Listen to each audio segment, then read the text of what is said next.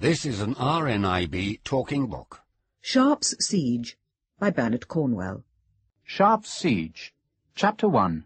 It was 10 days short of Candlemas, 1814, and an Atlantic wind carried shivers of cold rain that slapped on narrow cobbled alleys, spilt from the broken gutters of tangled roofs, and pitted the water of Saint-Jean-de-Luz's inner harbour.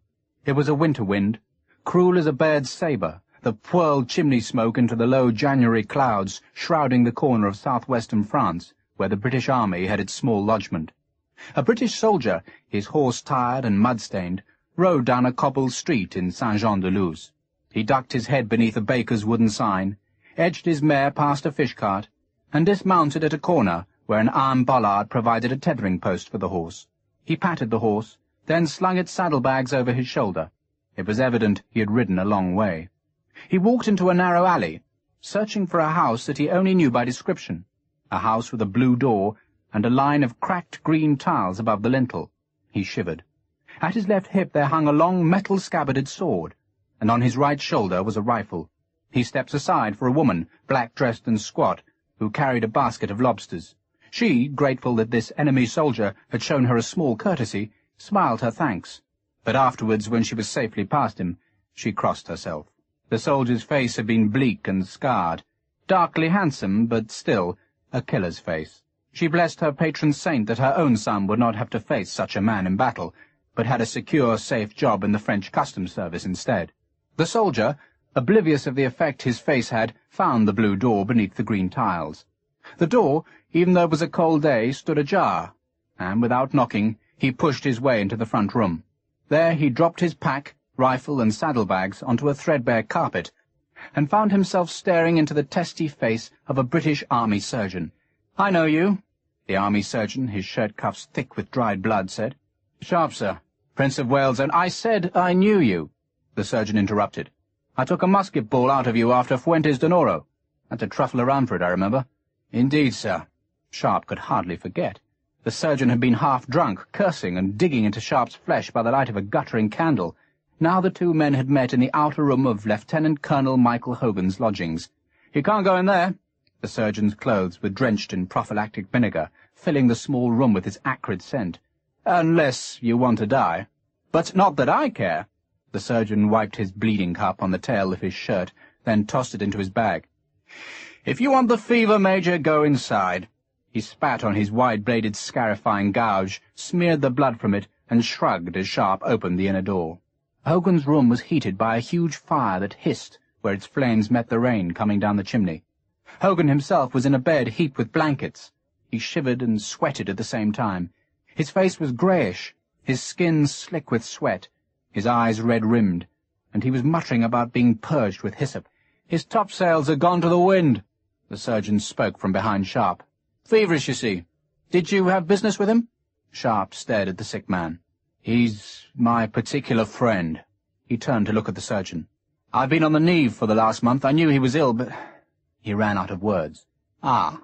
The surgeon seemed to soften somewhat. "I wish I could offer some hope, Major." "You can't?" "He might last 2 days. He might last a week." The surgeon pulled on his jacket that he had shed before opening one of Hogan's veins. "He's wrapped in red flannel, bled regular, and we're feeding him gunpowder and brandy. Can't do more, Major, except pray for the Lord's tender mercies." The sick room stank of vomit. The heat of the huge fire pricked sweat on Sharpe's face, and steamed rainwater from his soaking uniform as he stepped closer to the bed. But it was obvious Hogan could not recognize him. The middle-aged Irishman, who was Wellington's chief of intelligence, shivered and sweated and shook and muttered nonsenses in a voice that had so often amused Sharpe with its dry wit. "It's possible," the surgeon spoke grudgingly from the outer room, "that the next convoy might bring some Jesuits' bark." "Jesuits' bark?" Sharpe turned towards the doorway. A South American tree bark, Major, sometimes called quinine. Infuse it well and it can perform miracles. But it's a rare substance, Major, and cruelly expensive." Sharpe went closer to the bed. "Michael? Michael?" Hogan said something in Gaelic. His eyes flickered past Sharpe, closed, then opened again. "Michael, do go," the sick man said distinctly. "Do go." "He'll not make sense," the surgeon said. He just did. Sharpe had heard a name. A French name, the name of an enemy. But in what feverish context and from what secret compartment of Hogan's clever mind the name had come, Sharpe could not tell. "The Field Marshal sent me." The surgeon seemed eager to explain himself. "But I can't work miracles, Major. Only the Almighty's providence can do that. Or Jesuit's bark, which I haven't seen in 6 months." The surgeon still stood at the door. "Might I insist you leave, Major? God spare us a contagion." "Yes." Sharpe knew he would never forgive himself if he did not give Hogan some gesture of friendship, however useless. So he stooped and took the sick man's hand and gave it a gentle squeeze. "Macaro," Hogan said quite distinctly. "Macaro?" "Major!" Sharpe obeyed the surgeon's voice. "Does macaro mean anything to you?" "It's a fish. The mackerel. It's also French slang for pimp, Major. I told you his wits are wandering." The surgeon closed the door on the sick room. "And one other piece of advice, Major." "Yes?" "If you want your wife to live, then tell her she must stop visiting Colonel Hogan." Sharpe paused by his damp luggage. "Jane visits him." "Mrs. Sharpe visits daily," the doctor said, "but I have not the intimacy of her first name. Good day to you, Major." It was winter in France. The floor was a polished expanse of boxwood. The walls were cliffs of shining marble, and the ceiling a riot of ornate plasterwork and paint. In the very centre of the floor, beneath the dark, cobweb-encrusted chandelier, and dwarfed by the huge proportions of the vast room, was a malachite table. 6 candles, their light too feeble to reach into the corners of the great room, illuminated maps spread on the green stone table. A man walked from the table to a fire that burnt in an intricately carved hearth. He stared at the flames, and, when at last he spoke, the marble walls made his voice seem hollow with despair. "There are no reserves. Calvet's demi-brigade is ordered south without delay." The man turned from the fire to look at the table where the candle glow illuminated 2 pale faces above dark uniforms. "The Emperor will not take it kindly if with the Emperor," the smallest man at the table interrupted in a voice of surprising harshness, "rewards success." January rain spattered the tall east-facing windows. The velvet curtains of this room had been pulled down 21 years before, trophies to a revolutionary mob that had stormed triumphant through the streets of Bordeaux, and there had never been the money nor the will to hang new curtains. The consequence, in winters like this, was a draught of malevolent force. The fire scarcely warmed the hearth, let alone the whole huge room, and the general standing before the feeble flames shivered. East or north? It was a simple enough problem. The British had invaded a small corner of southern France, nothing but a toehold between the southern rivers and the Bay of Biscay, and these men expected the British to attack again. But would Field Marshal the Lord Wellington go east or north? "We know it's north," the smallest man said. "Why else are they collecting boats?" "In that case, my dear Ducos," the general paced back towards the table, "is it to be a bridge or a landing?" The third man, a colonel, dropped a smoked cigar onto the floor and ground it beneath his toe. "Perhaps the American can tell us." "The American," Pierre Ducos said scathingly, "is a flea on the rump of a lion, an adventurer. I use him because no Frenchman can do the task, but I expect small help of him." "Then who can tell us?" The general came into the aureole of light made by the candles. "Isn't that your job, Ducos?" It was rare for Major Pierre Ducos's competency to be so challenged. Yet France was assailed and Ducos was almost helpless. When with the rest of the French army he had been ejected from Spain, Ducos had lost his best agents. Now, peering into his enemy's mind, Ducos saw only a fog. "There is one man," he spoke softly. "Well?" Ducos's round, thick spectacle lenses flashed candlelight as he stared at the map.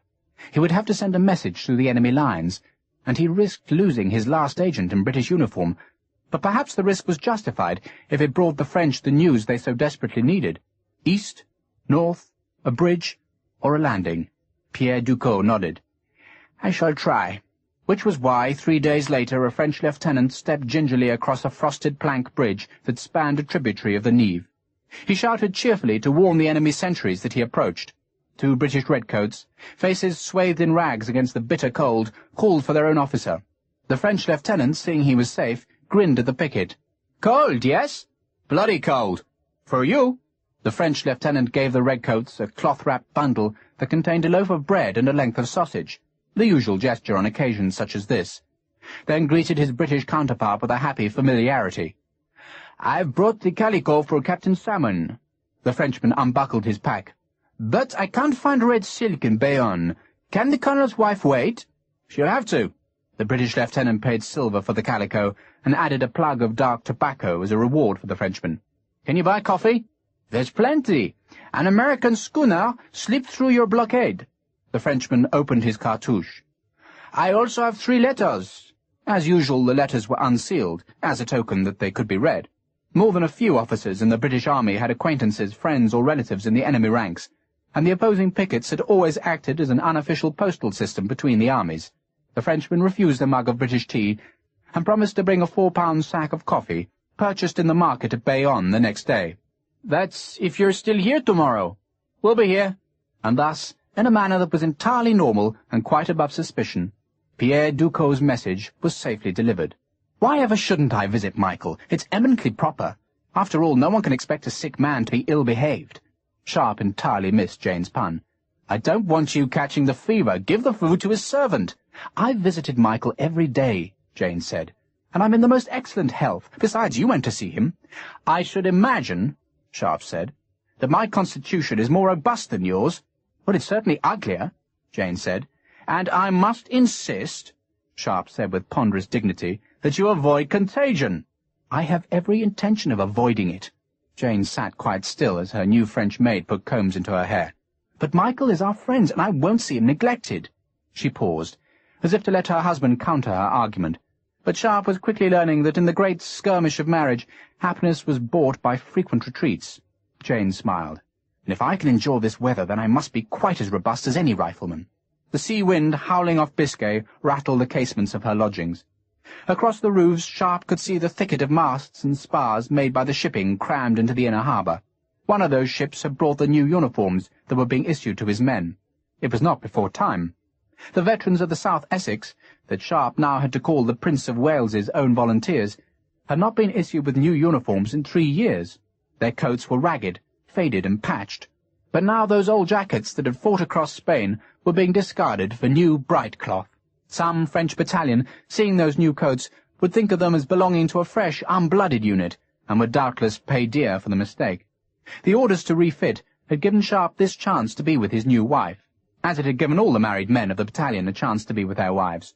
The battalion had been stationed on the line of the River Nive, close to French patrols, and Sharpe had ordered the wives to stay in Saint-Jean-de-Luz.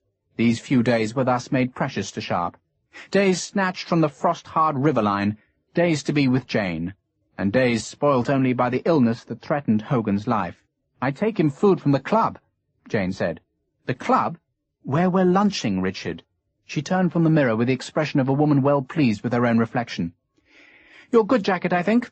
In every town that the British occupied, and in which they spent more than a few days, one building became a club for officers. The building was never officially chosen, nor designated as such, but by some strange process, and within a day or two of the army's arrival, one particular house was generally agreed to be the place where elegant gentlemen could retire to read the London papers, drink mulled wine before a decently tended fire, or play a few hands of whist of an evening. In Saint-Jean-de-Luz, the chosen house faced the outer harbour. Major Richard Sharpe, born in a common lodging-house and risen from the gutter-bred ranks of Britain's army, had never used such temporary gentlemen's clubs before, but new and beautiful wives must be humoured. "I didn't suppose," he spoke unhappily to Jane, "that women were allowed in gentlemen's clubs." He was reluctantly buttoning his new green uniform jacket. "They are here," Jane said, "and they're serving an oyster pie for luncheon," which clinched the matter. Major and Mrs. Richard Sharpe would dine out, and Major Sharpe had to dress in the stiff, uncomfortable uniform that he had bought for a royal reception in London and hated to wear. He reflected, as he climbed the wide stairs of the officers' club with Jane on his arm, that there was much wisdom in the old advice that an officer should never take a well-bred wife to an ill-bred war. Yet the frisson of irritation passed as he entered the crowded dining-room. Instead, he felt the pang of pride that he always felt when he took Jane into a public place. She was undeniably beautiful, and her beauty was informed by vivacity that gave her face character. She had eloped with him just months before, fleeing her uncle's house on the drab Essex marshes to come to the war. She drew admiring glances from men at every table, while other officers' wives, enduring the inconveniences of campaigning for the sake of love, looked enviously at Jane Sharpe's easy beauty. Some, too, envied her the tall, black-haired and grimly scarred man who seemed so uncomfortable in the lavishness of the club's indulgent comforts. Sharpe's name was whispered from table to table. The name of the man who had taken an enemy standard, captured one of Badajoz' foul breaches, and who, or so rumour said, had made himself rich from the blood-spattered plunder of Vittoria. A white-gloved steward abandoned a table of senior officers to hasten to Jane's side. "The captain wanted to sit here, ma'am." The steward was unnecessarily brushing the seat of a chair close to one of the wide windows. "But I said as how it was being kept for someone special." Jane gave the steward a smile that would have enslaved a misogynist. "How very kind of you, Smithers. So, he's over there." Smithers nodded disparagingly towards a table by the fire, where two naval officers sat in warm discomfort. The junior officer was a lieutenant, while one of the other man's two epaulettes was bright and new, denoting a recent promotion to the rank of a full-post captain. Smithers looked devotedly back to Jane. "I've reserved a bottle or two of that claret you liked." Sharpe, who had been ignored by the steward, pronounced the wine good, and hoped he was right. The oyster pie was certainly good. Jane said she'd deliver a portion to Hogan's lodgings that same afternoon, and Sharpe again insisted that she should not actually enter the sick-room, and he saw a flicker of annoyance cross Jane's face. Her irritation was not caused by Sharpe's words, but by the sudden proximity of the naval captain, who had rudely come to stand immediately behind Sharpe's chair, in a place where he could overhear the conversation of Major and Mrs. Sharpe's reunion. The naval officer had not come to eavesdrop, but rather to stare through the rain-smeared window. His interest was in a small flotilla of boats that had appeared around the northern headland. The boats were squat and small, none more than 50 feet long, but each had a vast press of sail that drove the score of craft in a fast gaggle towards the harbour entrance. They were escorted by a naval brig, that, in the absence of enemies, had its gun-ports closed. "They're chasse-marée," Jane said to her husband. "Chasse-marée? Coastal luggers, Richard. They carry 40 tons of cargo each." She smiled, pleased with her display of knowledge. "You forget I was raised on the coast. The smugglers in Dunkirk use chasse-marée. The Navy," Jane said loudly enough for the intrusive naval captain to hear, "could never catch them." But the naval captain was oblivious to Mrs. Sharpe's goad.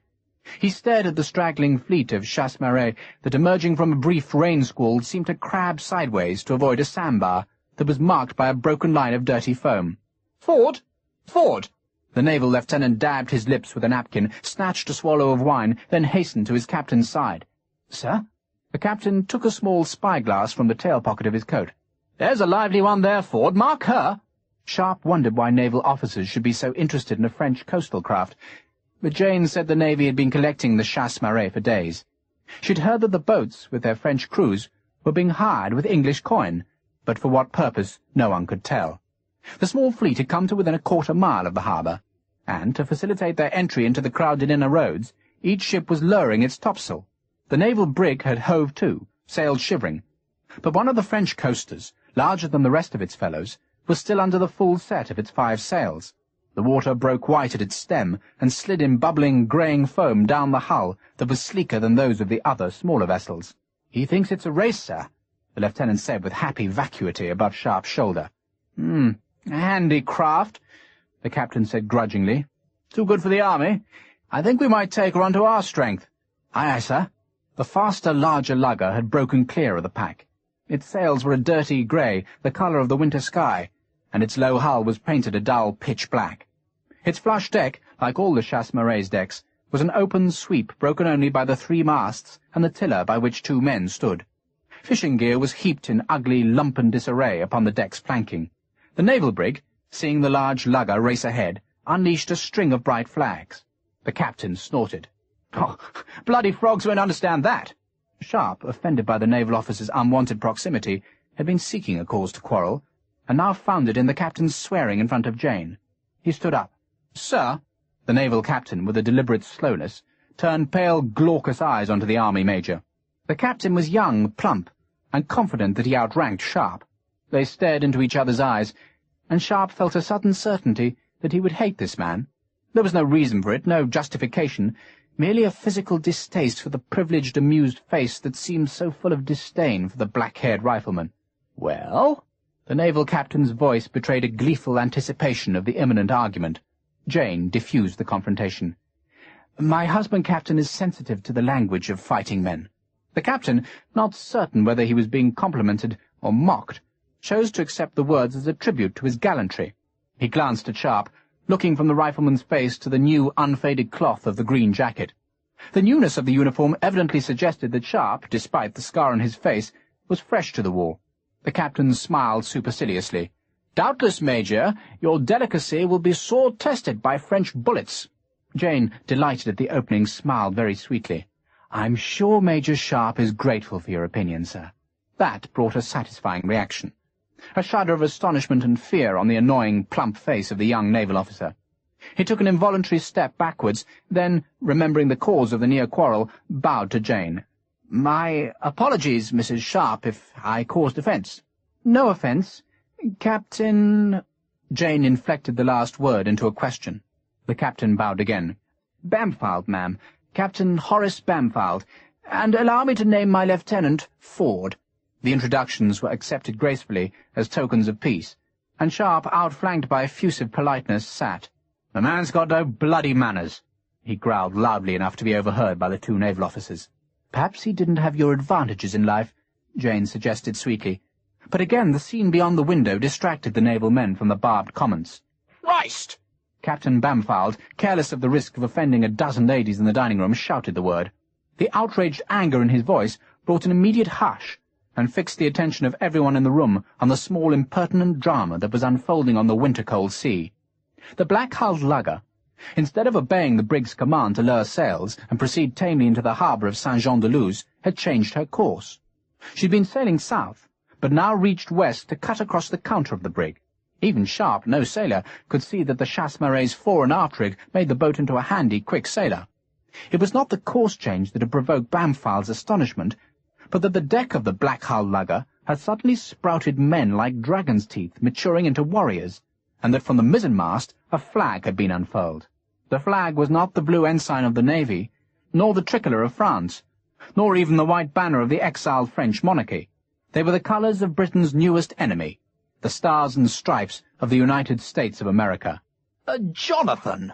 a voice said with disgust. "Fireman!" Bampfylde roared the order in the confines of the dining-room, as though the brig's skipper might hear him. Yet the brig, head to wind, was helpless. Men ran on its deck, and gun-ports lifted. But the American lugger was seething past the brig's unarmed counter, and Sharpe saw the dirty white blossom of gun-smoke as the small broadside was poured at pistol-shot length into the British ship. Lieutenant Ford groaned. David was taking on Goliath, and winning. The sound of the American gunfire came over the wind-broken water like a growl of thunder. Then the lugger was spinning about, sails rippling as the American skipper let his speed carry him through the wind's eye, until, taut on the opposite tack, he headed past the brig's counter towards the fleet of Chasse-Maree. The brig, foresails at last catching the wind to lever her hull around, received a second mocking broadside. The American carried 5 guns on each flank, small guns, but their shot punctured the brig's Bermudan cedar to spread death down the packed deck. 2 of the brig's guns punched smoke into the cold wind, but the American had judged his action well, and the brig dared fire no more for fear of hitting the Chasse-Maree, into which, like a wolf let rip into a flock, the Americans sailed. The hired coasters were unarmed. Each sea-worn boat, sails frayed, was crewed by 4 men who did not expect, beneath the protection of their enemy's navy, to face the gunfire of an ally. The French civilian crews leapt into the cold water, as the Americans, serving their guns with an efficiency that Sharpe could only admire, even if he could not applaud, put ball after ball into the lugger's hulls. The gunners aimed low, intending to shatter, sink, and panic. Ships collided. One Chasse-Maree's mainmast, its shrouds cut, splintered down to the water in a tangle of tarred cables and tumbling spars. One boat was settling in the churning sea. Another, its rudder shot away, turned broadside to receive the numbing shock of another's bow in its gunwales. "Fire!" Captain Bampfylde roared again, this time not as an order but an alarm. Flames were visible on a French boat, then another, and Sharpe guessed the Americans were using shells as grenades. Rigging flared like a lit fuse. 2 more boats collided, tangled, and the flames flickered across the gap. Then a merciful rain squall swept out of Biscay to help douse the flames, even as it helped hide the American boat. "They'll not catch her," Lieutenant Ford said indignantly. "Damn his eyes," Bampfylde said. The American had got clear away. She could outsail her square-rigged pursuers, And she did. The last Sharpe saw of the black-hulled ship was the flicker of her grey sails in the grey squall and the bright flash of her gaudy flag. "That's Killick!" The naval captain spoke with a fury made worse by impotence. "I'll wager that's Killick!" The spectators, appalled by what they had seen, watched the chaos in the harbour approach. 2 luggers were sinking, 3 were burning, and another 4 were inextricably tangled together. Of the remaining 10 boats, no less than half had grounded themselves on the harbour bar, and were being pushed inexorably higher by the force of the wind-driven flowing tide. A damned American in a cockle-boat had danced scornful rings around the Royal Navy, and, even worse, had done it within sight of the army. Captain Horace Bampfylde closed his spyglass and dropped it into his pocket. He looked down at Sharpe. "Mark that well," the captain said. "Mark it very well. I shall look to you for retribution." "Me?" Sharpe said in astonishment, but there was no answer, for the 2 naval officers had strode away, leaving a puzzled Sharpe and a tangle of scorched wreckage that heaved on the sea's grey surface and bobbed towards the land, where an army, on the verge of its enemy's country, gathered itself for its next advance. But whether to north or east, or by bridge or by boat, no one in France yet knew. Chapter 2. He had a cupwater of a face, sharp, blind, savagely tanned. A dangerously handsome face, framed by a tangled shock of gold-dark hair.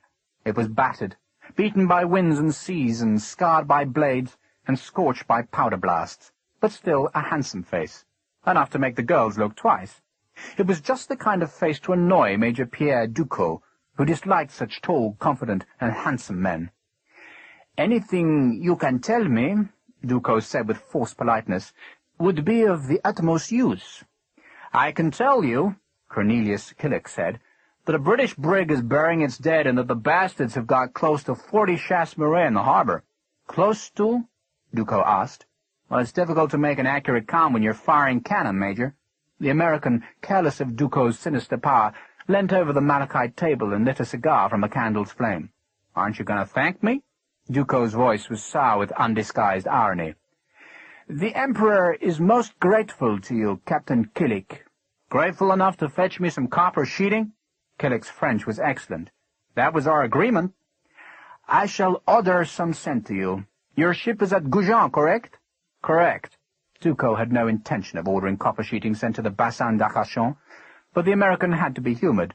The presence of the privateer captain had been most fortuitous for Ducos, but what happened to the American now was of no importance to an embattled France.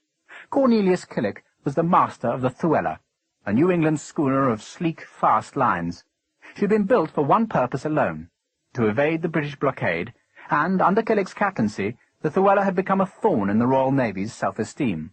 Whether as a cargo ship that evaded British patrols, or as a privateer that snapped up stragglers from British convoys, the schooner had led a charmed life, until, at the beginning of January, as the Thuella stole from the mouth of the Gironde in a dawn mist, a British frigate had come from the silvered north, and its bow chasers had thumped 9-pounder balls into the Thuella's transom.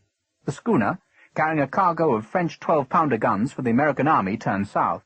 Her armament was no match for a frigate, nor could her speed save her in the light, mist-haunted airs. For 3 hours she was pounded.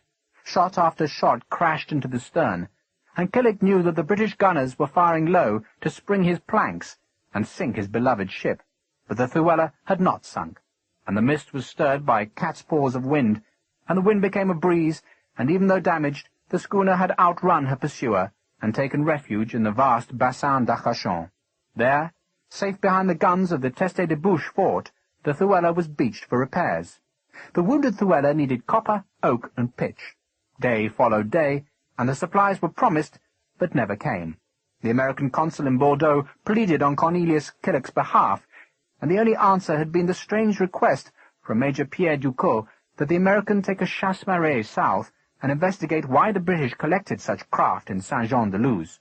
There was no French navy to make the reconnaissance, and no French civilian crew, lured by British gold, could be trusted with the task. And so Killick had gone. Now, as he'd promised, he'd come to this lavish room in Bordeaux to give his report. "Would you have any opinion," Ducos now asked the tall American, "why the British are hiring chasse-maree?" "Perhaps they want a regatta."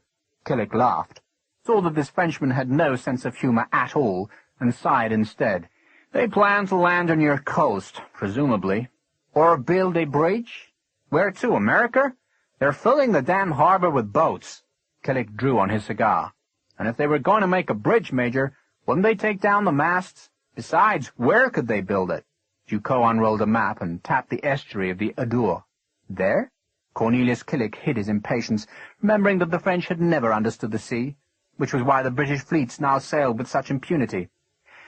"That estuary," the American said mildly, "has a tide fall of over 15 feet, with currents as foul as rat puke.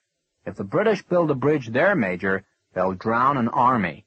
Ducos supposed the American was right, but the Frenchman disliked being lectured by a ruffian from the New World. Major Ducos would have preferred confirmation from his own sources, but no reply had come to the letter that had been smuggled across the lines to the agent who served France in a British uniform. Ducos feared for that man's safety, but the Frenchman's pinched, scholarly face betrayed none of his worries as he interrogated the handsome American. "How many men," Ducos asked, "could a chasse-marée carry?" 100, perhaps more if the seas were calm. "And they have 40, enough for 4,000 men." Ducos stared at the map on his table. "So, where will they come, Captain?" The American leant over the table. Rain tapped on the window, and a draught lifted a corner of the map that Killick weighted down with a candlestick. The Adour, Arcachon, or the Gironde. He tapped each place as he spoke its name. The map showed the Biscay coast of France. That coast was a sheer sweep, almost ruler straight, suggesting long beaches of wicked tumbling surf. Yet the coast was broken by 2 river mouths, and by the vast, almost landlocked bassin d'Arcachon. And from Arcachon to Bordeaux, Ducos saw it was a short march, and if the British could take Bordeaux, they would cut off Marshal Soult's army in the south. It was a bold idea, a risky idea, but on a map, in an office in winter, it seemed to Ducos a very feasible one. He moved the candle away and rolled the map into a tight tube. "You would be well advised, Captain Killick, to be many leagues from Arcachon if the British do make a landing there. Then send me some copper." "It will be dispatched in the morning," Ducos said. "Good day to you, Captain, and my thanks." When the American was gone, Ducos unrolled the map again. The question still nagged at him. Was the display in Saint-Jean-de-Luz's harbour merely a charade to draw attention away from the east? Ducos cursed the man who had not replied to his letter, and wondered how much credence could be put on the words of an American adventurer. North or east, bridge or boats? Ducos was tempted to believe the American, but knowing an invasion was planned was useless, unless the landing place was known. Yet one man might still tell him, and to know the answer would bring a victory, and France, in this bitter, wet winter of 1814, was in need of a victory. "Looking for us, sir?" A midshipman in a tarred jacket stood at the top of weed-slined water steps on Saint-Jean-de-Luz's quay. "Are you the Vengeance?" Sharpe looked apprehensively at the tiny boat, frail on the filth-littered water, that was to carry him to the Vengeance. Sharpe had received a sudden order, peremptory and harsh, that offered no explanations, but merely demanded his immediate presence on the quay, where a boat from His Majesty's ship Vengeance would be waiting. 4 grinning oarsmen, doubtless hoping to see the rifle officer slip on the steep stone stairs, waited in the gig. "The captain would have sent his barge, sir," the midshipman said in an unconvincing apology, "but, it's been used for the other gentleman." Sharpe stepped into the rocking gig. "What other gentleman?" "No one confides in me, sir." The midshipman could scarce have been more than 14, but he gave his orders with a jaunty confidence as Major Sharpe crouched on the stern thwart and wondered which of the ships moored in the outer harbour was the Vengeance. It seemed to be none of them, for the midshipman took his tiny craft out through the harbour entrance to buck and thump its bows in the tide race over the sandbar. Ahead now, in the outer roads, a flotilla of naval craft was anchored. Amongst them, and towering over the other vessels like a behemoth, was a ship of the line. "Is that the Vengeance?" Sharpe asked. "It is, sir. A 74, and as sweet a sailor as ever was." The midshipman's enthusiasm seemed misplaced to Sharpe. Nothing about the Vengeance suggested sweetness.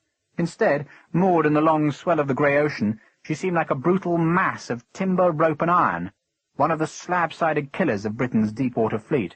Her checkered sides were like cliffs, and the ponderous hull, as Sharpe's gig neared the vast craft, gave off the rotten stench of tar, unwashed bodies, and ordure, the normal odour of a battleship becalmed. The midshipman shouted orders, oars backed, the tiller was thrown across, and somehow the gig was laid alongside with scarce a bump of timber. Above Sharpe now, water dripping from its lower rungs, was a tumble-home ladder leading to the main deck. "You'd like a sling lowered, sir?" the midshipman asked solicitously. "I'll manage." Sharpe waited as a wave lifted the gig, then jumped for the rain-slick ladder. He clawed at it, held on, then scrambled ignominiously up to the greeting of a boatswain's whistle. "Major Sharpe! Welcome aboard!" Sharpe saw an eager, ingratiating lieutenant who clearly expected to be recognized. Sharpe frowned. With Captain Bampfylde, indeed, sir. I'm Ford." The elegantly clothed Ford made inconsequential conversation as he steered Sharpe towards the stern cabins. It was an honor, he said, to have such a distinguished soldier aboard. And was it possible that Sharpe was related to Sir Roderick Sharpe of Northamptonshire? No. Sharpe was remembering Captain Bampfylde's parting words in the officers' club. Were those the reasons for his summons here? One of the Wiltshire Sharpes, perhaps. Ford seemed eager to place the rifleman in a comforting social context. "Middlesex," Sharpe said. "Oh, do mind your head." Ford smiled as he waved Sharpe under the break of the poop deck. I can't quite place the Middlesex Sharpes. My mother was a whore. I was born in a common lodging-house, and I joined the army as a private. Does that make it easier?" Ford's smile did not falter. "Captain Bampfylde's waiting for you, sir. Please go in." Sharpe ducked under the lintel of the open doorway to find himself in the lavishly furnished cabin that extended the width of the Vengeance's wide stern. A dozen officers, their wine-glasses catching the light from the galleried windows, sat around a polished dining table. "Major! We meet in happier circumstances." Captain Horace Bampfylde greeted Sharpe with effusive and false pleasure. "No damned American to spoil our conversation, eh? Come and meet the company." Seeing Bampfylde in his ship made Sharpe realize how very young the naval captain was. Bampfylde must still lack 2 years of 30, yet the naval captain possessed an ebullient confidence and a natural authority to compensate for his lack of years. He had a fleshy face, quick eyes, and an impatient manner that he tried to disguise as he made the introductions. Most of the men about the table were naval officers whose names meant nothing to Sharpe, but there were also 2 army officers, one of whom Sharpe recognized. "Colonel Elphinstone?" Elphinstone, a big burly engineer whose hands were calloused and scarred, beamed a welcome. "You haven't met my brother-in-arms, Sharpe, Colonel Wigram." Wigram was a grey-faced, dour, bloodless creature, who acknowledged the ironic introduction with a curt nod. "If you could seat yourself, Major Sharpe, we might at last begin." He managed to convey that Sharpe had delayed this meeting. Sharpe sat beside Elphinstone in a chair close to the windows that looked onto the big grey Atlantic swells that scarcely moved the Vengeance's ponderous hull. He sensed an awkwardness in the cabin, and he judged that there was a disagreement between Wigram and Elphinstone, a judgment that was confirmed when the tall engineer leant towards him. "It's all bloody madness, Sharpe. Marines have got the pox, so they want you instead." The comment, ostensibly made in a confiding voice, had easily carried to the far end of the table where Bampfylde sat. The naval captain frowned. "Our Marines have a contagious fever, Elphinstone, not the pox." Elphinstone snorted derision, while Colonel Wigram, on Sharpe's left, opened a leather-bound notebook. The middle-aged Wigram had the manner of a man whose life had been spent in an office, as though all his impetuosity and enjoyment had been drained by dusty, dry files. His voice was precise and fussy. Yet even Wigram's desiccated voice could not drain the excitement from the proposals he brought to this council of war. 100 miles to the north, and far behind enemy lines, was a fortress called the Teste de Bouche. The fortress guarded the entrance to a natural harbour, the Bassin d'Arcachon, which was just 25 miles from the city of Bordeaux. Elphinstone, at the mention of Bordeaux, gave a scornful grunt that was ignored by the rest of the cabin.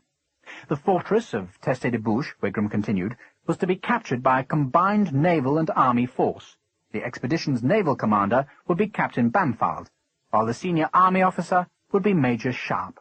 Sharpe, understanding that the chill, pedantic Wigram would not be travelling north, felt a pang of relief. Wigram gave Sharpe a cold, pale glance. "Once the fortress is secured, Major, you will march inland to ambush the high road of France. A successful ambush will alarm Marshal Soult, and might even detach French troops to guard against further such attacks." Wigram paused. It seemed to Sharpe, listening to the slap of water at the Vengeance's stern, that there was an unnatural strain in the cabin, as though Wigram approached a subject that had been discussed and argued before Sharpe arrived. "It is to be hoped," Wigram turned a page of his notebook, "that any prisoners you take in the ambush will provide confirmation of reports reaching us from the city of Bordeaux." "Balderdash," Elphinstone said loudly. "Your dissent is already noted," Wigram said dismissively. "Reports?" Elphinstone sneered the word. "Children's tales, rumours, balderdash!" Sharpe, uncomfortably trapped between the two men, kept his voice very mild. "Reports, sir." Captain Bampfylde, evidently Wigram's ally in the disagreement, chose to reply. "We hear, Sharpe, that the city of Bordeaux is ready to rebel against the Emperor. If it's true, and we profoundly hope that it is, then we believe the city might rise in spontaneous revolt when they hear that His Majesty's forces are merely a day's march away. And if they do rise," Colonel Wigram took up the thread, "then we shall ship troops north to Arcachon and invade the city, thus cutting France in two. You note, Sharpe," Elphinstone was relishing this chance to stir more trouble, "that you, a mere major, are chosen to make the reconnaissance. Thus, if anything goes wrong, you will carry the blame." "Major Sharpe will make his own decisions," Wigram said blandly, "after interrogating his prisoners." "Meaning you won't go to Bordeaux," Elphinstone said confidingly to Sharpe. "But you have been chosen, Major." Wigram's pale eyes looked at Sharpe, "not because of your lowly rank, as Colonel Elphinstone believes, but because you are known as a gallant officer unafraid of bold decisions. In short," Elphinstone continued the war across the table, "because you will make an ideal scapegoat." The naval officers seemed embarrassed by the contretemps, all but for Bampfylde, who had evidently relished the clash of colonels. Now the naval captain smiled. "You merely have to understand, Major, that your first task is to escalade the fortress. Perhaps, before we explore the subsequent operations, Colonel Wigram might care to tell us about the Teste de Bouche's defences." Wigram turned pages in his notebook. "Our latest intelligence demonstrates that the garrison can scarcely man 4 guns. The rest of its men have been marched north to bolster the Emperor's army. I doubt whether Major Sharpe will be much troubled by such a flimsy force. But 4 fortress guns," Elphinstone said harshly, "could slice a battalion to mincemeat. I've seen it," implying, evidently truthfully, that Wigram had not. "If we imagine disaster," Bampfylde said smoothly, "then we shall allow timidity to convince us into inaction." The comment implied cowardice to Elphinstone, but Bampfylde seemed oblivious of the offence he had given. Instead, he unrolled a chart onto the table.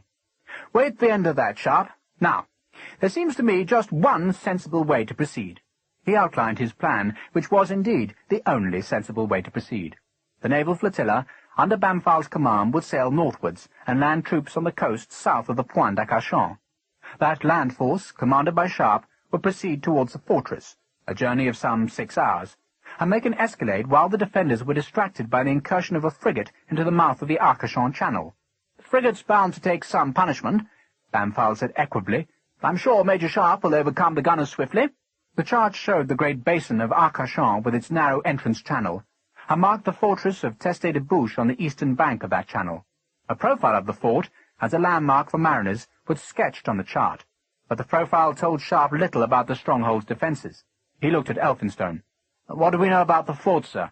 Elphinstone had been piqued by Bampfylde's discourteous treatment, and thus chose to use the technical language of his trade, doubtless hoping thereby to annoy the bumptious naval captain. "It's an old fortification, Sharpe, a square trace. You'll face a glacis rising to 10 feet, with an 8 counterscarp into the outer ditch, a width of 20 and a scarp of 10. That's revetted with granite, by the way, like the rest of the damn place. Climb the scarp and you're on a counterguard. They'll be peppering you by now, and you've got a 40-foot dash to the next counterscarp." The colonel was speaking with a grim relish, as if seeing the figures running and dropping through the enemy's plunging fire. "That's 12 feet. It's flooded, and the enceinte height is 20. The width of that last ditch—" Sharpe was making notes. 16? Near enough." Elphinstone shrugged. "We don't think it's flooded more than a foot or 2. Even if the naval officers did not understand Elphinstone's language, they could understand the import of what he was saying. The Teste de Bouche might be an old fort, but it was a bastard, a killer. "Weapons, sir?" Sharpe asked. Elphinstone had no need to consult his notes. "They've got 6 36-pounders in a semicircular bastion that butts into the channel. The other guns are 24s, wall-mounted." Captain Horace Bampfylde had listened to the technical language and understood that a small point was being scored against him. Now he smiled. "We should be grateful it's not a Tenai trace." Elphinstone frowned, realizing that Bampfylde had understood all that had been said. "Indeed." "No lunette?" Bampfylde's expression was seraphic. "Caponier?" Elphinstone's frown deepened. "Citadels at the corners, but hardly more than garite." Bampfylde looked to Sharpe. "Surprise and speed, Major. They can't defend the complete enceinte, and the frigate will distract them." So much, it seemed, for the problems of capturing a fortress. The talk moved on to the proposed naval operations inside the Bassin d'Arcachon, where more chasse-marée awaited capture. But Sharpe, uninterested in that part of the discussion, let his thoughts drift. He didn't see Bampfylde's plush, shining cabin. Instead he imagined a rising grass slope, scythed smooth, called a glacis. Beyond the glacis was an 8-foot drop into a granite-face, sheer-sided ditch 20 feet wide. At the far side of the ditch his men would be faced with a 10-foot climb that would lead to a gentle, inward-facing slope, the counterguard. The counterguard was like a broad target displayed to the marksman on the inner wall, the enceinte. Men would cross the counterguard, screaming and twisting as the balls thumped home, only to face a 12-foot drop into a flooded ditch that was 16 feet wide. By now the enemy would be dropping shells or even stones. A boulder dropped from the 20-foot-high inner wall would crush a man's skull like an eggshell. Yet still the wall would have to be climbed with ladders if the men were to penetrate into the teste de bouche. Given a month and a train of siege artillery, Sharpe could have blasted a broad path through the whole trace of ditches and walls. But he did not have a month. He had a few moments only, in which he must save a frigate from the terrible battering of the fort's heavy guns. "Major?" Abruptly the image of the 20-foot wall vanished, to be replaced by Bampfylde's quizzically mocking smile. "Major!" "Sir?" "We are talking, Major, of how many men would be needed to defend the captured fortress while we await reinforcements from the south. How long will the garrison have to hold?" Sharpe asked. Wigram chose to answer. "A few days at the most. If we do find that Bordeaux's ripe for rebellion, then we can bring an army corps north inside of 10 days. Sharpe shrugged. 200? 3? But you'd best use Marines, because I'll need all of my battalion, if you want me to march inland." It was Sharpe's first trenchant statement, and it brought curious glances from the junior naval officers. They had all heard of Richard Sharpe, and they watched his weather-darkened, scarred face with interest. "Your battalion?" Wigram's voice was as dry as old paper. "A brigade would be preferable, sir." Elphinstone snorted with laughter, but Wigram's expression did not change. "And what leads you to suppose, Major, that the Prince of Wales' own volunteers are going to Arcachon?" Sharpe had assumed it because he had been summoned, and because he was the de facto commander of the battalion, but Colonel Wigram now disabused him brutally. "You are here, Major, because you are supernumerary to regimental requirements." Wigram's voice, like his gaze, was pitiless. "Your regimental rank, Major, is that of captain. Captains, however ambitious, do not command battalions. You should be apprised that a new commanding officer of due seniority and competence is being appointed to the Prince of Wales' own volunteers." There was a horrid and embarrassed silence in the cabin. Every man there, except for the young Captain Bampfylde, knew the bitter pangs of promotion denied, and each man knew they were watching Sharpe's hopes being broken on the wheel of the Army's regulations. The assembled officers looked away from Sharpe's evident hurt, and Sharpe was hurt. He had rescued that battalion. He had trained it, given it the Prince of Wales's name, then led it to the winter victories in the Pyrenees. He had hoped, more than hoped, that his command of the battalion would be made official, but the Army had decided otherwise. A new man would be appointed. Indeed, Wigram said the new commanding officer was daily expected on the next convoy from England. The news, given so coldly and unsympathetically in the formal setting of the Vengeance's cabin, cut Sharpe to the bone, but there was no protest he could make. He guessed that was why Wigram had chosen this moment to make the announcement. Sharpe felt numbed.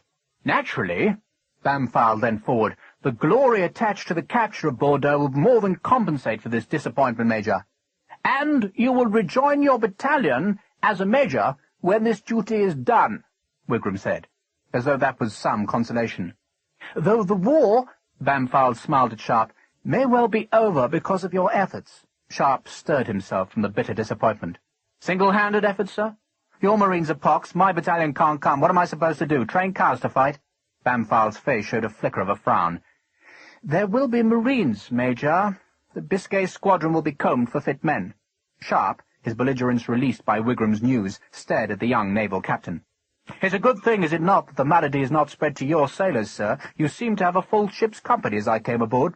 Bampfylde stared like a basilisk at Sharpe. Colonel Elphinstone gave a quick, sour laugh, but Wigram slapped the table like a timid schoolmaster calling a rowdy class to order. "You will be given troops, Major, in numbers commensurate to your task." "How many?" "Enough," Wigram said testily. The question of Sharpe's troops was dropped. Instead, Bamfal talked of a brig sloop that had been sent to watch the fortress and to question any local fishermen who put to sea. The presence of the American privateer was discussed, and Bamfal smiled as he spoke of the punishment that would be fetched on Cornelius Killick. "We must regard that doomed American as a bonus for our efforts."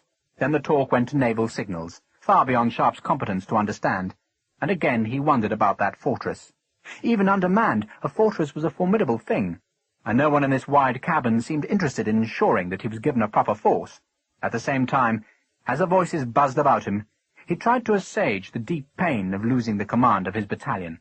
Sharpe knew the regulations disqualified him from commanding the battalion, but there were other battalions commanded by majors, and the regulations seemed to be ignored for those men, but not for Sharpe. Another man was to be given the superb instrument of infantry that Sharpe had led through the winter's battles, and once again Sharpe was adrift and unwanted in the army's flotsam. He reflected bitterly that if he'd been a Northamptonshire Sharpe, or a Wiltshire Sharpe, with an honourable tag to his name and a park about his father's house, then this wouldn't have happened. Instead, he was a Middlesex Sharpe, conceived in a Hawes transaction and whelped in a slum, and thus a fit whipping boy for boors like Wigram. Colonel Elphinstone, sensing that Sharpe was miles away again, kicked the rifleman's ankle, and Sharpe recovered attentiveness in time to hear Bamfald inviting the assembled officers to dine with him. "I fear I can't." Sharpe didn't want to stay in this cabin where his disappointment had shamed him in front of so many officers. It was a petty motive, pride-born, but a soldier without pride was a soldier doomed for defeat. "Major Sharpe," Bamfald explained with ill-concealed scorn, "has taken a wife, so we must forego his company." "I haven't taken a wife," Elphinstone said belligerently, "but I can't dine either. Your servant, sir." The two men, Sharpe and Elphinstone, travelled back to Saint-Jean-de-Luz in Bamfald's barge. Elphinstone, swathed in a vast black cloak, shook his head sadly. "Bloody madness, Sharpe. Utter bloody madness." It began to rain. Sharpe wished he was alone with his misery. "You're disappointed, aren't you?" Elphinstone remarked. "Yes." "Wigram's a bastard," Elphinstone said savagely. "And you're to take no bloody notice of him. You're not going to Bordeaux, those are orders." Sharpe, stirred from his self-pity by Elphinstone's ferocious words, looked at the big engineer. "So why are we taking the fort, sir?" "Because we need the chasse maree, why else? Or were you dozing through that explanation?" Sharpe nodded. "Yes, sir." The rain fell harder as Elphinstone explained that the whole Arcachon expedition had been planned simply to release the 36 chasse maree that were protected behind the fortress guns. "I need those boats, Sharpe, not to waltz into bloody Bordeaux, but to build a bloody bridge. But for Christ's sake, don't tell anyone it's a bridge. I'm telling you because I won't have you gallivanting off to Bordeaux, you understand me?" "Entirely, sir. Wigram thinks we want the boats for a landing, because that's what the pier wants everyone to think. But it's going to be a bridge, Sharpe, a damn great bridge to astonish the bloody frogs. But I can't build the bloody bridge unless you capture the bloody fort and get me the boats. After that, enjoy yourself. Go and ambush the high road, then go back to Bamfald and tell him the frogs are still loyal to Boney. No rebellion, no farting about, no glory." Elphinstone stared gloomily at the water, which was being pocked by the cold rain into resemblance of dirty, heaving gunmetal. "It's Wigram who's got this bee in his bonnet about Bordeaux. The fool sits behind a bloody desk and believes every rumour he hears. Is it a rumour? Some precious Frenchman pinned his ear back." Elphinstone plucked his cloak even tighter as the barge struggled against the current sweeping about the sandbar. "Michael Hogan didn't help. He's a friend of yours, isn't he?" "Yes, sir." Elphinstone sniffed. "Oh, damn shame he's ill. I can't understand why he encouraged Wigram, but he did. But you're to take no notice, Sharpe. The pier expects you to take the fortress. Let bloody Bamfald extract the boats, then come back here." Sharpe stared at Elphinstone and received a nod of confirmation. So Wellington was not unaware of Wigram's plans, but Wellington was putting his own man, Sharpe, into the operation. Was that, Sharpe wondered, the reason why he'd lost his battalion?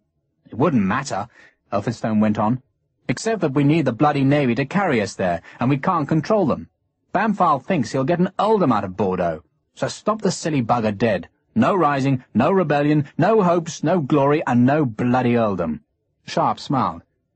"There'll be no fortress unless I have decent troops, sir." "You'll get the best I can find," Elphinstone promised, "but not in such numbers that might tempt you to invade Bordeaux." "Indeed, sir." The oarsmen were grunting with the effort of fighting the tide's last ebb as the barge rounded the harbour's northern mole. Sharpe understood well enough what was happening. A simple cutting-out expedition, necessitating the capture of a coastal fort, was needed to release the chasse maree. but ambitious officers, eager to make a name for themselves in the waning months of the war, wished to turn that mundane operation into a flight of fancy. Sharpe, who would make the reconnaissance inland, was ordered to blunt their hopes. The steersman pointed the boat's prow towards a flight of green-slimed steps. The white-painted barge, in smooth water now, cut swiftly towards the quay. The rain became tempestuous, slicking the quay's stones darker and drumming on the top of Sharpe's shako. "In oars!" the steersman shouted.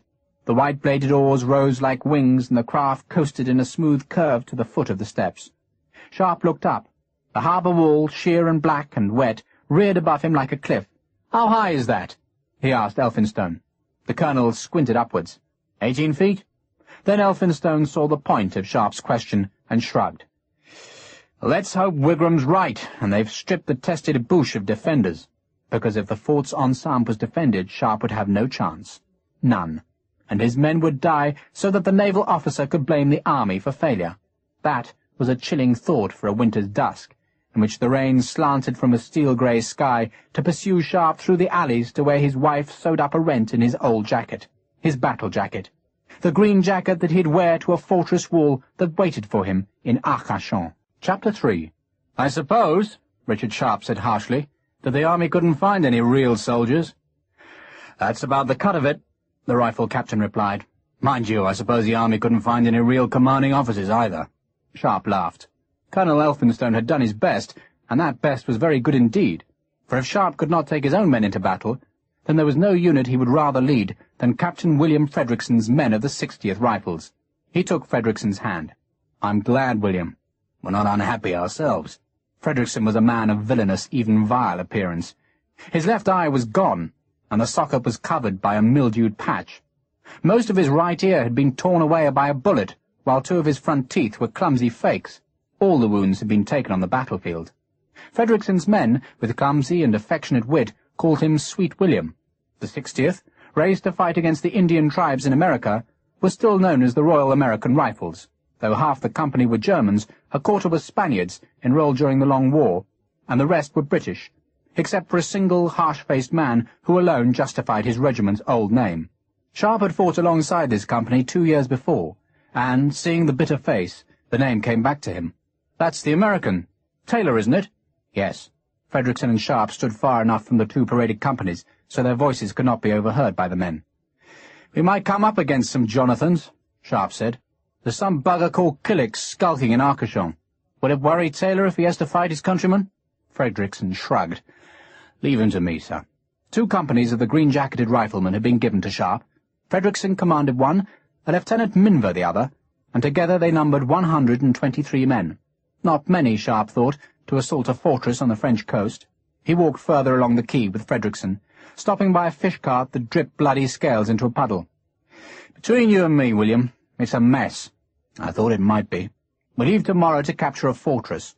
It isn't supposed to be heavily defended, but no one's sure. After that, God knows what happens. There's a madman who wants us to invade France, but between you and me, we're not." Frederickson grinned, then turned and looked at the 2 companies of riflemen. "We're capturing a fort all by our little selves. The Navy says a few Marines might be well enough to help us." That's very decent of them." Frederickson stared at the great bulk of the Vengeance. Barges, propelled by huge sweeps, were taking casks of water from the harbour to the huge ship. "You'll draw extra ammunition," Sharpe said. "The 1st Division's paying for it." "I'll rob the bastards blind," Frederickson said happily. "And tonight you'll do me the honour of dining with Jane and myself." "I'd like to meet her." Frederickson sounded guarded. "She's wonderful." Sharpe said it warmly, and Frederickson, seeing his friend's enthusiasm, hoped that a new wife had not sapped Sharpe's appetite for the bloody business that lay ahead at Arcachon. Commandant Henri Lassin thought he detected sleet in the dawn, but he could not be sure until he climbed to the western bastion and saw how the flakes settled briefly on the great cheeks of his guns before melting into cold rivulets of water. The guns were loaded, as they always were, but their muzzles and vent-holes were stoppered against the damp. "Good morning, Sergeant." "Sir!" The sergeant stamped his feet and slapped his hands against the cold. Lassan's orderly climbed the stone ramp with a tray of coffee mugs. Lassin always brought the morning guard a mug of coffee each, and the men appreciated the small gesture. The commandant, they said, was a gentleman. Children ran across the courtyard, and women's voices sounded from the kitchens. There should not be women in the fort, but Lasson had let the families of his gun crews take up the quarters vacated by the infantry who had gone to the northern battles.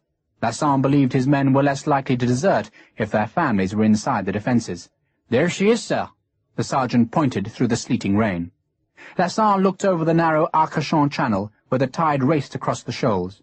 Beyond the sandbanks, the surging grey waves were torn by wind into a maelstrom of broken white water, amidst which, beating southwards, was a little ship. The ship was a British brig sloop with 2 tall masts and a vast driver sail at her stern. Her black and white banded hull hid, Lasson knew, 18 guns. Her sails were reefed, but even so she seemed to plunge through the waves, and Lasson saw how high the spray fountained from the brig's stem. "Our enemies," he said mildly, "are having a disturbed breakfast." "Yes, sir," the sergeant laughed. Lasson cradled his coffee mug. There was something vulnerable about his face, a drawn and frightened look that made his men protective of him. They knew Commandant Lasson wished to become a priest when this war ended, and they liked him for it, but they also knew that he would fight as a soldier until the last shot of the war had been fired. Now he stared at the British brig. "You saw her last night?" "At sundown, sir." The sergeant was certain. "And there were lights out there at night." "He's watching us, isn't he?" Lasson smiled. "He's seeing what we're made of." The sergeant slapped the gun as a reply. Lasson turned to stare thoughtfully into the fort's courtyard. A warning had come from Bordeaux that he was to prepare for a British attack.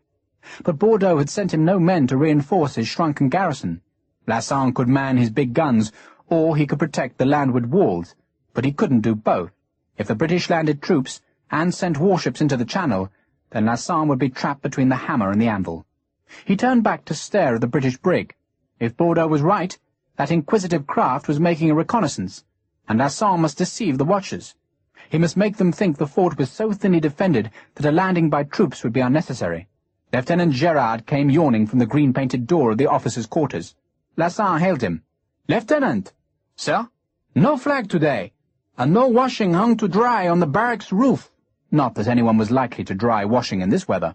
Gerard, his blue jacket unbuttoned above his braces, frowned. "No flag, sir." "You heard me, Lieutenant. And no men in the embrasures, you hear? Sentries in the citadels only." "I hear you, sir." Lasson turned back to see the brig sloop tack into the rain-sodden wind. He saw a shiver of sails, a spume of foam, and he imagined the cloaked officers, their braid tarnished by salt, staring at the grey, crouching fort through their spyglasses. He knew that such little ships, sent to spy on the French coast, often stopped the fishing boats that worked close inshore.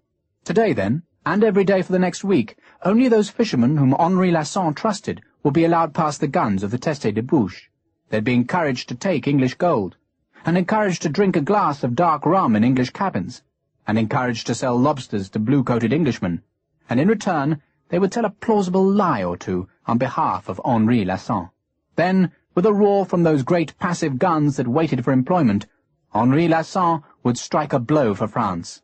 He smiled, pleased with his notion, and went to breakfast. Before dinner, Sharpe faced a miserable and unhappy few moments. "The answer," he repeated, "is no." Regimental Sergeant Major Patrick Harper stood in the small parlour of Jane's lodgings and twisted his wet shako in thick, strong fingers. "I talked with Mr. Dallenboard, sir, so I did, and he said I could come. I mean, we're only sitting around like washerwomen in a bloody drought, so we are." "There's a new colonel coming, Patrick. He needs his RSM." Harper frowned. "It's his major, too." "He can't lose both of us." Sharpe didn't have the power to deny the Prince of Wales's own volunteers the services of this massive Irishman. "And if you come, Patrick, the new man will only appoint a new RSM. You wouldn't want that." Harper frowned. "I'd rather be in a scrap if one's going, sir, and Mr. Frederickson wouldn't take me amiss, nor would he." Sharpe could not be persuaded. "No!" The huge man, 4 inches taller than Sharpe's 6 feet, grinned. "I could take sick leave, sir, so I could." "You have to be sick first." "But I am." Harper pointed to his mouth. "I've got a toothache, something desperate, sir. Here." He opened his mouth, jabbed with his finger, and Sharpe saw that Harper did indeed have a reddened and swollen upper gum. "Does it hurt?" "That's dreadful, so it is." Harper, sensing a chink in Sharpe's armour, became enthusiastic about his pain. It's more of a throb, sir, on and off, like a great drum beat in your skull. Desperate it is." "Then see a surgeon tonight," Sharpe said unsympathetically, "and have it pulled, then get back to battalion where you belong." Harper's face dropped. "Truly, sir, I can't come," Sharpe sighed. "I'd rather have you along, RSM, than any dozen other men." That was true 1,000 times over. Sharpe knew of no man he would rather fight beside, but it could not be at Arcachon. "I'm sorry, Patrick. Besides, you're a father now, you should take care." Harper's Spanish wife, just a month before, had given birth to a son that had been christened Richard Patricio Augustin Harper. Sharpe had found the choice of Richard an embarrassment, but Jane had been delighted when Harper saw permission to use the name. "And I'm doing you a favour, RSM," Sharpe went on. "How would that be, sir?" "Because your son will still have a father in 2 weeks." Sharpe was seeing that black, sheer, wet wall, and the image of it made his voice savage. Then he turned as the door opened. "My dear." Jane, beautiful in a blue silken dress, smiled delightedly at Harper. "Sergeant Major, how's the baby?" "Just grand, ma'am." Harper had formed a firm alliance with Mrs. Sharpe that seemed aimed at subverting Major Sharpe's authority. "And Isabella thanks you for the linen." "You've got a toothache." Jane frowned with concern. "Your cheek's swollen." Harper blushed. "Oh, it's only a wee ache, ma'am, nothing at all." "You must have oil of cloves. There's some in the kitchen. Come along." The oil of cloves was discovered, and Harper sent disconsolate into the night. "You can't come," Sharpe said after dinner, when he and Jane walked back alone through the town. Oh, poor Patrick. Jane insisted on stopping at Hogan's lodgings, but there was no news. She had visited earlier in the day and thought the sick man was looking better. "I wish you wouldn't risk yourself," Sharpe said. "You've said so 12 times, Richard, and I promise I heard you each time." They went to bed, and just 4 hours later the landlady hammered on their door. It was pitch dark outside and bitterly cold inside the bedroom. Frost had etched patterns on the small window panes, patterns that were reluctant to melt, even though Sharpe revived the fire in the tiny grate. The landlady had brought candles and hot water. Sharpe shaved, then pulled on his old and faded rifleman's uniform. It was the uniform in which he fought, stained with blood and torn by bullet and blade. He wouldn't go into action in any other uniform. He oiled his rifle's lock. He always carried a long arm into battle, even though it had been 10 years since he'd been made into an officer. He drew his heavy cavalry sword from its scabbard and tested the foredge. It seemed odd to be going to war from his wife's bed, odder still not to be marching with his own men, or with Harper, and that thought gave him a flicker of unrest, for he wasn't used to fighting without Harper beside him. 2 weeks, he said. "I shall be back in 2 weeks, maybe less." "It will seem like an eternity," Jane said loyally. Then, with an exaggerated shudder, she threw the bedclothes back and snatched up the clothes that Sharpe had hung to warm before the fire. Her small dog, grateful for the chance, leapt into the warm pit of the bed. "You don't have to come," Sharpe said. "Of course I'll come. It's every woman's duty to watch her husband sail to the wars." Jane shivered suddenly, then sneezed. A half-hour later they went into the fish-smelling lane, and the wind was like a knife in their faces. Torches flared on the quayside where the Amélie rose on the incoming tide. A dark line of men, weapons gleaming softly, filed aboard the merchantman that was to be Sharpe's transport. The Amélie was no jewel of Britain's trading fleet. She began life as a collier, taking coal from the Tyne to the smoke-thick Thames, and her dark timbers still stank thickly of coal dust. Casks and crates and nets of supplies were slung on board in the pre-dawn darkness. Boxes of rifle ammunition were piled on the quayside, and with them were barrels of vilely salted and freshly killed beef. Twice-baked bread was wrapped in canvas and boxed in resinous pine. There were casks of water for the voyage, spare flints for the fighting, and whetstones for the sword bayonets. Rope ladders were coiled in the Amélie's scuppers, so that the riflemen, reaching the beach where they must disembark, could scramble down to the longboat sent from the Vengeance. A smear of silver grey marked the dawn, and flooded slowly to show the filthy littered water of the harbour. Aboard the Scylla, a frigate moored in the harbour roads. Yellow lights showed from the stern cabin, where doubtless the frigate's captain took his breakfast. "I brought you a cheese." Jane's voice sounded small and frightened. "It's in your pack." "Thank you." Sharpe bent to kiss her and wished suddenly that he wasn't going. Her wife, General Crawford used to say, weakens a soldier. Sharpe held his wife an instant, feeling her ribs beneath the layers of wool and silk. Then, suddenly, her slim body jerked as she sneezed again. "Oh, I'm catching a cold." She was shivering. Sharpe touched her forehead, and it was oddly hot. "You're not well." I hate rising early." Jane tried to smile, but her teeth were chattering, and she shivered again. "And I'm not certain the fish was entirely to my taste last night." "Go home when you're gone." Sharpe, even though 100 men watched him, kissed his wife again. "Jane, my dear, you must go. But it's only a cold. Everyone gets a cold in winter." "Sir." Sweet William saluted Sharpe and bowed to Jane. "Good morning, ma'am. Somewhat brisk." "Indeed, Mr. Frederickson." Jane shivered again. "Everyone's aboard, sir." Frederickson turned to Sharpe. Sharpe wanted to linger with Jane. He wanted to reassure himself that she hadn't caught Hogan's fever. But Frederickson was waiting for him. Men were holding the ropes that would swing the gangplank away, and he couldn't stay. He gave Jane a last kiss, and her forehead was like fire. "Go home to bed." I will." She was shaking now, hunched and clenched against the bitter wind. Sharpe paused, wanting to say something memorable, something that would encompass the inchoate, extraordinary love he felt for her. But there were no words. He smiled, then turned to follow Frederickson onto the Amelie's deck. The daylight was thin now, seeping through the hilly landscape behind the port and making the streaked, bubbling, heaving water of the harbour silver. The gangplank crashed onto the stones of the quay. Far out to sea, like some impossible mountain forming on the face of the waters, an airy structure of dirty grey sails caught the morning daylight. It was the Vengeance getting under way. She looked formidably huge, a great floating weapon that could make the air tremble and the sea shake when she launched her full broadside. But she'd be useless in the shoal waters by the Teste de Bouche fort. That would have to be taken by men and by hand-held weapons. "He's signalling."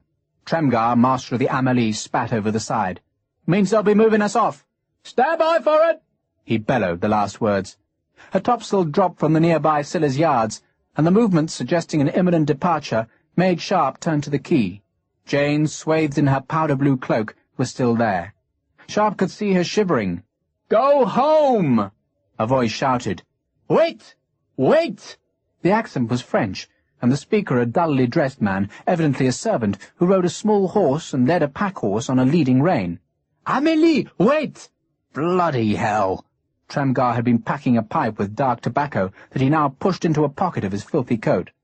Behind the servant and pack-horse, and stately as a bishop in procession, rode a tall, elegant man on a tall, elegant horse. The man had a delicate, sensitive face, a white cloak clasped with silver, and a bygone hat shielded with oiled cloth against the rain. The gangplank was rigged again, and the man with a faint shudder, as though the stench of the Amélie was too much for a gentleman of his fastidious tastes, came aboard. "I seek Major Sharpe," he announced in a French accent to the assembled officers who had gathered in the ship's waist. "I'm Sharpe." Sharpe spoke from the poop deck. The newcomer turned in a movement that would have been elegant on a dance floor, but seemed somewhat ludicrous on the battered deck of an erstwhile collier. He took a quizzing glass from his sleeve and, with its help, inspected the tattered uniform of Major Richard Sharpe. He bowed, somehow suggesting that he should have been the recipient of such an honour himself, then took off his waterproofed hat to reveal sleek silver hair that was brushed back to a black velvet bow. He held out a sealed envelope. "Orders!" Sharpe had jumped down from the poop and now tore open the envelope. "To Major Sharpe. The bearer of this note is the Comte de Macaire. You will render him every assistance within your power. Bertram Wigram, Colonel." Sharpe looked into the narrow face that had been powdered pale. He suddenly remembered that Hogan, in his sick ramblings, had mentioned the name Maquereau, meaning pimp, and he wondered if the insult was a nickname for this elegant, fastidious man. "You're the Comte de Macaire?" "I have that honour, monsieur, and I travel to Arcachon with you." De Macaire's cloak had fallen open to reveal the uniform of the Chasseurs Britanniques. Sharpe knew that regiment's reputation. The officers were Frenchmen loyal to the Ancien Regime, while its men were deserters from the French army and all unmitigated scoundrels. They could fight when the mood took them, but it was not a regiment Sharpe would want on his flank in battle. "Captain Frederickson, 4 men to get the Frenchman's baggage on board. Quick now!" De Macaire tugged at his buttoned kidskin gloves. "You have quarters for my horse, and the pack-horse?" "No horses," Sharpe said sourly, which only tossed the Comte de Macaire into a sulky fit of protests, in which the name of the Duc d'Angoulême, Louis XVIII, and the Lord Wellington featured prominently. In the meantime, an angry message came from the Scylla demanding to know why the Amélie had not slipped her moorings at the flood tide, and finally Sharpe had to give way. Which meant another delay, as the Comte's 2 horses were coaxed aboard, and a section of Frederickson's riflemen were moved out of the forward hold to make way for the beasts. Trunks and cases were carried up the gangplank. "I cannot, of course," the Comte de Macaire said, "travel in this ship." "Why not?" Sharpe asked.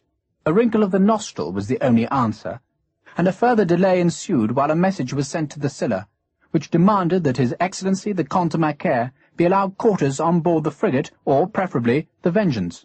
Captain Grant of the Scylla, doubtless under pressure from the Vengeance, returned a short answer.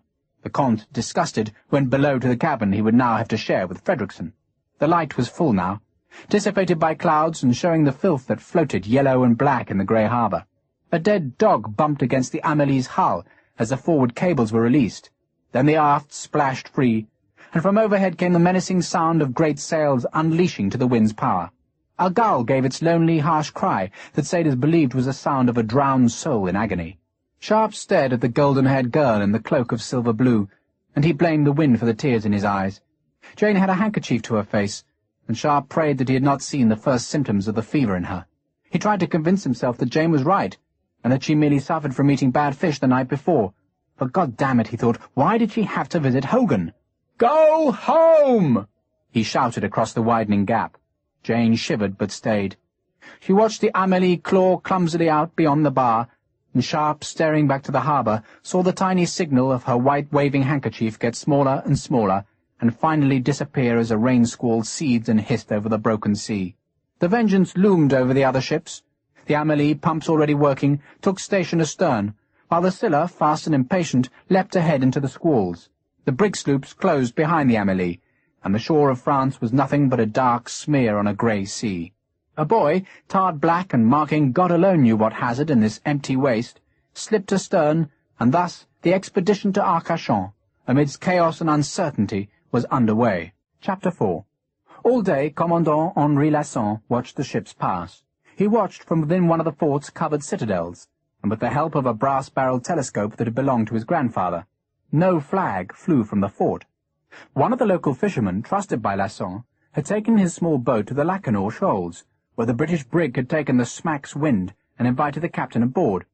Rum had been served, gold paid for fish, and the fisherman had solemnly informed the enemy that the fort was deserted entirely of its old garrison. They'd gone north, he said, to serve the Emperor, and only a few local militia now patrolled the ramparts. If the lie was believed, then Lasson might entice the British into the range of his heavy guns, and he had cause to think the lie had worked, for the brig had flattened her sails into the wind and gone southwards. Now, instead of the brig, a vast line of grey sails flecked the western horizon. Commandant Lasson guessed the ships were 8 or 9 miles out to sea, and he knew that he watched a British convoy carrying men and weapons and horses and ammunition to their army to the south. The sight made Henri Lasson feel lonely. His emperor was far away, and he was alone on the coast of France, and his enemy could sail with impunity down that coast in a massive convoy that would have needed a fleet to disrupt. Except there were no more French fleets. The last had been destroyed by Nelson 9 years before, and what ships were left rotted in their anchorages. A few privateers, American and French, sailed the ocean, but they were like small dogs yapping at the heels of a vast herd. Even Cornelius Killick, in his splendid Thuella, could not have taken a ship from that convoy. Killick would have waited for a straggler, perhaps, but nothing less than a fleet could have broken that vast line of ships. It was painful to see the enemy's power so naked, so unchallenged, so ponderous. In the great holds of those hull-down ships were the instruments that would bring death to Soult's army in the south, and Lasson could do nothing. He could win his small battle, if it came, but the greater struggle was beyond his help. That thought made him chide himself for lack of faith, and in penitence he went to the fort's small chapel and prayed for a miracle. Perhaps the Emperor, marching and countermarching his men along the frost-hardened roads of the north, could win a great victory and break the alliance that ringed France. Yet the Emperor's desperation was witnessed by the fort's emptiness. France had been scraped for men, then scraped again, and many of the next class of conscripts had already fled into the woods or hills to escape the sergeants who came to take cannon fodder, still not grown to manhood. A clash of boots, a shout, and the squeal of the gate hinges, which, however often greased, insisted on screeching like a soul entering purgatory, announced a visitor to the fort. Lasson pocketed his beads, crossed himself, and went into the twilight. "The bastards! The double-crossing bastards! Good evening, Henri." Cornelius Killick, his savage face furious, nodded to the commandant. "Bastards! Who?" "Bordeaux! No copper, no oak. What am I supposed to do, paste paper over the bloody holes?" "Perhaps you'll take some wine," Lasson suggested diplomatically. "I'll take some wine." The American followed Lasson into the commandant's quarters that looked more like a library than a soldier's rooms. "That bastard Ducos, I'd like to pull his teeth out through his backside." "I thought," Lasson said gently, "that the coffin-maker in Arcachon had given you some elm." "Given?" The bastard made us pay 3 times the price, and I don't like sailing with a ship's ass made out of dead man's wood. Ah, a sailor's superstition. Lasson poured wine into the crystal glasses that bore his family's coat of arms. The last Comte de Lasson had died beneath the guillotine, but Henri had never been tempted to use the title that was rightfully his. "Did you see all those fat merchantmen crawling south?" "All day," Killick said gloomily. "Take one of those and you make a small fortune. Not as much as an Indiaman, of course." He finished the glass of wine and poured himself more. "I told you about the Indiaman I took." "Indeed you did," Henri Lasson said politely. 3 times. And was her whole crammed with silks, with spices, with treasures of the furthest east, with peacock's plumes and sapphires blue? Ho-ho!" Killick gave his great whoop of a laugh. "No, my friend. She was crammed to the gunwales with saltpeter. Saltpeter to make powder, powder to drive bullets, bullets to kill the British. It's kind of our enemies, is it not, to provide the powers of their own destruction?" He sat beside the fire and stared at the thin, scholarly-faced Lasson. "So, my friend, are the bastards coming?" "If they want the chasse-marée," Lasson said mildly, "they'll have to come here. And the weather?" the American said, "will let them land safely." The long Biscay shore that could thunder with tumbling surf was this week in gentler mood. The breaking waves beyond the channel were 4 or 5 feet high, frightening enough to landlubbers, but not high enough to stop ships' boats from landing. Lasson, still hoping that his deception would persuade the British that they had no need to land men on the coast to the south, nevertheless acknowledged the possibility. "Indeed. And if they do come by land," Killick said brutally, "they'll beat you." Lasson glanced at the ebony crucifix that hung between his bookshelves. "Perhaps not." The American seemed oblivious of Lasson's appeal to the Almighty. "And if they take the fort," he went on, "they'll command the whole basin." "They will, indeed." "And they'll take the Thueller." Killick said it softly, but in his imagination he was seeing his beautiful ship captured by mocking British sailors. The Thueller would be sailed to England as a prize, and a sleek New England schooner, made to ride the long winds of empty oceans, would become an unloved coasting ship carrying British trade. By God, they'll not take her. "We'll do our best," Lasson said helplessly, though how 4 gun crews could resist a British attack was indeed a problem that called for a miracle. Lasson did not doubt that his guns could wreak damage, but once the British discovered the guns were manned, they would soon land their marines and surround the fort. And Lasson, because the Emperor had been greedy for men, could not defend the seaward and the landward walls at once. The grim news made the American silent. He stared at the small fire, his hawk's face frowning, and when he finally spoke, his voice was oddly tentative. "What if we fought?" "You?" Lasson could not hide his surprise. "We can fight, Henri." Killick grinned. "And we've got those damn 12-pounder guns in our hold." He was suddenly filled with enthusiasm, seizing a map from Lasson's table and weighting its corners with books. "They'll land south of Pointe-à-Cauchon." "Undoubtedly. And there are only 2 routes they can take north, the paths by the beach or the road." Killick's face was alight with a thought of action, and Lasson saw that the American was a man who revelled in the simple problems of warfare. Lasson had met other such men, brave men, who had made their names famous throughout France, and written pages of history through their love of violent action. He wondered what would happen to such men when the war ended. "You're a sailor," Lasson said gently, "and fighting on land is not the same as a sea battle. But if the bastards aren't expecting us, Henri, if the pompous bastards think they're safe, then we ambush them." Killick was certain his men, trained gunners, could handle the French artillery, and he was seeing in his hopeful imagination the grape shot cutting down marching files of British marines. "By God, we can do it, Henri!" Lasson held up a thin hand to stop the enthusiastic flow. "If you really want to help, Captain Killick, then put your men into the fort." "No." Killick knew only too well what the British would do to a captured privateer's crew. If Killick fought to save the Thueller, then he must have a safe retreat in case he was defeated. Yet in his plan to ambush the British on their approach march, he couldn't see any chance of defeat. The enemy marines would be surprised, flayed by grape shot, and the Thueller would be safe. Henri Lasson, staring at the map, wondered whether the Americans' plan delineated the miracle he had prayed for. If the British didn't capture the fort, they could not take the chasse-marée. And without the chasse-marée, they were trapped behind the rivers running high with winter's floodwaters. Trapped. And perhaps the Emperor, blooding his northern enemies, would march south and give the British army a shattering defeat. For though Wellington had conquered every French marshal or general sent to fight him, he had never faced the Emperor's genius.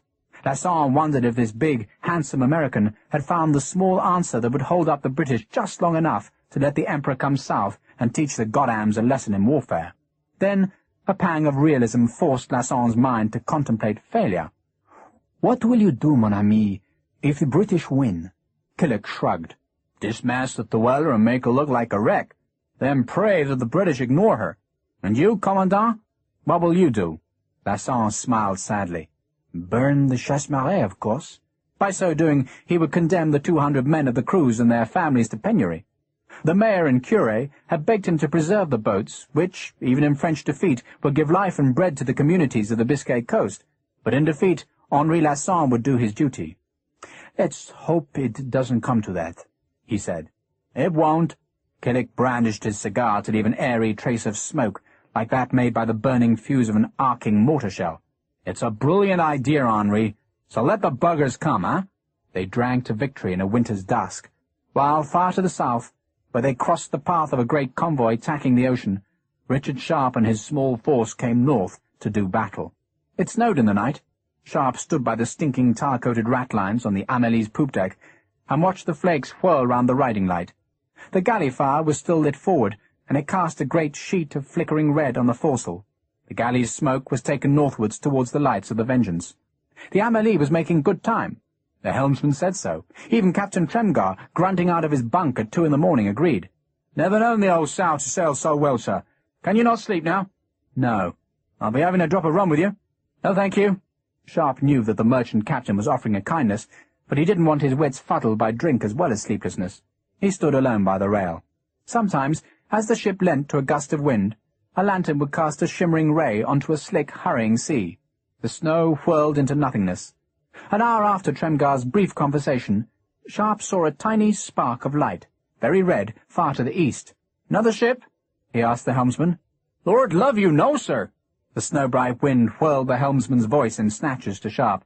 "That be land." A cottage? A soldier's fire? Sharpe would never know. The spark glimmered, sometimes disappearing altogether, yet then flickering back to crawl at its snail's pace along the dark horizon, and the sight of that far anonymous light made Sharpe feel the discomfort of a soldier at sea. His imagination that would plague him in battle saw the Amelie shipwrecked, saw the great seas piling cold and grey on breaking timbers, among which the bodies of his men would be whirled like rats in a barrel.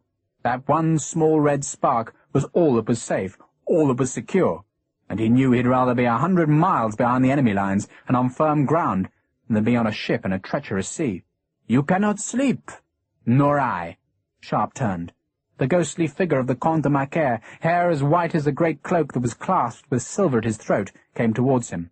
The Comte missed his footing as the Amelie's blunt bow thumped into a larger wave, and the tall man had to clutch Sharpe's arm. "Oh, my apologies, Major." Steadied by Sharpe, the Comte rested his backside on one of the small cannon that had been issued to the Amelie for its protection. The Comte, his hair remarkably sleek for such an hour of the morning, stared eastwards. "France." He said the name with reverence, even love. "Saint-Jean-de-Luz was in France," Sharpe said in an ungracious attempt to imply that the Comte's company was not welcome. The Comte de Macaire ignored the comment, staring instead at the tiny spark as though it was the Grail itself. "I have been away, Major, for 18 years." He spoke with a tragic intonation. "Waiting for liberty to be reborn in France."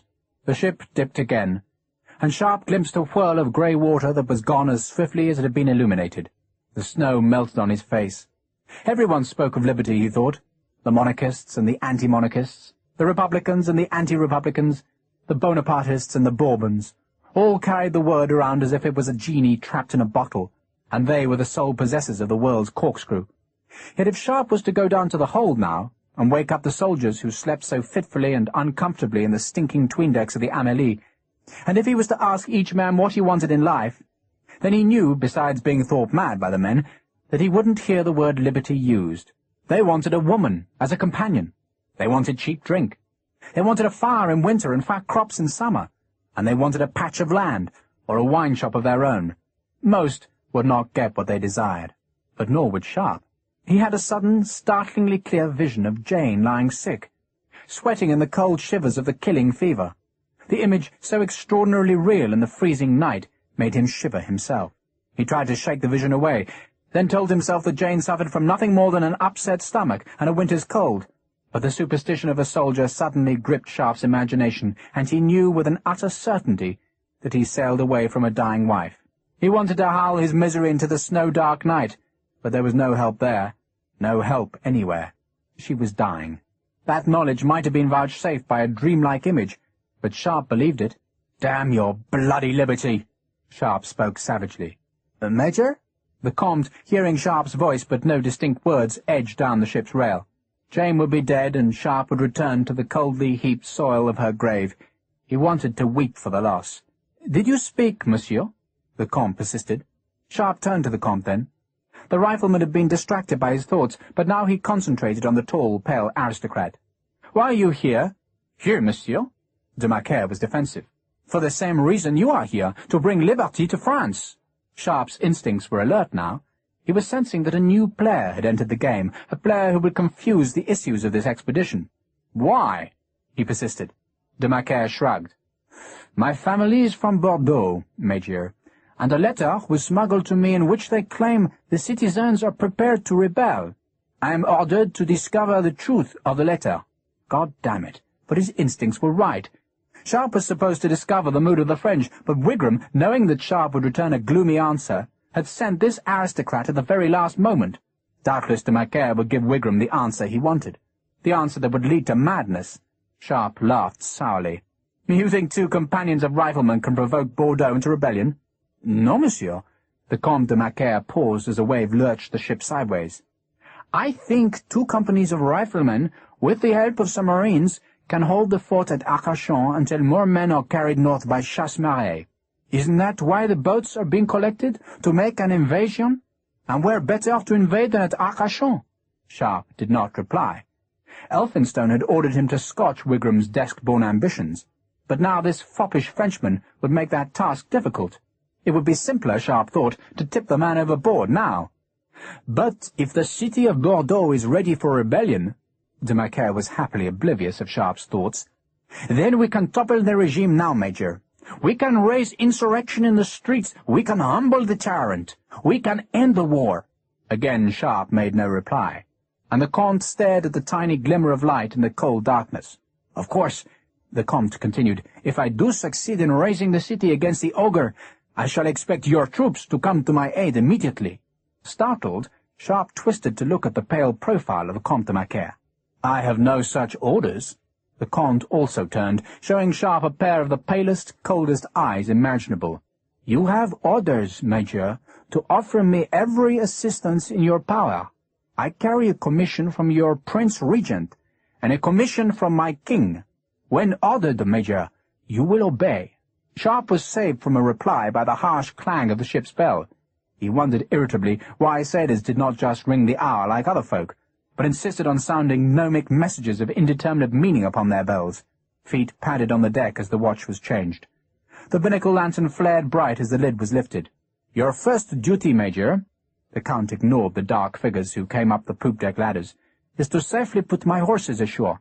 Sharpe had taken enough. "My first duty, my lord, is to my men. If you can't get your horses ashore, then they stay here, and I won't lift a goddamn finger to help you. Good day." He stalked across the deck, a gesture somewhat spoiled by the need to stagger as the Amélie creaked onto a new course in obedience to lights that flared suddenly from the Vengeance's poop. The dawn crept slow from the grey east. The snow stopped, and Sharpe could see in the half-light that none had settled on the land that proved surprisingly close.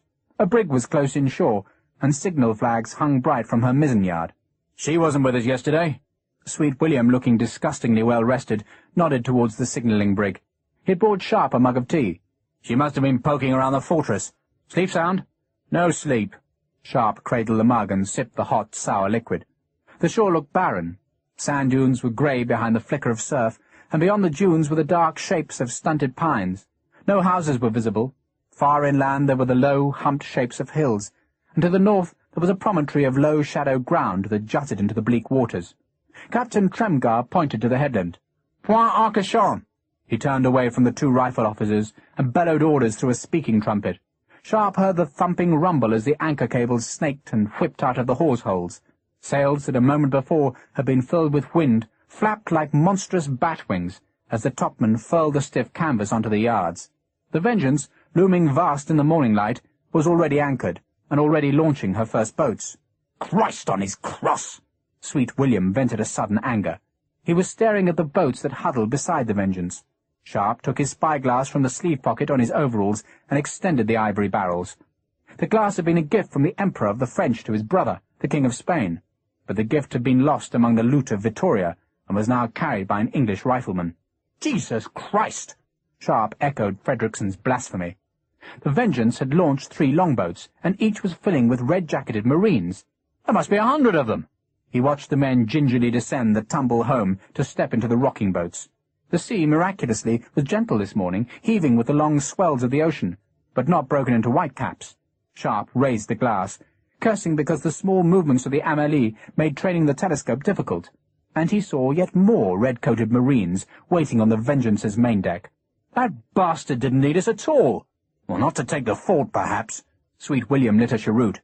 "But a force of trained riflemen will be damned useful for the march on Bordeaux.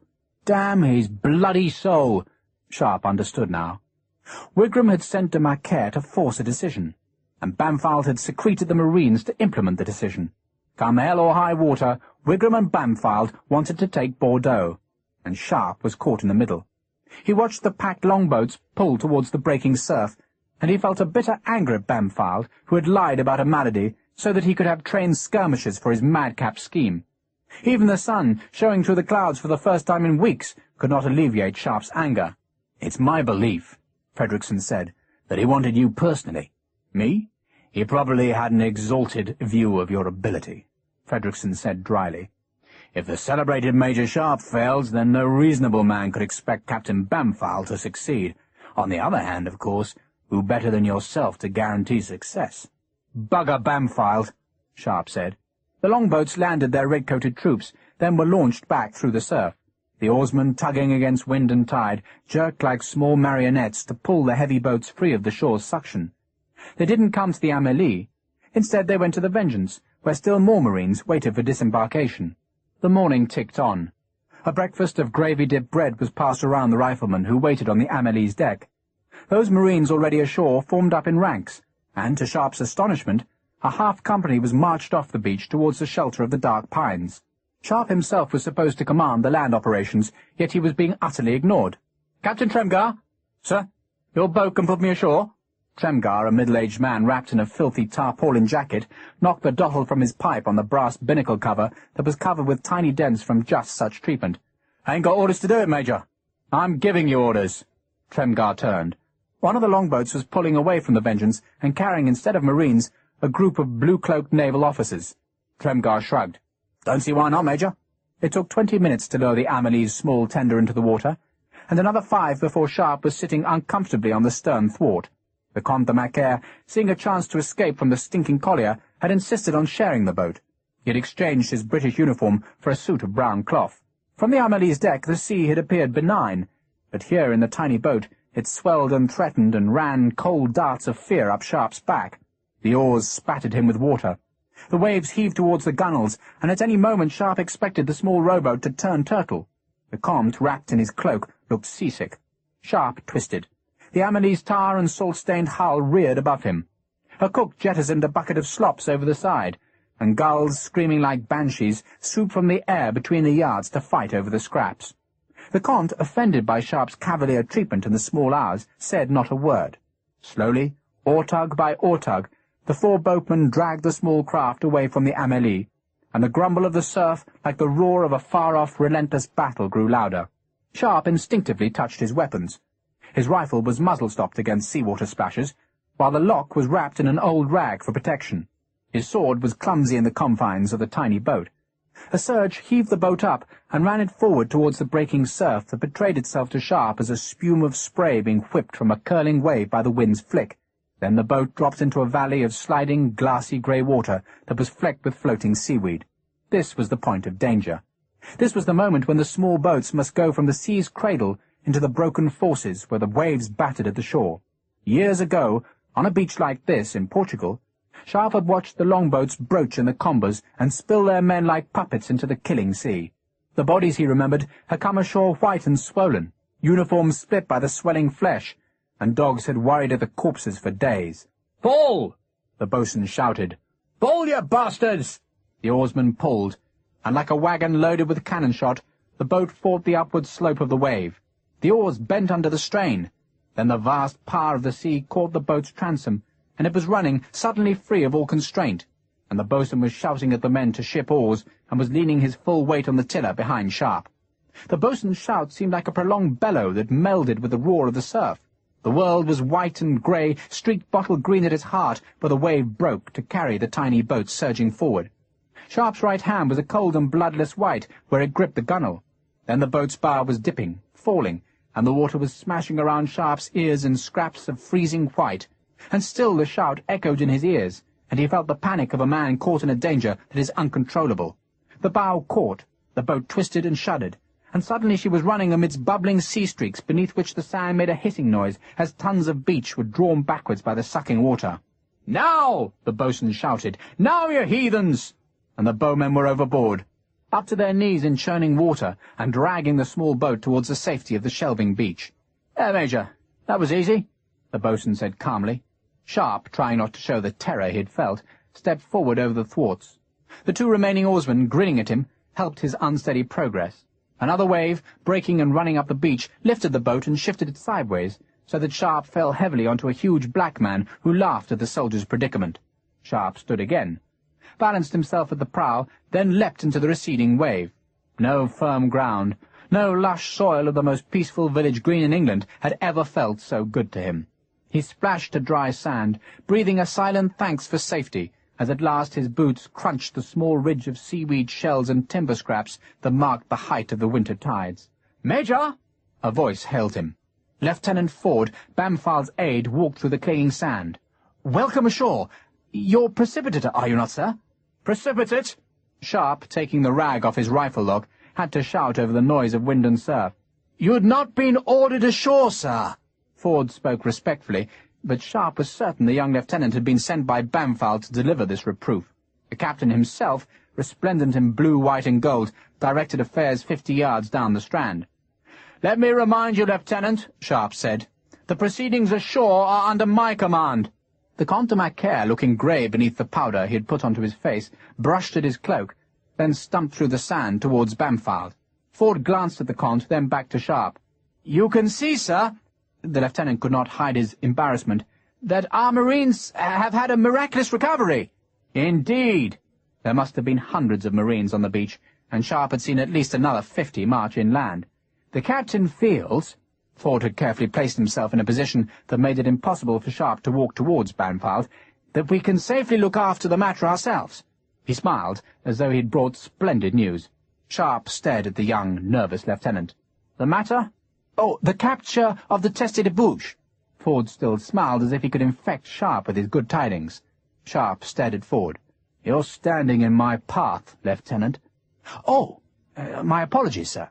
Ford stepped aside. Bampfylde was greeting the Comte de Macaire with evident familiarity, but seeing Sharpe approach, he gestured for the Frenchman to wait, then stepped briskly towards the rifleman. "Morning, Sharpe. Quite a clever one, what?" "Clever, sir. The weather." "God smiles on sailormen." A gust of wind picked up particles of sand and rattled them against Sharpe's tall boots. "Lieutenant Ford, sir, tells me you don't require my services." "Not at the Teste de Bouche, certainly. One of our brigs quizzed a fisherman yesterday, Sharpe. Seems the frogs have abandoned the fort. How about that, eh? There's a few fencibles left there, but I can't see you need to bother yourself with that sort of scum. I think the prudent thing, Major, is for you to march inland." "Inland, sir? Well, weren't you planning to ambush the high road? I want you back here with your report by the forenoon on Thursday. Is that clear?" Sharpe looked past the plump, confident Bampfylde to see the marines being paraded on the sand. They were in light order, having left their packs and greatcoats on the Vengeance. They also seemed to be in fine fettle, and the sight angered Sharpe. "Your men made a miraculous recovery, Captain." "Did they not, Major?" Bampfylde, in the heartiest of moods, smiled. "A ruse de guerre, Major, you understand?" Sharpe contained his fury. "A ruse, sir? Oh, we didn't want enemy agents in Saint-Jean-de-Luz to suspect our plans. They'll have reported sick marines and a tiny force of soldiery. Scarce sufficient to round up a herd of sheep, let alone march on Bordeaux, eh?" Bampfylde saw Sharpe's disbelief and smiled at it. "I've got more marines afloat, Sharpe, if they're needed." "To capture Bordeaux?" Sharpe's voice was mocking. "If Maquereau says it can be done, then we shall. He's riding direct to Bordeaux, Sharpe. Brave fellow, what? Your advice will be invaluable, of course, but Maquereau will be the judge of failure or success." Bampfylde, on the brink of his triumph, was trying hard to be affable. "Maquereau, sir." "Ah, the Comte de Macaire. You mustn't use his nickname, Sharpe. It's not polite." Bampfylde laughed. "But you're on the verge of great events, Major. You'll be grateful for this opportunity." Sharpe's gratitude was lost in anger. Bampfylde had lied consistently. He wanted Sharpe and the rifleman for his dreams of glory, and now, on a cold French beach, Sharpe was exposed to the madness against which Elphinstone had warned him. "I thought, sir, that the decision about Bordeaux was my responsibility." "And we've spared you that decision, Major. You can't deny that de Macaire will be a more cogent witness." Bampfylde paused, sensing Sharpe's anger. "Well, naturally, I shall take your advice, Major." Bampfylde opened the lid of his watch, as if to demonstrate that Sharpe was delaying his advance. "Be back by Thursday, Major. That's when Maquereau should bring us the good news from Bordeaux. Remember now, speed and surprise, Major, speed and surprise." Bampfylde turned away, but Sharpe called him back. "Sir, you believe the fisherman?" Bampfylde bridled. "Is it your business, Sharpe?" "Well, you'll send pickets ahead, sir." Bampfylde snapped his watch-lid shut. "If I wish for lessons in the operations of military forces, Major, then I shall seek them from my superiors, not my inferiors. My boats will fetch your men now, Major Sharpe, and I'll bid you good day." Bampfylde walked away. He didn't need Sharpe to capture the fort, so he wouldn't dilute his victory by having Sharpe's name mentioned in the dispatch he would send to the Admiralty. That dispatch was already taking shape in Bampfylde's head. A dispatch that would be printed in the Naval Gazette and tell, with a modesty that would be as impressive as it was transparent, of a fortress carried, of a bay cleared, and of a victory gained.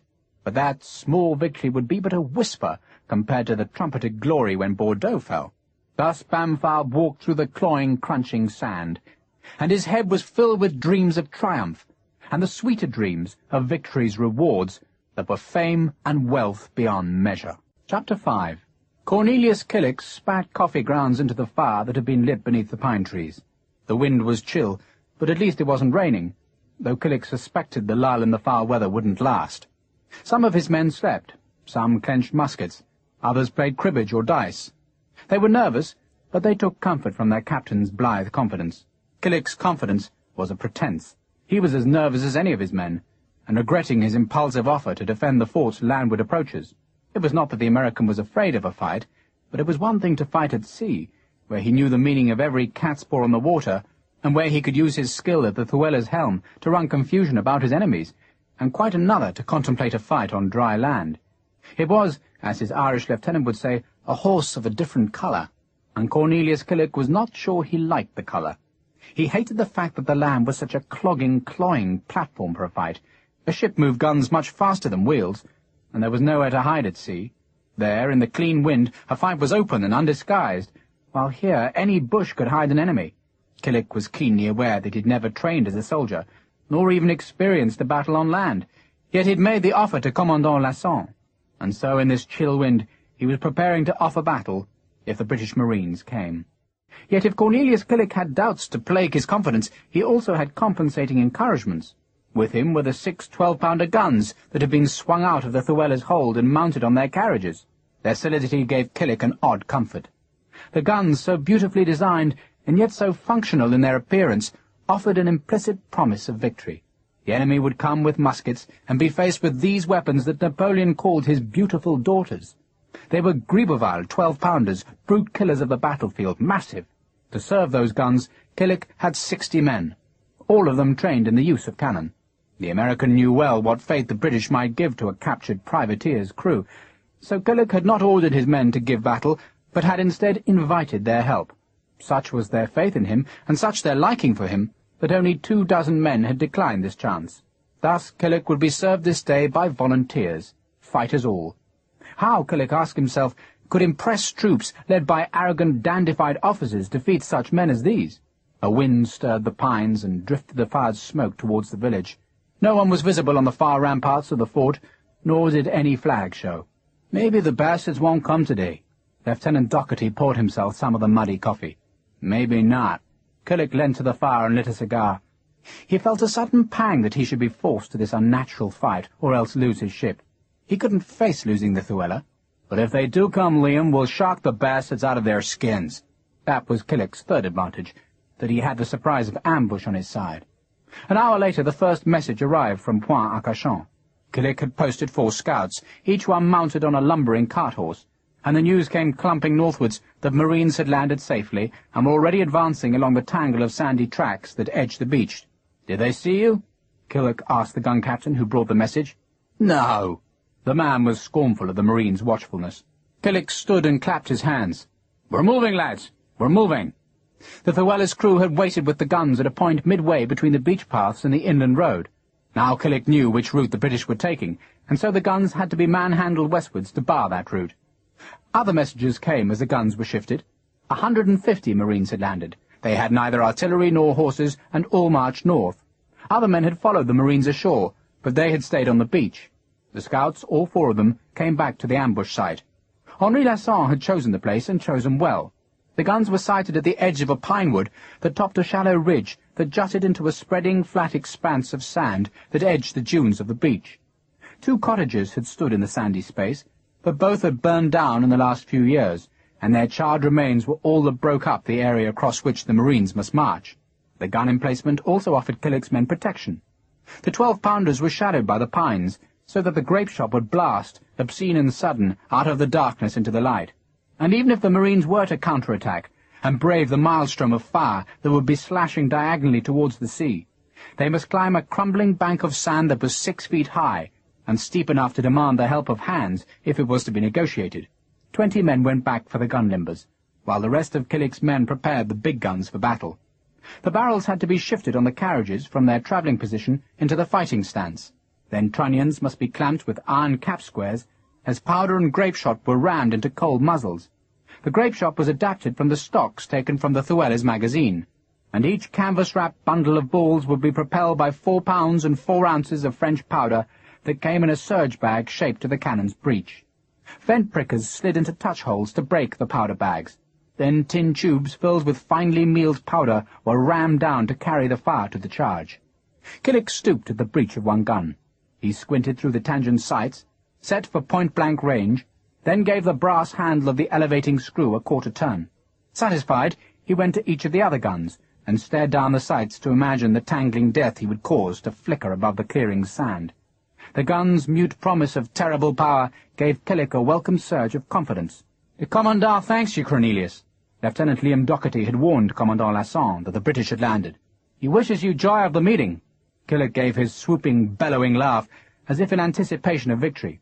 "They'll not be here for 6 hours yet, Liam." He paused to light a cigar. "But we'll kill the sons of devils when they do come, eh?" "We will indeed." For Liam Docherty the coming battle would be one tiny shard of the vengeance he took on the British for their savagery in suppressing the rebellion of the United Irishmen. Docherty's father had been hanged as a rebel in Ireland, casually strung up beside a peat dark stream with as little ceremony as might attend the death of a rabid dog, and the boy's mother, rearing him in America, would not let him forget. Nor did Liam Docherty wish to forget. He imagined the redcoats coming into the clearing, and he relished the savage surprise that would be unleashed from the 6 gun barrels. Some villagers, made curious by the strange happenings to the south, had come into the trees to watch the Americans prepare. Cornelius Killick welcomed them.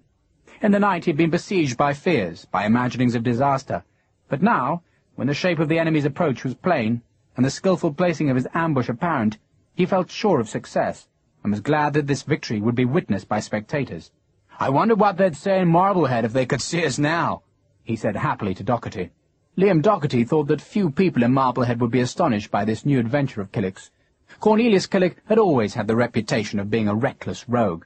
"Maybe they'll name a street after you." "A street? Why not rename the bloody town?"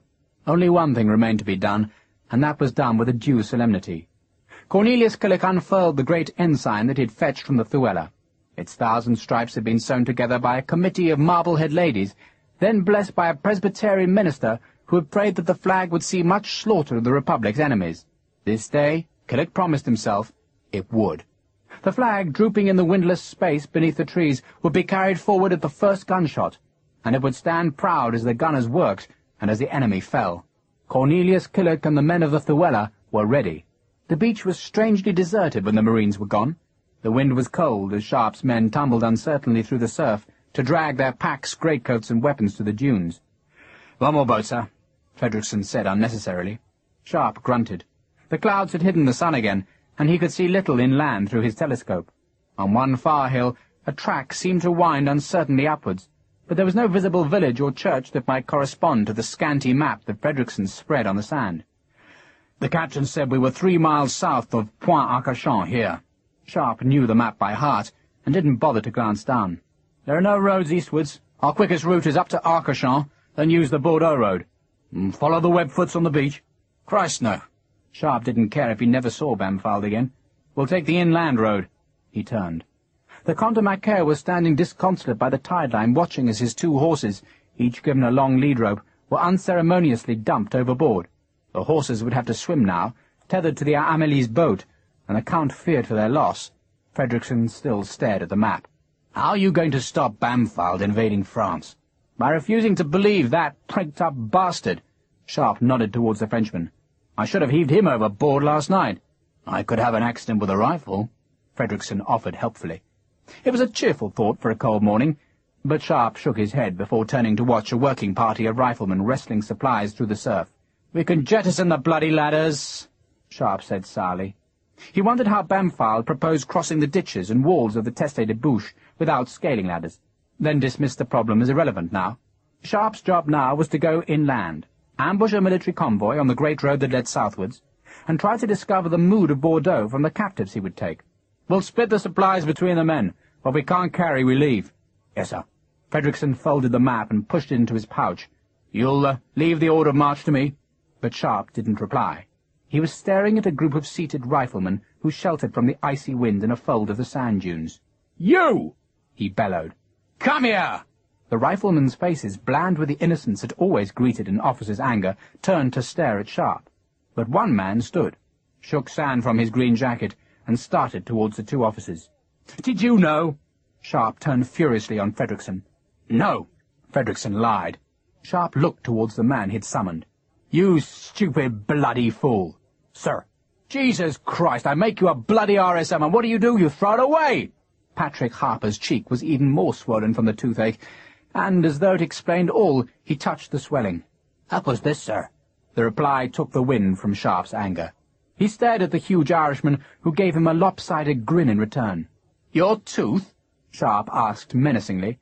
"I went to the surgeon to have the tooth pulled, so I did, sir, and he gives me some rum against the pain, so he does, sir, and I think I must have taken a drop too much, sir, and the next thing I know is I'm on a ship, sir, and the bastard still hasn't touched the tooth, nor has he, sir, and the only explanation I can possibly think of, sir, is that in my legally inebriated condition, some keen soul presumed I was one of the Captain Fredrickson's men and put me onto the Amelie." Harper paused in his fluent, practised lie. "That was the very last thing I wanted, sir, honest." "You lying bastard," Sharpe said. "Maybe, sir, but it's the truth, so help me God." Patrick Harper, delighted with both his exploit and explanation, grinned at his officer. The grin spoke the real truth, that the 2 of them always fought together, and Harper was determined that it should stay that way. The grin also implied that Major Richard Sharpe would somehow avert the righteous wrath of the army from Harper's innocent head. "So your tooth still isn't pulled?" Sharpe asked. "That's right, sir." "Then I'll damn well pull it now," Sharpe said. Harper took a step backwards. He was 4 inches taller than Sharpe's 6 feet, with muscles to match his size, while on his shoulders was slung a rifle, and his fearful 7-barrel gun. But over his broad, swollen face there suddenly appeared a look of sheer terror. "You'll not pull the tooth, sir." "I damn well will." Sharpe turned to Fredrickson. "Find me some pincers, Captain." Fredrickson's hand instinctively went to the pouch at his belt, then checked. "I'll ask the men, sir." Harper blanched. "Mr. Sharpe, sir, please. Quiet!" Sharpe stared at the huge Ulsterman.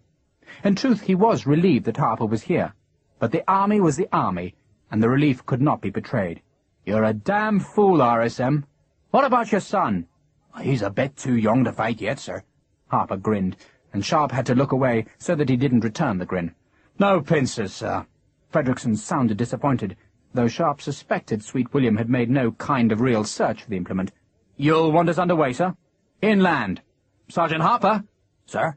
Attach yourself to Captain Frederickson's company and assume whatever rank he sees fit to give you. Sir. Like beasts of burden, the riflemen shouldered packs, canteens, weapons, greatcoats, and supplies. They went eastwards into the trees, then northwards on the country road that straggled between the few marsh hamlets of this barren coast. It wasn't much of a road, merely a rutted cart track that wound between brush and pine and edged past great swamps where long-legged wading birds flapped slowly into the winter air as the riflemen passed. The greenjackets marched fast, as they were trained to march, and always a quarter-mile ahead the pickets signalled back towards Sharpe that the road was clear. It seemed strange to be this deep in France. This was the land of Bonaparte, the enemy land, and between Sharpe and Bordeaux, indeed between Sharpe and Paris, there were no friendly troops. A single squadron of enemy cavalry could cut this march into butcher's offal, yet the greenjackets marched undisturbed and unseen. "If we go at this pace," Frederickson said, "we'll overtake the Marines." "It had occurred to me," Sharpe said mildly. The eye-patched man stared at Sharpe. "You're not thinking of taking—" "No," Sharpe interrupted. "If Bampfylde wants to take the fort, he can. But if the map's right, we have to go close to Arcachon, so we might take a look at the fort before we turn eastwards." Patrick Harper carried the pickets' packs and coats as punishment, but the extra weight made no difference to his marching pace. His tooth bothered him. The pain of that was foul and throbbing, but he had no other cares in the world. He'd followed Sharpe because it was unthinkable to stay behind when Sharpe went off on his own. Harper had seen that happen before, and the Major had nearly killed himself in Burgos Castle as a result. Besides, Jane Sharpe, giving him the oil of cloves, had suggested he stowed away. Isabella had insisted he stay with the Major, and Captain Frederickson had turned his blind eye to Harper's presence.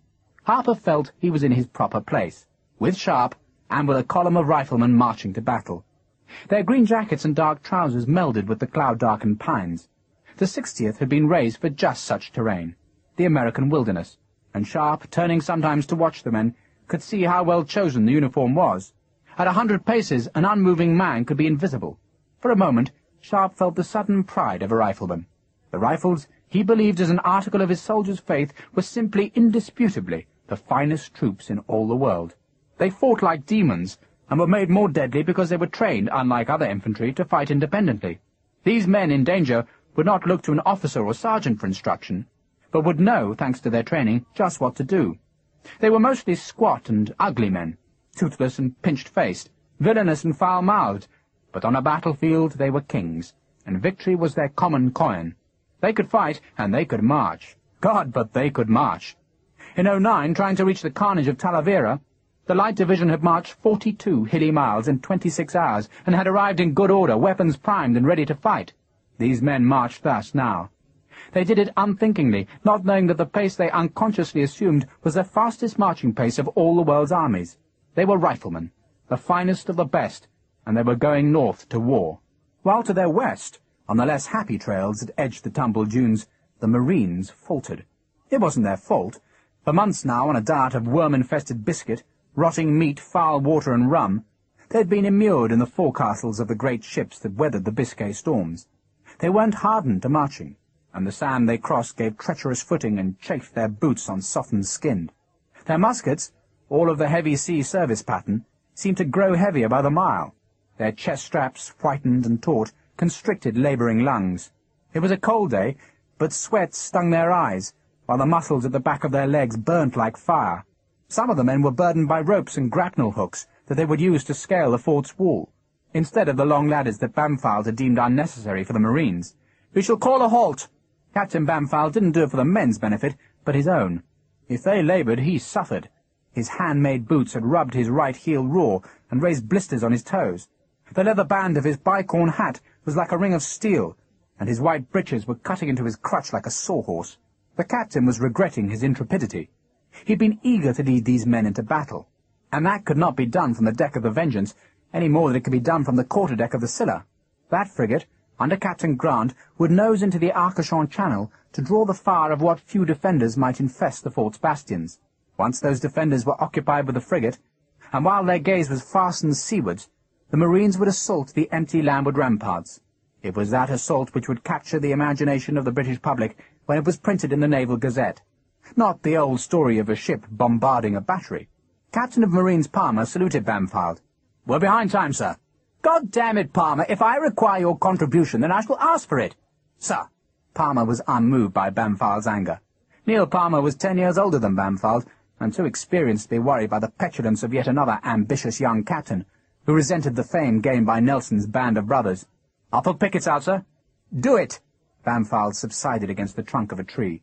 He wanted to haul off his precious boots and dabble his sore feet in the shallows of the sea, but he dared not betray such weakness in front of his men. "Water, sir?" Lieutenant Ford offered a canteen. "After you, Ford." Bampfylde knew such behaviour was proper, and he was a man eager to be seen to behave heroically in all things. He consoled himself that his discomfort was a small price to pay for the renown that he'd win this day. The Marines might come late to the fortress, but the fortress would fall just the same, and the blisters on his feet would be forgotten in the blaze of glory. He opened his watch, saw they'd already rested 10 minutes, but decided a few more minutes wouldn't hurt. He stretched out tired legs, tipped his hat forward, and polished the news of victory that he'd write this night, while 100 yards away, standing on a sudden rise of sandy soil that made a bare ridge through the thin pines, Captain Palmer stared at the countryside through a heavy, ancient telescope. Far to the north, beyond the fading ridges of sand and conifers, a rainstorm misted the land like a vast curtain. The rain lifted for a brief instant, and Palmer thought he saw the malevolent, dark shape of the fort hull down on the horizon. But as the rain closed again on his view, he couldn't be certain of what he had seen. He swung the glass inland. 2 miles away, suddenly visible where the trees gave way to a stretch of marshy, glistening ground, he saw the tiny shapes of green-jacketed riflemen marching forward. Palmer was envious. He wished he was with them and not tied to Bampfylde's apron strings. But then a bark of command from the dunes made him collapse his glass and turn back towards his men. "We'll attack," Bampfylde told Ford and Palmer. "At dusk." "Yes, sir." Both men knew that the Scylla had been ordered into the channel 2 hours before sundown, but there was no hope of meeting that rendezvous. They must just march, on blistering, aching feet, and be consoled that the night would bring them victory, supplies from the ships, and blessed rest in the shelter of a captured stronghold. In the Teste de Bouche, Commandant Henri Lasson told his beads, yet somehow couldn't shift from his thoughts, a line from an essay by Montaigne that he'd read the night before. It had said something about a whole man's life being nothing more than an effort to build a house of death, and he feared, without letting that fear affect his behaviour, that the Teste de Bouche might be his house of death this day. He told himself that such fears were entirely natural in a man facing battle for the first time. He knelt in the tiny whitewashed chapel that in the early heady years of the Revolution had been turned first into a temple of reason and then into a storeroom. The small red light of the eternal presence that Lasson himself had caused to be placed in this shrine when he restored it as a chapel took his thoughts back to prayer. If he should die today in this miserable damp fort on the edge of France, then that life was a sure promise of salvation. Beneath it a simple wooden crucifix stood on an altar that bore a frontal of plain white. It was an Easter frontal, used only because the fort had no other to put on the table beneath. Yet somehow the Easter promise of resurrection was comforting to Commandant Henri Lasson as he rose from his knees. He went into the courtyard. Rain had puddled the cobbles and streaked the inner walls dark. The fort seemed strangely empty. Lasson had sent the families of the garrison to the village, so that no woman or child should be struck by enemy fire. The tricolour, that had not flown these past days, was wrapped onto the halyard, ready to be hoisted when the first cannon slammed back on its carriage. "Sir?" Lieutenant Gérard called from the western rampart. Lasson walked up the stone ramp that made it easy for heated shot to be carried from the furnace to the guns. Not that he had enough men left to tend the fire, but cold shot should be sufficient for any vessel that tried to brave the narrow, shoal-ridden waters of the channel. "There, sir." The lieutenant pointed seawards, where, westering from the horizon, came a British frigate. The warship's new topsails were as white as the bone in her teeth, that was flashing bright as the wind drove the boat towards the channel entrance. "That's the frigate that pursued the Thuela, isn't it?" Lasson asked. "Yes, sir," Gérard said. "Scylla." Beyond the frigate were other ships. One, Lasson could see, was a ship of the line, one of the great vessels that had put a noose around the Emperor's conquests. Lasson would rather be pouring his shot into that great belly than into the frigate's slender and fragile beauty. But the Commandant would take what targets he could in this day's fight for God and the Emperor. "Wait till she passes the outer mark." "Sir."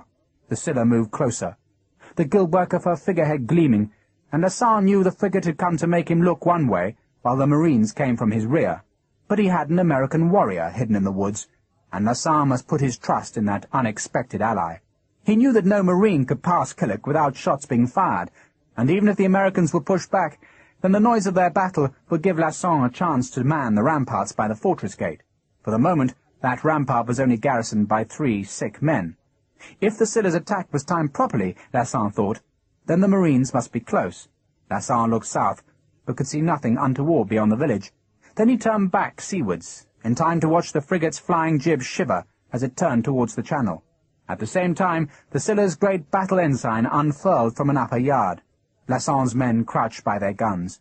Their port-fires seeped grey smoke into the air, and Lasson knew how dry their mouths were, and how fragile their bellies felt. On the frigate's forepeak he could see men clustered around the chasing guns. The officers on the quarterdeck, Lasson knew, would have donned their best uniforms in honour of their enemy, while deep in the frigate's bowels the surgeon would be waiting by his razor-sharp scalpels. The fortress waited. A corporal stood by the flagpole ready at the first bellow of the guns to hoist the standard of France. A gull, wide wings still, rode the soft wind above the channel. Lasson imagined the redcoats of Marines in the Americans' gun sights, then forgot what happened to his south because the frigate's graceful profile was changing, and the white wave at her bows was cutting into the fretted, churning tide race of the channel. The frigate seemed to shudder as she met the full force of the Arcachon ebb. Then the bellying sails plunged her onwards, and the long-reaching spar of the Scyllas' bowsprit bisected the tarred elm pole that marked the inner shoal, and Lieutenant Gerard's voice, harsh and proud, shouted the order to fire. The French gunners touched port-fires to vents, and the Battle of Arcachon had begun. Chapter 6. The bellow of the guns rolled like thunder over the rain-sodden land. Instinctively, without any orders, the rifleman knelt as if to shelter from artillery. Sharpe ran. His metal scabbard flapped at his side. His rifle slipped from his shoulder to dangle at his elbow, and his pack thumped onto the small of his back. Sergeant Rossner, leading the small picket that spied the route ahead, was crouching by a straggle of firs that lined the roadside at the crest of a gentle rise. He gave a Germanic grunt as Sharpe dropped beside him, then a jerk of his half-shaven chin to indicate the source of the thunder. Not that Sharpe needed any such indication. Darkly streaked smoke billowed from the landscape a mile and a half ahead, and to Sharpe's left. Directly ahead of him, and reaching across the whole view, lay the silvered waters of the Arcachon basin, made visible suddenly by this rise in the road. But Sharpe stared only at the fortress, seemingly half buried in the encroaching sand, and at the white-sail frigate that coughed her own billow of whiter smoke to meld with the fort's darker gusts. "Marines, eh?" The German sergeant showed his disgust by spitting onto the road. Sharpe took out his telescope as Frederickson crouched beside him. From this landward side the Teste de Bouche fort looked hardly formidable. It was built low within its protective glacis of packed earth and sand, off which, as Sharpe watched, the small shot of the frigate bounced like cricket balls. The smoke from the fort's guns drifted northwards, leaving the channel clear for the gunners' aim. 4 guns only were working, but they were served with a quick skill that betrayed the presence of real gunners. God-damn Bamfal's fishermen, Sharpe thought, for the Teste de Bouche was lethal still. It was doing the Scilla damage, while the frigate could make small impression on its massive walls. Sharpe trained the telescope left. He paused as he saw a throng of people, drably dressed, then realized from the heavy skirts worn by most of the crowd that he watched the villagers, who in turn watched the uneven battle from the crests of the dunes beside the channel. Sharpe looked further south, seeking the bright coats of the Marines, then checked the glass again. He saw another small crowd of people, but these were not watching the frigate struggle, but instead seemed to be crowded at the edge of a group of dark pines. Some, a few, had strolled further north to watch the battle in the channel, but they had chosen a poor vantage point to witness a sight that must be rare in their harsh lives. "Why?" He spoke aloud. "Sir?" Frederickson asked. Sharpe was wondering why villagers, witnessing a contest that would be told to their grandchildren as a great happening in their village's history, chose such a strange place to watch the event. Most of the villagers had gone to the dunes seeking the best view, yet a sizable few were huddled there at the wood's edge. He stared at them, making out a shape beneath the tree shadows. "William, that wood where the people are, tell me what you see." Frederickson took the precious glass and trained it. He stared for 20 seconds, then shook his head. Looks like a bloody limber, doesn't it?" Sharpe took the glass back, and his guess, reinforced by Frederickson's puzzled confirmation, saw more clearly the box shape slung between the high wheels. He had seen those objects before, the small carts that carried the ready ammunition to French guns. "Bloody Bamfile," he said as he stared at the shape beneath the trees, "has been wrong about everything. The fort is defended, they're not bloody militia, and I'll wager you a year's pay they've got a damned ambush waiting for the Webfoots." Sharpe swept the telescope right again to look at the fort. He could just see the gunners working on the water bastion. Above them, sluggish in the falling breeze, the tricolour was bright. while closer, on the ramparts above the fort's gate, he could see no one. He lowered the glass a fraction. It was hard to tell from this low vantage point, but the approach to the fort seemed to go through a humped landscape of wind-drifted dunes. One thing was certain, which was that all French eyes were glued seawards. "I think we ought to have a snap at it." Frederickson grinned. "No ladders." He mentioned it not to discourage Sharpe, but to encourage a solution. Sharpe raised the glass. "They've kept the drawbridge down." Where the approach road crossed the inner ditch, a solid wooden bridge was suspended by chains. It led to a closed gate. The fact of the drawbridge being down reinforced Sharpe's suspicion that another French force was hidden in the woods. If that force was pushed backwards by the Marines, then their horses would drag the field guns over the bridge and into the fort's safety. Sharpe closed the telescope and slid the brass shutters over its lenses. What he planned was risky, even foolhardy. But the Marines marched into ambush, and the fort would never again be so unprepared for a surprise attack. Once the hidden field guns opened fire, then the garrison would know the enemy was at their rear, and men would hurry to the land defences and slide their muskets over the wall.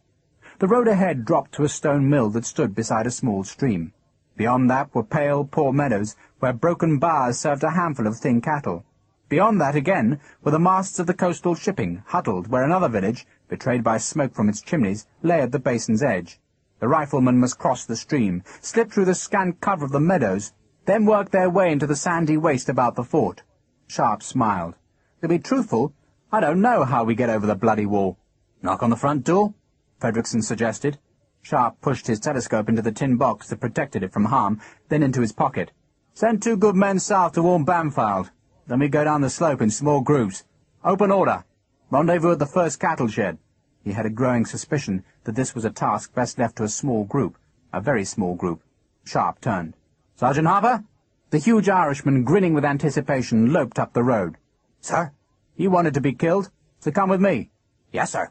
Sharpe and Harper were going to war. The guns of the Teste de Bouche fired shot weighing 36 pounds. Each shot propelled by 10 pounds and 2 ounces of black powder. The iron balls, striking the scylla, splintered oak like matchwood, threw cannon barrels off carriages, and made carnage among the gun crews. They were deadly weapons that graced Lasson's semicircular water bastion. Each was mounted on a traverse and slide. The traverse was hinged at the embrasure in the fort's wall, and wheeled at its rear so that the crew could swivel the whole gun to face anywhere within its designated arc of fire. The traversing wheels, iron-bound, had ground deep, semicircular grooves into the stone. For this battle, the guns were slewed right to fire southwest, and Lasson's men had hammered iron pegs into holes drilled in the curving grooves, so that the traverses, under the gun's recoil, didn't swing out of true. The recoil was soaked up by the slide. A field gun, or a gun aboard a ship, was mounted on wheels, and the hammer of the shot's explosion in the breech would drive the weapon fiercely backwards. After each shot, the crew must manhandle a gun forward again, aim it again, and all the time the crews were swabbing out and reloading. But not with these guns. Lasson's great weapons also had wheels, but the wheels fitted over wooden ramps that sloped up towards the rear of the traverse. The recoil slammed the guns backwards, and gravity ran them down into place again. And again. And again, and another 36-pound ball of iron shivered the scylla, as Lasson's monsters belched flame and smoke across the waters of the channel. The smoke of the guns drifted northwards. But in that strange phenomenon that all gunners knew and none could ever explain, the very firing of the guns seemed to still the wind. The smoke thickened before the embrasures, making a filthy-smelling fog that obliterated the target from the gunner's view. The blinding fog didn't matter. Henri Lasson had thought long about the science of gunnery, and had ordered white lines painted on the granite bastions. A similar pattern of lines were painted on the barracks roof, from where, unobstructed by the smoke, a sergeant watched the target and shouted out the alignment. "3!" he bellowed, and "3!" the gun captain shouted, and 4 handspikes wrenched the eye-pins from the drilled holes, and 4 other handspikes levered the traverses about until the iron wheel was flush with the white line marked with the numeral 3. Then the pins were dropped into new holes, and the guns, despite the fog of war, hammered their shot with deadly accuracy. "2!" The shout told Lasson that the target was moving, and he guessed correctly that the frigate was bearing away. He walked southwards, away from his gun-smoke, to see the 2-decked Vengeance raise her gun-ports. That battleship was beyond Cap Ferrat, and far beyond range. He watched. The great slab side, checkered black and white, disappeared in one great clap of smoke. But, as Lasson had suspected, the broadside fell uselessly into the sea. "Keep firing!" "One!" the sergeant shouted from the roof, and the crews levered at the vast guns as the boys ran up the stone ramp with more charges. A ball from the frigate rumbled overhead. Another struck the stone of the embrasure nearest Lasson with a crack that made his heart pulse warm fear through his chest. But most of the frigate's shots were uselessly striking the sea wall or glancing off the southern glacis. "She's gone!" the sergeant shouted. "Cease fire!" Lasson shouted, and the thunder ended suddenly. The smoke cleared with painful slowness to show that the frigate, sorely wounded, had gone south beyond the arc of the big guns. Lasson contemplated manning some of the 24-pounders on his southern ramparts, then saw the shot-torn foresails fill with air again, and knew that the British captain, under orders to keep the fort's gunners busy, was heading back into the channel. The sight of those torn sails and flying severed cables made Lasson think that some of his shots had been going high. "Lower the barrels, Lieutenant!" Lasson wanted to pump his shots into that fragile hull. The Scylla's guns were run out, ready to fire when the frigate wore, but the bow-chasers, longlines, barked defiance. The balls cracked on the bastion stone, doing no damage. Then the sergeant on the barrack roof again had the enemy in his line of aim. "One!" the sergeant shouted. "Fire!" Gerard bellowed. The great barrels jerked back and up. The wheels rumbled as they rolled back down the slide, and the smoke that stank like rotten eggs pumped again into the cold air. Lasson's garrison might have been stripped to the bone. He might not even have crews for every gun, but he'd do his duty, and he'd show the British that an undermanned fort could still hurt them, and still, by the grace of the good God, and in the service of the French Emperor, win battles. The handcarp was made of splintered, fragile wood, that was held to uncertain unity by bent, rusted nails, and with lashings of thin, frayed black twine. Some of the wheel spokes were broken. Sharpe pulled the handcart out of the cattle bar, and listened to the ghastly screech of the wooden axle that ran through two ungreased wooden blocks. He supposed that the cart was used to take hay from these meadows into the village, or perhaps bedding straw to the fort, but it had been abandoned through the frost months to lie in this bar, where the spiders had made thick webs on its spokes and handles. It could work. Sharpe tested the small bed of the cart, and it seemed solid enough. "Except we don't speak French." "Sweet William does, sir," Harper said. Then, seeing Sharpe's face, corrected himself. "Captain Frederickson Croak's frog, sir." A group of armed men approaching a fort invited hostility. But two men, pushing a wounded comrade on a handcart, posed no threat. "Jesus!" Frederickson's voice was awed when, arriving at the cattle bar, he heard Sharpe's plan. "We're supposed to walk up and ask for a bloody sawbones?" "You suggested knocking on the front door," Sharpe said. "So why not?" The riflemen still drifted down the gentle slope. They came in scattered groups, spread out in the chain formation they would use in battle, and no alarm had been raised at the sight. Sharpe doubted whether any Frenchman had even seen the dark shapes flit down the slope.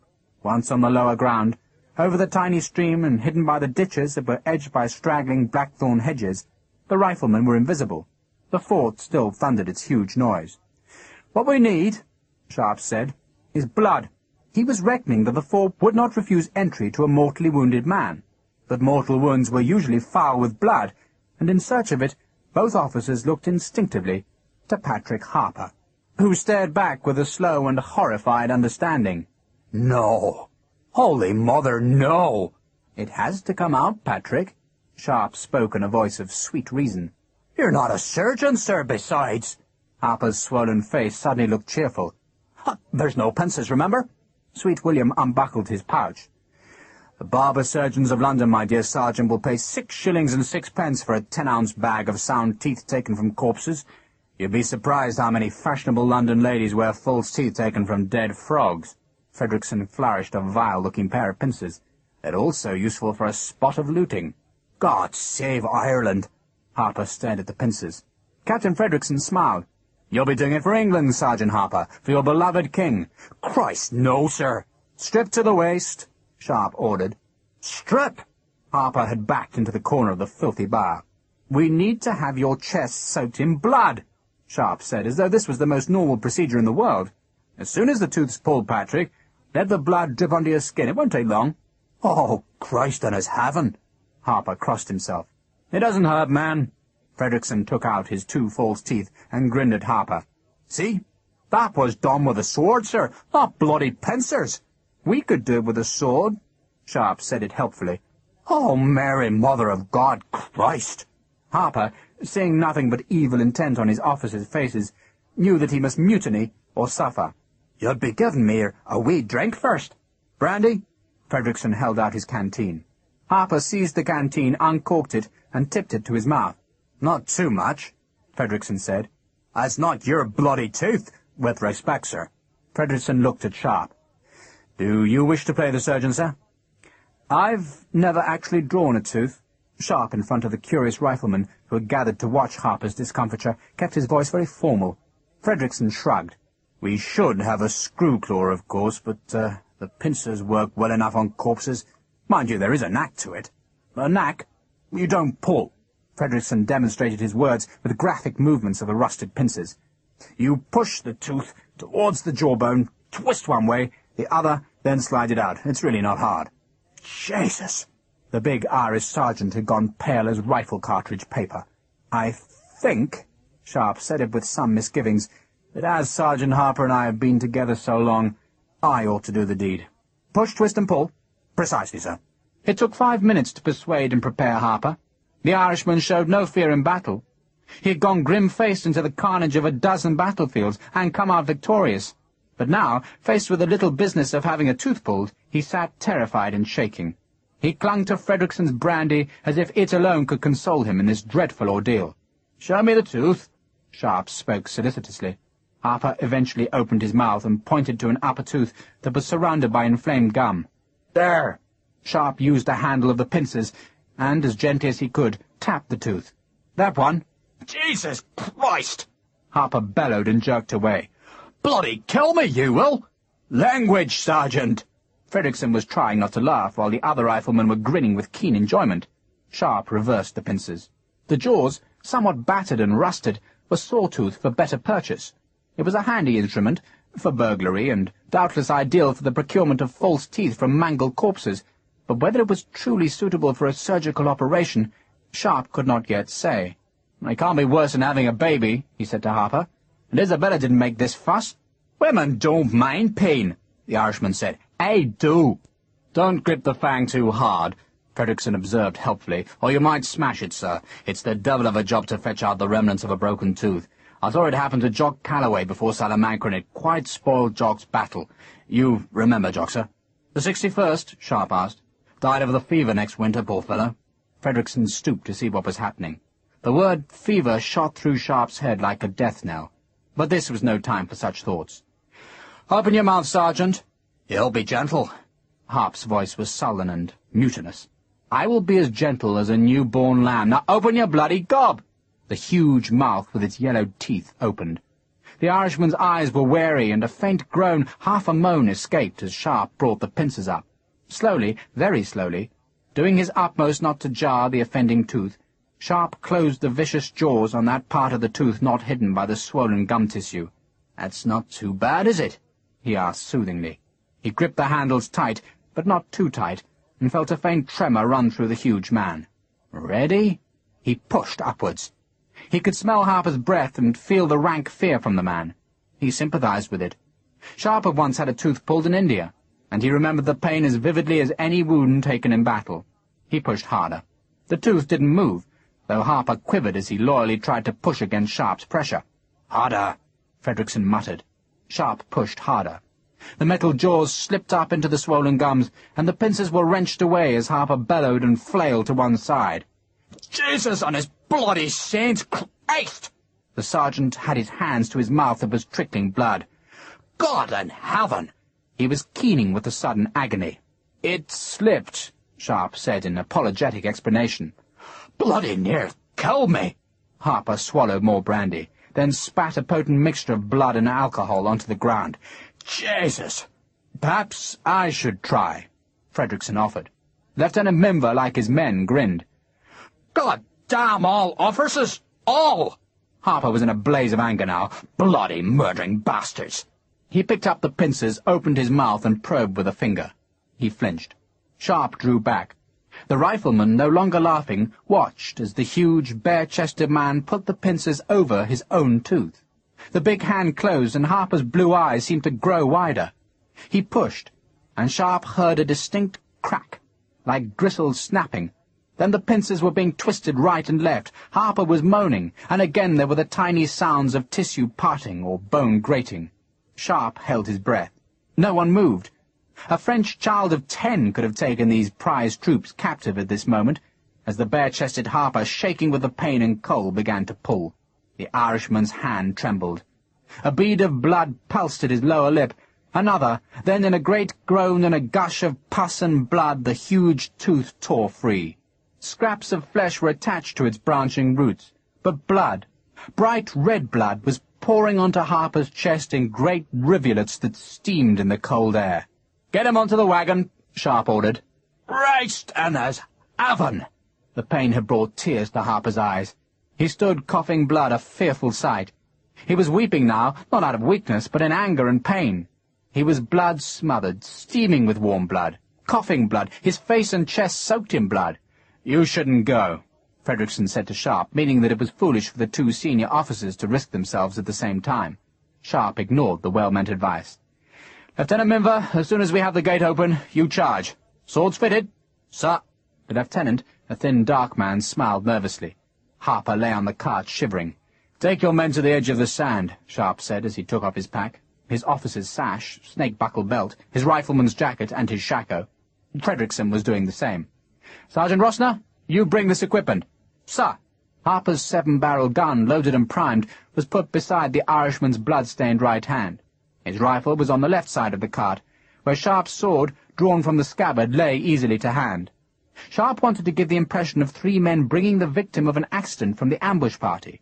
Yet success depended on the French guards seeing only the dreadful blood on Patrick Harper. Harper, lying belly up on the cart, was in danger of choking on his own blood. He spat a thick gob, turned his head and spat again. "Spit onto your chest, don't waste it," Sharpe said. Harper growled in mutiny, then spat a satisfying lump of blood down to his navel. Sharpe took one handle of the cart, Fredrickson the other, and Sharpe nodded. "Move." The firing from the fort had stopped, which meant, Sharpe knew, that either the frigate was out of range or else was sinking. There was no sound from the ambush side. The cart screeched foully on the rough track that led past scrawny alders towards the Teste de Bouche.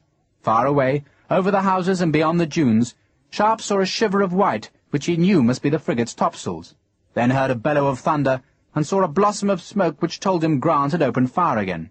Captain Grant, at least, was doing his duty. Even at the cost of his ship and men, he was drawing the fort's fire, and his success was measured by the sudden clap of thunder as the huge fortress guns opened their own fire again.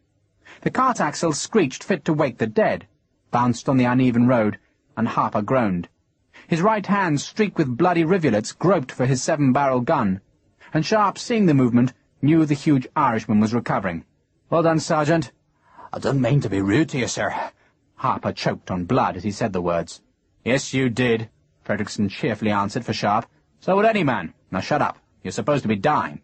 Patrick Harper said nothing more as the cart slewed round a corner, over a muddy rut, and up onto the harder track that led straight to the bridge over the fort's inner ditch. The wind gusted, bringing the stench of powder smoke in its cold touch. No sound came from the south, and Sharpe knew the Marines were still far from Arcachon. If the Scylla was to be saved from further punishment, then the rifles would have to do the job. They were already within cannon range of the fort, but no gunners stared from the deep embrasures. "Run," Sharpe said. "Run as if he's dying." "He is," Harper groaned. Sharpe had to push hard to keep up with Fredrickson's pace, and he saw a head appear on the fortress wall. He saw the tricolor lift to the smoke-fouled wind. Then Sweet William beside him was shouting in breathless French, and Sharpe knew it was madness for 3 men to take on one of the coastal forts of mainland France. But he was committed now, inside musket range, and all they could do was push on, pray, then fight like the soldiers that they were. The best. Chapter 7. They stopped ignominiously on the sand-gritted planks of the drawbridge. The gates didn't open. They could go no further. And Sharpe and Fredrickson, chests heaving and breath misting into great plumes from the effort of pushing the obstinate cart with Harper's weight, could only stare up at a puzzled face which appeared on the ramparts. Fredrickson shouted to the sentry in French. An answer was made, and Harper, fearing a sudden musket blast from above, groaned horribly on the cart. The blood on his huge chest was drying to a cracked crust. "He wants to know," Fredrickson spoke to Sharpe with astonishment in his voice, "whether we're the Americans." "Yes!" Sharpe shouted. "Yes, yes!" "Attendez!" The guard's head disappeared. Sharpe turned to look through the notch made where the approach road cut through the glasses. He stared at the place where the villagers stood by the trees, and where he had dimly discerned the shape of a gun's limber among the pines. The Americans are manning those guns? He, too, sounded astonished. Fredrickson shrugged. Must be. Sharpe turned back, his boots making a hollow sound on the thick planks of the drawbridge. To right and left the flooded inner ditch stretched. The ditch water, fed by a rivulet from the mill stream, seemed shallow enough, but it would still be a cloying obstacle to men trying to assault the gaunt, rough-faced wall of the Fort-Saint-Saint. The fortress guns bellowed to Sharpe's left, jetting smoke and flame towards the frigate that was now beyond Cap Ferrat. The battle had become a long-range duel, as Grant teased the fort, and doubtless cursed the land force for their late arrival. "What's that crap old bastard doing?" Harper growled softly. "Gone to fetch the officer of the guard?" Sharpe guessed. Harper shivered. The light was dying in the west. A cold evening promised frost in the night, and the huge Irishman was stripped to the waist. "Not long now," Sharpe said, the words spoken more in nervousness than for comfort. Suddenly a bolt clanged, scraped, and then a bar thudded to the ground from its brackets. "Christ!" Fredrickson's voice betrayed relief that their ruse, so quickly devised, and then made possible by Harper's pain, was working. "Wait for my word." Sharpe said it softly as he saw Harper's muscles, beneath their crazed and shivering quilt of dried blood, suddenly tense. The hinges of the gate squealed like a tormented soul. Lieutenant Minver, 200 yards away, would see the huge door leafing open, and should already be moving. "Now," Sharpe said. The French guard was eager to help the wounded man. The guard himself was injured, his legs setting in plaster, and he gestured at the cast as if to explain the slowness with which he tugged the huge iron-studded gate open. Harper, rolling from the cart, didn't see the thick plaster on the man's leg, nor did he see the welcoming, reassuring smile. He only saw a man in an enemy jacket, a man who barred a door that must be opened, and Harper came up from the roadway with a sore bayonet in his right hand, and the Frenchman gave a horrid, pathetic sigh as the 23-inch blade, held like a long dagger, ripped into his belly. Sharpe saw the blood spilling like water on the cobbles of the archway as he pushed his full weight onto the half-opened gate. Harper twisted the bayonet free and left the guard bleeding and twitching on the drawbridge. He kicked the man's musket into the ditch, then fetched his rifle and 7-barrel gun from the cart. Fredrickson, sword in hand, dragged the empty handcart into the tunnel that pierced the ramparts. No one had seen them. No one raised the alarm. They had taken the garrison utterly by surprise. Sharpe bolted both doors open. His rifle was slung, his sword naked, and at any second he expected a shout of alarm or a musket shot. But the 3 riflemen were undetected. They smiled at each other, made nervous by success. Then their ears were punched by the shattering pulse of air as the fortress guns fired towards the Scylla. Harper hefted his 7-barrel gun. "I'll teach those bastards how to fire guns." "Sergeant!" Sharpe called, but Harper was already running, gun cocked, towards the courtyard. A shout sounded from the sand dunes, and at the same instant 2 muskets coughed above Sharpe.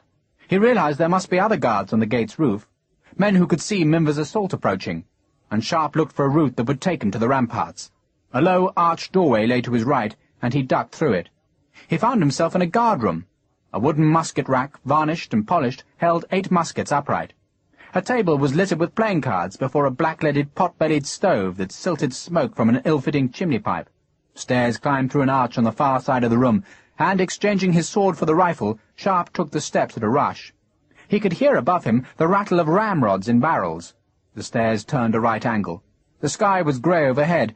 Then a moustached face, just 10 feet away, turned towards the sound of feet on the stairs, and Sharpe pulled the rifle's trigger and saw the man twitch backwards.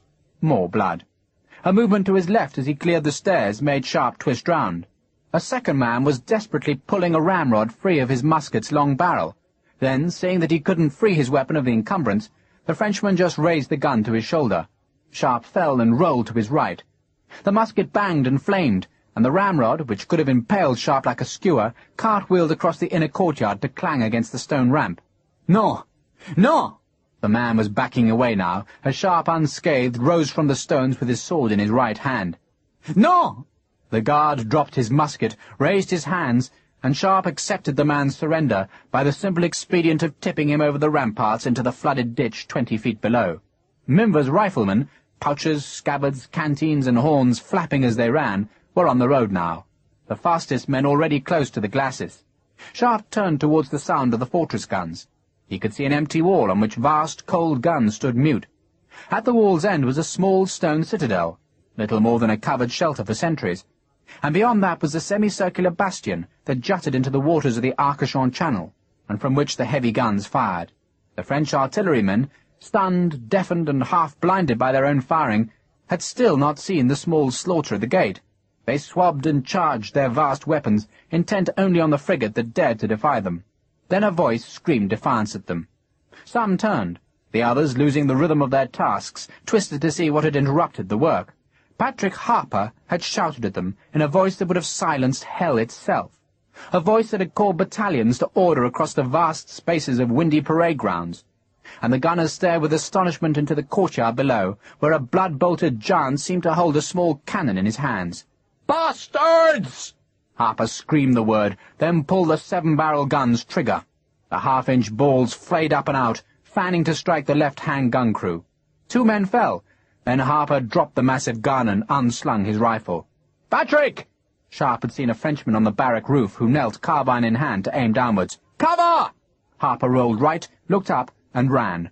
A French officer commanding the big gun battery stared at the blood-streaked giant, then to Sharpe, and the rifleman saw the look of sheer surprise on the thin, pale face. Frederickson, sword in hand, was crossing the yard, careless of the carbine above him, and shouting to the gunners to surrender. The French officer suddenly jerked, as though waking to find a nightmare real, and shouted at his men to forsake their cannons and snatch their carbines from racks beside the embrasure. Sharpe had forgotten how French gunners carried long arms, and he bellowed at Frederickson to take cover, then saw the flicker of movement as the Frenchman on the roof changed aim. Sharpe twisted away, knowing the shot was aimed at himself. He had a glimpse of the foreshortened stab of flame with its aureole of smoke. Then the carbine ball slashed across his forehead. 1 half-inch closer, and he would have been dead, killed by fragments of skull driven into his brain. But instead he staggered, stunned, and his vision was suddenly sheeted with scarlet as he twisted, fell, and heard the sword clang as it bounced on the rampart stones. His head felt as if a red-hot poker had been slashed across his face. He was blind. A pitiless stab of pain lanced in his head, making him moan. The blindness was making him panic, and his dizziness wouldn't let him stand. He slumped against the wall and tasted thick, salty blood on his tongue. He scrabbled vainly for his fallen sword. A French shout of command made him turn his face left, but he could see nothing. Carbines fired, a ball fluttered overhead, another slapped the wall beside him. Then a Baker rifle's quick crack, that Sharpe had heard 1,000,000 times before, sounded to his right, and he could hear the scrape of boots on stone as the rifleman came into the courtyard. Another crack, a scream, and another Baker rifle had found a victim. Then Frederickson was shouting orders. A volley splintered the dusk, sparking pricks of flame from rifle muzzles. Then half the green jackets went forward, their comrades covering them, and the long sword bayonets were carried up the stone ramp, and Sharpe heard them cheer and knew that the fort was taken. He was blind. Slowly, fearfully, Sharpe raised a hand to his throbbing head and gouged at his right eye. He scraped blood away and saw a shimmer of light. His eyes were thick with blood, sealed by it, and he spat on a filthy hand and scraped at the gore to clear his right eye, and dimly saw Frederickson's men scouring the water bastion with their bayonets. He felt a pang of relief, clear as spring water, that he could see. He could see the enemy leaping from the embrasure, abandoning fort and guns. And he saw a shot from the Scylla that had been firing vainly for 90 minutes take the head from a rifleman on the western ramparts. The body, streaming blood like a squirting wine-bag, tumbled down onto the courtyard's cobbles. "Get the flag down!" Sharpe bellowed it. He was on his hands and knees, blood soaking his shirt and threatening to close his right eye again. "The flag!" Lieutenant Minver, understanding, cut the halyard with his sword so that the tricolour fluttered down. That would stop the Scylla's guns. "Close the gate!" Sharpe shouted again, and the effort lanced such quick agony through his skull that he sobbed. He shook his head, trying to clear the pain, but it pulsed like a needle of fire behind his eyes. A massive volley sounded to the south, and Sharpe, his head hurting with every move, twisted round to see the blossom of smoke from the grove of trees. "Captain Frederickson! Captain Frederickson!" Frederickson took the stairs to the upper rampart 3 at a time. "Jesus!" He stooped beside Sharpe and tried to wipe the blood away from his face, but Sharpe, still on his hands and knees, twisted away. "Men of his company to the ramparts, take yours and clear those damned American guns." He saw Frederickson hesitate. "Go!" Frederickson went, and Sharpe, The pain, suddenly dreadful, realized that the Scylla had ceased fire, and that the field guns had ended their fusillade. He leant against the wall, closed his good eye, and let the pain come. He had captured a fort. Cornelius Killick could have happily taken Nicolas Leblanc and wrung his damned French neck. It was Leblanc's factory at Saint-Denis near Paris that manufactured the potassium nitrate that was mixed with charcoal and sulphur to make gunpowder. It was not that Cornelius Killick had ever heard of Nicolas Leblanc, but the American knew powder, and he knew the instant that his guns fired that French powder was fit only for July the 4th firecrackers. The potassium nitrate, saltpeter, was at fault. For that again Killick could not know. But he did know when a gun coughed instead of banged. He had charged the guns as he would his own guns, and as if he was using American powder, but he should have elevated the guns to compensate for the poor quality of the charges. He had elevated the barrels slightly, knowing that the first shots, fired through cold metal, would go low, but he could never have guessed how low. The first blast of grape shot, instead of taking the red-coated Marines in a storm of metallic death, spattered into the sand. Some of the balls bounced upwards, but Killick did not see a single body struck by grape. Killick swore, for his troubles multiplied. The bastards must have known he was there.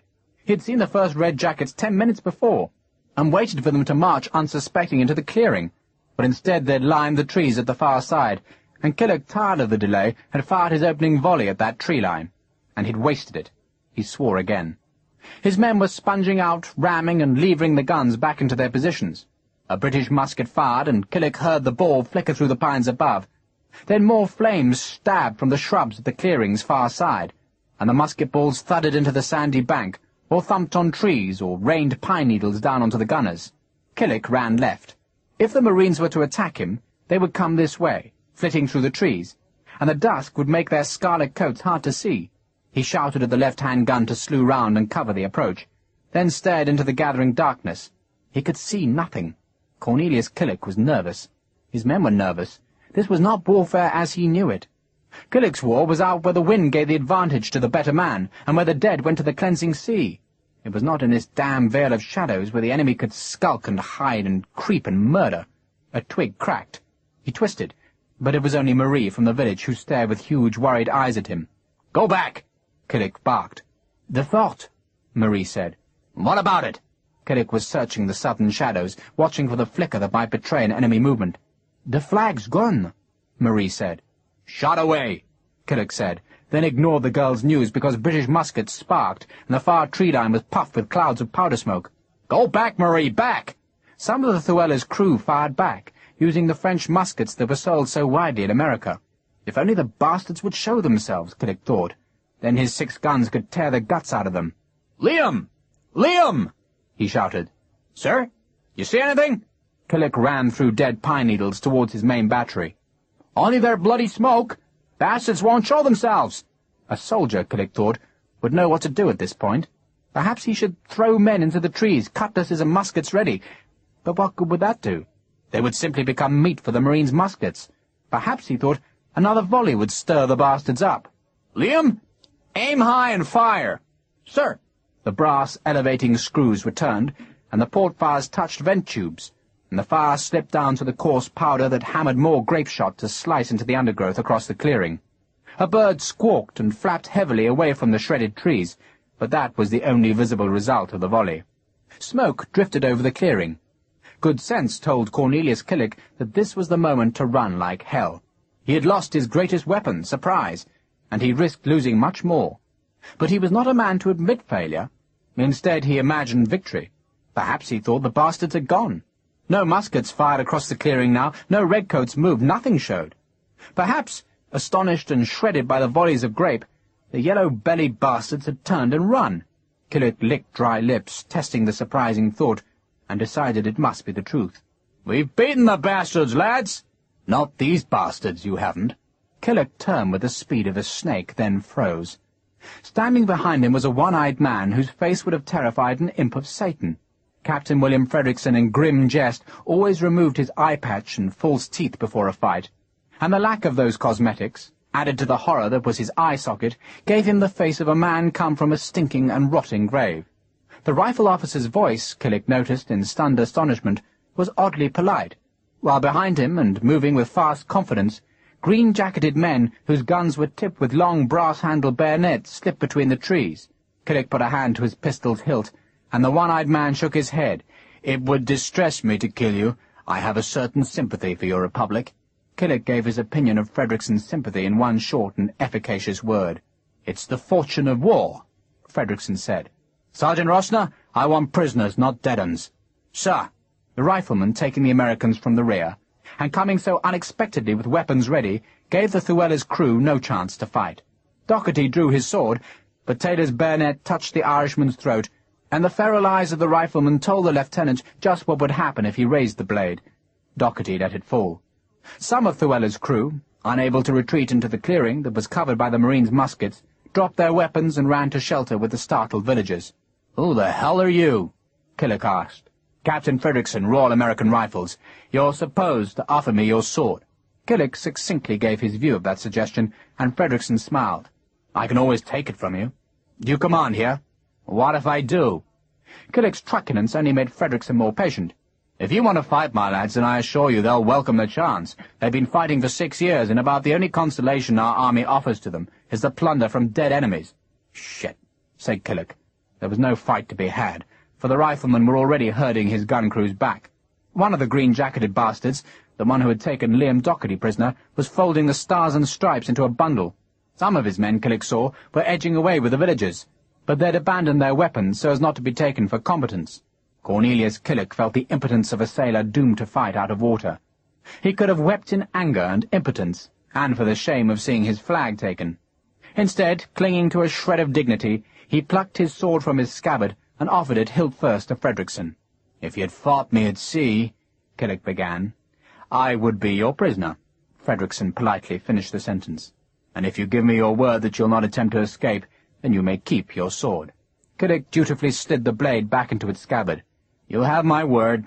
Frederickson took a silver whistle from the loop on his crossbelt and blew 6 blasts on it, just to let our web-footed friends know that we've done their job. He opened his pouch and took out an eye patch and false teeth.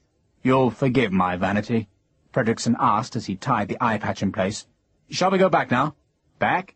"Well, to the fort, of course. As my prisoner, I can assure you that your treatment will be that of a gentleman."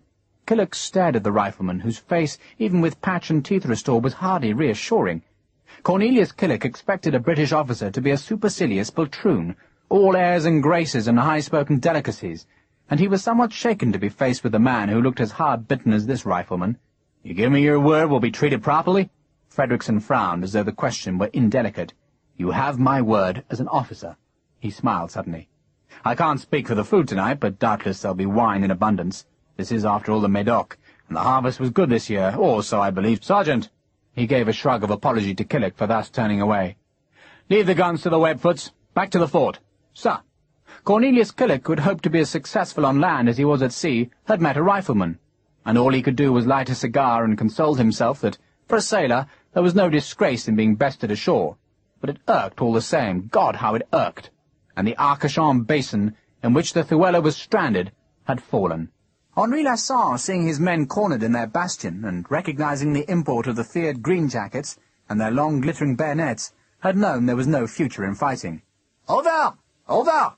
He pointed over the bastion, and down to the strip of wind-drifted sand that edged the fort's western ramparts. Here, on the fort's seaward-facing flank, there was no flooded ditch, for the tidewater was better than any moat, and his gunners leapt from the embrasure to tumble heavily on the sand. Lasson, as he jumped, felt a sudden keen pang for the loss of his books. Then the wind was driven from him by the jar of his landing. 2 of his men twisted their ankles, but they were safely helped into the dune's cover, from where, the wounded men assisted by their comrades, Lasson led his men north. 2 rifle bullets followed them, but a bark of command ordered the ceasefire. The fortress had fallen, not to Marines, but to green-jackets, and Lasson wondered how they'd come so silently, and how they'd pierced the defences without his knowledge. But that was useless speculation today, when he'd failed in his task. He had lost the Teste de Bouche, but he could yet frustrate his enemy. He supposed they'd come for the chasse-marée, and Lasson, stumbling in the cloying sand, would go to the Mulot and there burn the boats. Falling night brought cold rain to pit the sand with tiny dark craters. The track wound through dunes, past discarded fish traps and the black ribs of rotted boats. The fishing village lay 2 miles north, and Lasson could see the dense tangle of masts and yards where the chasse-marée had been moored by his orders. The owners of the boats mostly lived aboard, waiting and grumbling until they could be released back to their trade. Vestiges of cannon smoke sifted north with Henri Lasson. The tide, he saw, was turning. Tiny waves rolled over the beds where mussels and oysters thrived. No more would the women bring him the fat baskets of shellfish, and stop to gossip about the prices in the Arcachon town market, or to whisper with pretended shock of the bedtime exploits of the American captain. Lasson wondered what had happened to Killick, but that speculation was as useless as wondering how the Teste de Bouche had fallen. Commandant Henri Lasson, sword at his waist and pistol in his belt, had a task to do, and he went north in the gathering darkness to perform it. And at Le Moulot, the Chasse-Marée crews mutinied. They gathered outside the white-painted customs house, disused these many years because of the Royal Navy blockade, but still manned by 2 uniformed men who opened their heavy door to listen to the commotion outside. Behind the crews were the wooden pilings that edged the sheds, where the shellfish were broken open, and where the murmur swelled into an angry protest. The ships were their livelihoods. Without the ships they would starve, their children would starve, and their women would starve. Lasson's men, embarrassed by their predicament, stared at the ground. Torches flared in brackets on the customs house facade, casting a red light on angry faces. Rain spat from the south. Lasson, a reasonable and kind man, raised his hands. "My friends!"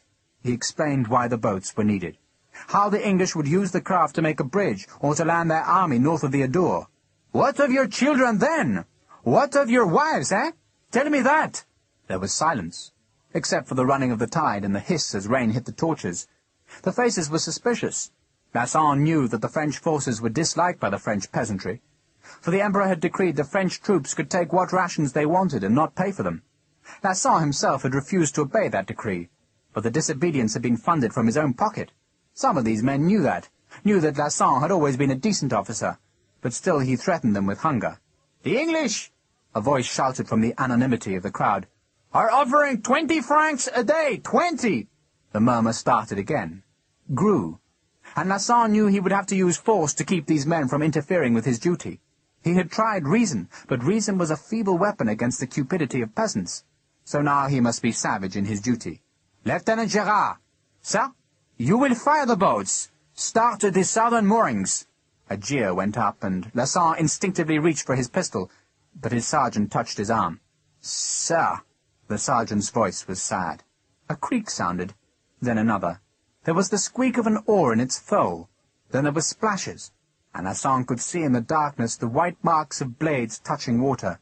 He still watched, and in the glistening darkness, where the torchlight touched the water into ripples, he saw the ghostly shapes of white-painted boats.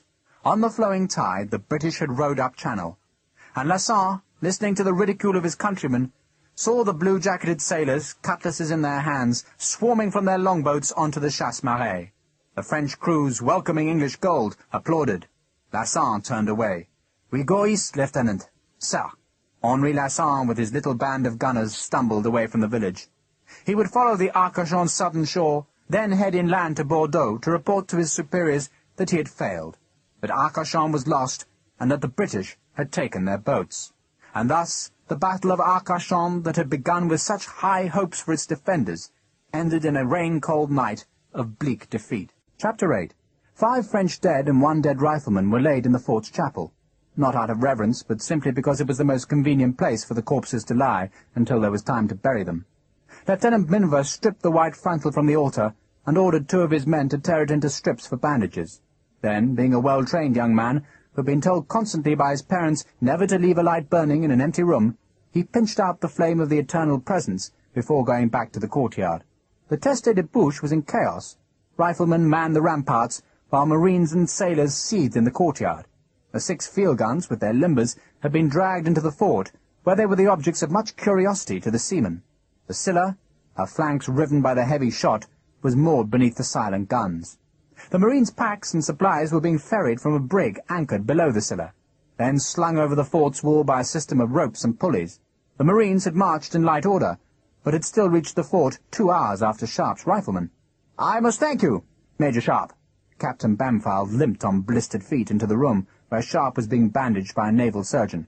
Bampfylde flinched at the sight of so much blood on Sharpe's face and shirt. "My dear fellow, permit me to say how sorry I am." The surgeon, a drunkard of morose disposition, answered in place of Sharpe. "It's nothing, sir. Head wounds bleed like a stuck pig. He finished the bandaging and gave Sharpe's head a light buffet. "I'll warrant you've got a head like a bloody bass drum, though." If the man meant painful, then he was right, and the friendly tap had not helped, but at least Sharpe's sight had come back as soon as the blood was washed from his eyes. He looked up at Bampfylde, whose young, plump face looked tired. The fort wasn't exactly deserted. "So it seems." Bampfylde crossed to the table and examined a bottle of wine abandoned by the French garrison. He plucked out the cork and poured a little into a convenient glass. He smelt it, swirled it around, examined it, then sipped it. Very nice. A trifle young, I'd say." He poured more wine into the glass. "Still, no bones broken, eh?" "I lost one man dead." Bampfylde shrugged. "Still, I lost 16. He said it as if to show that the Navy had taken the greater punishment. "And the Marines?" Sharpe asked. "2 men were scratched," Bampfylde said airily. "I always thought that clearing was the most likely place for an ambuscade, Sharpe. If they want to catch the likes of us, sir, they'll have to show a livelier leg, what?" He laughed. Bampfylde was a lying bastard, Sharpe thought. The 2 riflemen sent by Frederickson had warned the Marines of the field guns, and Marine Captain Palmer had already thanked Sharpe for the service. But Bampfylde was speaking as though he had both detected and defeated the ambush, whereas the bloody man had done nothing.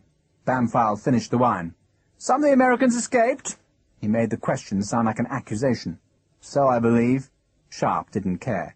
Bampfylde had 30 American prisoners to send to England, and surely that was enough. The fort was taken, seamen from the Scilla had gone up channel to find the chasse maree, and no man could have expected more of the day. "So you'll go inland in the morning, Sharpe?" Bampfylde peered at Sharpe's head wound. "That's only a scratch, isn't it? Nothing to slow your reconnaissance?" Sharpe did not reply. The fort was taken. Elphinstone would get the extra chasse maree he needed, and the rest of the operation was farcical. Besides, he didn't care whether Bordeaux was seething with discontent or not. He only cared that Jane should not die while he was away. Sharpe twisted round to look at the surgeon. "What's the first symptom of fever?" The surgeon was helping himself to the wine. "A black spot, yellow, swamp, Valkyrin, bush fever."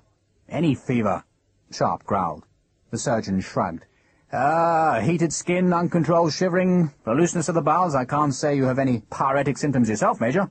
Sharpe felt a horrid dread. For a second he felt a temptation to claim that his wound was incapacitating, and to demand that he was returned to Saint-Jean-de-Luz by the first ship. "Well, Sharpe?" Bampfylde was offended that Sharpe had ignored his questions. "You will be marching inland?" "Yes, sir." Sharpe stood. Anything rather than endure this bumptious naval captain. Sharpe would march inland, ambush the road, then return and refuse to have any further part of Bampfylde's madness. He knew he should dry his sword, if it was not to have rust spots by morning, but he was too tired. He hadn't slept last night, he'd marched all day, and he'd taken a fortress. Now he would sleep. He pushed past Bampfylde and went to find a cot in an empty room of the barracks. There, surrounded by the small belongings of a gunner evicted by his green jackets, he lay down and slept. It was night now. A cold night. Sentries shivered on the ramparts, and the flooded ditch had a skin of thin ice. The wind dropped, the rain had died, and the clouds thinned to leave a sky pricked by cold, white, winter-bright stars above the shimmering, glittering, ice-edged marshes. Across those silent marshes, and from the silvered steel-flat waters of Arcachon, a glimmer of mist was born. The mist skein slow in a still night, a night of frost and white vapour beyond a fort where the blood spilt in a skirmish froze hard in the darkness. Torches flared in the courtyard of the Teste de Bouche. Breath smoked to vapour. Frost touched the cobbles white and rimed the gun barrels on the ramparts. Bampfylde had ordered the green jackets to rest, and replaced them with Marines whose scarlet coats and white crossbelts seemed bright in the starlit night. 9 French prisoners, one of them the sergeant who had fired at Sharpe from the barrack roof, were locked in an empty, ready magazine. They would be taken by Bampfylde ships to the rotting prison hulks in the Thames, or else to the new stone jail built by French prisoners in the wilds of Dartmoor. The other prisoners were locked in the spirit store that Bampfylde had ordered emptied of its brandy and wine. 30 men were crammed into a space fit for no more than a dozen. They were the Americans. "At least they claim they're Americans." Bampfylde, his bootless feet propped on an ammunition box, sat in front of a fire that had been lit in Lasson's old quarters. "But I'll warrant half of them are our deserters." "Indeed, sir." Lieutenant Ford knew that American ships, both Navy and civilian, were heavily crewed by seamen who had run from the harsh discipline of the Royal Navy. "So have the bastards out one at a time." Bampfylde paused to bite into a chicken leg that should have been a part of Henri Lasson's dinner. He sucked the bone clean, then tossed it at the fire. "And talk to them, Lieutenant. Use 2 reliable boatswain's mates, understand me?" "Aye, aye, sir." Ford understood very well. Any man you believe is a deserter, put in a separate room. The real Americans can go back to the store." "Aye, aye, sir." Bampfylde poured more of the wine. It might be a young vintage, but it was very, very hopeful. He made a mental note to have all the crates shipped to the Vengeance. He'd also found some fine crystal glasses, incised with a coat of arms, that would look very fine in his Hampshire house. "You think I'm being too particular with the American prisoners, Ford?" Ford did. "They're all going to hang, sir." "True, but it's important that they hang in the proper manner. We can't have a pirate flogged, can we? That would be most uncivil." Bampfylde laughed at his small jest. Those crewmen of the Llewellyn who were suspected of being British seamen and deserters would face the worst fate. They would be placed in a ship's boat and rowed past all the ships of Bampfylde's command. In front of each ship, under the gaze of the crews, they would be lashed with the cat-o'-nine-tails as a visible bloody warning of the price a deserter must pay. The knotted thongs would flay their skin and flesh to the bone. But they'd be restored to consciousness before they were hanged from the Vengeance's yardarm. The others, the Americans, would be hanged ashore, without a flogging, as common pirates. Lieutenant Ford hesitated. "Captain Frederickson, sir," he began nervously. "Frederickson?" Bampfylde frowned. "That's the fellow with the beggar's face, eh?" "Indeed, sir. He did say they were his prisoners, that he'd guaranteed them honourable treatment." Bampfylde laughed. "Perhaps he thinks they should be hanged with a silken robe. They're privateers, Ford, pirates. That makes him the Navy's business, and you will oblige Captain Frederickson to keep his opinions to himself." Bampfylde smiled reassurance at his lieutenant. "I shall talk to the American officers myself. Send me my bargeman, will you?" The capture of Cornelius Killick had given Captain Bampfylde a particular and keen pleasure. American seamen had twisted the Royal Navy's tail, winning single-ship battles with contemptible ease, and men like Killick had become popular heroes to their countrymen. The news of his capture and ignominious death would teach the Republic that Britain could lash back when it so wished. Their lordships of the Admiralty, Bampfylde knew, would be well pleased with this news. Not many enemies still defied Britain on the waves, and the downfall of even one, even though he be a common pirate, would be a rare victory these days. "I am not," Cornelius Killick said when he was brought into Bampfylde's presence, "a pirate." Bampfylde's fleshy face showed ironic amusement. "You're a common and vulgar pirate, Killick, a criminal, and you'll hang as such. I carry letters of marque from my government, and well you know it." Killick, like Lieutenant Doherty, had been stripped of his sword, and his hands were bound behind his back. The American was chilled to the bone, furious and helpless. "Where," Bampfylde looked innocently at Killick, "are your letters of marque?" "I got 'em, sir." Bampfylde's boatswain produced a thick fold of papers that Killick had carried in a waterproof pouch on his belt. Bampfylde took, opened, and read the papers with scant interest. The government of the United States, in accordance with the customary laws, gave permission to Captain Cornelius Killick to wage warfare on the enemies of the Republic wherever on the high seas those enemies might be found, and extended to Captain Killick the full protection of the said government of the United States. "I see no letters of marque." Bampfylde threw the documents onto the fire. "Bastard!" Killick, like every privateer, knew that such letters offered small protection, but no captain liked to lose his papers. Bampfylde laughed. He was scanning the other papers, that were certificates of American citizenship, for the Llewellyn's crew. "A fanciful name for a pirate ship, Llewellyn." "It's Greek," Killick said scornfully. "It means storm cloud." "An American educated in the classics!" Bampfylde mocked the fine-looking man. "Ah, what miracles this young century brings!"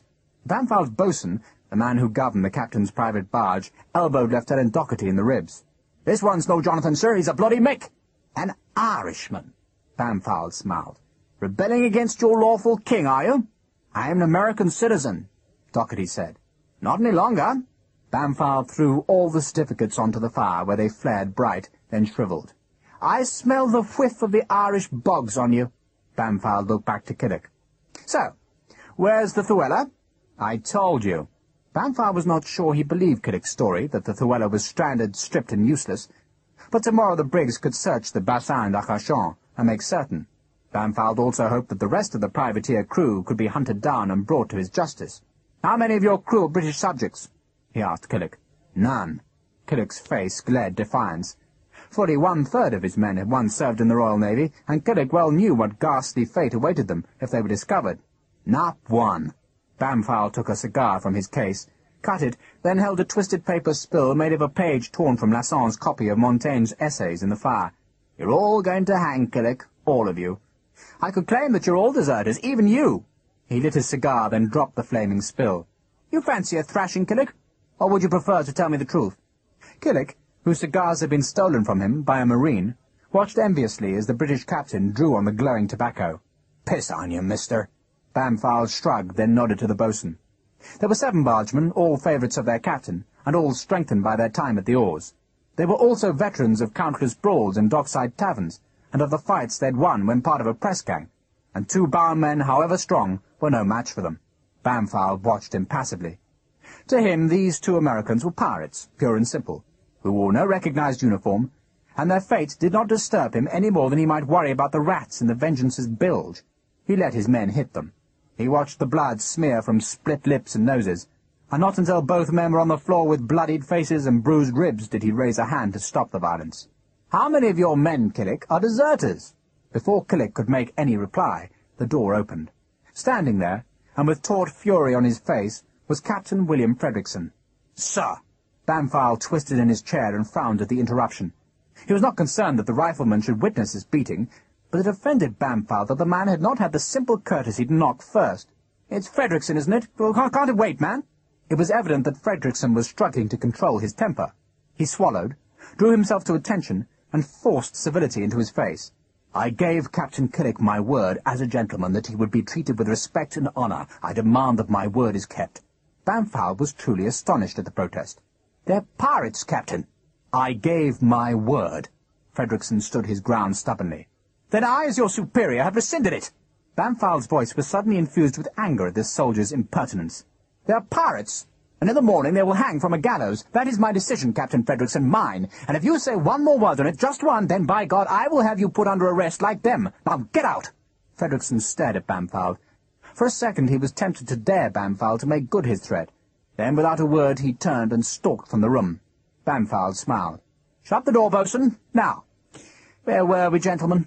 In the fort's yard, carpenters from the cellar hammered 6-inch nails into beams, that, when all the work was done, would be raised to make a gallows for the morning, where Cornelius Killick, instead of dancing scorn about the Navy, would dance attendance on a rope. Thomas Taylor, the rifleman from Tennessee, who had so far done his duty without murmur or protest, stopped Captain Frederickson close to the busy hammers. "Sir, it'll stop, Taylor, I promise you." Taylor, satisfied because of the fury on his captain's face, stepped back. The air about the fort was ghostly with a mist that blurred the stars and touched frigid on Frederickson's scarred skin. He saw his own anger mirrored in Taylor's eyes, and knew that loyalties were being stretched in this cold night. "It will stop," he promised again, then went to wake Sharpe. Sharpe struggled out of a dream in which he saw his wife as a flesh-rotted skeleton presiding at a tea-party. He groped for his sword, flinched from a stab of pain that seared in his bandaged head, then recognized the eye-patched face in the light of the horn lantern that Frederickson carried. "Dawn already?" Sharpe asked. "No, sir. But they're beating the hell out of them, sir." Sharpe sat up. It was piercingly cold in the room. "They're doing what?" "The Americans." Frederickson told how the seamen were being dragged before Ford, while the officers were being entertained by Captain Bampfylde. Rifleman Taylor had woken Frederickson with the news. Now Frederickson woke Sharpe. "They've found 2 deserters already." Sharpe groaned as his head split with pain. "The deserters will have to hang." His tone conveyed that such men deserved nothing else. Frederickson nodded agreement. "But I gave my word to Killick that he would be treated like a gentleman. They're half killing the poor bastard. And they're all to hang, Bampfylde says, deserters or no." "Oh, Christ!" Sharpe pulled his boots on, not bothering to tuck his overall trousers into the leather. He put his arms into his jacket, then stood. "Bugger, Bampfylde. Page 9, paragraph 1 of the King's Regulations might be more appropriate, sir." Sharpe frowned. "What?" "Post captains," Frederickson quoted, "commanding ships or vessels that do not give post, rank only as majors during their commanding such vessels." Sharpe buttoned his jacket, then buckled a snake hasp of his sword belt. "How the hell do you know that?" "I took care to look up the respective pages before we left, sir." "Jesus, I should have done that." Sharpe snatched up his shako and led the way downstairs. "But he's commanding the Vengeance. That gives post and makes him a full colonel." "He's not on board," Frederickson said persuasively. "And the Vengeance is a half-mile offshore. If he commands anything, it's the Scylla, and frigates aren't post." Sharpe shrugged. The quibbles seemed dubious grounds for taking command from Bampfylde. Frederickson clattered down the stairs behind Sharpe. "And may I remind you of the next paragraph?" "You're going to anyway." Sharpe pushed open a door and went into the pitiless cold of the courtyard. The air stung his cheeks and brought tears to his eyes. Nothing in these regulations is to authorize any land officer to command any of His Majesty's squadrons or ships, nor any sea officer to command on land." Frederickson paused, raised his heel, and slammed it down on the ice cobbles. "Land, sir." Sharpe stared at Frederickson. The carpenter's maul sounded like small cannons thumping to increase the throbbing agony of his skull. "I don't give a damn, William, if they hang Killick. The bloody Americans shouldn't be butting into this bloody war anyway.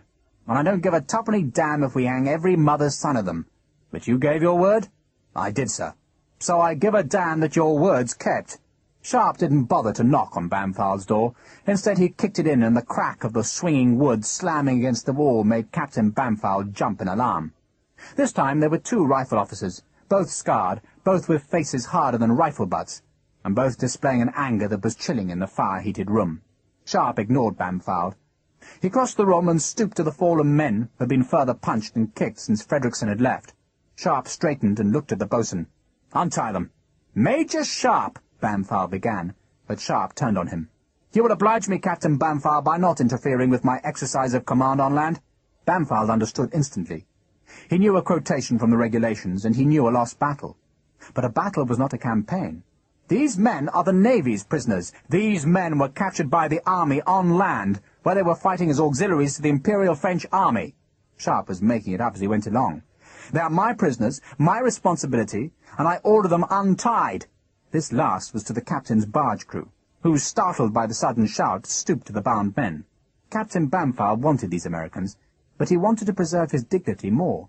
He knew that in a struggle over precedence, a struggle fueled by legalistic interpretations of the regulations, he would barely survive. He also felt the disarming touch of fear in the presence of these men. Bampfylde well knew what reputations came with Sharpe and Frederickson, and their ruffianly looks and scarred faces suggested that this was a battle Bampfylde could not win by force. Instead, he would have to use subtlety, and in that knowledge he smiled. "We shall discuss their fate in the morning, Major." "Indeed we will." Sharpe, somewhat surprised by the ease of his victory, turned to Frederickson. "Order the other Americans into proper confinement, Mr. Frederickson. Use our men as guards. Then clear the kitchen and ask Sergeant Harper to join me there. Bring them." He nodded at the American officers. In the kitchens, Sharpe offered an awkward apology. Cornelius Killick, who was tearing a loaf of bread apart, cocked a bloodied eyebrow. "Apologize?" "You were given an officer's word, and it was broken. I apologize." Patrick Harper pushed open the kitchen door. "Captain Frederickson said you wanted me, sir." "To be a cook, Sergeant. There's some frog soup on the stove." "Pleasure, sir." Harper, whose face was almost back to its normal size, and who seemed remarkably well recovered from his self-inflicted surgery, opened the stove's firebox and threw in driftwood. The kitchens were blessedly warm. "You're Irish?" Lieutenant Docherty suddenly asked Harper. "That I am. From Tangaveny in Donegal, and a finer piece of God's country doesn't exist." "It's fish soup, sir," Harper said to Sharpe. "Tangaveny?" The thin-faced lieutenant stared at Harper. "Then you'd be knowing Cashel Naveen, on the road to Ballyboffy, where the old fort would be." Harper's face suddenly took on a look of magical happiness. "I've walked that road more times than I remember, so I have. We farmed on the slopes there, before the English took the land."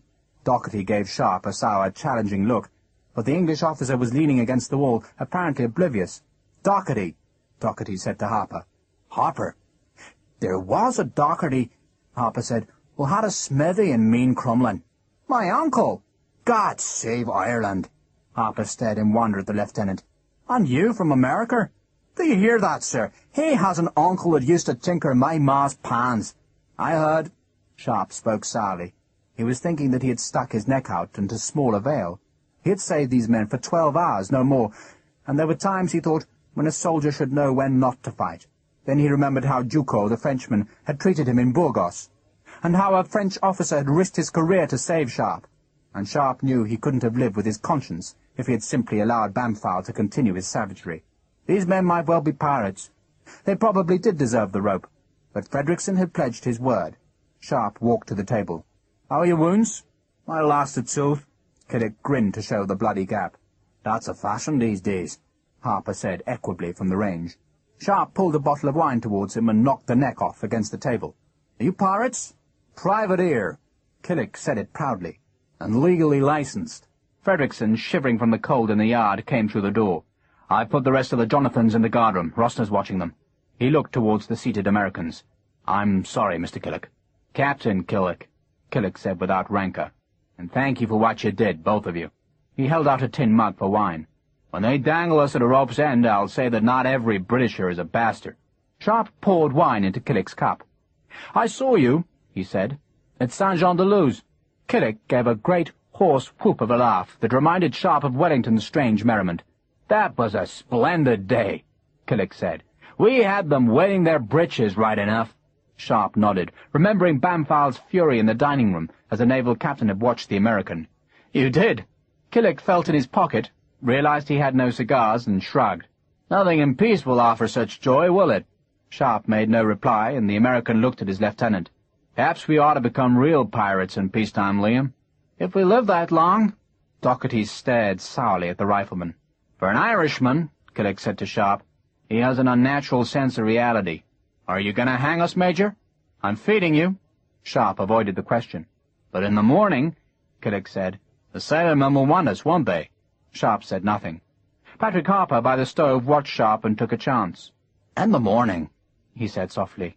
"We'll be away from here, so we will. And more's the pity." Sharpe frowned because the sergeant had seen fit to interrupt. Yet in truth he had asked for Harper's presence because the good sense of the huge Ulsterman was something that he valued. Harper's words had served two purposes. First, to warn the Americans that the riflemen could not control their fate, and secondly, to tell Sharpe that the consensus, among the greenjackets at least, was that a hanging would not be welcome. The Rifles had captured these Americans, had done it without bloodshed to either side, and they felt bitterly that the Navy should so high-handedly decide to execute opponents whose only fault had been to fight with unrealistic hopes. No one spoke. Harper, his pennyworth contributed, turned back to the stove. Doherty stared at the scarred, stained table, while Killick, a half-smile on his bruised face, watched Sharpe, and thought that here was another English officer who did not match the image encouraged by the American news sheets. Frederickson, still by the door, thought how alike Sharpe and the American were.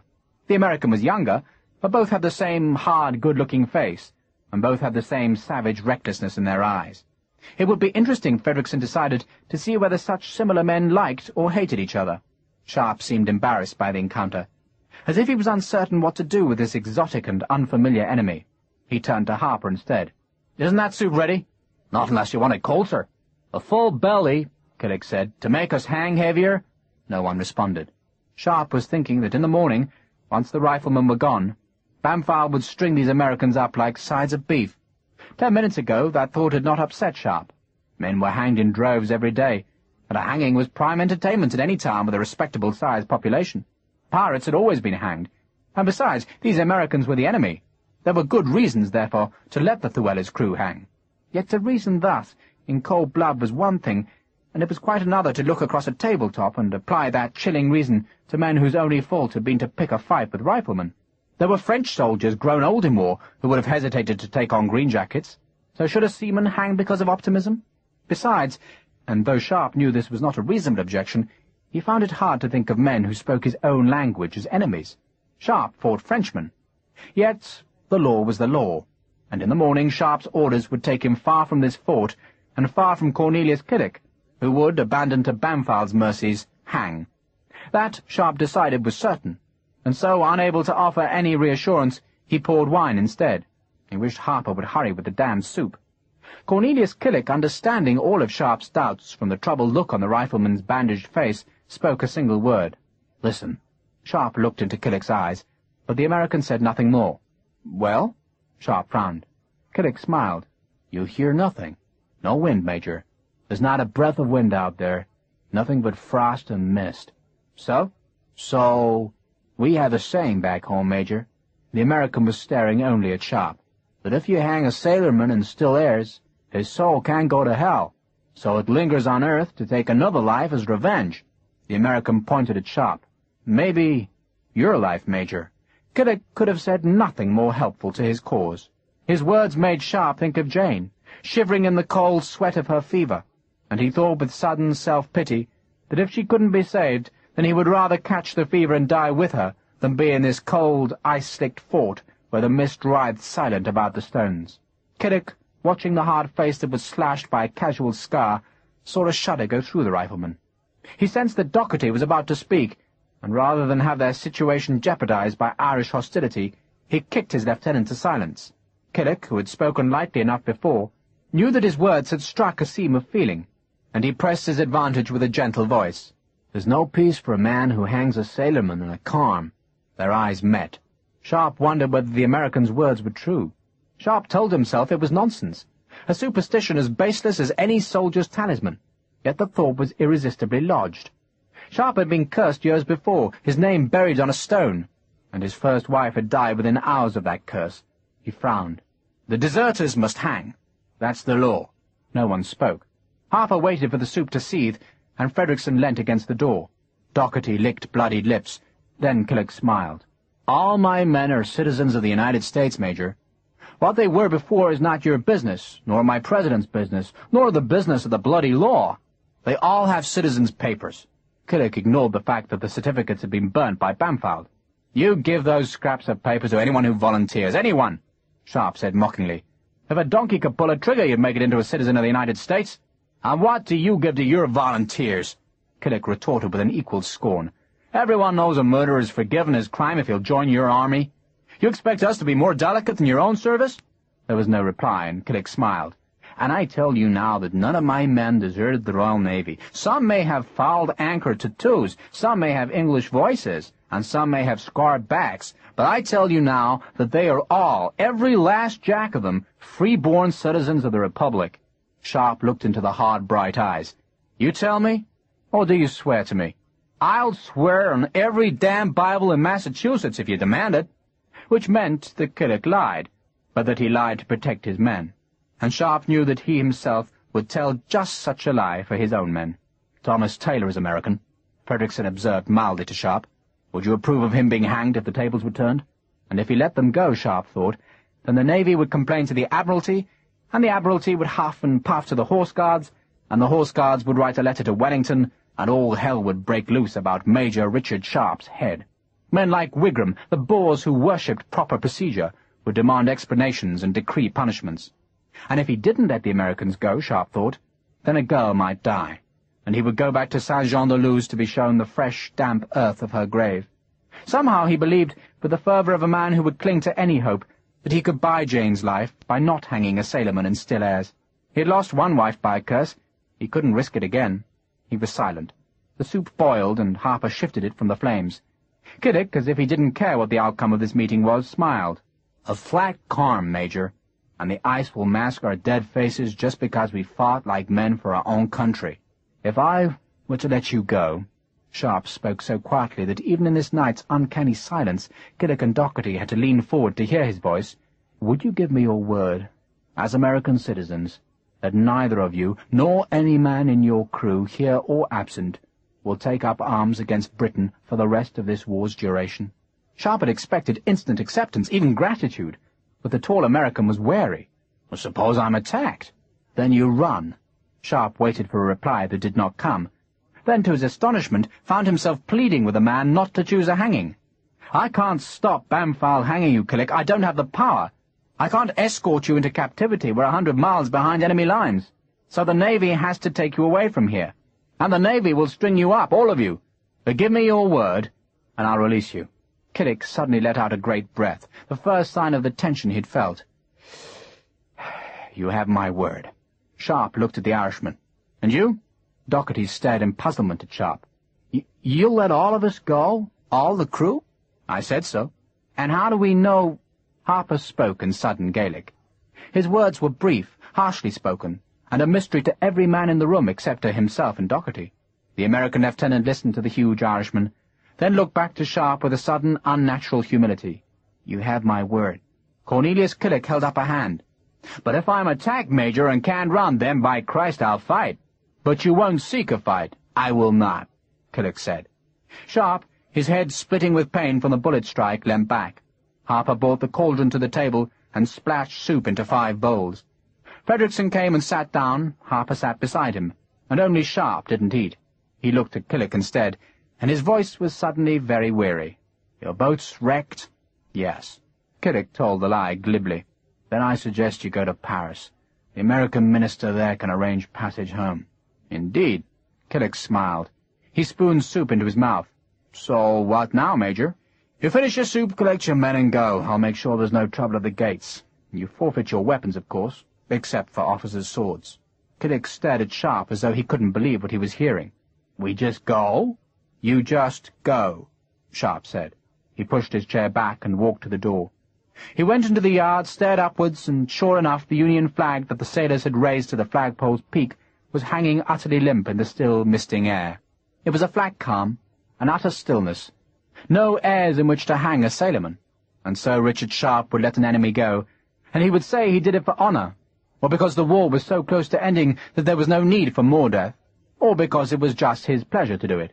He felt tears in his eyes that had been earlier closed with blood, then walked to the gate to make sure that no man stopped the Llewellyn's crew from leaving. His wife would live, and Sharpe, for the first time since the Amelie had sailed, felt that he, just like the Americans, was free. Chapter 9. "Be pleased to acquaint the Lords Commissioners of the Admiralty," wrote Captain Horace Bampfylde, as he drafted his first dispatch to the Secretary of the Admiralty, which gentleman would not only acquaint the Lords Commissioners, but also the unlordly editor of the Naval Gazette, who was in a position to do much honour to Captain Bampfylde, "that judging it to be of consequence that their lordships should have as early information as possible of the defeat of the French forces in the basin of Arcachon, I have this day ordered the Lily cutter to sail with this dispatch." The Lily was waiting in the roads outside. "I had established," Bampfylde's quills squeaked on the thick paper, "from pickets sent ahead, that an artillery fortification of breastwork, ditch, and emplacements, in which 6 pieces of artillery were arrayed, which pieces were defended by musketeers, had been constructed against just such an approach as I had the honour to make." Bampfylde had decided not to reveal that the breastwork was manned by American sailors, for victory over such opponents would not be considered as praiseworthy as a triumph over French land forces. By default, therefore, Bampfylde would allow the Lords Commissioners to believe that he had faced and overcome a part of Napoleon's army. He refought the battle with quill and ink, not as it had actually taken place, but as he was convinced it ought to have taken place. Indeed, in a manner that precisely described what Bampfylde believed would have happened if Major Sharpe had not disobeyed his orders and assaulted the Teste de Bouche instead of marching inland. The quill paused, and Bampfylde persuaded himself that he did Major Sharpe a favour by not writing a description of the rifleman's disobedience, and further persuaded himself that it might be better all round if Sharpe's name didn't appear in the description of the fort's capture at all. Why raise the subject of a fellow officer's failure to follow orders? "Going forward with a file of men under Lieutenant of Marines Fitch," Bampfylde resumed, "I succeeded in drawing the enemy fire, and thus marking the position of the skilfully hidden battery to my flanking force that was under the command of Captain Palmer. The guns were taken at point of cutlass and sword. Due to the temerity and masterful gallantry shown by the men under my command, our losses were trifling." That seemed eminently just to Bampfylde. After all, the guns had been physically taken by the Marines, and it seemed hardly necessary to spell out the trifling point that the gun crews had already been captured. Guns were guns, and next to enemy flags were valuable trophies. That thought gave Bampfylde pause. He had already sequestered the French tricolour that had flown over the Teste de Bouche, but his midshipmen had so far failed to find the American ensign. That must be diligently sought, Bampfylde thought, as he bent again to his literary labours. At this time, the Scylla, Captain Duncan Grant, was, as per my orders, fully engaging the guns of the fort with her main batteries. Thus distracted, the defenders were disconcerted by the sudden appearance from the woods of my land force. Deeming the moment opportune, I went forward to the escalade. It is with the greatest pleasure and satisfaction that I make known to their lordships the very gallant behaviour of Lieutenant Ford, who, with the utmost intrepidity, was at the forefront of the attack. In the crossing of 2 ditches, 2 walls, and the enceinte of the enemy position, Lieutenant Ford showed a true British spirit, as did the Marines who followed us in the assault. Bampfylde frowned, wondering whether he had over-egged the pudding a little. But it was important that Ford, who had noble connections in London, should feel pleased with this dispatch. Bampfylde, still frowning, was concerned that their lordships would realize that Ford, who had been described as so very gallant, was at all times at Bampfylde's side, and that the encomium so generously penned should, in reality, be read as applying to the author. Captain Bampfylde was not certain that meaning was entirely plain, yet he knew their lordships to be subtle men, and he must trust to their perspicacity. Again he scanned his words as a test for truth. He and Ford had indeed crossed 2 ditches and walls, all of them thanks to the drawbridge which had been captured by Sharpe's riflemen, but it would do no harm for the word escalade to suggest a desperate struggle. Taken in the rear, their defences broken, the enemy retreated to the inner galleries of their fortress, where, with fortitude and determination, the marines I had the honour and happiness to command overpressed the foe. Great carnage was done upon the enemy before a surrender was accepted, whereupon I had the privilege of raising His Majesty's flag upon the captured mast. Bampfylde had indeed ordered the flag raised, and it handily gave the impression that he had been present when the fort was captured. And in all honesty, Bampfylde persuaded himself, he had captured the Teste de Bouche. It had been his plan, his execution, and, though the rifles had undoubtedly reached the fort first and taken possession of the gate and ramparts, the marines, in exploring the labyrinthine tunnels and storerooms, had discovered 6 French gunners hiding in a latrine. The existence of those men proved that the rifles had not possessed all the fortress, and that it had been the marines under Bampfylde's command who had achieved that task. Captain Bampfylde felt certain that his account, far from being unfair, was a model of generous objectivity. Among the prisoners taken were the crew of the American privateer, Thuella, which crew included in their numbers some deserters from His Majesty's Navy. Writing that line gave Captain Bampfylde particular satisfaction. Tomorrow he would have those men hanged. Sharpe would be leaving, and when Sharpe was gone, Captain Bampfylde would show his men how a privateer's crew was treated. A knock sounded on the door. Bampfylde scowled at the interruption, but looked up. "Come!" "Sir?" An astonished Lieutenant Ford stood there. "They're letting them go, sir. The Americans." "Go?" Bampfylde stared with disbelief at his lieutenant. "Gone, rather, sir." Ford shrugged helplessly. "Major Sharpe's orders, sir." Bampfylde felt a pulse of hatred so fierce and so deep that he thought that never could he assuage such a feeling. Then he knew he must try. "Wait!" He dipped his quill into ink, and the nib emerged coated with vitriol. "Those prisoners condemned for desertion or piracy were released without my knowledge nor consent by Major Richard Sharpe, Prince of Wales' own volunteers, whom we'd conveyed to the Teste de Bouche together with a small force of soldiery for operations in the interior. As yet, with all the attendant duties that this victory brings, and in the business of anticipating the prizes that will lie open to His Majesty's ships tomorrow, I have had neither opportunity nor time to demand of Major Sharpe his reasons for this." Bampfylde paused, then swooped. "Betrayal. But be assured that such reasons will be sought and conveyed to their lordships by your most humble and obedient servant, Horace Bampfylde." He sanded the dispatch, folded it, then sealed it. Ford would wrap it in wax paper, then take it to the Lily to wait for the winds that would speed this message back to London, to the greater glory of Horace Bampfylde, and to the deserved damnation of Major Richard Sharpe. The mist thickened slowly, just as the ice on the marshes thickened. There was no wind as dawn silvered the Bassin d'Arcachon, and as Cornelius Killick with his men finished their frozen march to the village of Goujon, where the Thuella was grounded. Liam Docherty was astonished by the night's events. First his life had been spared by an Englishman. Then, as he left the fort, a savage-faced rifleman had thrust a cloth bundle into his arms. That bundle proved to be the Thuella's ensign, and to Docherty a further proof that some supernatural force had given the Thuella's crew protection in the cold, still night. Cornelius Killick took their release more carelessly, as though he knew his time on this earth was not yet finished. "There never was a saying, Liam, that hanging a sailorman in still airs brought revenge. But it seemed worth an attempt, huh?" He laughed softly. "And it worked." He stared up at his beached schooner, knowing that it needed days of work before it could float. "We'll patch with the helm and hope for the best." "Least the bastards won't find us in this mist," Docherty said hopefully. "If the wind doesn't spring." Killick stared over the saltings beyond the creek and saw how the slow creeping whiteness was thickening into a vaporous shroud that might yet be his schooner's salvation. "But if we burn her," he said slowly, "the British can't." "Burn her?" Docherty sounded appalled. "Get the topmast down. I want the bowsprit off her. Make her look like a hulk, Liam." Killick, despite his sleepless night, was suddenly full of demonic energy. "Then set smoke fires in the hold." He stared up at the sleek bulge of the careened hull. "Streak it with tar, make her look abandoned, burned and wrecked." For if the British saw a canted, mastless hull seeping a smudge of smoke, they would think the Thuella beyond salvage. They wouldn't know that men carefully tended the smoke-rich fires, or that the topmast guns and sails were held safe ashore. "Do it, Liam, fast now, fast!"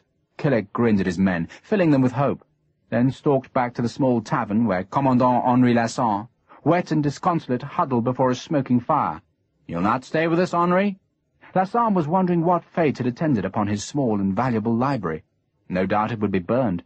The British, in Lasson's grim view, were entirely capable of burning books, which made it all the more surprising that they had released the Americans. What was the name of the officer? Sharpe. Killick, with relief, had found some of his cigars safe amongst the baggage stored at Goujon. He lit one now, noticing that the mist was thickening to fog. Sharpe. Lasson frowned. A rifleman? Green jacket, anyway. Killick watched as Lasson scribbled in a small notebook. The French officer, resting in Goujon on his eastward journey, wanted to know all that Killick could tell him about the British force, and the American, considering the request, decided that the giving of information did not break his promise to Sharpe. Does it matter who he is? If he's the man I think he is, yes. Lasson sounded dispirited by his defeat. You've met one of their more celebrated soldiers. He met one of America's more celebrated sailors, Killick said happily. He wondered if this unnatural calm presaged a storm. He saw Lasson's pencil pause and sighed. Let me think now. I'd guess 100 riflemen, maybe a few more. Marines? Lasson asked. At least 100. Killick shrugged. Lasson looked through the window, saw the fog, and knew he must find a horse, any horse, and take his news to those who could best use it. The British had come, had won their victory, but they had not yet left Arcachon. So Lasson would go to Bordeaux, and there find the men who could organize revenge on a rifleman. Fog writhed about the low walls of the Teste de Bouche, utterly obscuring the ramparts from the courtyard where Sharpe and the Dawn paraded his riflemen. He's not best pleased with you? Captain of Marines Palmer spoke hesitantly. Sharpe replied with his brief opinion of Captain Bampfylde that made the tough Marine smile. I'm to give you this. Palmer handed Sharpe a sealed paper. Sharpe supposed the paper was a reprimand or protest from Bampfylde, but it was merely a reminder that Major Sharpe was expected back at the Teste de Bouche by noon on Thursday. Doubtless Bampfylde was unwilling to face Sharpe in person, and Sharpe didn't care. His head was aching, sometimes pulsing with a stab of dark agony, and his mood was bleak. We're marching with you, Captain Palmer said. He had 50 Marines on parade. He'd also taken 2 of the captured gun limbers, each harnessed behind a pair of cart horses that had been discovered in a meadow by the village, and which now drew the Marines' packs and supplies. The men aren't hardened to marching, Palmer explained. You're attached to us? Sharpe asked with surprise. Palmer shook his head. We're supposed to be hunting your Americans. Well, if they've got any sense, Sharpe said, they'll be long gone. The gates squealed open, boots slammed on the cobbles, and the small force that was intended to cut the French supply road marched into the cold whiteness of the fog. If his map was ripe, Sharpe reckoned they faced a full day's march. First they would follow the main road, keeping to its ruts in the blinding fog as far as a bridge at a village called Facture. There they would turn southeast and follow the river Lair until they reached the supply road. One day on the road to cause what chaos he could, then one day for the return journey. The riflemen again outstripped the Marines. Gradually the sound of the horses' trace chains faded behind, and Sharpe's men marched amidst the clinging, soft, wet fog, as if in a silent cloud. Nothing stirred in Arcachon. The fog half obscured the buildings. The shuttered windows stayed shuttered, but the road led straight through the marketplace. I wanted to thank you, Fredrickson said, for your actions last night. Sharpe had been lost in the private pain of a stabbing headache. He had to think to remember the events of the night. Then he shrugged. For nothing. I doubt that Bampfylde feels it's nothing. Sharpe gave a dutiful smile. He flinched as a dart of pain stabbed behind his bandaged forehead. Fredrickson saw the flinch. Are you well, sir? I'm well, it was said curtly. Fredrickson walked in silence for a few paces. I doubt Captain Palmer can find the fugitives in this fog. He spoke in the tones of a man who openly changed the subject. Bampfylde's got the chasse maree, Sharpe said. What the hell else does he want? He wants the American schooner for prize money. Did you ever meet a naval captain who didn't want prize money? Fredrickson sounded scornful. The Webfoots fight a battle and spend the next 10 years in litigation over the division of the spoils. The Navy's made the legal profession wealthy. It was an old army complaint. A naval captain could become rich forever by capturing an unarmed enemy merchantman, while a soldier could fight a score of terrible engagements and never see a sixpence for all the crammed warehouses he might capture. Sharpe could hardly complain, for he and Harper had stolen their wealth off a battlefield. But the old soldier's envious habit of despising the Navy for legalizing theft persisted. The army did award prize money. A saddle horse, taken in battle, fetched 3 shillings and 9pence. But that sum shared between a company of infantry made no man wealthy, and no lawyers fat. Sharpe forced a smile and fed Fredrickson's resentment. You can't be rude about the Navy, William. They're the heroes, remember? Bloody webfoots. Frederickson, like the rest of the army, resented that the Navy received so much acclaim in Britain, while the army was despised. The jealous grousing, so well practised and comforting, kept Frederickson voluble through the long morning's march. In the afternoon, the riflemen marched clear of the fog, which hung behind them like a great cloud over the Bassin d'Arcachon. Wisps of mist, like outriders to the fog-bank, still drifted above the flat, marshy landscape, over which the road was carried on an embankment shored by plaited hurdles. Widgeon, teal, and snipe flapped away from the marching men. Harper, who loved birds, watched them, but not so closely that he didn't see the twisted rope handle of an eel trap. 2 eels were inside, and the beasts were chopped up with a saw bayonet and distributed among the riflemen. It was cold, but the march warmed them. By late afternoon, within sight of 2 small villages, they reached a miserable plank bridge rotting over a sluggish stream. "I suppose this could be Facture." Sharpe stared at the map. "Christ knows." He sent Lieutenant Minver with 6 men to discover the names of the closest villages, and with them went a bag of silver French francs to buy what food could be prized from the peasants. The 10-franc silver coins were forgeries, made at Wellington's command by counterfeiters recruited from the army's ranks. The peer insisted that all supplies in France were paid for with good coin, but French peasants would not touch Spanish silver, only French. So Wellington had simply melted the one down to make the other. The silver content was good, the coins indistinguishable from those minted in Paris, and everyone concerned was happy. "They're bloody poor, sir," Minver returned with 5 loaves, 3 eels, and a basket of lentils. "And this is the Rivelaire, sir." "No meat?" Frederickson was disgusted. Each of the riflemen carried 3 days' supply of dried beef in their packs, but Frederickson, Sharpe knew, was very fond of freshly killed pork. "No meat," Minver said. "Unless they're hiding it." "Of course they're bloody hiding it," Frederickson said scathingly. "You want me to go, sir?" He looked hopefully to Sharpe. "No." Sharpe was staring back the way they'd come, where in the distance a straggle of redcoats appeared. Sharpe was cold, his head was hurting like the devil, and now he had the Marines on his coattails. "Bloody hell!" "I was hoping you'd be here, sir," Palmer greeted Sharpe. "Hoping? If Killick went inland, which seems likely, then we're better following you, or going with you." Palmer grinned, and Sharpe realized that the Marine captain had no intention of hunting Killick, and only wanted to be a part of Sharpe's expedition.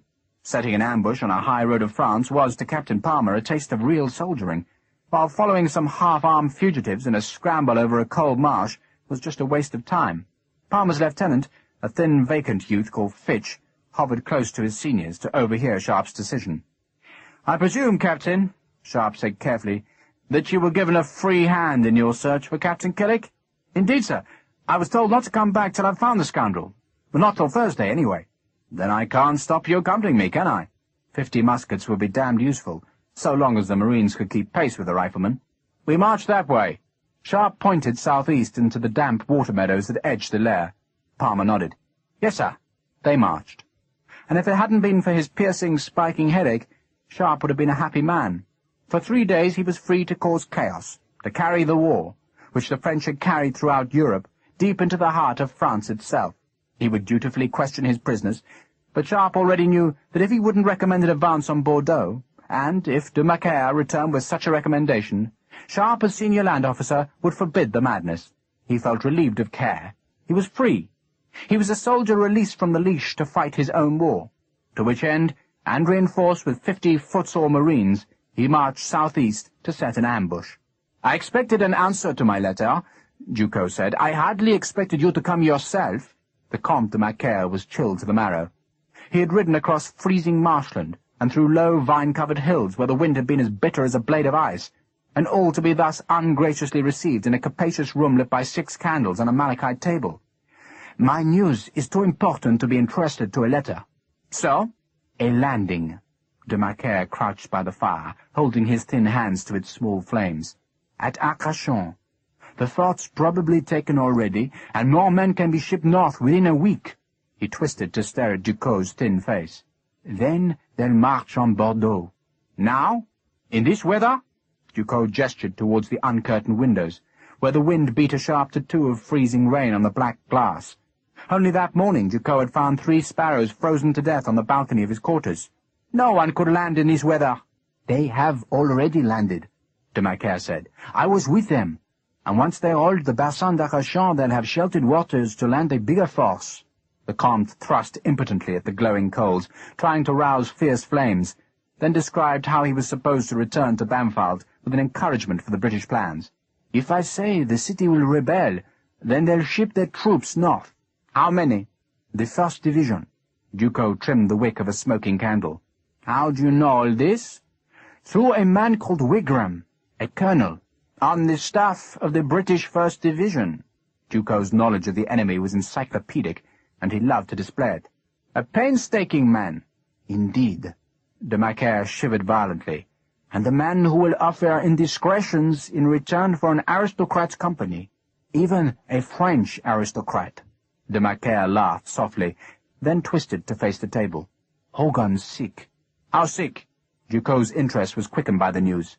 "He'll die." "Good, good." Pierre Ducos stared at his maps. He had the answer he'd so desperately sought, but like a man brought a priceless gift, he began to doubt the generosity of the giver. Suppose this news had been planted on de Macaire? Suppose, after all, the British planned a bridge across the Adour, but wished the French to concentrate troops at Arcachon? Or suppose the invading force flooded ashore at the mouth of the Gironde? The answer had brought him no relief, merely more doubts. "How many troops are already ashore?" 3 companies of Marines, 2 of riflemen." "That's all?" Ducos snapped the words. "They think it's enough," de Macaire said mildly. "They plan to take the fortress, then ambush the supply road." "Ambitious of them," Ducos said softly. "They've got an ambitious bastard doing it," de Macaire said viciously. "A real bastard.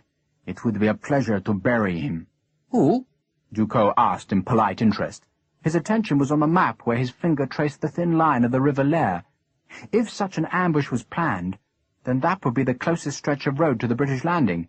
"Major Richard Sharpe, Prince of Wales on volunteers. He's really a rifleman. God knows why he fights in a line battalion." "Sharpe?"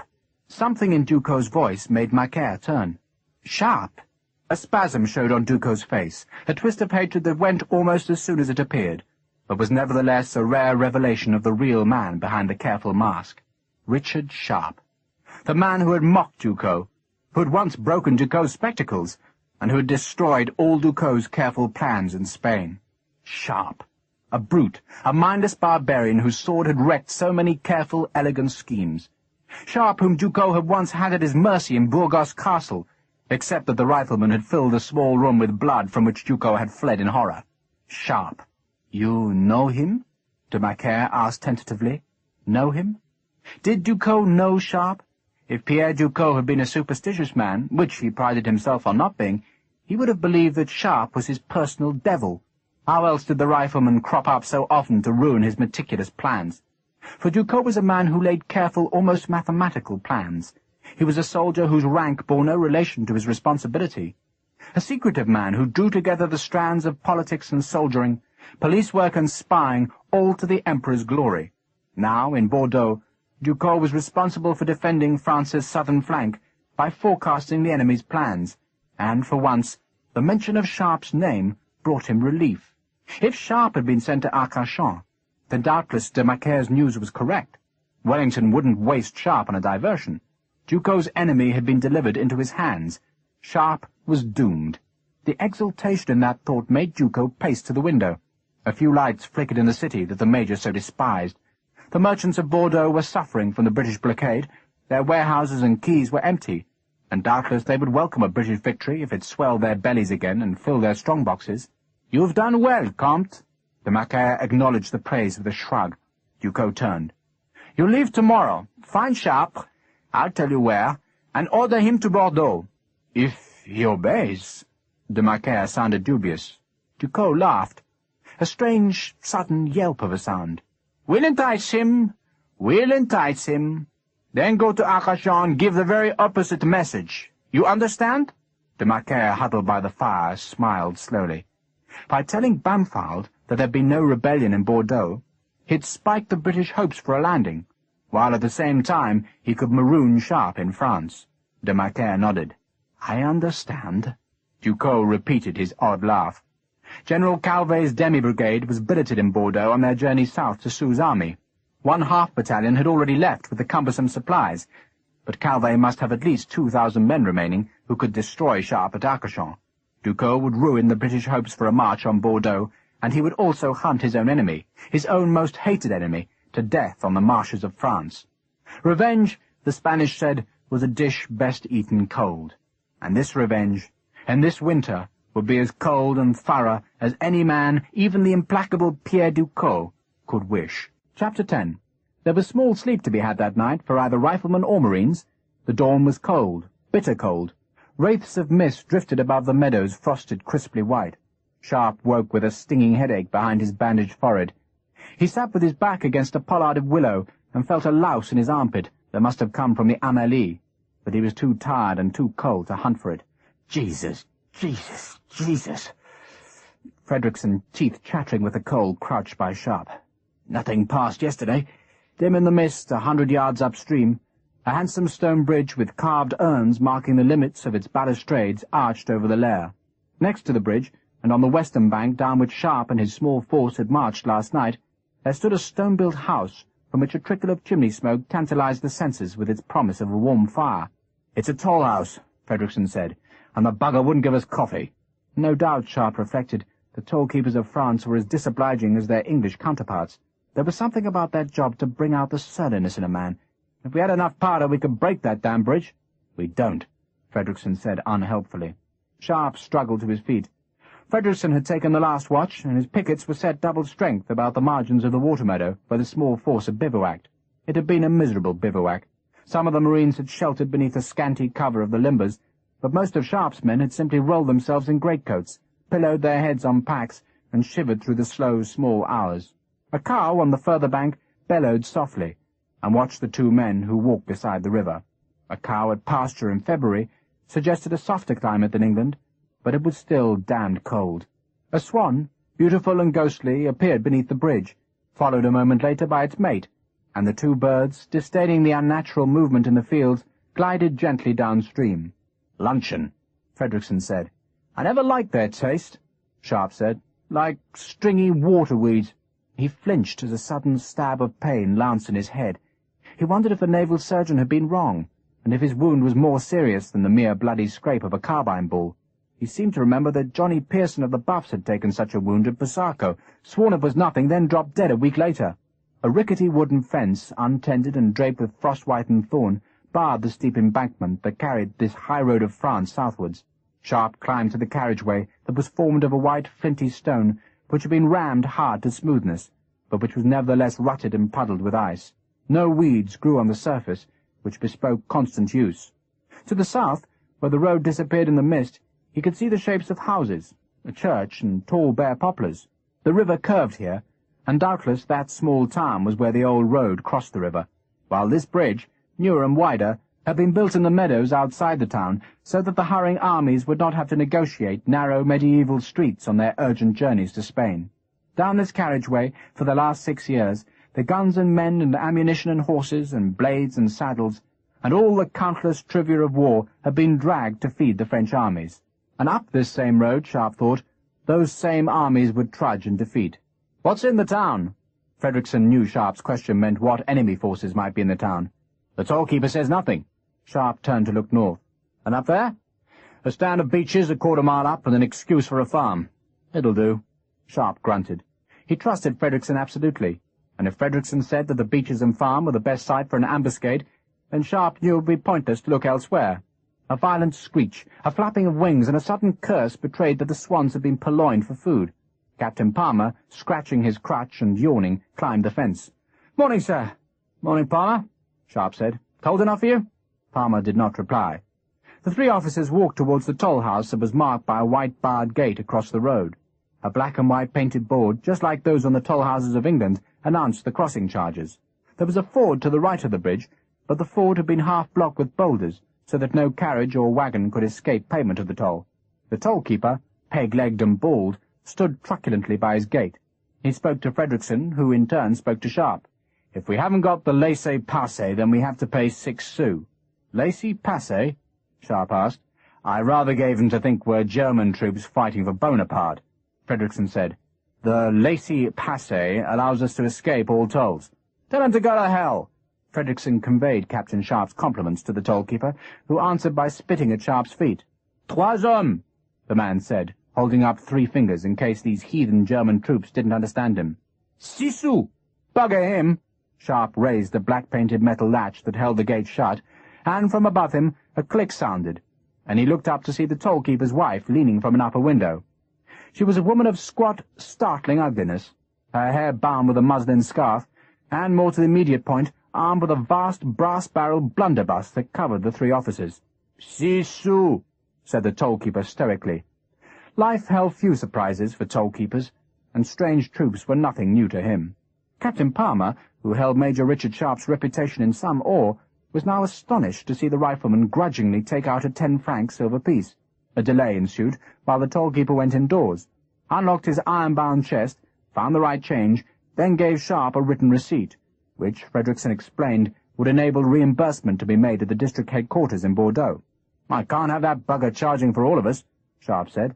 "Rather than disarm his grenadier, William, we'll march the men through the ford." "Yes, sir." Frederickson was highly amused by the whole transaction. "Shouldn't we—" Palmer began hesitantly. "No," Sharpe said. "We're under orders not to agitate civilians, Captain. No stealing, no raping. If anyone breaks that order, he'll be hanged by me, instantly." His headache had made him speak more sharply than he'd intended. "Yes, sir." Palmer sounded subdued. They walked to the stand of beaches that Frederickson had patrolled in the night. "It's the right place," Sharpe said grudgingly. "If anything travels today, which I doubt, any sensible man would stay indoors on this cold day." The beaches lay to the right of the road, the farm to the left. The farm was a miserable hovel of a place, merely a mud-walled cottage surrounded by frosted slush, with 2 dilapidated outbuildings where chickens lived in filthy straw. A pigsty lay beyond a low hedge. Sharpe broke a piece of cat-ice with his heel, then swiveled to look where the road passed between the beeches and the farm's hedgerow. "We use your marines there, Palmer. You stop them, and the rifles will kill them." Palmer, not wanting to show any lack of understanding, nodded. Frederickson understood instantly. By using the marines with their heavy firepower of quick-loading muskets as a stop in the bottle, Sharpe would force an enemy to scatter left and right to outflank the roadblock. On those flanks they would run into the hidden riflemen. It would be quick, bloody, and effective. "What if they come from the south?" "Leave them." Sharpe knew that any northward-bound convoy would be travelling empty. It took 2 hours to set the trap. No one could be visible, and so Minver's company of riflemen and Palmer's marines were somehow crammed into the tiny farm buildings. Frederickson's company, drawing the short straw because Sharpe trusted their officer, were in the more exposed beechwood. Harper, with 2 of Frederickson's riflemen, was a half-mile to the north as lookout. The farmer, with his wife and daughter, crouched in a corner of their kitchen that was filled with big, stinking men armed with their heavy sea-service muskets.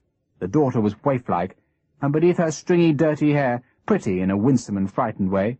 The Marines, starved of women for months, eyed her hopefully. "One flicker of trouble," Sharpe warned Palmer, "and I'll kill the man responsible." "Yes, sir." Sharpe visited the riflemen in the small barn. The barn's outside end wall, as in England, served as the countryman's museum. A stoat was nailed to the wood, its old dry fur pricked with frost. Ravens decayed there, and an otter skin hung empty. The riflemen, despite their cold breakfast and shivering night, grinned at Sharpe. He walked north along the hedgerow. He saw 2 men strolling down the road with a dog at their heels. A quarter of an hour later, a woman drove a skeletal cow north, doubtless to sell the beast at market to raise enough cash to see the winter through. None of them saw the rifleman. It seemed extraordinary to Sharpe that he could be there, deep in France, unchallenged. Only the Navy, he supposed, could make such a thing possible. The French, bereft of a fleet, could never set such a trap on a Hampshire road. But Sharpe could come here, strike like a snake, and be gone by the next sundown, while Bamford's flotilla, riding at the mouth of the Arcachon Channel, was as safe as if it was anchored in the River Hamble. Sharpe turned back towards the farm. The cold weather and the emptiness of the road made him doubt whether any convoy would travel today. His head hurt foully, and, safe from any man's gaze, he flinched with the pain, and rubbed a cautious hand over his bandaged forehead. Johnny Pearson, he remembered, had just pitched forward into a dish of hot tripe. No warning, no sound, just stone dead a few seconds after he had cheerfully said it was time to take the bandage off his scalp. Sharpe pressed his forehead to test whether the bone grated. It didn't, but it hurt like the very devil. Back in the farm hovel, a cauldron boiled on the open fire, and the Marines had pooled their tea to fill the small room with a homely smell. The girl, Sharpe noticed, was now giving the strangers shy smiles.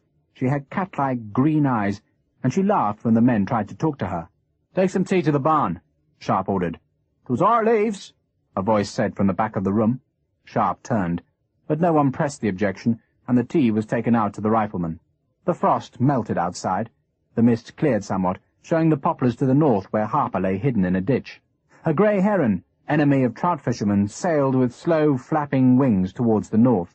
Sharpe, as the morning wore on, and as the Marines beguiled the green-eyed girl into giggling flirtation, decided the day was being wasted. Nothing would come. He crossed to Frederickson's men to find them hidden deep beneath the thick drifts of dead leaves, and told Sweet William that if nothing appeared within 2 hours, they would start to withdraw. "We'll march to Facture and billet the men warm tonight." That would leave a short, crisp distance for the morning march to Arcachon, where Sharpe would insist that the nonsense about taking Bordeaux be abandoned. Frederickson was disappointed that this journey might be in vain.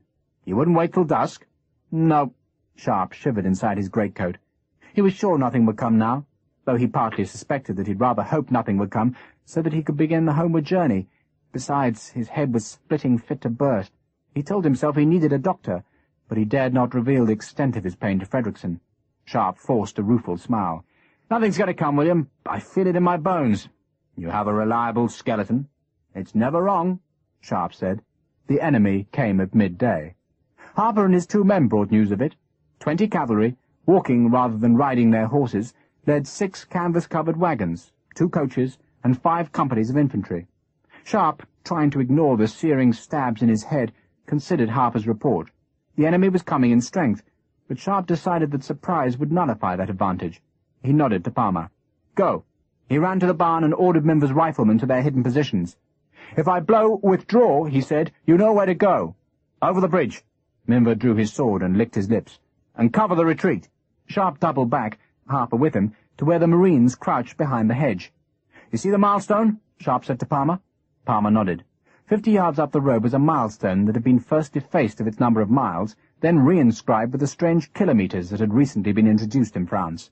The stone recorded that it was 43 kilometres to Bordeaux, a distance that meant nothing to Sharpe. "We don't move till they reach that stone, understand?" "Yes, sir." Palmer blanched to think of letting the enemy come that close, but raised no objection.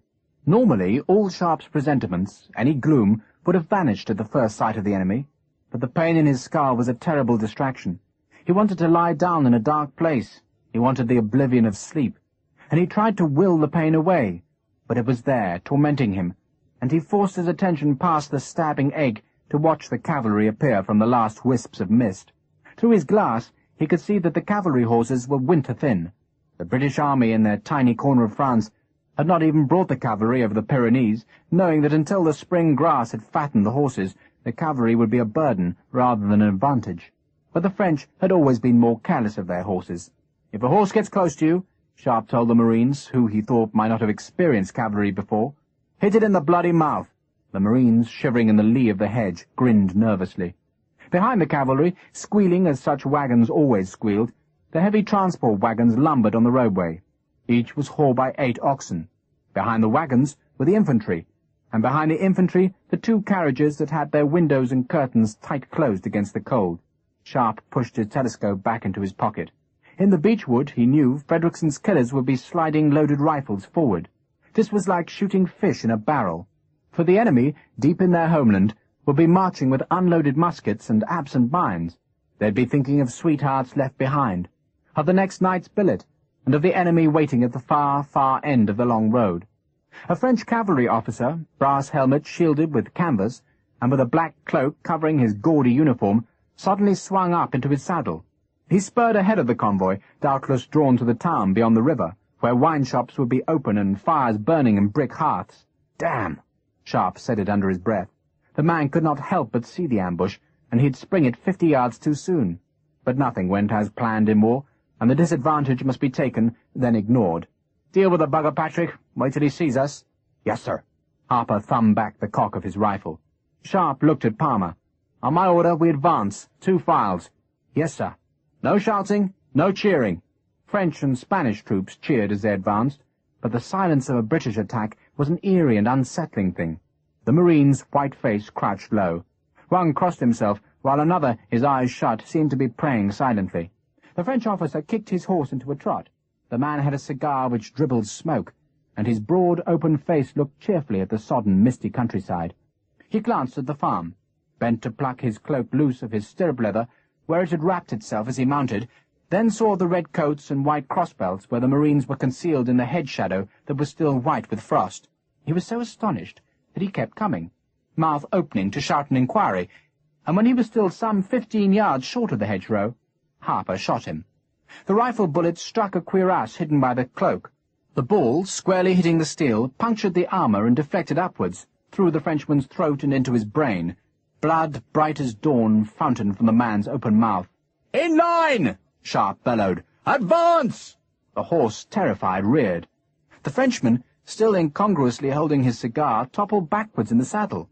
He was dead, but his knees still gripped the horse's flanks, and when the beast plunged its forefeet back down, the corpse nodded forward in a grotesque obeisance to the Marines, who were scrambling from the ditch to form a double line across the road. "Forward!" The horse turned, eyes showing white, and the dead Frenchman seemed to grin a bloodshot grin at Sharpe before the horse whirled the ghastly face away. The body slumped to the left, fell, but the man's boot was fast caught in the stirrup, and the corpse was dragged bouncing behind the bolting horse. "Hold your fire!" Sharpe cautioned the Marines. He wanted no nervous man to waste a musket shot. He drew his sword. "Double!" The remaining cavalry had stopped, appalled. The wagons, with their vast weight, still trundled forward. The infantry seemed oblivious of the ambush's opening shot. The Marines, their breath misting, ran up the road that was marked with great splashes of blood. Sharpe's boot crushed the dead cavalry officer's fallen cigar. Two cavalrymen hauled carbines from their saddle holsters. "Halt!" Sharpe shouted.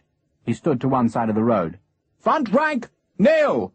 That was not entirely necessary, but a kneeling rank always steadied raw troops, and Sharpe knew that these Marines, for all their willingness, had small experience in land fighting. "Captain Palmer, fire low if you please." Palmer, a naval cutlass in his hand, seemed startled at Sharpe's sudden courtesy in allowing him to give the order to fire. He cleared his throat, measured the distance to the enemy, saw how the handful of cavalry were already climbing into saddles and spreading onto the verges, and shouted the order. "Fire!" 50 musket balls crashed out of 50 muzzles. "Reload!" a sergeant shouted. Lieutenant Fitch, a heavy brass-hilted pistol in his right hand, jiggled up and down on the balls of his feet with excitement. Harper had gone right to clear the filthy yellowish cloud of musket smoke. He saw 6 horses down, legs kicking on the roadway's stone. 2 men had fallen, while 2 others crawled towards the beechwood. An ox from the leading wagon was bellowing with pain. A carbine banged, then another. Far to the convoy's rear, the French infantry were hurrying down the verges, officers shouting. The ox wagons, brake blocks squealing, were juddering to a clumsy halt. Harper was looking for officers. He saw one, a cavalryman with drawn sabre, who was bellowing at his men to form line and charge. It took Harper 20 seconds to reload the Baker rifle. Another Marine volley hammered forward, this one doing less damage because the redcoats, unsighted by their musket smoke, fired blind. Harper had the rifle at his shoulder, the officer in his sights, and he pulled the trigger. Black powder flared, flaming debris lashed his cheek, then he unslung the 7-barrel gun and jumped sideways again. The officer was turning away, hand clasped to his shoulder, but a half-dozen cavalrymen were coming forward, sabres drawn and spurs slashing back at thin flanks. "Where cavalry, sir?" Harper shouted to Palmer. Then, hearing the wooden ramrods of the Marines still rattling in barrels, he fired his volley gun. The impact threw him backwards, but the noise of the 7-barrel gun, like a small cannon, seemed to stun the tiny battlefield. 2 cavalrymen were snatched from their saddles. A horse swiveled to throw its rider, and the cavalry's small threat was finished. Then, beyond the wounded horses and the scatter of the day's first dead, the leading 2 companies of French infantry appeared in front of their wagons. Their muskets were tipped with bayonets. Frederickson opened fire. The volley, stinging from the flank, flayed into the first infantry ranks, and Frederickson was bellowing commands as though he held more men under orders. The French were glancing nervously towards the beechwood as Captain Palmer loosed his 3rd volley. The mist remnants were thick with smoke now. The stench of blood mingled with powder stink. Sharpe had joined Harper. Minver's men, slower to deploy, were firing from the left. "Stop loading!" Sharpe shouted at the Marines. "Front rank up! Fix swords!" The headache was forgotten now in the greater urgencies of life and death. "Bayonets, sir," Harper muttered. Only greenjackets who carried the sword bayonet used the order to fix swords. "Bayonets! Bayonets! Captain Palmer! I'll trouble you to go forward!" Sharpe could sense this whole battle now, could feel it in his instincts, and he knew it was won. There was an exultation, an excitement, a feeling that no other experience on God's earth could bring. It could bring death, too, and wounds so vile that a man would shudder in his sleep to dream of them. But war also gave this supreme feeling of imposing the will on an enemy and taking success in the face of disaster. The French outnumbered Sharpe by 3 or 4 to 1, but the French were dazed, disorganized, and shaken.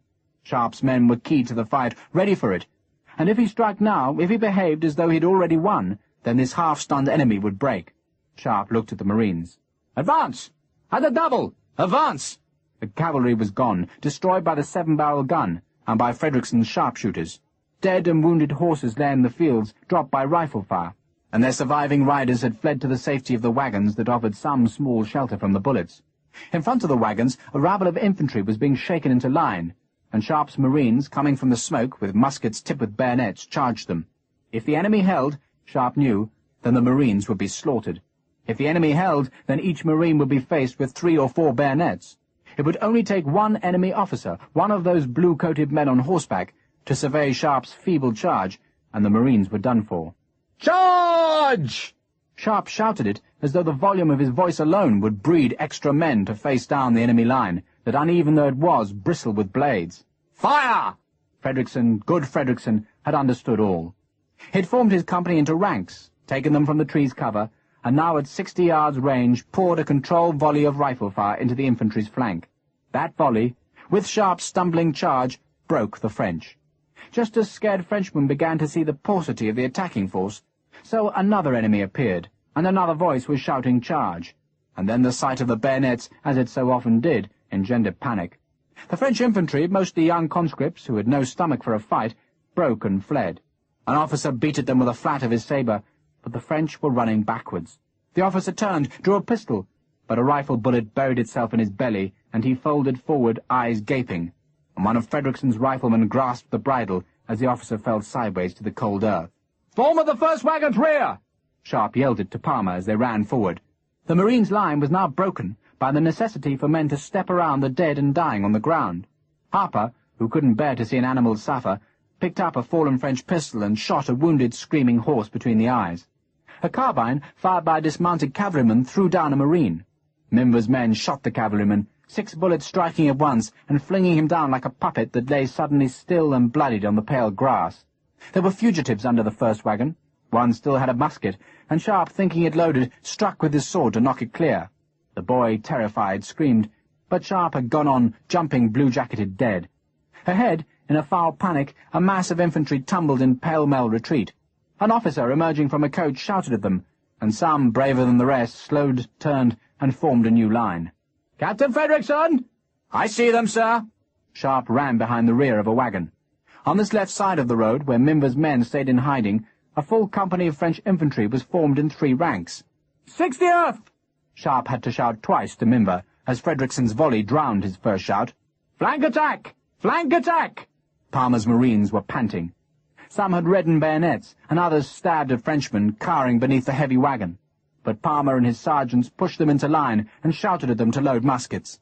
The French company fired first. The range was 70 yards, too long for muskets, but 2 Marines were down. A third was screaming, and the others still thrust with wooden ramrods at powder and bullets. Sharpe supposed the Marines used wooden ramrods because metal rods would rust at sea, then forgot the idle speculation as more enemy bullets thumped into the heavy timber of the wagons. Stragglers from the first company had joined the ranks, where French muskets tipped up as the enemy began to reload. "Aim!" Palmer shouted. "Hold your fire! Hold your fire!" Sharpe took station at the head of the Marines. He made his voice steady. There was a time to rouse men in battle, and a time to calm them. "Marines will advance! At the march! Forward!" Sharpe was taking the Marines down the left flank of the wagons, leaving Frederickson to control the right side of the road. Minver's riflemen were showing themselves on this French flank. Green-jacketed men who appeared from behind trees and farm buildings, men who worked forward in the skirmishing chain, each man covering his partner, and their fire nibbled at the flank of the French company. A French officer looked sideways, judging whether to turn a file, to flick the rifleman away with a controlled volley. Then he looked forward to where the redcoats advanced. This was no mad charge meant to panic, but a slow, steady advance to show confidence. Sharpe wanted to close the range. He wanted this volley of musketry to kill. He watched the enemy's movements. Ramrods, new and bright metal, flashed as they were raised. He heard the scraping rattle as they plunged downwards into muskets held between clenched knees. "Marines! Halt!" The boots of the men who advanced on the road crashed to attention. The sound seemed unnaturally loud. Minver's men still fired, their bullets spinning constantly from the flank. Carbine bullets fired by dismounted cavalrymen buzzed past Sharpe. An ox, oblivious of the carnage around, staled on the road, and the smell of the steam pricked at Sharpe's nostrils. "To your front! Aim!" Sharpe wanted this slow and sure. He wanted the Frenchmen to see the shape of their death before it came. He wanted them scared. The marine line seemed to take a quarter turn to the right as the muskets went into the shoulders. One or two men who had not yet cocked their pieces pulled back the flints, and the click seemed ominous. Sharpe walked to the flank of the marine formation and raised his sword. Some of the French were priming their muskets, but most were staring nervously at the small line of redcoats who seemed so deliberate and savage. Sharpe let them wait, giving their imaginations time to torment them. Harper came to stand alongside Sharpe. He had his rifle loaded, aimed, and he waited for the order. To Harper's eyes, these Frenchmen were boys, the scrapings of a countryside to bring Napoleon's armies up to strength. These were not the moustached, experienced veterans who had died in the appalling Spanish battles, but conscripts dragged unwillingly from school or farm to die in a cause that was doomed anyway. The conscripts primed their pieces. Some had forgotten to take their ramrods out of their musket barrels, but it didn't matter. "Aim low!" Sharpe's voice was harsh. He knew most troops fired high. "Aim at their balls! Fire!" The swords swept down.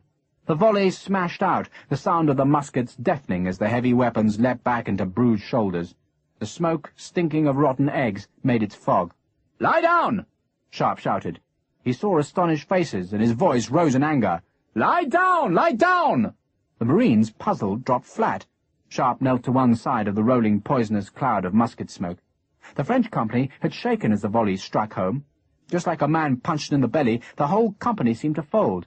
Then the officers and sergeants, shouting orders, pushed the ranks back into place, and Sharpe saw how the rear files had to step over the writhing and the dead, left by the Marines' well-aimed volley.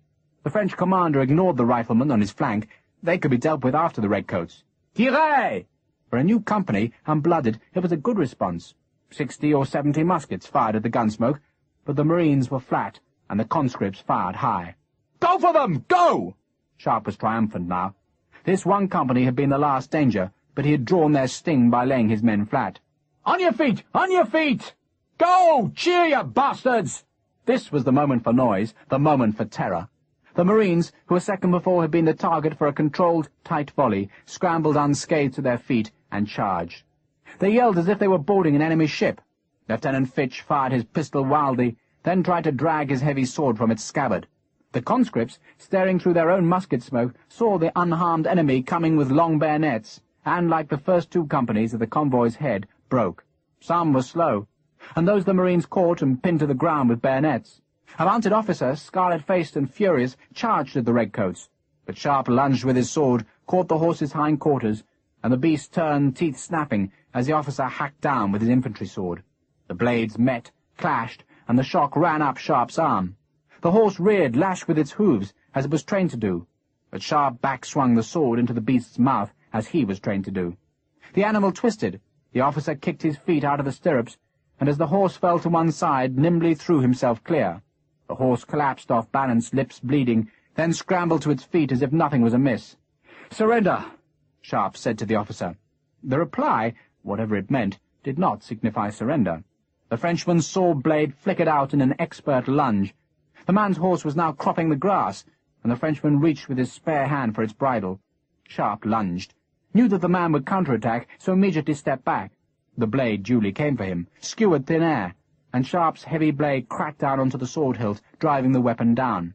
And Sharpe stepped forward, brought his knee up, then used the ugly iron guard of his sword to punch the officer's face. "Surrender, you crapo bastard!" The officer was on the grass, sword forgotten and hands clutched to his crutch. He was gasping for breath, moaning, and Sharpe decided that constituted a surrender. He kicked the man's sword into the ditch, pulled the horse towards him, and hauled himself clumsily into the saddle. He wanted the extra height to see what happened on his small, well-chosen battlefield. The French had run. A company of them were being organized a quarter-mile north, but they posed no immediate problem. A few survivors still clung to the wagons. Some died from bayonet thrusts, but most were being taken prisoner. The wagons were otherwise abandoned, and Sharpe guessed their drivers, with other fugitives, had fled into the beech woods. "Captain Palmer?" Palmer seemed astonished to see Sharpe on horseback. "Sir?" One squad of men to the beech trees. Flush the damn place clear. Don't be cautious about it. Scare the bastards. Yes, sir. Captain Frederickson. Sharpe twisted the horse towards the far side of the road. Keep that company busy. Sharpe pointed to the north. Take half Minver's men and press them, William, press them. There were pickets to be set on the flanks, the wounded to take into the shelter of the wagons, and the wagons themselves to explore. The 2 coaches, harness horses shivering, were brought forward. One was empty. The other contained 2 women who sat terrified with smelling salts uncapped. Put a guard on them, Captain Palmer. Unharness the horses. Sharpe would leave the women where they were, but the horses, like the oxen, would be scattered into the meadows. Some men would have advised killing the animals to deprive the French of their future use, but Sharpe couldn't bear to give that order. The oxen lumbered away, protesting under the prodding of the bayonets. One beast, wounded by a musket bullet in the small battle, was slaughtered, and Sharpe watched 2 Marines cutting up the steaming warm flesh that would make a fine supper tonight. Other Marines swarmed over the wagons, ripping the canvas covers away and slashing the tie ropes. Barrels and boxes were uncovered and thrown to the road's verges, where the prisoners, shivering and terrified, sat under guard. It had taken 25 minutes of savagery, of fire and smoke and bluff and blood, and a French convoy deep in France and guarded by a half-battalion of troops was taken. Better still, and even more inexplicable, Sharpe's headache was entirely gone. Chapter 11. Lieutenant of Marines Fitch, to whom Sharpe had hardly spoken since they'd marched inland, brought the civilians to Major Sharpe. The lieutenant herded them at pistol point until told by Sharpe to put his damned toy away. Fitch, his martial ardour offended by the rifleman, gestured at the 4 stout and worried-looking men. "They're from the town, sir. Buggers want to surrender." The 4 men, all dressed in good woolen clothes, smiled nervously at the mounted officer. They each wore the white cockade, which was the symbol of the exiled King Louis XVIII, and thus an emblem of anti-Napoleonic sentiment. The sight of the cockade, and the evident willingness of the 4 men to embrace a British victory, were uncomfortable reminders to Sharpe of Bampfylde's hopes. Perhaps Bordeaux, like this small town, was ripe for rebellion. He should, Sharpe knew, have interrogated a captured French officer by now, but his determination to obey Elphinstone's privately given orders had made him ignore the duty. "Kindly ask them," Sharpe said to Fitch, who evidently had some French, "if they still wish to surrender when they understand that we'll be leaving here this afternoon and may not be back for some months." The mayor's monarchical enthusiasm evaporated swiftly. He smiled, bowed, fingered the cockade nervously, and backed away. But he still wished to assure the English milord that anything the town could offer his men would be available. They had only to ask for Monsieur Calabor. "Get rid of him," Sharpe said, "politely, and get those damn civilians off the bridge." Townspeople, hearing the crackle of musketry, had come to view the battle. The one-legged toll-keeper was vainly trying to make them pay for the privilege of their grandstand view. Frederickson's rifles snapped from the north as he harried the broken infantry away from the scene of their defeat. 2 wagoners and 4 cavalrymen, hands held high, were being prodded from the beech trees towards the disconsolate prisoners. Marines were piling captured muskets in a pile. The luckiest Marines were rifling the wagons. Much of the plunder was useless to a looter. There were vats of yellow and black paint that the French mixed to colour their gun carriages, and which now the Marines spilled onto the road to mingle with the blood and ox-dung. 2 of the wagons held nothing but engineers' supplies. There were coils of 3-inch white cable, sap forks, cross-cut saws, bench hammers, chalk lines, scrapers, felling axes, augers, and barrels of hammer-line. There were spare cartouches for the infantry, each bag filled with a wooden block drilled to hold cartridges. Other wagons held drag chains, crooked sponges, relievers, brickholes, wadhooks, sabot braces, and handspikes. There were garlands for the stacking of round-shot, and even band instruments, including a jingling Johnny that a proud Marine paraded about the stripped wagons, and shook so that the tiny bells mounted on the wooden frame made a strangely festive sound in the bleak, cold day. Another man banged the clash-pans until Sharpe curtly ordered him to drop the bloody cymbals. On one wagon there were crates of tinned food. The French had recently invented the process, and it was a miracle to Sharpe how such food stayed fresh over weeks or even months. Bayonets prized open lids, and jellied chickens and joints of lamb were hacked into portions so that men's faces, already blackened by powder smoke, were now smeared with grease. Sharpe accepted a leg of chicken and found it delicious. He ordered 2 dozen of the tins put aside for Frederickson's riflemen, and in the centre 2 wagons, strapped down by 3-inch cable and covered by a double wrapping of tarpaulin, was powder. Barrels of black powder that were destined for the mortars of Bayonne, and coils of quick-match to be cut into shell fuses. "Lieutenant Minver?" "Sir?" "These wagons, drag them to the bridge, I want the powder packed in the roadway. It would not be a scientifically controlled explosion, as Hogan so long ago had taught Sharpe to devise, but it might seriously weaken the new stone structure with its proud carved urns, and the purpose of Sharpe's incursion was to slow the French supplies. A blown bridge, demanding a detour through an old town, would cause a temper-fraying delay. And pack all the other wagon loads round it. That would take at least 2 hours. In the meantime, captured spades dug graves in the cold soil of the water meadows. A French cavalryman, wearing the odd plaited pigtails at his temples, the cadenet, was buried first. French prisoners did the work for the 22 dead Frenchmen, while the Marines dug graves for their 3 dead. "Congratulations, sir," Palmer said. "Your men did well, Captain." Sharpe meant it. He had been impressed by the steadiness of the Marines, and by their swiftness to reload muskets. Those qualities won battles, and battles changed history. Patrick Harper, a tin chicken in one hand, brought Sharpe a leather bag taken from the abandoned carriage. "That's all frog scribble, sir." Sharpe looked through the papers and suspected they were just the kind of thing Michael Hogan prayed for. Hogan might be dead now, but the papers would be a goldmine to whoever had succeeded to his job. "Guard them, Patrick." Harper had also helped himself to a fine silver-chased pistol that had been discarded in the carriage. The sun, paled to a silver disk by new cloud and mist, was low. A cold wind, the first wind since Sharpe had spared Killick's life, sighed chill over the graves. A scream came from the farm, and a cheer went up from the Marines searching the last wagon as they found wine bottles packed in sawdust. A corporal brought a bottle to Sharpe. "Sir?" "Thank you, Corporal." Sharpe held the bottle out to Harper, who obligingly struck the neck with the blade of his sword bayonet. The scream sounded again. A girl's scream. Sharpe dropped the wine and put his heels back. Prisoners twisted aside as the horse plunged down the bank, jumped a shallow ditch. Then Sharpe reined the beast right, ducked under a bare-branched apple tree, and twisted left. Pounding feet sounded behind him, but all Sharpe could see was a man running away, running towards the river, and Sharpe put his heels back again. The man was a Marine. He was clutching his red jacket loose in one hand and holding up his unbuttoned breeches with his other. He looked over his shoulder, saw Sharpe, and dodged to his right. "Stop!" The man did not stop, but ducked through a gap in the thorn hedge that tore his jacket from his grasp. He abandoned it and began running across the field. Sharpe forced his horse at the gap, kicked it through, and drew his sword. The man was stumbling, flailing for balance on the tussocks of the meadow. Then the flat of the heavy sword swept down in a clumsy curve, took him on the side of the head. He fell, uncut by the blade, and Sharpe circled the horse back to the fallen man. It was all because of the farm girl, the green-eyed, pale, shivering girl, whom the man had dragged into the scanty hay store and attacked.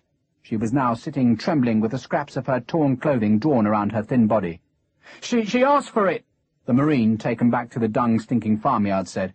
"Shut your face!" Harper had appointed himself master at arms. "She wouldn't be bloody screaming, and you wouldn't be bloody running, would you? Fetch her some clothes." Sharpe snarled at one of the Marines who had formed a circle about the prisoner. "Captain Palmer, you warned this man?" Palmer, pale-faced, nodded. "Well?" Sharpe insisted on a verbal acknowledgment. "Aye, aye, sir."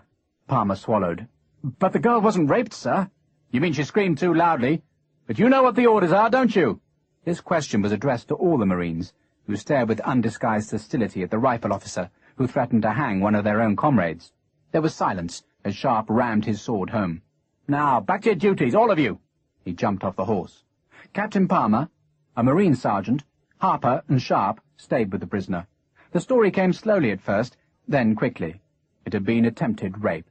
The girl, the Marine said, had encouraged him, but her screams and the bruises and scratches on her thin arms told a different story. "Matthew Robinson's a steady man, sir." Palmer walked with Sharpe to the end of the farmyard. Sharpe could see that Mimmer's riflemen had managed to get the first powder wagon to the end of the bridge, but, faced with the slope of the roadway, could get it no further. They were now rolling the powder barrels to the crown of the arch. "You know what the standing orders are," Sharpe said bleakly. "It won't happen again, sir." Palmer sounded contrite. "I know damn well it won't happen again." Sharpe, hating the necessity of the moment, snapped the words. "That's why we're hanging the bastard." "I mean, we don't need Robinson's death as an example, sir," Palmer pleaded. "I'm not doing it as an example." Sharpe turned and gestured towards the farmer and his wife. "I'm doing it for them. If the French people think we're savages, Palmer, then they'll fight us. You know what it's like having guerrilleros up your backside when you fight. Every wagon we send up from the coast will have to be guarded by a battalion, every one. That's how we beat the French out of Spain, Captain, not just by hammering the bastards in battle, but because half their armies were guarding wagons against Spanish peasants like them." Again he pointed to the French couple. "The girl wasn't harmed, sir," Palmer said stubbornly. "And we've proved by our action here that we can offer protection." "And the story is spread about," Sharpe said, "that a man can rape a girl and his officers will condone it." Palmer stood his ground. "If Robinson was one of your men, sir, one of your riflemen, would you—" "Yes," Sharpe said. I knew instantly that if he was Palmer, and Bampfylde was the officer demanding the hanging, then Sharpe would fight just like Palmer for the life of his man. God damn it, but years before, Sharpe had even defended the most useless man in his like company in just this same situation. Palmer saw Sharpe's hesitation. "Robinson fought damn well, sir. Doesn't your field marshal mitigate punishment for bravery in the field?" Wellington had been known to cancel a half-dozen hangings because the prisoners' battalions had fought well. Sharpe swore, hating the decision. "Orders are orders, Mr. Palmer. Just as I believe we're ordered to hang privateers and deserters, sir." Palmer said it bluntly, daring Sharpe's wrath. "Damn your insolence." Sharpe said it without conviction, almost as a sop to the weakness he was showing. "You will apologize to the girl and to her parents. Give them this." He took 2 of the forged silver 10-franc pieces from his pouch. "Thank you, sir." Palmer beamed as he took the coins. "I'm not done with him," Sharpe warned. "RSM Harper?" Harper pretended not to notice his restoration to regimental sergeant-major. "Sir?" "Take Marine Robinson and the girl's father round the back of the barn. I want you at the bridge in 10 minutes. "Do I need a rope, sir?" "No, but give the father his chance." God damn it, Sharpe thought. But he'd broken orders again. First he spared a damned American, now a Marine. And what was the point of orders if sentimentality weakened a man into disregarding them? "Thank you, sir," Palmer said again. "You won't thank me when you see what Patrick Harper can do to a man. You'll be carrying Robinson home. Better than burying him, sir." The incident put Sharpe into a sour mood, worsened by the feeling that he'd shown weakness. Twice now he'd backed out of an execution, and he wondered if it was because he'd taken a respectable wife. Old soldiers claimed that marriage did weaken a man, and Sharpe suspected they were right. His foul mood was not helped by the agonizing slowness with which the powder was being crammed between the bridge's balustrades. Lieutenant Fitch had ordered the toll-keeper and his wife out of their house, and the woman, who had earlier threatened Sharpe with her blunderbuss, was now weeping for the loss of her home. Her husband, stumping on his wooden leg, was dragging belongings out to the road. The sound of Frederickson's rifle fire had finished, and Sharpe saw the company marching back towards the bridge. That meant the French had gone altogether, though he knew Sweep William would have left pickets to guard against their return. Using the Marines to help, the riflemen hastened the setting of the explosives. The other supplies, destined for Sue's army, were heaped about the powder barrels. Frederickson sounded his whistle to pull in the pickets, while a squad of Minver's men pushed the townspeople further away from the bridge. It was getting dark, and Sharpe wanted to be moving. "Sir!" Patrick Harper, who had silently reappeared at the bridge, pointed northwards. "Sir!" 2 horsemen had appeared.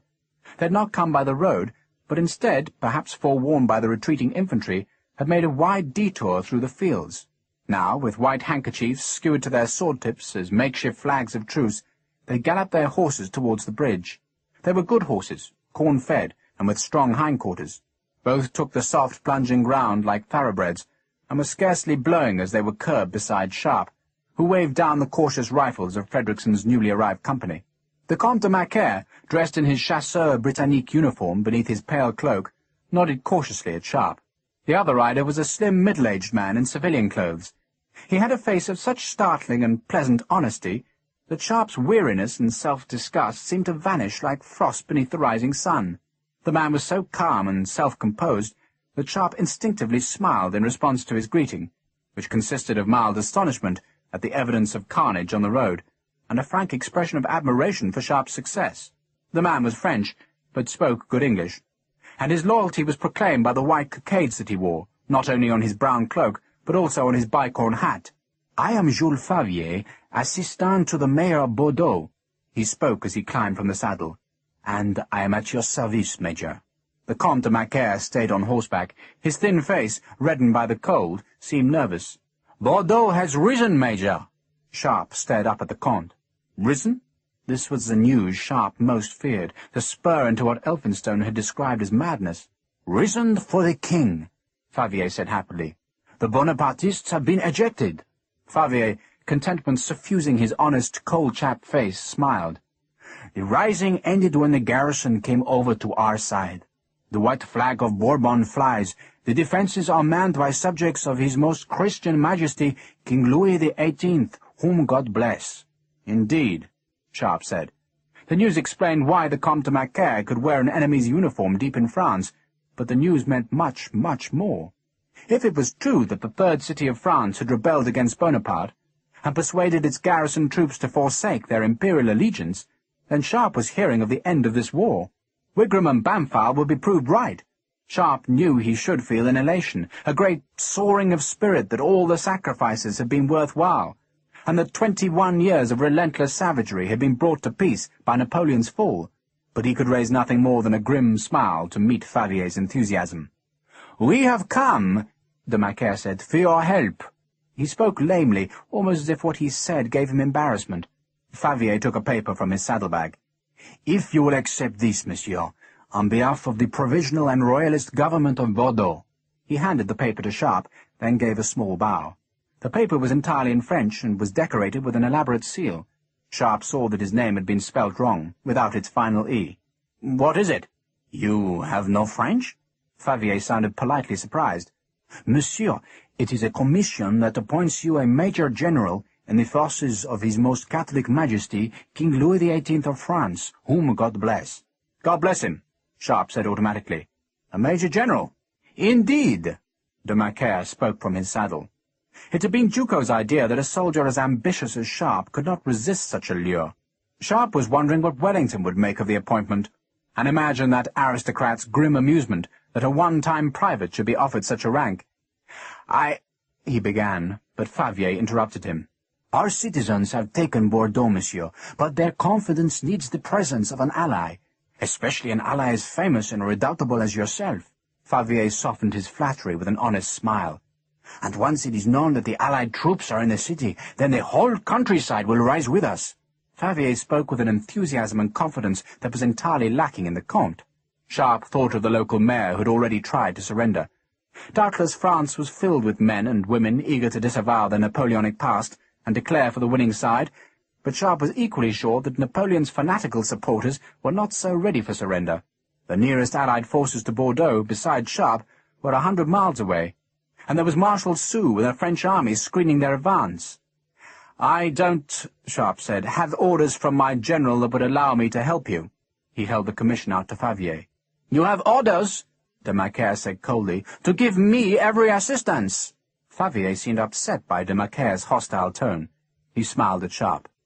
"Your field marshal, I think, would admire a soldier who grasped the moment." "Maybe."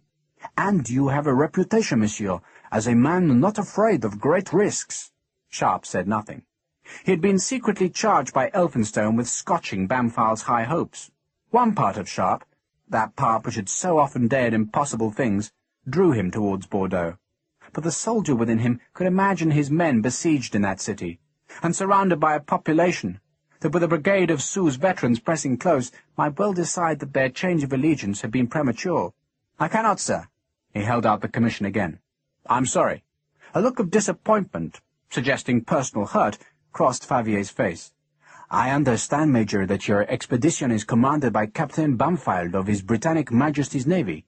Sharpe paused, thinking that on land Bampfylde held an equal rank to himself, but merely by boarding the Vengeance, Bampfylde magically arose to become the equivalent of a full colonel.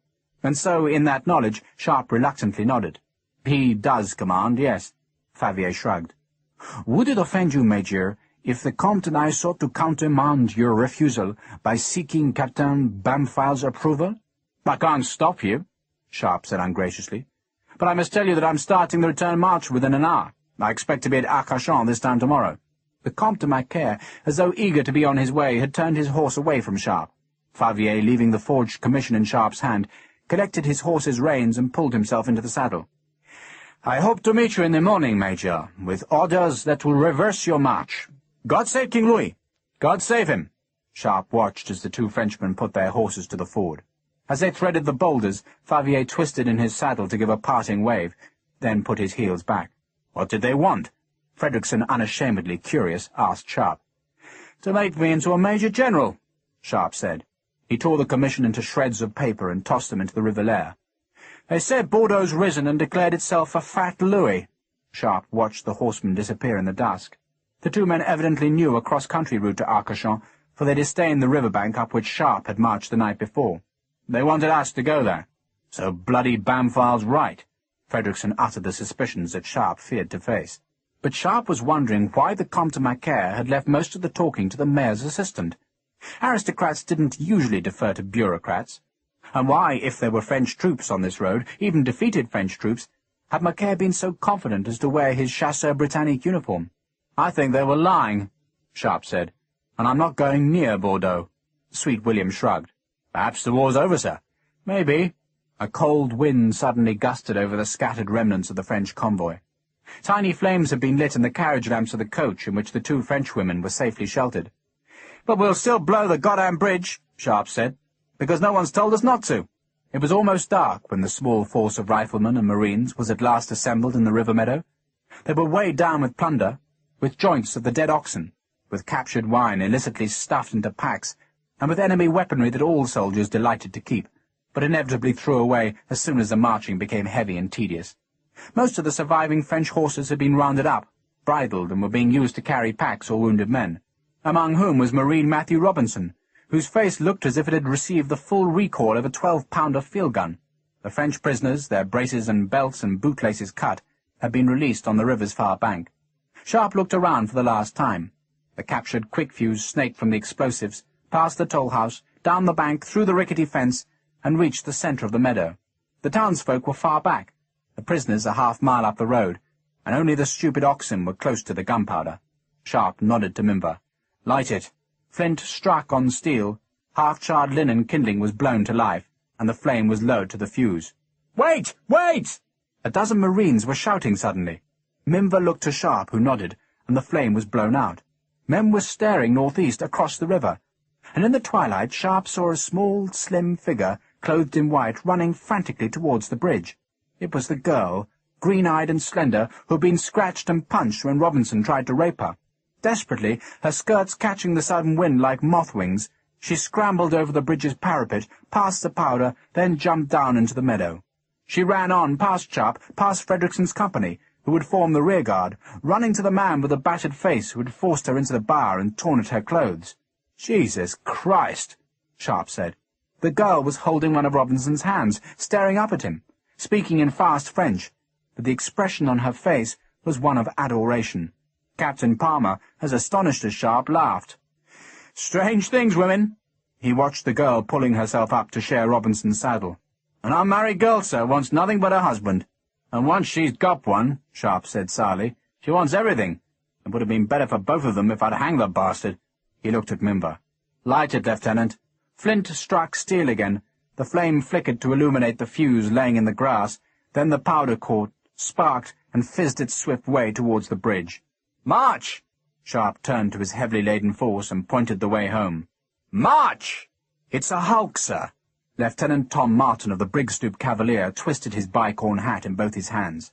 "A hulk?" Bampfylde frowned. They were in Commandant Lasson's old quarters, where, because of a lack of firewood, Bampfylde's steward warmed his master with volumes taken at random from the shelves. The books were in French, which made them unreadable, so both the steward and his master considered that no great harm was being done.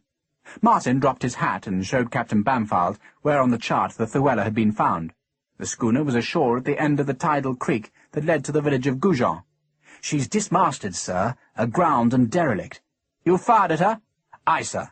Martin, when at last the damned fog had cleared, had spotted the Thuella far across the shoals. The tide was low and still falling, so the most he could do was fire at long range. 2 or 3 shots had crashed into the Thuella's timbers, but at that range, and with such small-caliber guns as the Cavalier carried, the damage was slight. "Derelict, you say?" Bampfylde asked. "Bottomed, emptied, stripped, scorched, dismasted and smoking." Martin delivered the gloomy words in hope that they would be sufficient. The glass was falling ominously, and all the experienced sailors wanted to be at sea before the storm struck. But if Captain Bampfylde believed that the Thuella was salvageable, then he might be tempted to stay at Arcachon, and God alone knew what damage a storm could wreak on a brig in those enclosed waters. "Smoking?" "Looked as if the Jonathans tried to fire her, sir. Must be damp wood, though, 'cause she hadn't burned through." "You could," Bampfylde said sourly, "have sent a party to burn her properly, Mr. Martin. That would have made sure of her." "They've made a battery ashore, sir, mounted all her guns to face the water." Thomas Martin sensed that perhaps he should have informed Captain Bampfylde of that salient fact earlier. "They didn't return fire, sir, but we saw them." Damn Sharpe, Bampfylde thought. The Llewellyn existed. Her crew had made themselves a fortress on land, and it would take 2 days to extirpate that nest of pirates. Bampfylde might not have the 2 days. The weather was surly, threatening a Biscay storm. For 2 days fog had shrouded the bay, and now, when at last the fog lifted, all prudent seamen were advising Bampfylde to give his squadron sea-room. "Can they refloat her?" "No, sir. Looks to me as if they've ripped out what's good and abandoned the rest." Captain Cornelius Killick would have loved to hear that statement, for he'd worked hard to give just that impression. He'd careened the schooner hard over, streaked her timbers in copper with pitch to suggest scorch marks, and lit smoking fires of damp grass to suggest smouldering embers deep in an abandoned hold. "And they've cut away her figurehead," Martin added hopefully. "Ah!"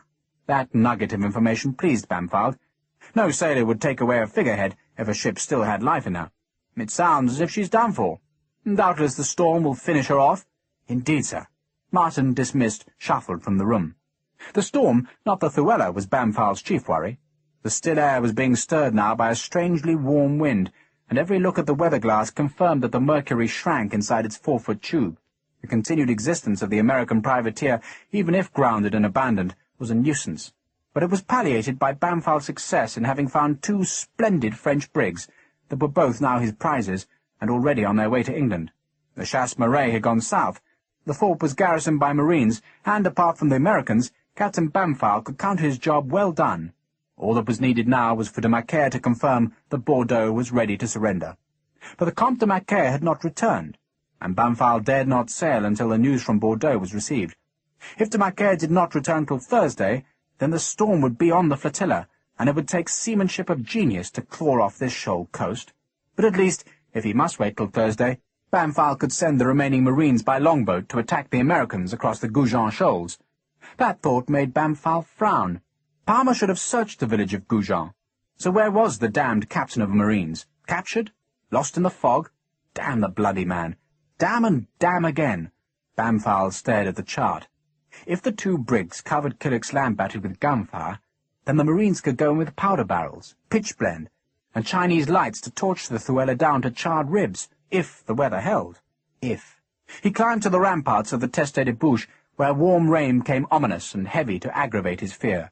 An east wind, he thought, would be best. That would take his ships well offshore to the wide seas, where they would be safest in a hard blow. But a west wind would destroy him, and no amount of boastful dispatches would forgive a captain who lost his 74 on a lee shore. Bampfylde paused to stare northwards, where tiny lights flickered in a village. If de Macaire came in the morning, then Bampfylde would leave a strong garrison in the fort, sail his flotilla out to weather the storm at sea, then return to lead the advance on a rebellious Bordeaux. The storm might delay that glorious moment for 2 days, but it would also finish off the wounded American schooner. Yet, in the ominous night of falling mercury, Captain Bampfylde's hopes of glory were mercilessly dashed. Lieutenant Ford woke the captain at 3:30. "Sir?" Bampfylde, struggling out of a dream, noticed that the wind was stronger, gusting as it had before the fog had come down. "What is it?" "The Comte de Macaire, sir, with a man from the mayor's office in Bordeaux. They say their news is urgent."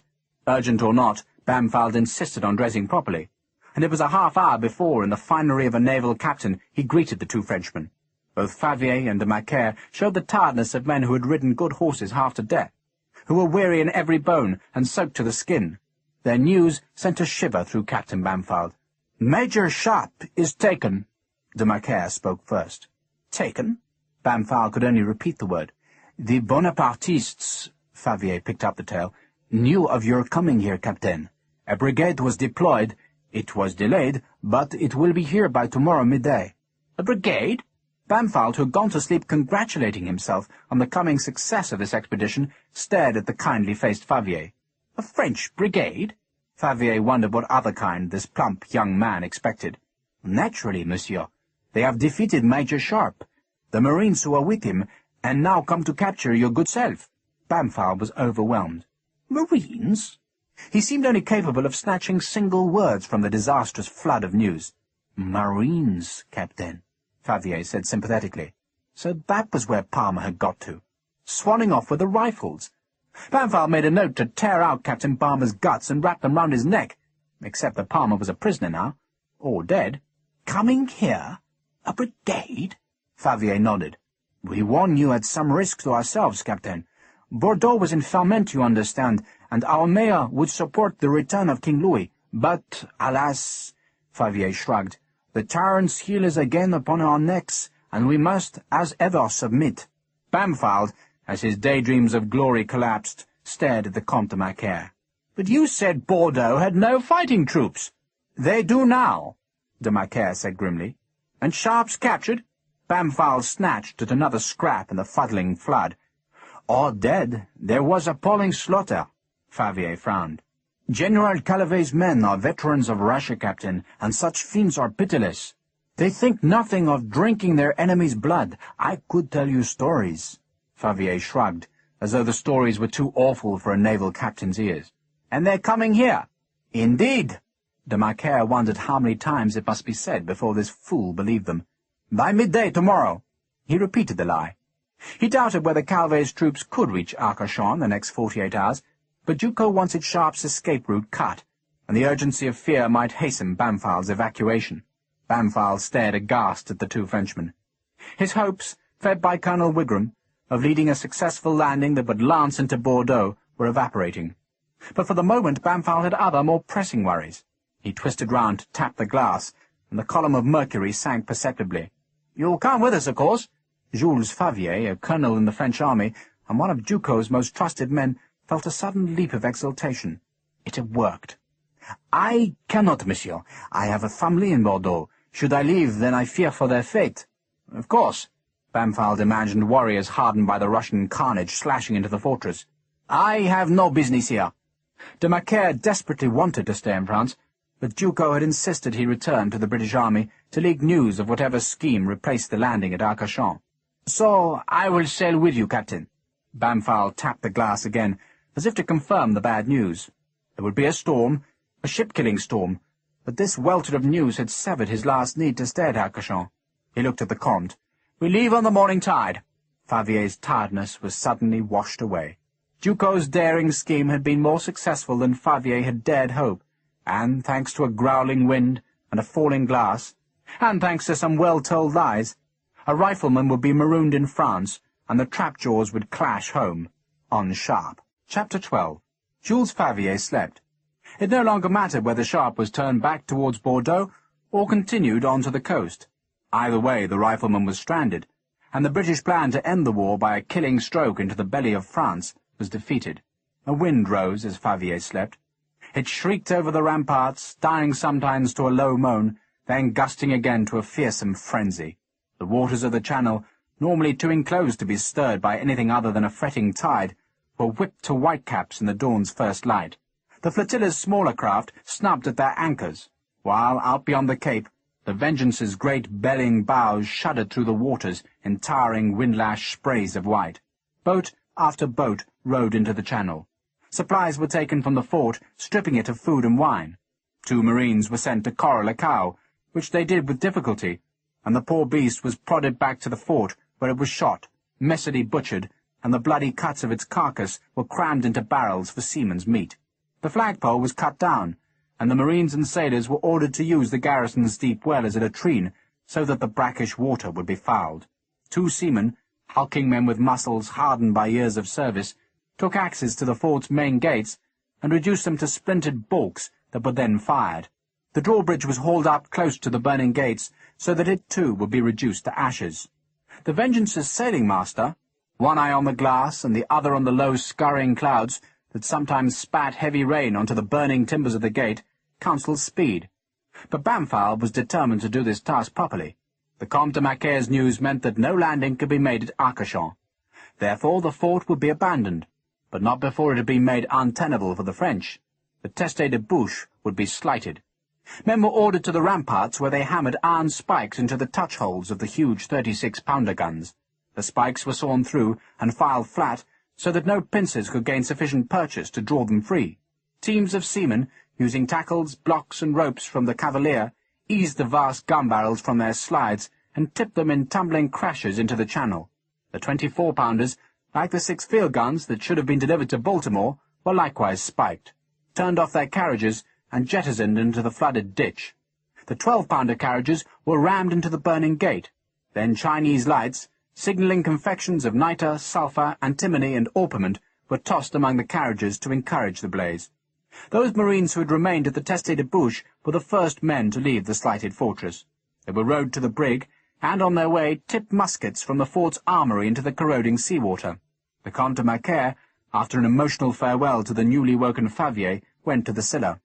By 10 in the morning, only a handful of sailors were left ashore. Quick fuses were laid into the fort's magazines, while another was taken to a stack of powder barrels that had been piled in the kitchens beneath the barracks block. The spare rifle ammunition, left by Sharpe to await his return, was piled onto that stack. Jules Favier, who had taken his horse safely beyond the drawbridge before the destruction began, shook Bampfald's hand. "God save King George, Captain." "God bless King Louis." Favier used a naval ladder to descend the western battlements, then picked his way through the sand to where his horse was tethered. He waved a last time to Captain Bampfald, who, surrounded by his acolytes, walked to his waiting boat. The lieutenant paused, turned to the fuse's end, and Favier saw the snap of light as flint struck steel. There was a pause as Far ate up the worsted quick-match that had been soaked with a liquid solution of meal powder, spirits of wine, and isinglass. Bampfald was being rowed through choppy waves towards the Cavalier. Spits of rain pitted the sand, while gulls, wheeling effortlessly, rode the strong wind that blew from the hills towards the sea. Favier mounted his horse. The quick-match, hissing sparks, darted into an embrasure of the Teste de Bouche. The first brig had hoisted its anchor, and was already, under sails blown to a flat hardness, beating towards the channel's mouth. The Scylla, Amélie, and Vengeance, sails reefed, were already hull down. Captain Bampfald climbed the Cavalier's tumble-home. The brig's sidesmen twittered their pipes. The anchor was lifted, and Lieutenant Martin ordered sheets hauled tight. He was to take Captain Bampfald to the Vengeance, and it would be a pretty piece of seamanship to transfer the captain in this weather. Bampfald, grinning with anticipation like a raw midshipman, stood at the rail of the Cavalier's small quarterdeck. "It should be a picture, Ford." "Indeed it should, sir." Ford opened his watch and saw that it was still an hour short of midday, the time when the French brigade should arrive. Now they would come to find a fortress destroyed. The two men waited. The rain striking the Cavalier's vast driver sail made a rapping tattoo that was matched by the quiver of Bampfald's excited fingers. Lieutenant Ford was nervous. "Perhaps, sir, the rain's—" But even as he spoke, the fuse-borne fire bit home. A lance of light, white and sharp and straight as a blade, pierced into the low cloud from the very centre of the Teste de Bouche. It was followed by smoke. Roiling, greasy smoke, shot through with red flames that spat outwards in sudden, angry dashes. Then came the noise. The rolling, grumbling, hammering sound of the powder magazines exploding. And in the noise came another roar, as the explosives in the barracks caught the fire, and Captain Bampfald clapped his hands with delight as stones, tiles, and timbers shattered upwards. The single flame vanished, to be replaced by a horror of dirty smoke that carried ashes made sodden by the rain far out to sea. A few flames flickered bright above the unscathed ramparts, then, dampened by the squalls, disappeared. Bampfald, pleased with his work, smiled. "French nation is deprived of one fortress, Ford. That is a consolation to us." "Indeed, sir." Bampfald turned. "I shall use your cabin, Mr. Martin. Pray send me some coffee, or, failing that, tea." "Aye, aye, sir." The brigs turned where the shoals marked the limit of Cap Ferrat, and were swallowed in the rising sea and the squalls of rain. The coast was left deserted, its fort empty and shattered, and the squadron was gone. Sharpe's last sight of the bridge over the Lair was of the powder billowing flame and smoke outwards, of stones from the balustrade making vast splashes in the shallow water, of the toll-keeper's windows smashing inwards, and of 4 toppling stone urns. The bridge still stood, but it was weakened, and no artilleryman would dare take the weight of guns over that stone roadway until a competent engineer, fond of life, volunteered to stand beneath the blackened arch as the guns trundled overhead. The riflemen and marines bivouacked after a mere 5 miles, leaving the riverbank to go to an enormous house standing in a vast garden of lawns and lakes. The house remained shut, despite all the hammering on its doors, and though Sharpe saw dark figures, silhouetted by candlelight, who folded shutters on the upper floor, no one appeared to inquire who the soldiers were. A carved escutcheon over the main door suggested that the house had been, and maybe still was, the residence of aristocrats. There was a barn at the house's rear that was more than an adequate bivouac. There was straw, kindling for fires, and blessed shelter against the rain that had started to sweep in great gust-borne swathes over the garden. Sharpe ate tinned chicken, with the cheese Jane had packed for him, and washed both down with wine taken from the ambush convoy. Fredrickson squatted beside him at the end of the barn that had been designated officers' territory. "She said," Fredrickson told Sharpe, "that she didn't mean to scream. She's called Lucille. She's rather fetching, don't you think? She's not ugly," Sharpe allowed. He watched the pale girl who sat shyly with her man at the barn's far end. "But Robinson's a Marine. Marines can't take wives onto ships. She says he's paid for her, 20 francs. Fredrickson sucked a wingbone clean. "That's a very fair price for a bride in these parts." "I paid that," Sharpe protested. "I suppose she's yours, then." Fredrickson laughed. "Well, what's he going to do, kiss her goodbye at Arcachon? Does she know he's a Marine?" "I told her," Fredrickson said. Sharpe shrugged. Any troops marching through the countryside seemed to end with a tale of women, but it was one thing to be a soldier rooted on land, and quite another to be a Marine who could offer a wife no home. "Can they ship her to England?" Sharpe asked Palmer. "No." Palmer was cleaning the vent of his pistol. "Anyway, Robinson's already married, got a wife and 2 nippers in Portsmouth." He blew dust away from the touch-hole. "I suppose when he's finished with her," Fredrickson said, "she'd better go to one of my men. We can smuggle her onto the Amélie." No one demurred. It was a normal enough solution to a routine problem, and there were always men willing to take on a discarded or widowed woman. Sharpe remembered, after Badajoz, meeting a weeping woman who had just lost her husband in the dreadful slaughter of that fight. She didn't weep for the loss, but because she had precipitately accepted another man in marriage and then been asked for the same favour by a sergeant who would have been a much better catch. Sharpe slept 7 hours, waking to the pre-dawn darkness and the hiss of rain on the wooden roof. Sergeants stirred sleepers awake with boot toe-caps, and the first flames flickered to boil water. Sharpe went outside and stood against the barn wall, where Fredrickson companionably joined him. "He's gone," Sweet William said. Sharpe yawned. "Who's gone?" "Marine Robinson. He buggered off with his Lucille, another of Cupid's walking wounded." "Bloody hell!" Palmer's not best pleased. Fredrickson buttoned his breeches. "Did the pickets see anything?" "They say not." Fredrickson walked with Sharpe to a fire where Sergeant Harper was stewing tea. "Morning, Sergeant. It's my guess," Fredrickson looked back to Sharpe, "that the pickets were asked to look the other way. The Marines had provided the guard last night." "Or he gave them a canter on the filly," Harper said. "I've known that a good few times." "You should write your memoirs," Fredrickson said cheerfully. He looked into the wet landscape where Robinson had disappeared. "Well, we'll not see him again." Nor did they. Love had struck as callous in its target as a musket ball fired at a battalion, and a man ran for freedom, while Sharpe marched his force into the rain-smeared dawn, going to the ships, going to his own woman, whom he had married with as little forethought as Marine Robinson had shown in his desertion, and going home. At first Sharpe thought a ship must have burned at its moorings, then he thought it a rick fire, then he assumed Bamford must have torched the village. Finally, in the half-gale that blew his straggling force along the embanked road of the marshes, he saw that there were no masts in the channel, and that the smoke, grey and hazy in the evening light, came from the fortress. "Jesus wept," Fredrickson said. "God save Ireland!"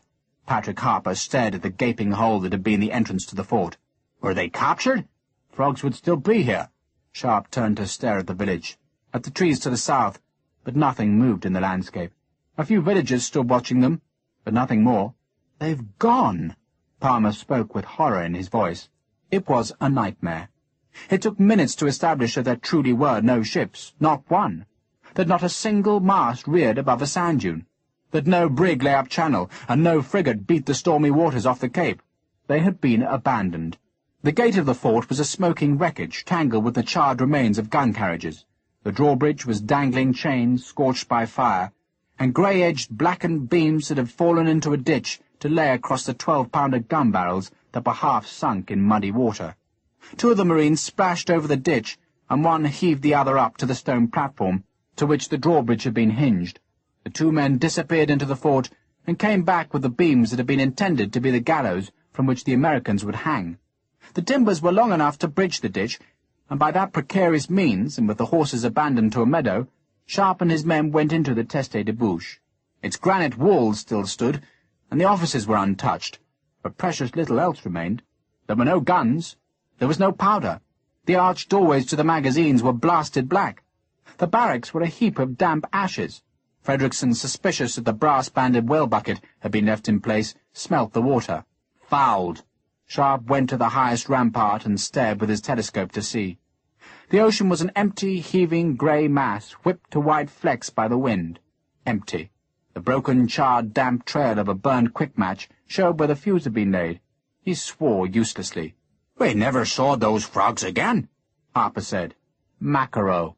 Sharpe spoke the nickname aloud, recalling his suspicions that the tall aristocrat had been nervous at their last meeting. Not that it mattered now. The bleak truth was that with less than 200 men, and with no more ammunition than those men carried in their pouches, he was marooned on the French coast 100 miles from safety. His riflemen could march that in 4 days, but could the Marines? And what of the wounded? And if they were caught, Sharpe knew, they would be finished. Even the poorly mounted French cavalry would make short work of 170 men. Those men slumped in the courtyard, made even more miserable by the buffet of wind and rain. "Captain Palmer?" Sharpe's voice bellowed through the squall. "I want billets found for everyone. Clear out the galleries, send a squad to cut firewood." He would make them busy. Men could make a new gangway over the ditch, and other men were sent to cut down pines that would barricade the gaping archway. Such forestry would be slow work with bayonets, but better than no work at all. Other men dragged 2 of the 12-pounder barrels from the ditch and dropped them into 2 of the carriages that had merely been scorched rather than burned. The big guns, the ship-killers tipped into the shallow waters at the channel's edge, were too heavy to tackle. "Lieutenant Fitch, search every damn room in the place. Bring every cartridge, ball, or powder barrel to the ready magazine." Some men were set to cooking. Others went to the ramparts where they kept watch in the twilight. The wind raged at them. The rain slopped in bucketfuls from stone walls. But fires burnt in galleries bored deep inside stone ramparts, and ox meat cooked in iron pots dragged from the wreckage of the kitchens. Frederickson used the limbers to collect barrels from the village that he filled with clean water from the small stream. "We don't know what's happened." Sharpe spoke to the officers in Lassan's old quarters that still had a few books left on the shelves. "So it's no use speculating. Bampfald's gone, we're here." "And who is in Bordeaux?" Frederickson asked slowly. "God only knows. If it's Boney's men, then we have to assume they'll hear of us and come after us. If the city really has declared for Louis, then they'll help us. I want 2 of your best men, William, to ride that way in the morning. Let us stay out of trouble, observe, and come back by nightfall with any news. And I want you to question the villagers tomorrow." "Yes, sir." Sharpe looked at Palmer. "You take your men to all the local villages tomorrow, and to Arcachon. Search every house. Bring every grain of powder and scrap of lead you can find." Palmer nodded. "And the standing orders about not upsetting the populace?" "Write them promissory notes. You'd better bring food, too. Everything you can find." Frederickson tossed another newly cut piece of pine onto the fire that splattered with resin. "You think we'll stay here? We can't march south, not if the frogs are after us. And I'd rather be behind walls than in open country. Besides, if the Navy does come back for us, then we'd better be where they can find us." That seemed the likeliest answer to Sharpe, that this weather had driven the ships offshore, and that as soon as the sea was calmer and the wind more gentle, the great sails would appear again. Yet second thoughts suggested otherwise. Why had Bampfald slighted the fort? Why had he not left a handful of Marines in place? And why no letter nailed to a door?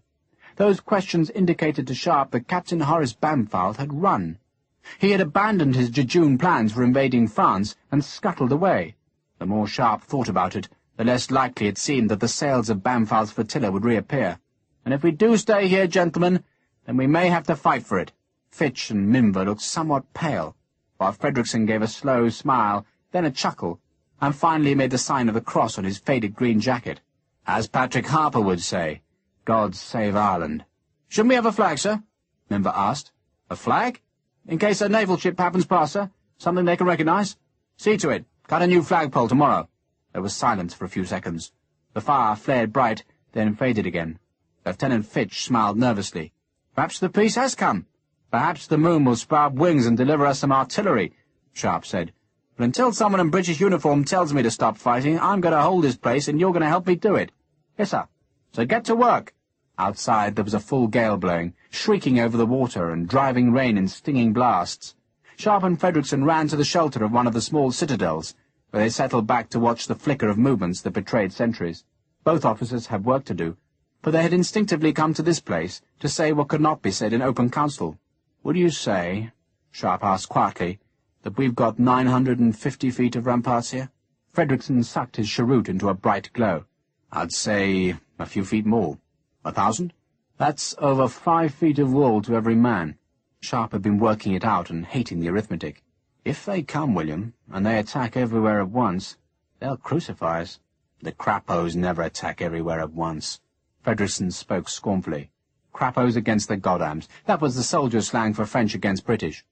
The French had always called the British the Goddams, and Sharpe, like many men in Wellington's army, liked the nickname. There was a reckless touch to it which spoke of French respect for the enemy, a touch entirely lacking in the scornful Crapo or Toad.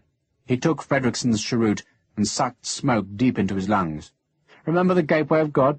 "We won that." Frederickson took back the proffered cheroot. "So we did," Sharpe said. "I wonder what happened to those Americans. Buggered off if they've got any sense.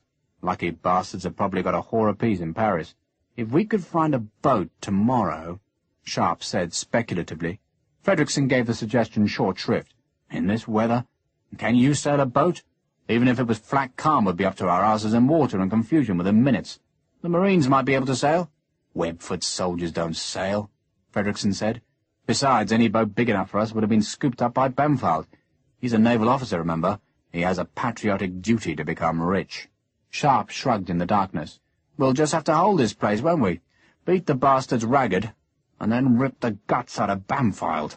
The last few words were spoken so savagely that even Frederickson shivered. Sharpe reached up to his scalp and took off the bandage that had been there since the fort had been captured. He tossed the bloody rag into the darkness. "For 2 sous, William, I'd march south tomorrow. Take our goddamn chances." "It's a bare country," Frederickson said, "with few places to hide, and the wounded would slow us down. So we'll stay." Sharpe was matter-of-fact again. "You'll command the south and east walls, and I'll give you half the Marines as a Toro company." He meant Grenadiers, the shock troops. "Palmer can have Minver's company and the other Marines for these walls. I want 6 of your best men. I'm taking the same from every company." "You, Harper, and the pick of the bunch?" Frederickson smiled. "In case there's a tender spot." Sharpe stood. "Try get some sleep, William. Tomorrow's likely to be a long day, and the last peaceful one for a while. If the frogs know we're here, yes." Sharpe slapped the granite wall of the citadel. "Bloody silly place to die, isn't it? That'll teach 'em to fight us." "Yes." Sharpe laughed, walked away, then stopped. His voice came out of the darkness. "What does teste de bouche mean, William?" "I don't know. I know what tete de bouche would mean." It sounded the same to Sharpe. "What?" "Woodenhead. Blockhead. Idiot. Goddamn." Sharpe was amused, for only a blockhead would find himself in this predicament. Yet in the morning the blockhead must make his goddams ready to fight. And not just fight, but win. Here, on the edge of France, in the dead days of winter, they must take victory from disaster and hold the fort. Chapter 13. Major Pierre Ducos rode his horse along the shabby, damp, dispirited lines of conscripts. A few, precious few veterans stiffened these ranks, but most of the faces were young, pinched, and terrified. No wonder, for yesterday some of these youths had been blooded and savaged, and their tale had spread gloom amongst the rest of the demi-brigade. The enemy was a battalion strong. A chef de bataillon spoke nervously to Ducos. "With skirmishes added. There were less than 200 men, Colonel." Ducos's voice was pitiless. "You were 600. Dear God, but how Ducos despised soldiers. Brackets and drum-thumpers all, until the enemy knocked the wind out of their bellies, after which they whined that they'd been outnumbered, or that the sun had dazzled them, or that their powder had been damp. God only knew why politicians resorted to soldiers as a final instrument of policy. It was like wagering on a cockfight to decide the fate of empires. And now, Colonel, you will face those same few enemy with upwards of 2,000 men. You think it will be enough?" Ducos made the inquiry with a mocking solicitousness. "They're behind walls," the colonel spoke nervously. "In a fortress that has been slighted," Ducos said acidly, "and is without cannon and has very little musket ammunition." Pierre Ducos allowed himself a moment's pleasure that Richard Sharpe was stranded and trapped. It would, of course, have been far more elegant if Favier had tricked Sharpe into marching through open countryside towards Bordeaux, but the ploy of the forged Bourbon commission had failed, and Ducos acknowledged that Favier and de Macaire had done well. The squadron of ships was gone, and Sharpe was bereft. A threatened British landing had been averted, and within a few hours Major Richard Sharpe would be surrounded by bayonets and menaced by 2 batteries of artillery. Commandant Henri Lasson also marched with the besieging force. And though the commandant had been disgraced by the loss of his command, restitution had been promised if his intimate knowledge of the Teste de Bouche's defence had made General Calvet's recapture of the coastal forts swift. At least, Duco consoled himself, the general of this demi-brigade knew his business. Calvet was an old soldier of France, a veteran of the Revolutionary Wars, and a hard man risen from the ranks in the hard way. He'd made his name in Russia, where, amidst the retreat of the Grand Army, he'd held his brigade together. Other men starved, froze, or were hacked to bloody ruin by the Cossacks, but Calvet's men, fearing their general more than the enemy or the weather, held to their ranks. To this day, it was said, Calvet's wife slept on a pillow stuffed with the hair cut from the Cossacks her husband had killed with his own sword. It was a rare flash of imagination in a man known for his direct, straightforward and bloody mode of fighting. General Calvet was a brute, a butcher, a tough man in a bloody profession, and Duco, if he had believed in a god, would have given thanks that such an instrument was at his hand. Jules Favier, restored to uniform and in high spirits, walked his horse alongside Duco's mount. "Calvet," he said in mild warning, "has never fought Godams." "Godams," Duco retorted, "have never fought Calvet." Colonel Favier acknowledged that truth, then looked at the sky. "The seamen said there'd be a storm." "They were wrong," Duco said. And indeed the weather that all night had grumbled with thunder and blown foul and hard had this morning settled into a gusty, calming mood. Intermittent sunshine glowed on the floodwaters that stretched from overflowing ditches into the fields. Cavalry had gone south across those fields in case Sharpe decided to march to safety down the coast. But Duco was certain that the riflemen would stay in the fortress and wait in hope for the return of his ships. "Calvet will settle his hash," Duco said with a rare smile on his pinched scholar's face. The gun wheels rumbled louder than thunder on the plank bridge at Facture. Then the force was on the marshes proper. The Bassin d'Arcachon stretched vast to their right, and the fortress of Testé-de-Bouche lay a half-day's march in front. Calvet, Duco, and Retribution were coming for a rifleman. In the night, a stab of lightning, its forked branches wide enough to embrace the whole northern sky, had slashed down to sheen the waters of the bay with a steel-hard light that had glittered and gone. The wind had raged at the fort, but in the dawn that was ragged with clearing cloud, the wind had strangely dropped and the air was suddenly warmer. Patrick Harper, scraping with a blunt razor at the stubble on his face, declared there was even a touch of spring in the February air. "The baby will be 2 months old today, so he will," he declared to Sharpe. "I'm better off if you'd stay with the battalion," Sharpe growled. "Not at all." Harper was relentlessly cheerful. "The ships will come, sir, so they will." One of the wounded men was put on the western ramparts to watch for those ships, while another was placed on the eastern walls to look for the enemy. 2 of Frederickson's Germans, solid, reliable men, were sent inland on captured cavalry horses to glean what tidings they could. Another, a silent corporal with a flat, hard face, was sent south on the best of the captured horses. "I'm sorry to lose him," Sweet William said, "but if he can make it in 3 days, then we might survive." The man, a volunteer, had been sent to try and thread the enemy lines and carry news of Sharpe's predicament to the British Army.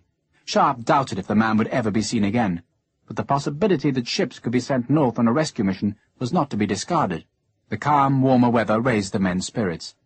Uniforms soaked by the last few days' exertions were hung to dry on ramparts, giving the Testé-de-Bouche a comfortingly domestic air.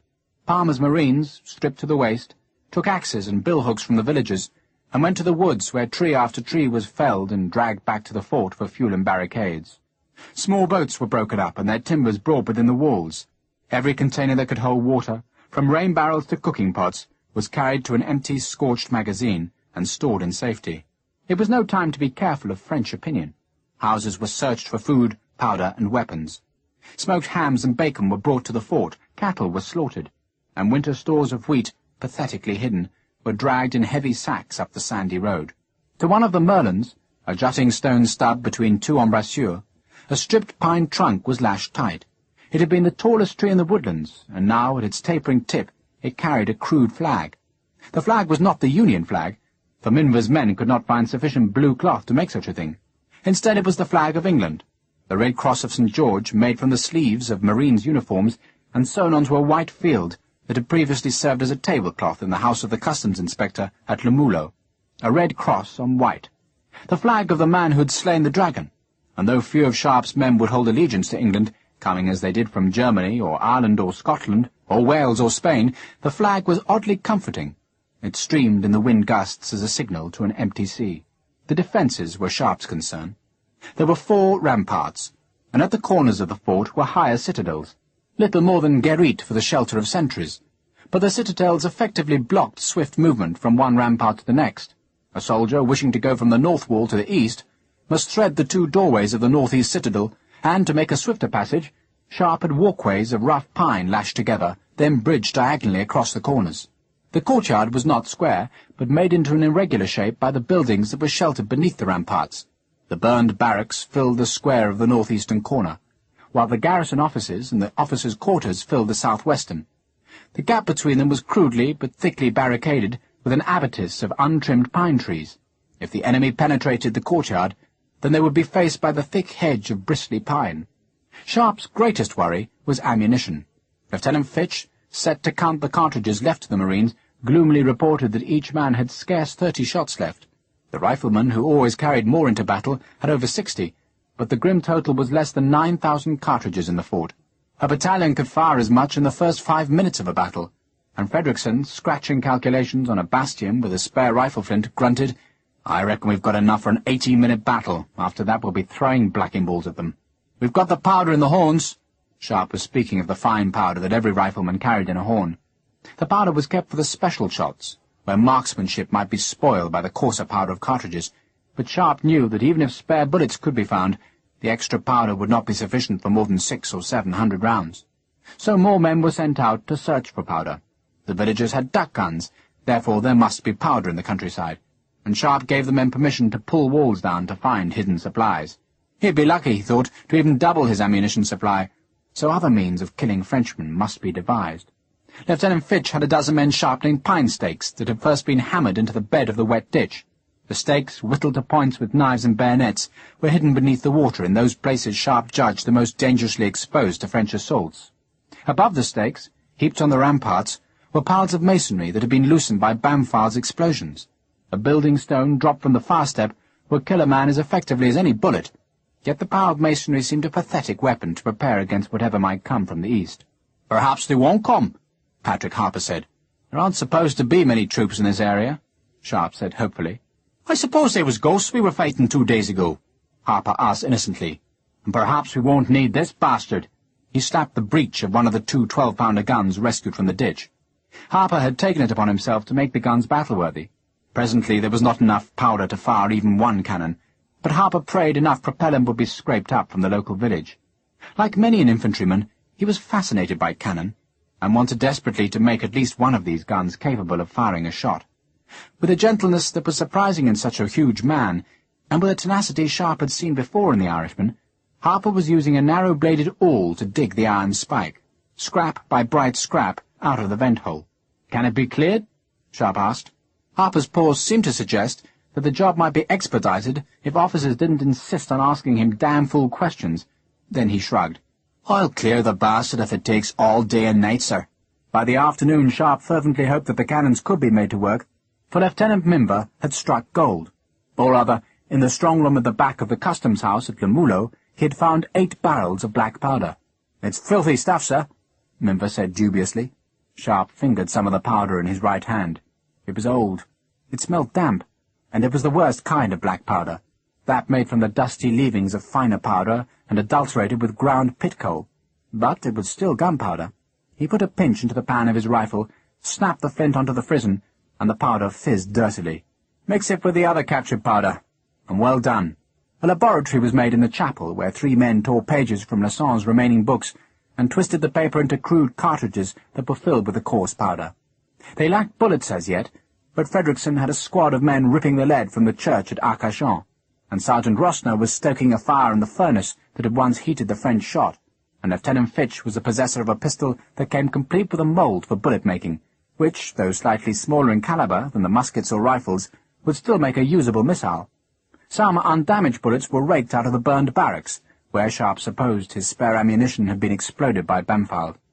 More powder still came from Arcachon, and from the villages of Le Teste, Pila, and Le Moulot. There were leather bags of powder, boxes of powder, and small barrels of powder. There were even musketoons, an ancient matchlock, 6 blunderbusses, 8 duck guns, and a fine duelling pistol that had yet another bullet mould in its wooden case. The men were busy, and, as ever, purposeful activity made them content. When a cheer announced that Patrick Harper had succeeded in making one of the 12-pounders battle-worthy, That contentment soared into a confidence that belied the desperation of their predicament.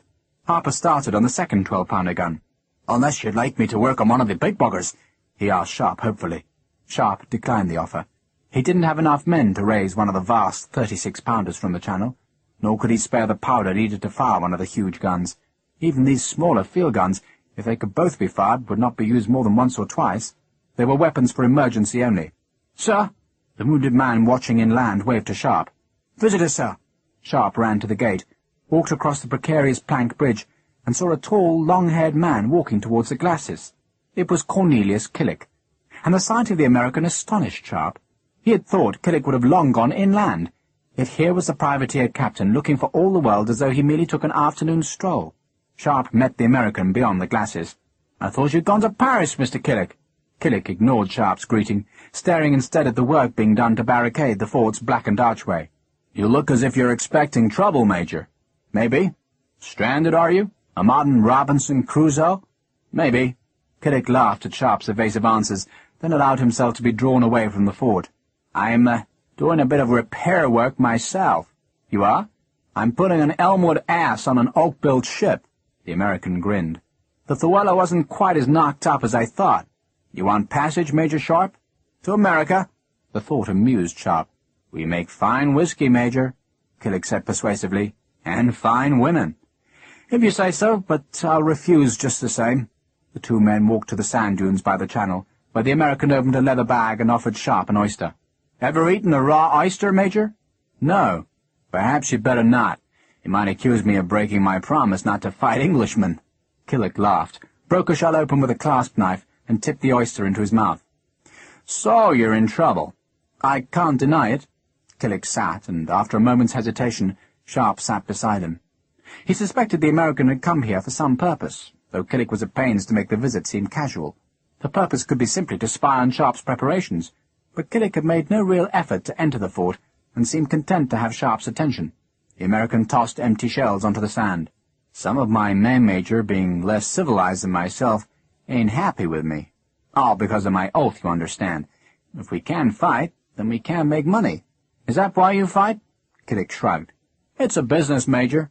The Thuella cost my principals 163,000 newfangled dollars. They've made a profit, but have you ever known a merchant content with a simple profit? And if my men don't take prizes, my men starve. So they're unhappy. But alive," Sharpe observed dryly. "There is that," Killick allowed. "But their pride is hurt. They had to squat in Goujon while a British brig put a couple of round shot into their boat, and I wouldn't let them fire back. I'm now being accused of cowardice, lack of patriotism, bastardy, even atheism. Me!" Killick's tone suggested that he could more than cope with the grumbles of his crew. "I'm sorry." Killick gave Sharpe a long, pensive look. "I suppose you wouldn't release me from my promise?" Sharpe smiled at the innocence with which the question had been asked. "Why on earth should I?" "I can't think of a good reason," Killick said cheerfully, "except that it irks me. Oh, it was fair, I grant you that, and I'll take it again if it would save my excellent hide for another few years, but it irks. This is my only war, Major, and I'm damn good at it, damn good." The statement was not a boast, but a bleak fact, and it reminded Sharpe of that noontide at Saint-Jean-de-Luz, when this big, confident man had made a monkey out of the Navy. Killick shrugged. "I want to be released from that oath. It keeps me awake at night. It itches like the pox. It irks." "The answer's still no." Killick nodded, as though he'd known he could not change Sharpe's mind, but had nevertheless made a dutiful effort. "Why did those bastards run out on you?" "I don't know." The American cocked an eye towards the sky. "It might have been the weather. I thought we were in for one hell of a blow, but the damn thing disappeared. Strange weather here, Major. You expecting them back?" "Maybe. But they haven't come today, my friend, so my bones tell me you're in trouble." Killick gave a slow, friendly grin. "You're between the devil and the deep blue sea, aren't you?" "Maybe." The American laughed. "You could always join my crew, Major. Just march your men to Goujon, I'll sign you all on. You want to be an American citizen?" Sharpe laughed. The teasing was good-natured and came from a man that Sharpe instinctively liked. If Killick had been British, Sharpe thought, and dressed in a green jacket, he would have made a damn fine rifleman. "Perhaps you'd like to sign your men up in the Rifles. I could start you off as a corporal." "I've had my belly full of land fighting," Killick said with a rueful honesty. He gave a wistful glance towards the open sea, then looked again at Sharpe. "I'll be sorry to see you defeated, Major." "I don't intend to be. And I'm mindful," the American continued, as though Sharpe hadn't spoken, "that you saved my life. So even if you won't release me from my oath, I reckon I owe you something. Isn't that right, Major?" "If you say so." Sharpe spoke with the caution of a man wary of an enemy bringing a gift. But this enemy smiled, shucked an oyster, then tossed the shell halves onto the sand in front of Sharpe. "They used to collect tons of these things out of the bay, tons. Used to take 'em to a place at the end of the channel." Killick jerked a thumb north. "And burn them, Major, burn them. They stopped a few years back because they couldn't ship the stuff out any more. But there's a stone barn full of it up there, full of it." Killick smiled. Sharpe frowned, not understanding. "Full of what?" "Major, I may bring you breeches, but I'm damned if I'm going to pull 'em up for you." Killick twisted another oyster apart with his blade, then shrugged. "Always think I'm going to find a pearl in these damn things, and I never do. Lasson was pretty astonished you spared our lives, Major." The last sentence was said as casually as his remark about pearls. "Lasson?" Sharpe asked. "He was the commandant here, scrupulous sort of fellow. So why did you, Major?" The question was evidently asked seriously, and Sharpe thought carefully about his answer. "I find it hard to hang people, even Americans." Killick chuckled. "Squeamishness, eh? Ha! I was hoping I'd talk my way out of a hanging. All that guff about never hanging a sailorman and still heirs." Killick grinned, pleased with his cleverness. "It was all ballyhoo, Major. I just made it up." Sharpe stared at the American. For days Sharpe had believed, with all the force a superstition could command, that by showing mercy to Killick he had saved Jane's life. Now it was ballyhoo. "It isn't true." "Not a word, Major." Killick was pleased with Sharpe's shock reaction. "But I thank you anyway." Sharpe stood. "I have work to do." His hopes were sliding into a bleak despair. "Good day to you." Killick watched the tall figure walk away. "Remember, Major, oyster shells, halfway between here and Goujon, and that ain't ballyhoo." Sharpe went into the fortress. He wanted to speak with no one. Suddenly all the preparations he had made against siege seemed useless, contemptible, and pathetic. The hay rakes taken from the villagers seemed feeble instruments with which scaling ladders could be knocked aside. The 2 guns made ready by Harper were toys to swat at a monster. The pine abatis was a bauble, no more of an obstacle than a sheep hurdle. Jane was dying. Sharpe could not see beyond that fact. "Sir?" Fredrickson ran up the stone ramp. "Sir?" Sharpe, who'd been sitting in one of the embrasures that faced the channel, looked up. "William?" 2,000 of the buggers, plus 2 batteries of artillery." Fredrickson's mounted riflemen had returned on lathered horses with the grim news. Sharpe looked down again, wondering what purpose the white lines on the rampart, each numbered, had served. "Sir?" Fredrickson frowned. Sharpe's head jerked up again. 2,000, you say?" "At least." Sharpe forced himself to attend to the news. "How far?" 3 hours.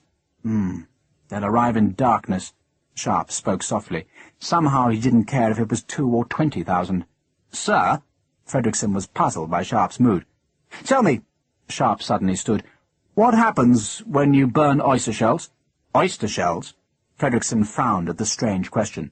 "Well, you get quicklime, of course." Lime? Sharpe told himself he could not wallow in self-pity. He had men to defend and an enemy to defy. "It blinds people." "That's the stuff," Fredrickson said. "Then we've got 3 hours to fetch some." Sharpe was shaking himself back to normal. He passed on Killick's directions and ordered one of the limbers taken north. 2 hours later, when the light was nothing but a glow above the western horizon, 8 barrels of quicklime were carried into the fortress. Like the powder from the customs house, it was old and damp through too long storage behind the lime kilns, and it clumped in great, dirty white, fist-sized lumps. But Fredrickson took the barrels to the gallery, where the cooking fires were lit, and levered off the barrel tops so that the powder would start to dry. "It's a nasty weapon," he said to Harper. "That's a nasty war." Harper crumbled one of the lumps. "And if the frogs decide not to fight, sir, we can always paint the bloody place white." From the courtyard outside came the sound of stones whispering on steel as the bayonets were sharpened. The job was being done with the obsessiveness of men who knew that careful preparation could fractionally tip the casual scales of life and death in their favour. Sharpe, listening to the hiss of steel, tried to guess what his enemy planned. The French, he decided, would be mostly raw troops. They'd arrive in weary darkness and head for the village that promised shelter and water. Yet their general would know that a surprise night assault could bring him swift victory. If Sharpe was that general, he'd assemble his veterans and send them on a silent march to the north, from whence, while the defenders were distracted by the noise of the troops in the village, those veterans would strike. So Sharpe must strike first. Except that, sitting in the gathering dusk, Sharpe was assailed by bleak and horrid doubts. 170 men, desperately short of ammunition, faced over 10 times their number. The enemy brought guns, while Sharpe only had the 2 12-pounders that were loaded, like the duck guns, with scraps of stone and metal. It was madness to fight here, yet unthinkable to surrender without a fight. Captain Frederickson, his face smeared black with dampened soot, scraped from the shattered kitchen chimney, crouched beside Sharpe. "I've chosen a dozen men, sir, including Harper." "Good." Sharpe tried to imbue his voice with enthusiasm, but couldn't succeed. "I don't understand, William, why the bastards are fighting us. Why not let us rot here? Why waste men on us?" "Christ knows, sir." Frederickson obviously didn't care. He only anticipated a rare fight. "You'll want a prisoner, no doubt." "It would be useful, William." Sharpe stared eastwards, but there was still no sign of the approaching French forces. "I wish I could come with you."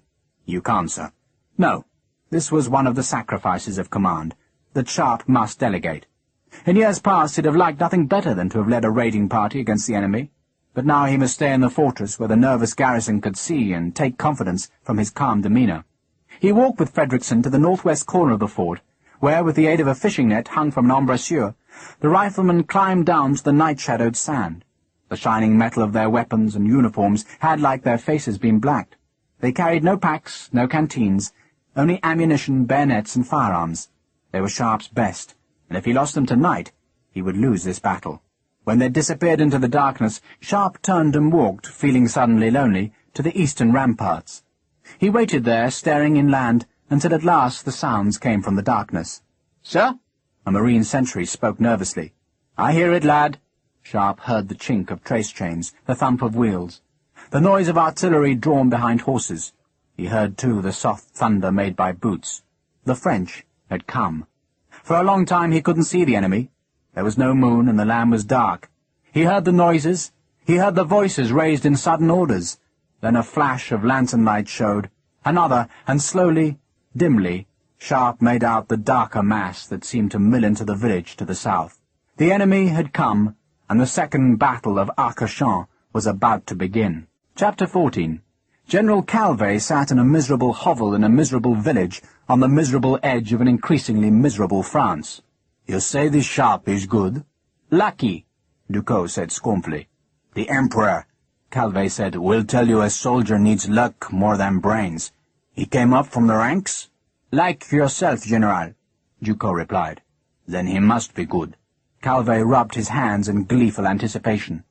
The general had a broad, scarred face, burned with powder stains like dark tattoos. He wore a bushy, black veteran's moustache. "Favier, you fought the English. What are they like?" Favier knew this was a time for truth, not bombast. "Unimaginative in attack, rock-solid in defense, and quick with their muskets, very. But these scoundrels are short of ammunition." The general had heard how the British had scoured the local villages for powder. Calvé sat at a scarred table with a map drawn by Commandant Lasson beside the bread and cheese that was his supper. "So the quicker they are with muskets, the sooner they'll exhaust their powder." Calvé stared at the map. A double ditch, one of them flooded, surrounded 3 sides of the fort, but the fourth side, that which faced the channel, had no flooded ditch. The main bastion stood in the tidal shallows, but the northern half of the western wall was edged with sand as far as the moat's outflow. That was the vulnerable place. The moat's outflow was a sluice gate in a small masonry dam at the fort's northwestern corner. That dam would act as a bridge leading to the rampart's base, and the trick of this attack, Calvé knew, would be to draw the defenders' attention away from that spot. "You'll attack tonight?" Ducos asked eagerly. "Don't be a damned fool, man. That's what he's expecting. He's got his men on alert. They'll have a bad night and I'll make it worse, but I won't attack." Calvé saw the disapproval on Ducos's face, and knowing what sinister power Ducos sometimes wielded with the Emperor, the big general deigned to explain himself. "I've got raw troops, Ducos. Nothing more than bloody farm boys. Have you ever attacked at night? It's chaos. A bloody shambles. If they're repulsed, and they will be, they'll taste defeat, and the new conscript, should always be given a victory. It makes him feel invincible. No, we attack tomorrow. The Goddams have had no sleep. They'll be nervous as virgins in a grenadier's barracks, and we'll crush them. Calvé leaned back in his chair and smiled about the crowded room. Tomorrow night we'll have Major Sharpe as our dinner guest. An aide lit a new candle. If he's alive, sir. If he's not, we'll eat him. Calvé laughed. We ate enough men in Russia. Human flesh tastes like skate. Did you know that, Duco? Next time you eat skate, remember it. Thank you, sir. Duco did not smile. Boiled buttock of corporal, well peppered. Calvé mused. I've dined on worse. What's the range of their damned rifles? 200 paces, Favier said, but they can be a nuisance up to 400. Then we'll put the howitzers here. Calvé's thumb smeared the pencil marks that showed the village on the map. I want them bedded down as mortars.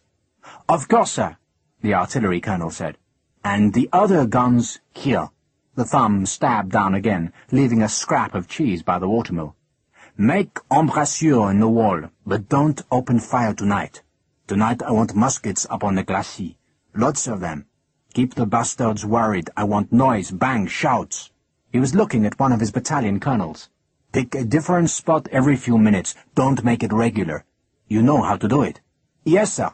Make them use up some of their precious ammunition. But keep clear of this place. Calvé pointed to the dam. I want that left alone. Yes, sir. And at dawn I want no one inside, no one. Calvé stood.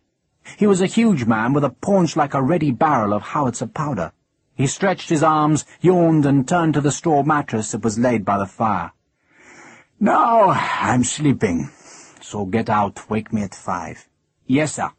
When we do attack, the general's rumbling voice checked the exodus of uniformed officers. We do it quickly, efficiently, and right. Any man who lets me down will have to explain himself alone to me. He raised one clenched fist the size of a small cannonball. Now, bugger off and keep the bastards hopping. The waves broke and sucked on the beach at the channel entrance. The wind rattled pine branches and sighed over the ramparts. And the picked men of the best French battalion went to their nighttime task while the others slept. And General Calvé, head on a haversack and boots ready by his bed, snored. "Hold your fire!" Sharpe bellowed the order, heard it echoed by a sergeant, then ran down the southern rampart. 6 or 7 musket shots had cracked from the glasses, the balls hissing uselessly overhead, and 2 marines and a rifleman had instinctively returned fire. "You don't fire," Sharpe said, "unless you're ordered to fire, or unless the bastards are climbing the wall, you hear?" None of the 3 men replied. Instead, crouching beneath the battlements, they reloaded their weapons. Sharpe sent Fitch around the ramparts with a new warning that no man was to fire. The French, Sharpe guessed, were trying to provoke just such defensive fire to see which parts of the rampart responded most heavily. Let the bastards guess. 60 men were in the old garrison offices, fully armed, but told to catch what sleep they could. When the attack came, and Sharpe didn't expect it till the deadest hours of the night, those men could be on the ramparts in minutes. He crouched in an embrasure. The wind fingered cold on the scabbed blood on his forehead, and the sigh of it in his ears made listening difficult. He thought he heard the scrape of a boot or musket butt on the glasses, but was not sure. Whatever the sound was, it was too small to presage a full attack. Sharpe had crouched beyond a fortress's defences, throat dry and fear rampant, and he knew what sudden commotion was made by a mass of men moving to the escalade. There'd be ladders bumping forward, the chink of equipment, the scrape of hundreds of boots, but he could hear nothing but the wind and see nothing but the blackness. He went to the eastern wall and crouched beside Sergeant Rossner. "Anything?" "Nothing, sir." The German sergeant had his shako upended on the fire step and half filled with cartridges. Beside him was a roped mass of hay. If an attack came, the hay would be lit, then slung far over the walls to illuminate targets. No lights were allowed in the courtyard or on the walls of the Teste de Bouche, for such lights could only silhouette the defenders for the convenience of French marksmen. Sharpe moved on, crouching to talk with men, offering them wine from his canteen, always giving the same message. There was nothing to fear from random shots, or from the shouts that sometimes sounded in the darkness. The French were trying to fray the defenders' nerves, and Sharpe would have done the same. Once there was the sound of massed feet, shouts, and a fusillade of musketry that flattened on the walls, but no dark shapes appeared beyond the glacis slip. Jeers and insults came from the darkness, more shots, but Sharpe's men, once the first fear had subsided, learned to ignore the sounds. In Commandant Lasson's old quarters, 2 Marines, one who had been a surgeon's mate, and another who had trained in the butcher's trade, laid out carpenter's tools, shaving razors and sewing kits on a table. They had no clamps. Instead there was a cauldron of boiling pitch with which to cauterize a stump. They had no camphorated wine, nor any solution of lead acetate, so instead they had a barrel of salt water to wash wounds, and a pot filled with spiderwebs that could be stuffed into deep cuts. Patrick Harper, the big Irishman, had recommended maggots for cleaning wounds, but the dignity of their new-fetched professional pride would not allow the 2 Marines to accept the nostrum. They listened to the shots in the night, sipped the brandy that was supposed to dull wounded men's pain, and wondered when the first wounded would be brought for their attention. Captain Palmer, trying to sleep where the 60 men were held in reserve, knew that there would be small rest tonight. Musket shots and sudden shouts came faint to the old officers, but not so faint that they didn't cause men to stir and reach for their muskets or rifles. "I wish the bastards would come," one Marine muttered, and Palmer held the same belief. Better to get it over, he thought, than this damned waiting. A Spanish rifleman on the southern wall sent for Sharpe. "Can you hear, senor?" The man spoke in Spanish. Sharpe listened. Faint but unmistakable came the sound of picks and spades thudding into earth, then the ring of a crowbar on stone. "They're making a battery," he replied in Spanish. "In the village?" The rifleman made it half a guess and half a question. Sharpe listened again. "I'd say so." "They'll be in range, then." The Spaniard slapped the woodwork of his rifle. "Long range," Sharpe said dubiously. "Not for Taylor," the Spaniard said. The American's marksmanship was a legend to Frederickson's men. But Taylor this night was in the darkness, gone with Harper and Frederickson, gone to spread terror among the men who tried to keep a garrison awake with clamour, gone to the kill. Not a man made a sound. They lay flat to let their eyes adjust to the darkness. The sky was not so dark as the land. There was no moon, but a spread of stars showed between patches of cloud, and that lighter sky might betray a silhouette from ground level, and so the riflemen lay, bellies on the sand, unmoving. They were the best. Each man was a veteran, each had fought in more battles than could be casually recalled, and each had killed and gone past that point where a man found astonishment in the act of giving death to another human being. William Frederickson, whose passion was for the architecture of the past, and who was as well educated as any man in Wellington's army, saw death as a regrettable but inevitable necessity of his trade. If wars could be won without death, Frederickson would have been content, but so far mankind had devised no such process. And war, he believed, was necessary. To Frederickson, the enemy was the embodiment of Napoleon's imperial ambitions, the foe of all that he held most dear. And while he was not so foolish, nor so blind, as to be unaware of their humanity, it was nevertheless a humanity that had been pointed in his direction with orders to kill. It was therefore necessary to kill more swiftly and more efficiently than the enemy. Thomas Taylor, Frederickson's American, reckoned death as commonplace as a meal or a woman. It was part of being alive. From his youngest days he had only known cruelty, pain, sickness, poverty, and death, and he saw nothing strange in any of those things. If it had made him heartless, it had also given him a pride in surviving in the valley of the shadow. He could kill with a rifle, a knife, a saw bayonet, or his bare hands, and he was good with all of them. He was a man of great resentment and small remorse. He resented a fate that had driven him from his own land, that had doomed him to an army he didn't love, but his pride would not let him be a bad soldier. For Patrick Harper, killing was a soldier's trade, and an act that provoked equal measures of regret and pride. By nature the Irishman was a gentle, pacific man, but there was a rage in him that could be touched by battle and turn him into a warrior as fearsome as any celebrated in Celtic song. Only battle seemed to touch that rage. Sometimes, thinking of the men he'd killed, and whose faces he had seen show the last emotion of life, Harper might wish the blow withdrawn, the bayonet unthrust, or the trigger unpulled. But it was always too late. Other times, when he looked about the men he led, he was proud that he was of the best, that his deeds were celebrated, and that his name was never spoken with disdain. He loved the men he fought alongside, and their deaths hurt him, so he fought for them like a demon. He was a soldier, and he was a good one. And now he lay in the sand and was aware of the green jackets lying to his left and right, and of the small sounds that came from the dunes ahead. For an hour or more the French had been sniping at the fort, teasing the defenders, but always from a safe distance. They had done it to the southern and eastern ramparts, and now dark figures showed in the dead ground to the north where Frederickson's men lay. Sweet William clicked his tongue softly, held a hand up so that it was silhouetted on the dark sky, and slowly gestured further north. 13 shadows moved in the sand. They had blackened faces, blackened hands, and darkened weapons. Their rifles were slung taut across their backs, for Frederickson, knowing the value of fear driven into an enemy's heart, wanted this night's killing to be silent. They would use blades, not bullets, and the 13 men moved with a skilled silence that presages death. Each rifleman had spent time in daylight on this very ground, and, though the dunes looked different under the night's cloak, the remembered knowledge was an advantage not given to their enemies. A squad of 10 Frenchmen gathered under the fold of a dune that edged onto the sawgrass of the glacis. They were one of 6 such parties abroad this night, and they were enjoying their work. No danger seemed to threaten them, not even random musket fire from the dark ramparts that showed above the glacis. For the first hour of their excursion, treading into unknown darkness, they had gone cautiously and nervously, but the night's innocent silence had lulled their fears and made them bold. 50 yards to their left, Lieutenant Perilous' squad suddenly yelled like savages and blasted shots at the fort. The men in the shelter of the dune grinned.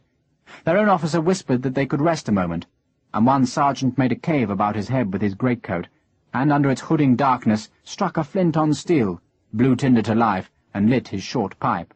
5 yards away, unseen, Thomas Taylor eased himself along the sand on his elbows.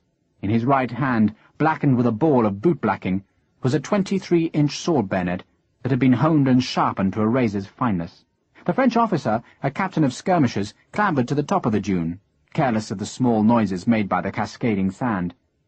Lieutenant Perilous was making enough racket to wake the dead, and the small laughter and low voices of his own squad caused the captain no concern. He stared at the fortress and thought he saw a figure move on the ramparts.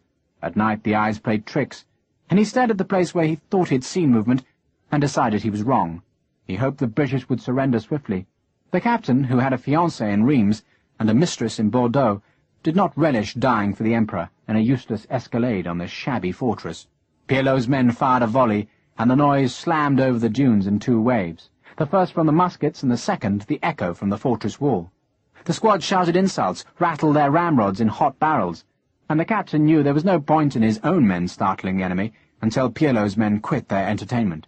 He slid down the sand, calling to his men to relax, but suddenly his feet were seized, tugged hard, and the captain slithered down the dunes, sprawling and flailing, until a boot slammed into his belly and a knee dropped onto his chest, and a voice was hissing in fluent French that unless he kept very silent the knife at his throat would cut through to his spine.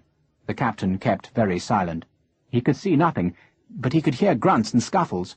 One of his men's muskets banged into the air, and in the muzzle's red flash the captain had a glimpse of black shapes rising and falling, of blades dripping, and suddenly the smell of raw blood was in his nostrils.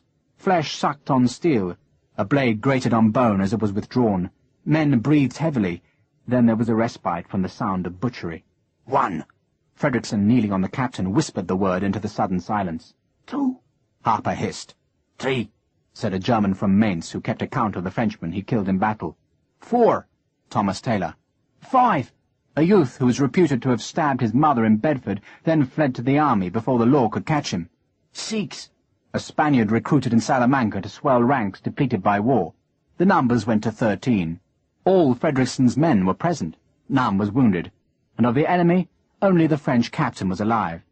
That captain, feeling he'd shown insufficient valor this night, pushed his hand down to his belt where a pistol was holstered. The knife pressed on his throat. "Don't move," the voice said. The captain froze. Frederickson ran his free hand over the captain's body, found pistol and sword, and drew both free. He pushed the pistol into his jacket, then used his knife to cut the Frenchman's small ammunition pouch free. The riflemen were slashing at the dead men's cartouches. French musket balls, being fractionally smaller than the British issue, could be used by the Marines and riflemen in their weapons, whereas captured British ball was useless to the French. "RSM Harper?" Frederickson backed away from his captive. "Take the bugger back." Sweet William, careless of the conventions of this war, first tied a gag about the officer's mouth. "Tommy, John, go with Mr. Harper." Frederickson was careful to give Harper the honorific due to a regimental sergeant-major.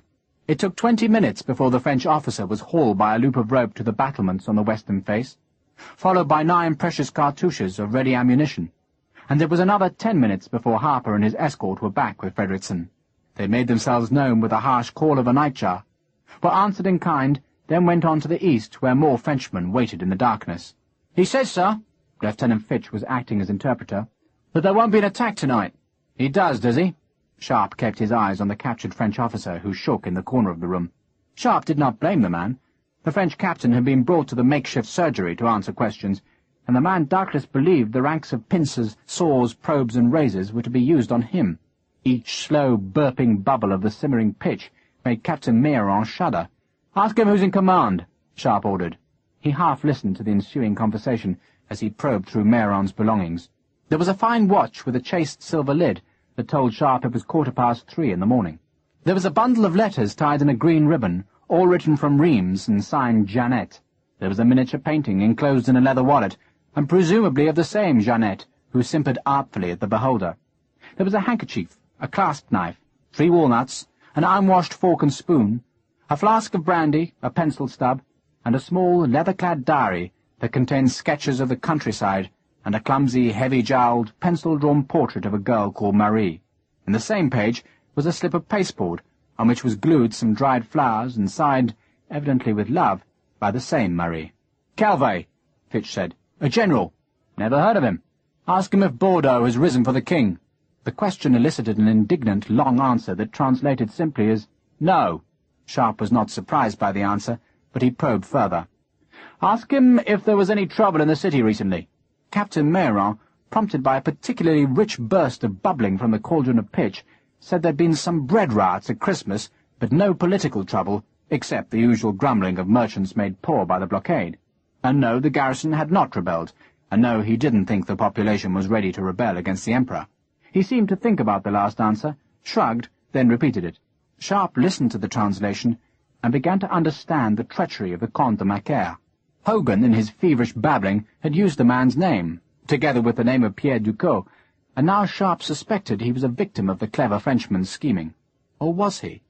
In these last few hours, alone with his thoughts, Sharpe had begun to suspect a deeper, more secret scheme. Why would Wellington allow men like Wigram and Bamfal to harbour grandiose schemes of invasion? Neither staff colonels nor naval captains had the authority to authorize such adventures. Yet neither man had been slapped down except by Elphinstone, who was of their own rank.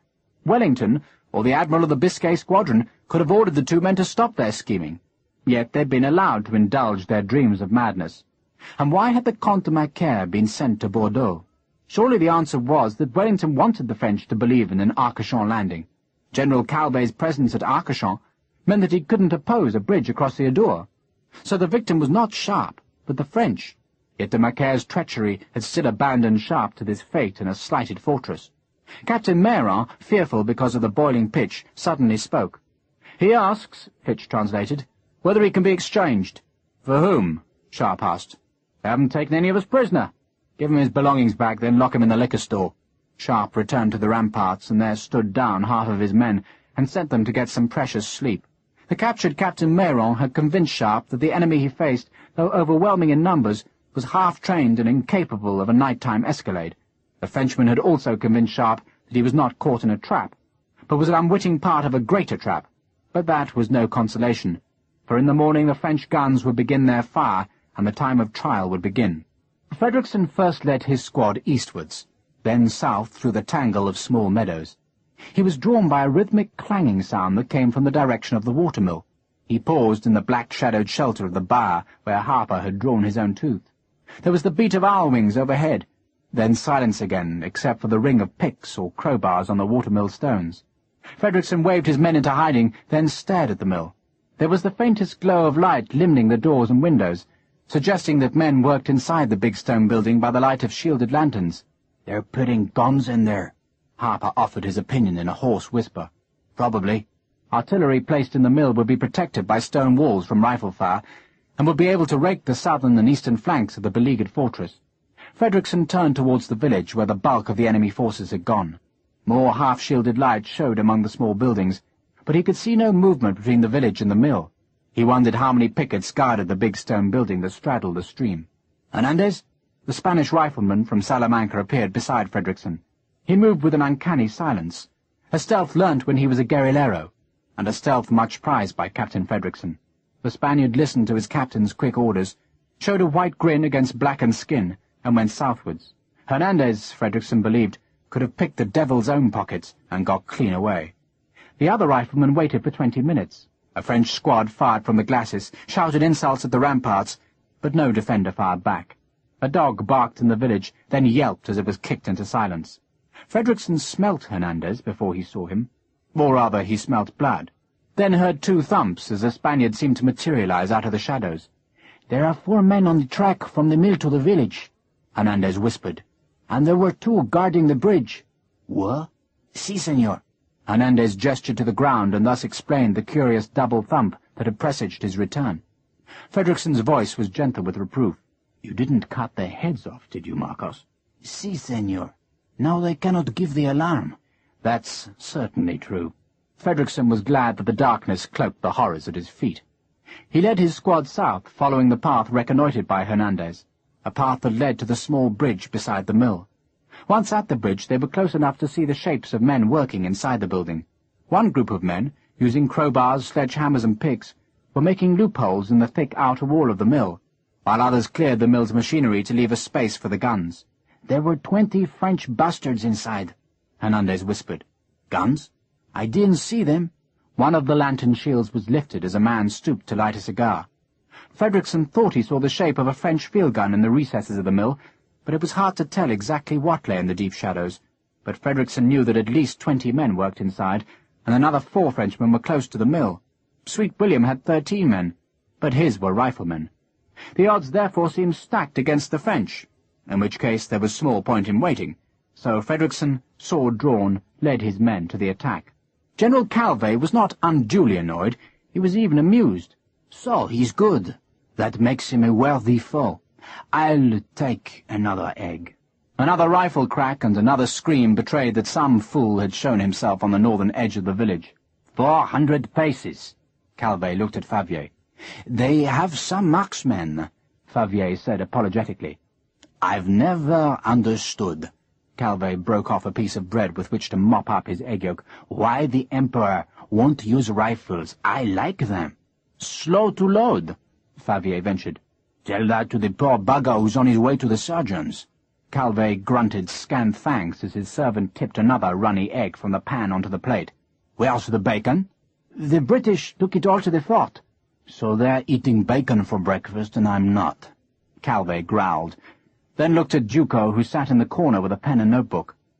"Tell your master, Duco, that we lost 34 dead, 6 wounded, and had 1 12-pounder scorched. We lost 2 limbers of ammunition.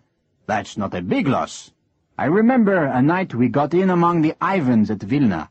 I had 2 of them on this sword, one behind the other like chickens on a spit, and the one in front was grinning at me and jabbering away in his heathen language.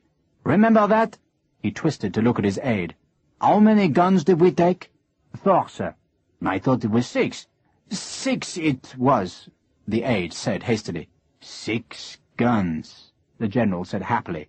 "And Sharpe didn't take 1 last night. Not 1. He just scorched a carriage."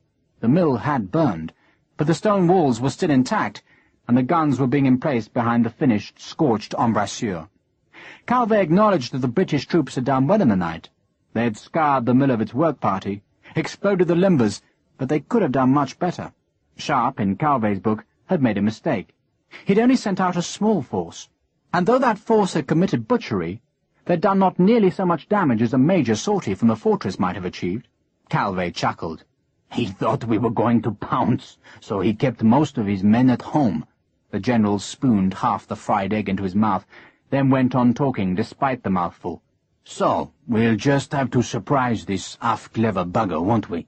He wiped egg yolk from his chin with his sleeve, then looked at Favier. "Go and have a talk with this Sharpe. You know what to say." "Of course, sir." "And tell him I'd be obliged for some bacon, the fat sort." "Yes, sir." Favier paused. "He'll probably want some brandy in return." "Give it to him.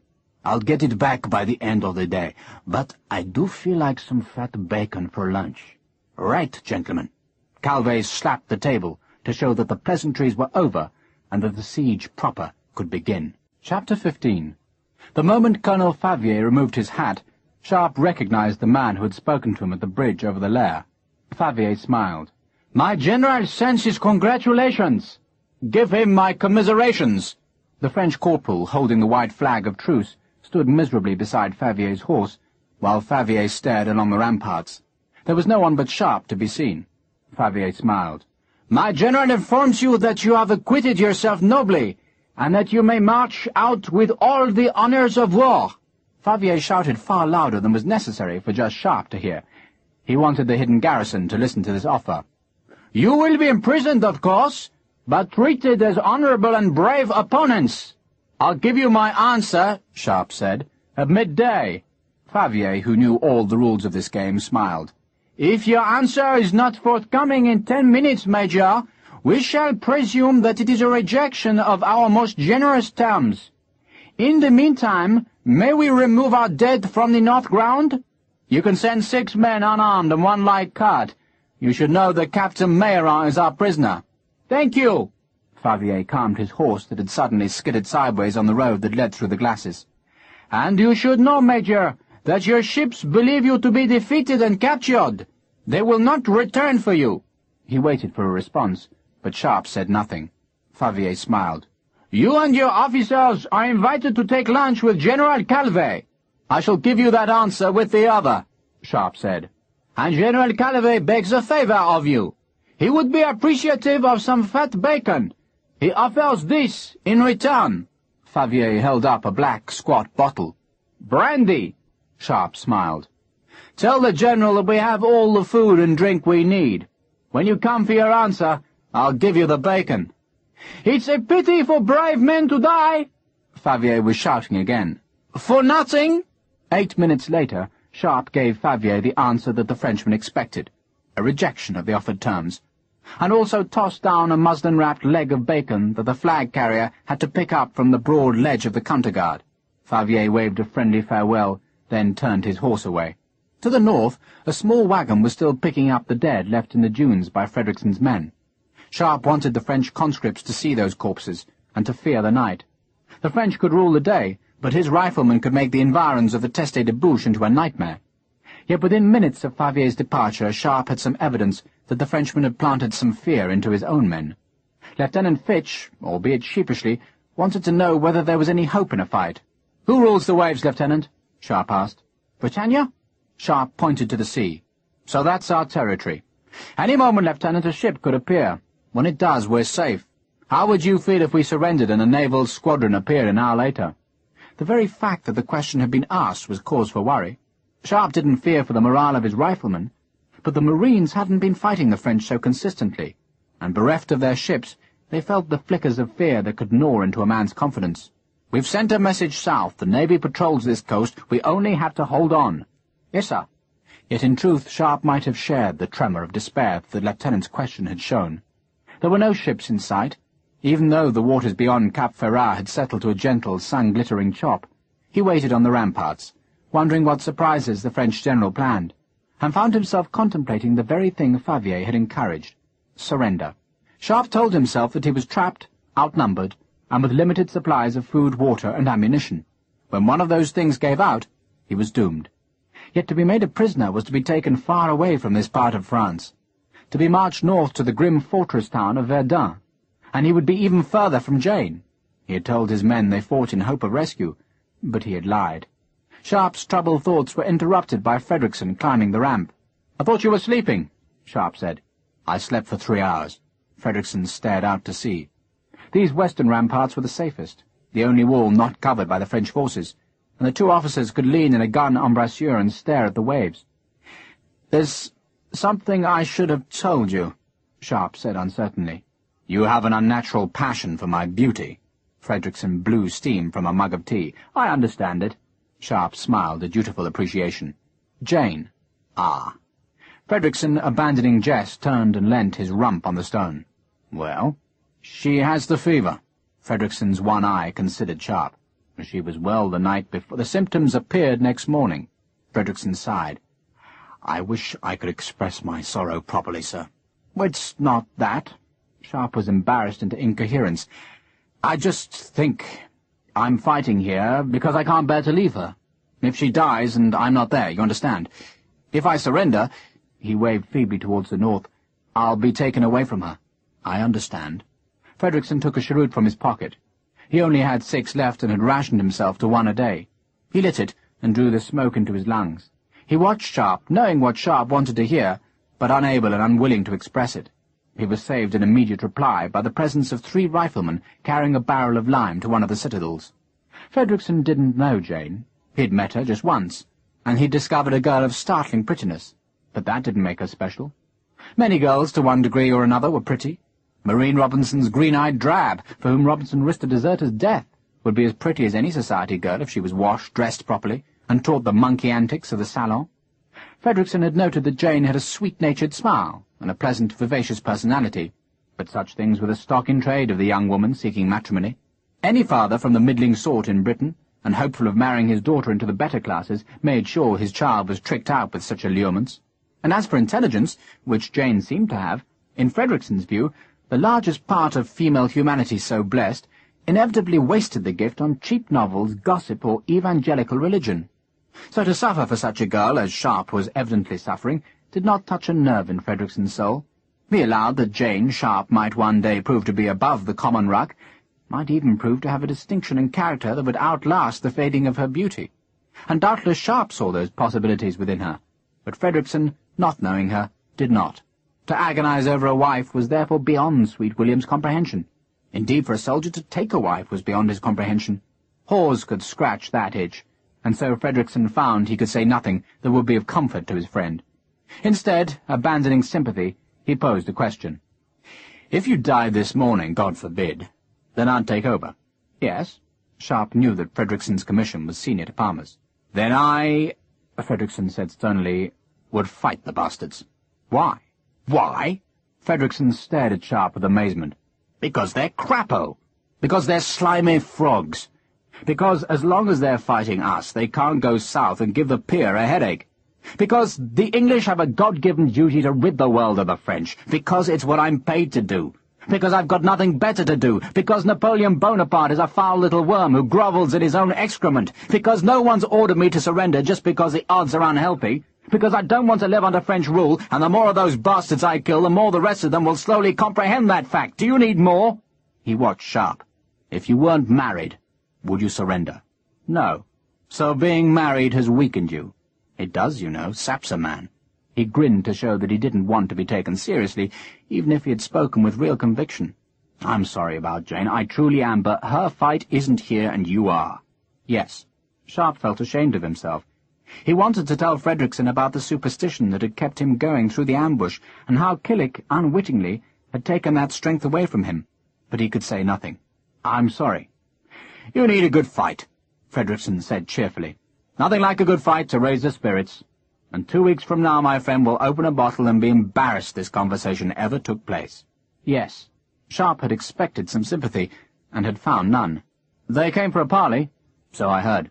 They said that Bamford was told we'd been defeated. That's why the Navy buggered off." "Clever." Fredrickson blew smoke into the wind. It was de Macaire, Sharpe thought. Perhaps Hogan had known de Macaire was a traitor, but no one else had known. But now Sharpe knew, and he vowed, should he survive this siege, that he would seek the Frenchmen out. Then the first howitzer shell cracked apart, and both men twisted towards the explosion even as the shards of broken shell casing, humming and fizzing from the smoke, spattered about them. A howitzer was merely a short-barreled cannon useful for the firing of exploding shell. The loss of accuracy occasioned by the stunted barrel was compensated by the diameter of the shell's explosion. Their proper use in battle was to lob shells over the heads of friendly troops. Thus, unlike the long-barreled cannons, they were fired at a gentle, upward angle. Yet General Calvé didn't want to use a shallow trajectory.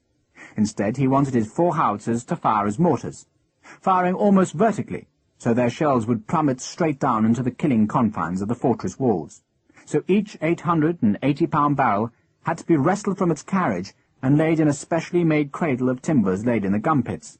The timbers were levered and sawn from the village houses, notched to take the howitzers' trunnions, then wedged solid with wooden coins. Now, angling up to the sky, they would arc their shells high over the walls, or so the theory went. The problems apart from the shifting and settling of the timbers beneath the hammer blows of each shot, were twofold. First, the gunner must precisely gauge the weight of powder that would send the ball neatly into the courtyard of the teste de bouche. A quarter ounce too much would send the shell searing far beyond the enemy. Second, the duration of the ball's flight had to be estimated, and one of the 5 fuses selected as appropriate. It was a science fleshed out with instinct, and the very first guesses of the French artillery colonel were a tribute to his experience. He ordered 5 ounces of powder used, far less than a mortar would take for the same distance, and he selected the middle fuse. The first gun, firing its experimental shot, hammered down into the timbers and squirted a coin loose. But the colonel, watching the tiny trace of smoke from the burning fuse, saw the shell arc sweetly towards the fort, then fall faster and faster to provoke a cracking, dirty-smoked explosion in the very centre of the enemy. The shell was a sphere of cast iron filled with powder. When the fuse burnt to the powder, the shell exploded, and fragments of iron whistled out to fill a circle 20 yards in diameter, with possible death. The shells dropped almost vertically. "Take cover!" Sharpe shouted through the smoke. 2 men were down, one screaming and clutching his belly, the other motionless. A second shell hit the ramparts, bounced, and trickled down the stone ramp.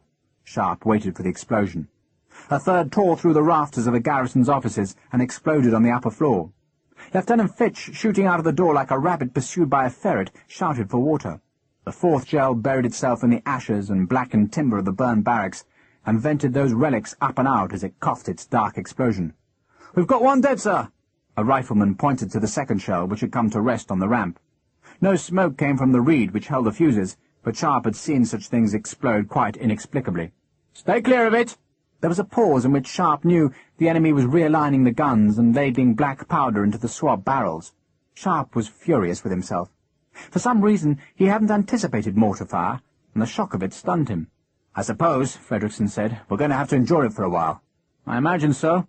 But the powder laboratory was threatened, as was the surgeon's room, and Sharpe shouted for Lieutenant Mimber to make up a work party to remove both to safer places deep in the stone galleries. 6 men ran with fouled water from the well and handed their buckets into the offices where other men fought the fire. 2 Marines carried the wounded man towards the surgery, while a rifleman dragged the dead man to the side of the yard. Sharpe saw, with approval, how the dead man's ammunition was rescued. 2 more guns fired, this time with a different sound, and Sharpe whipped round to see that 2 of the enemy's 12-pounder guns, Napoleon's beautiful daughters, were successfully embrasured in the scorched watermill. They were firing heavy canister, presumably to scar the defenders from the ramparts, and the heavy balls thudded on stone or whispered overhead. "Rifles! Watch those bastards!" The gunners, 500 yards away to the southeast, just might show themselves in a window of the mill, though the smoke of their guns provided a sheltering screen against the rifle's aim. Then, in a shattering beat of sound, the 6 other 12-pounders, some inside the mill and the others sheltered by a stone wall that ran alongside the stream race, opened fire. A howitzer shell screamed down, this one exploding 5 yards above the courtyard's cobbles, and a fragment of its casing took the skull-top from one of the men who had crouched for shelter behind the furnace. Bullet-making had been interrupted by the attack, and molten lead, tipped by the shell's blast, poured slow and obscene onto the dead face. Another shell landed on the eastern ramparts and tossed the rifleman down into the courtyard.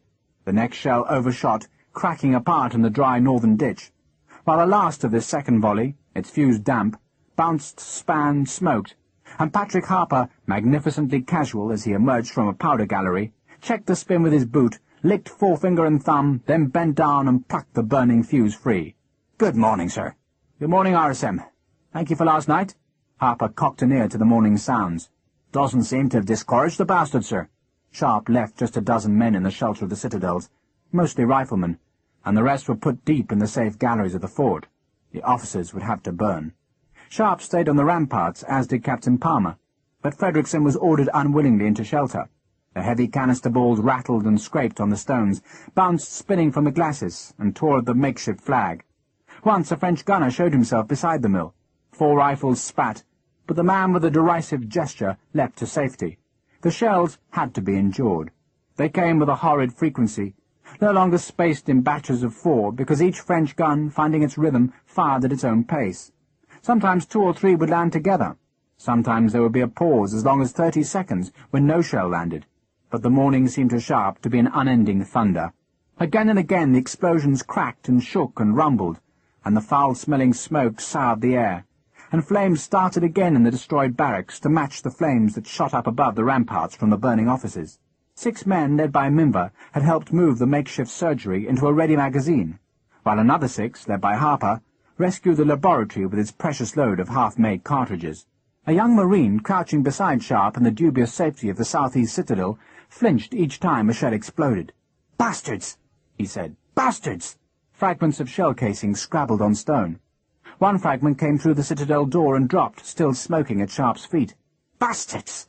the Marine said. A shell hit the citadel roof, making a noise like the ringing crack of a sledgehammer, and Sharpe heard the shell scrape as it slid down the stone roof towards the ditch, and he knew if it exploded outside the loopholes, the iron would side this casement clean, like a butcher's cleaver swept at waist level. But the shell splashed harmlessly into the ditch. "Bastards!" the Marine said. The fortress shook with the explosions. The air thumped with them. The cobbles were scorched by them. One of Harper's cannons, so lovingly restored, was blown from its carriage. A corpse, hit in the belly by an exploding shell, spattered flesh and blood on the walls. One of Sharpe's walkways, circumventing the citadels, was lifted from its place and dropped into the barracks rubble. Another, at the southwestern corner, was burned by the flames that climbed from Lasson's offices. The 12-pounders, seeing no movement on the walls, changed to solid shot, and the hammer blows rang like harsh bells throughout the Teste de Bouche. At 500 yards, over open sights, the gunners couldn't miss.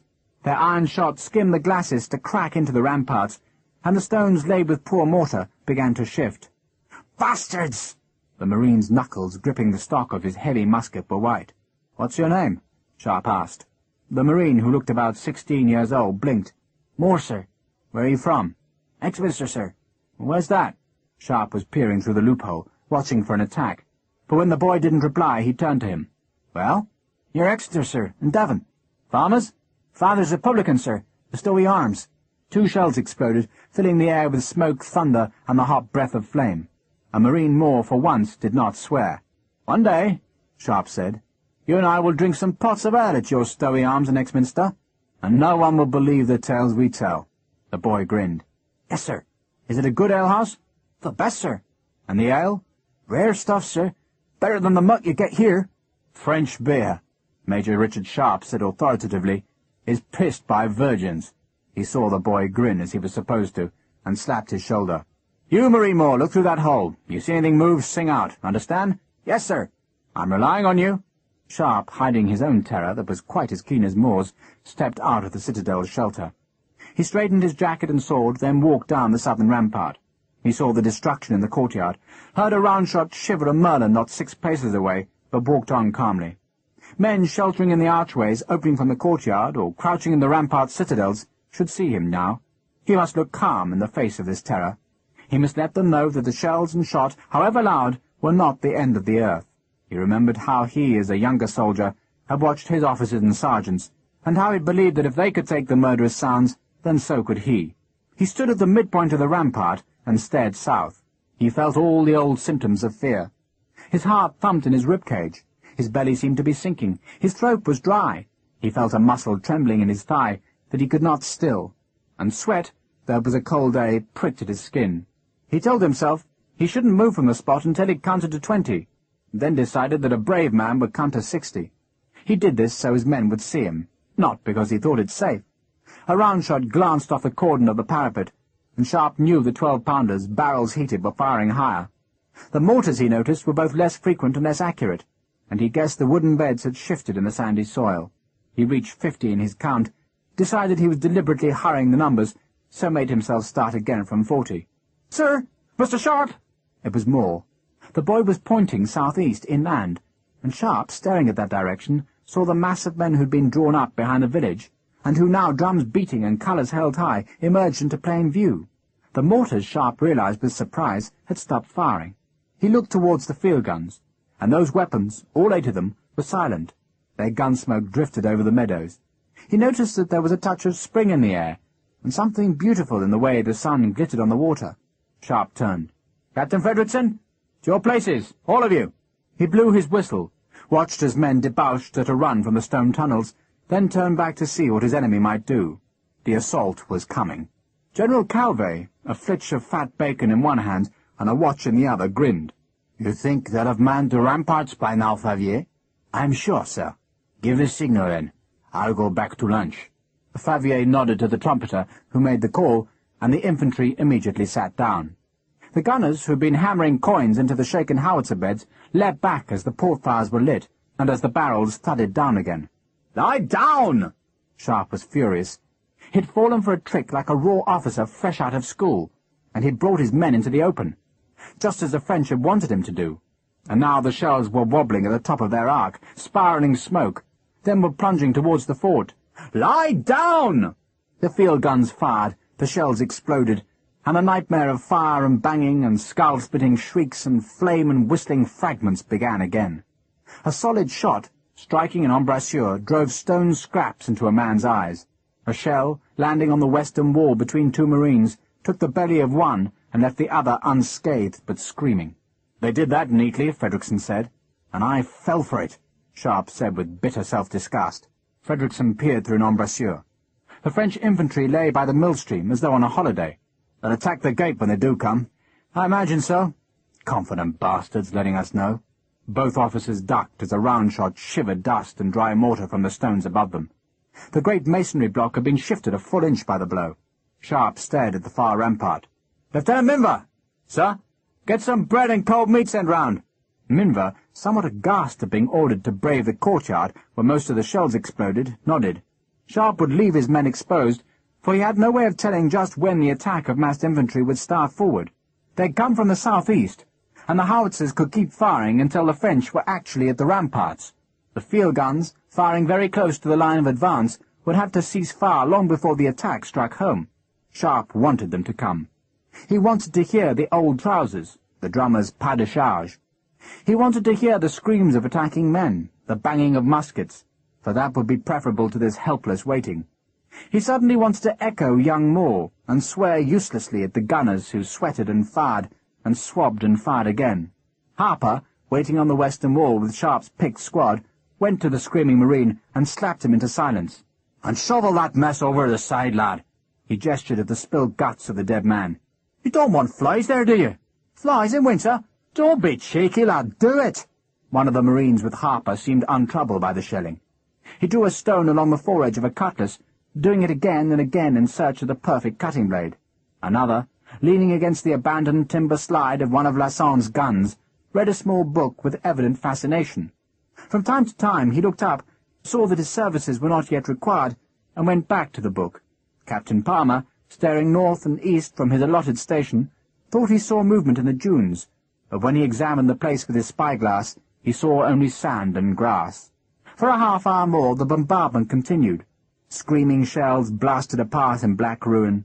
Flames roared from the rafters that collapsed in a shower of sparks into the ruins of the offices, and iron shards spat dirty death into the corners of the garrison. Men shivered. They stared at stone an inch before their face. They cursed the French, their officers, their luck, the whole rotten world that had brought them to this eye of a man-made hell, until at last, at long, long last, the trumpets sounded thin through the thunder's noise, and the far cheer betrayed that a mass of men moved towards the attack, and the men in the fort, men in red and green, and men with drawn and dirtied faces, prepared themselves to fight. Chapter 16. 2 Marines from Sharpe's squad, judging the intervals between the fall of howitzer shells, darted around the courtyard to retrieve those shells that hadn't exploded. There were 6. The fuses of 2 had failed to ignite in the howitzer barrels. 2 had half-burned fuses, while 2 had simply failed to explode. The 4 with usable fuses were carried to the bastion above the gatehouse, where Lieutenant Fitch licked nervous lips and fingered the hilt of his pistol. Bread and cold meat had been distributed, but most men found it hard to chew or swallow the food. As the French column came closer, and the threat of its drums louder, the bread was abandoned beside the upturned shakos that served as cartridge holders. A shell, landing in the flooded ditch, fountained water onto an embrasure. A man laughed nervously. A sparrow, made bold by winter hunger, pecked at one of the discarded lumps of bread, then flew off. Marine Moore, for the 20th time, lifted the pan lid to check that his musket was primed. For the 20th time it was. The French drums sounded clearly inside the fort, punctuated only by the fire of the big guns. Between the rattled passages of drumbeats, there was a pause filled by hundreds of voices. "Vive l'Empereur!" "Funny thing to hear for the first time?" Fitch said. "I've heard it more times than I can remember," Sharpe said truthfully. "And we beat the buggers every time." He looked at the column. A great mass of men that advanced implacably over the sandy esplanade. It had been French columns like this, so huge and seemingly so irresistible, that had terrified half the nations of Europe into surrender. But it was also a formation that was designed to contain half-trained troops, who could therefore be scared and blooded into defeat. French skirmishers were deploying on the glacis, and one of them put a bullet within 6 inches of Sharpe's face. A rifle cracked, and Sharpe saw the Frenchman slide back behind his mist of musket smoke. Sharpe had drawn all his riflemen to the southern or eastern walls. He waited till the enemy was 200 paces away, then filled his lungs. "Rifles! Fire!" More than 100 rifles spat fire. Perhaps a dozen men in the leading rank of the French column keeled over. Immediately, with a shiver, the column stepped over the bodies. A slow ripple seemed to move down the column as the succeeding ranks negotiated the dead and wounded. Riflemen concentrated on reloading, working with fast practiced hands, ramming ball and wad and powder down clean barrels, aiming again, firing again, reloading again. At 100 paces, Sharpe blew 2 blasts on his whistle. Those riflemen whose places were on the other ramparts ran back to their stations. The field guns stopped firing. It seemed oddly quiet. The drumming and shouting still continued, but the ear-hammering percussion of the 12-pounders was over. The howitzers, firing still, made a more muffled coughing sound. A wounded man under the razor screamed from the surgery tunnel, and a Marine, for no apparent reason, vomited. At this range, Sharpe walked down the line of Marines, and kept his voice as matter-of-fact as a drill sergeant. "Aim 2 feet above the target." He glanced at the enemy. "Take aim!" The red-coated men pushed their muskets over the embrasure. "Fire! Reload!" A Frenchman crawled across the sand of the glacis, trailing blood. A Marine, hit by a skirmisher's musket ball, spun backwards, teetered on the edge of the far step, then fell into the burning branches of the pine abatis. "Fire!" A howitzer shell cracked on the far step beside Sharpe and span into the courtyard, where its explosion made a ball of filthy smoke shot through with red flames. "Fire!" Lieutenant Fitch shouted. He pointed his pistol at a French officer not 50 yards away and pulled the trigger. The gun rammed a shock up his arm and blotted his view with smoke. A Marine's musket hang-fired, and he threw the gun into the courtyard and picked up the weapon of a dead man. The ammunition left in the pouch of the corpse, who had fallen to the burning abatis, began to explode. The riflemen, knowing that survival depended on the speed of their work, no longer rammed shots home, but tap-loaded their guns by rapping the butts on the rampart, then firing the weapon into the gap between the glacis shoulders. Musket balls and rifle bullets spat into the enemy, but still the column came forward. Sharpe, who had seen it so often before, was again amazed at how much punishment a French column would endure. 3 of the Marines, issued with civilian blunderbusses taken from the surrounding villages, poured their fire into the column's head. The shape of the attack was clear now. At the front of the column, the French general had put raw recruits, musket fodder, boys whose deaths would not damage the Empire, and he'd invited the British to slaughter them. Now, pushed by officers and sergeants, the survivors of those conscripts spread along the counter-guard, or sheltered in the dry ditch, and banged their muskets at the smoke-wreathed wall above them. Behind were the veterans. 20 or more men carried great fascines of rope branches, great mattresses of timber that sheltered them from bullet strike, and which would be thrown into the ditch where the drawbridge should have been. Behind them, moustached faces grim, came the grenadiers, the assault troops. Frederickson had lit a candle sheltered in a lantern. He used a spill to take the flame from the candle to the first unexploded mortar shell. He watched the fuse hiss, waited till the fire had burned into the hole bored in the casing, then with a grunt heaved it over the edge. "Fire!" Lieutenant Fitch, his pistol reloaded, wasted the bullet into a fascine. The shell bounced on the road, disappeared beneath the leading rank, then exploded. A hole seemed to be punched in the men carrying the great bundles, but as soon as the smoke cleared, the hole filled, and a French sergeant kicked dead men and discarded bundles into the ditch. "Patrick, the gate!" Sharpe had waited till the last moment, believing that the volume of fire from the walls would hold the column's head back, and now he wondered if he had waited too long. He had meant to attack with his own squad, but he preferred now to control this fight from the ramparts, and he knew that any attack headed by Harper would be driven home with a professional savagery. "Fire!" Frederickson shouted, and a score of bullets thudded downward. Some spurted dust from the road. One span a Frenchman clear round. But the rest seemed to be soaked up in the surging, pushing mass that strained to reach the shelter of the archway.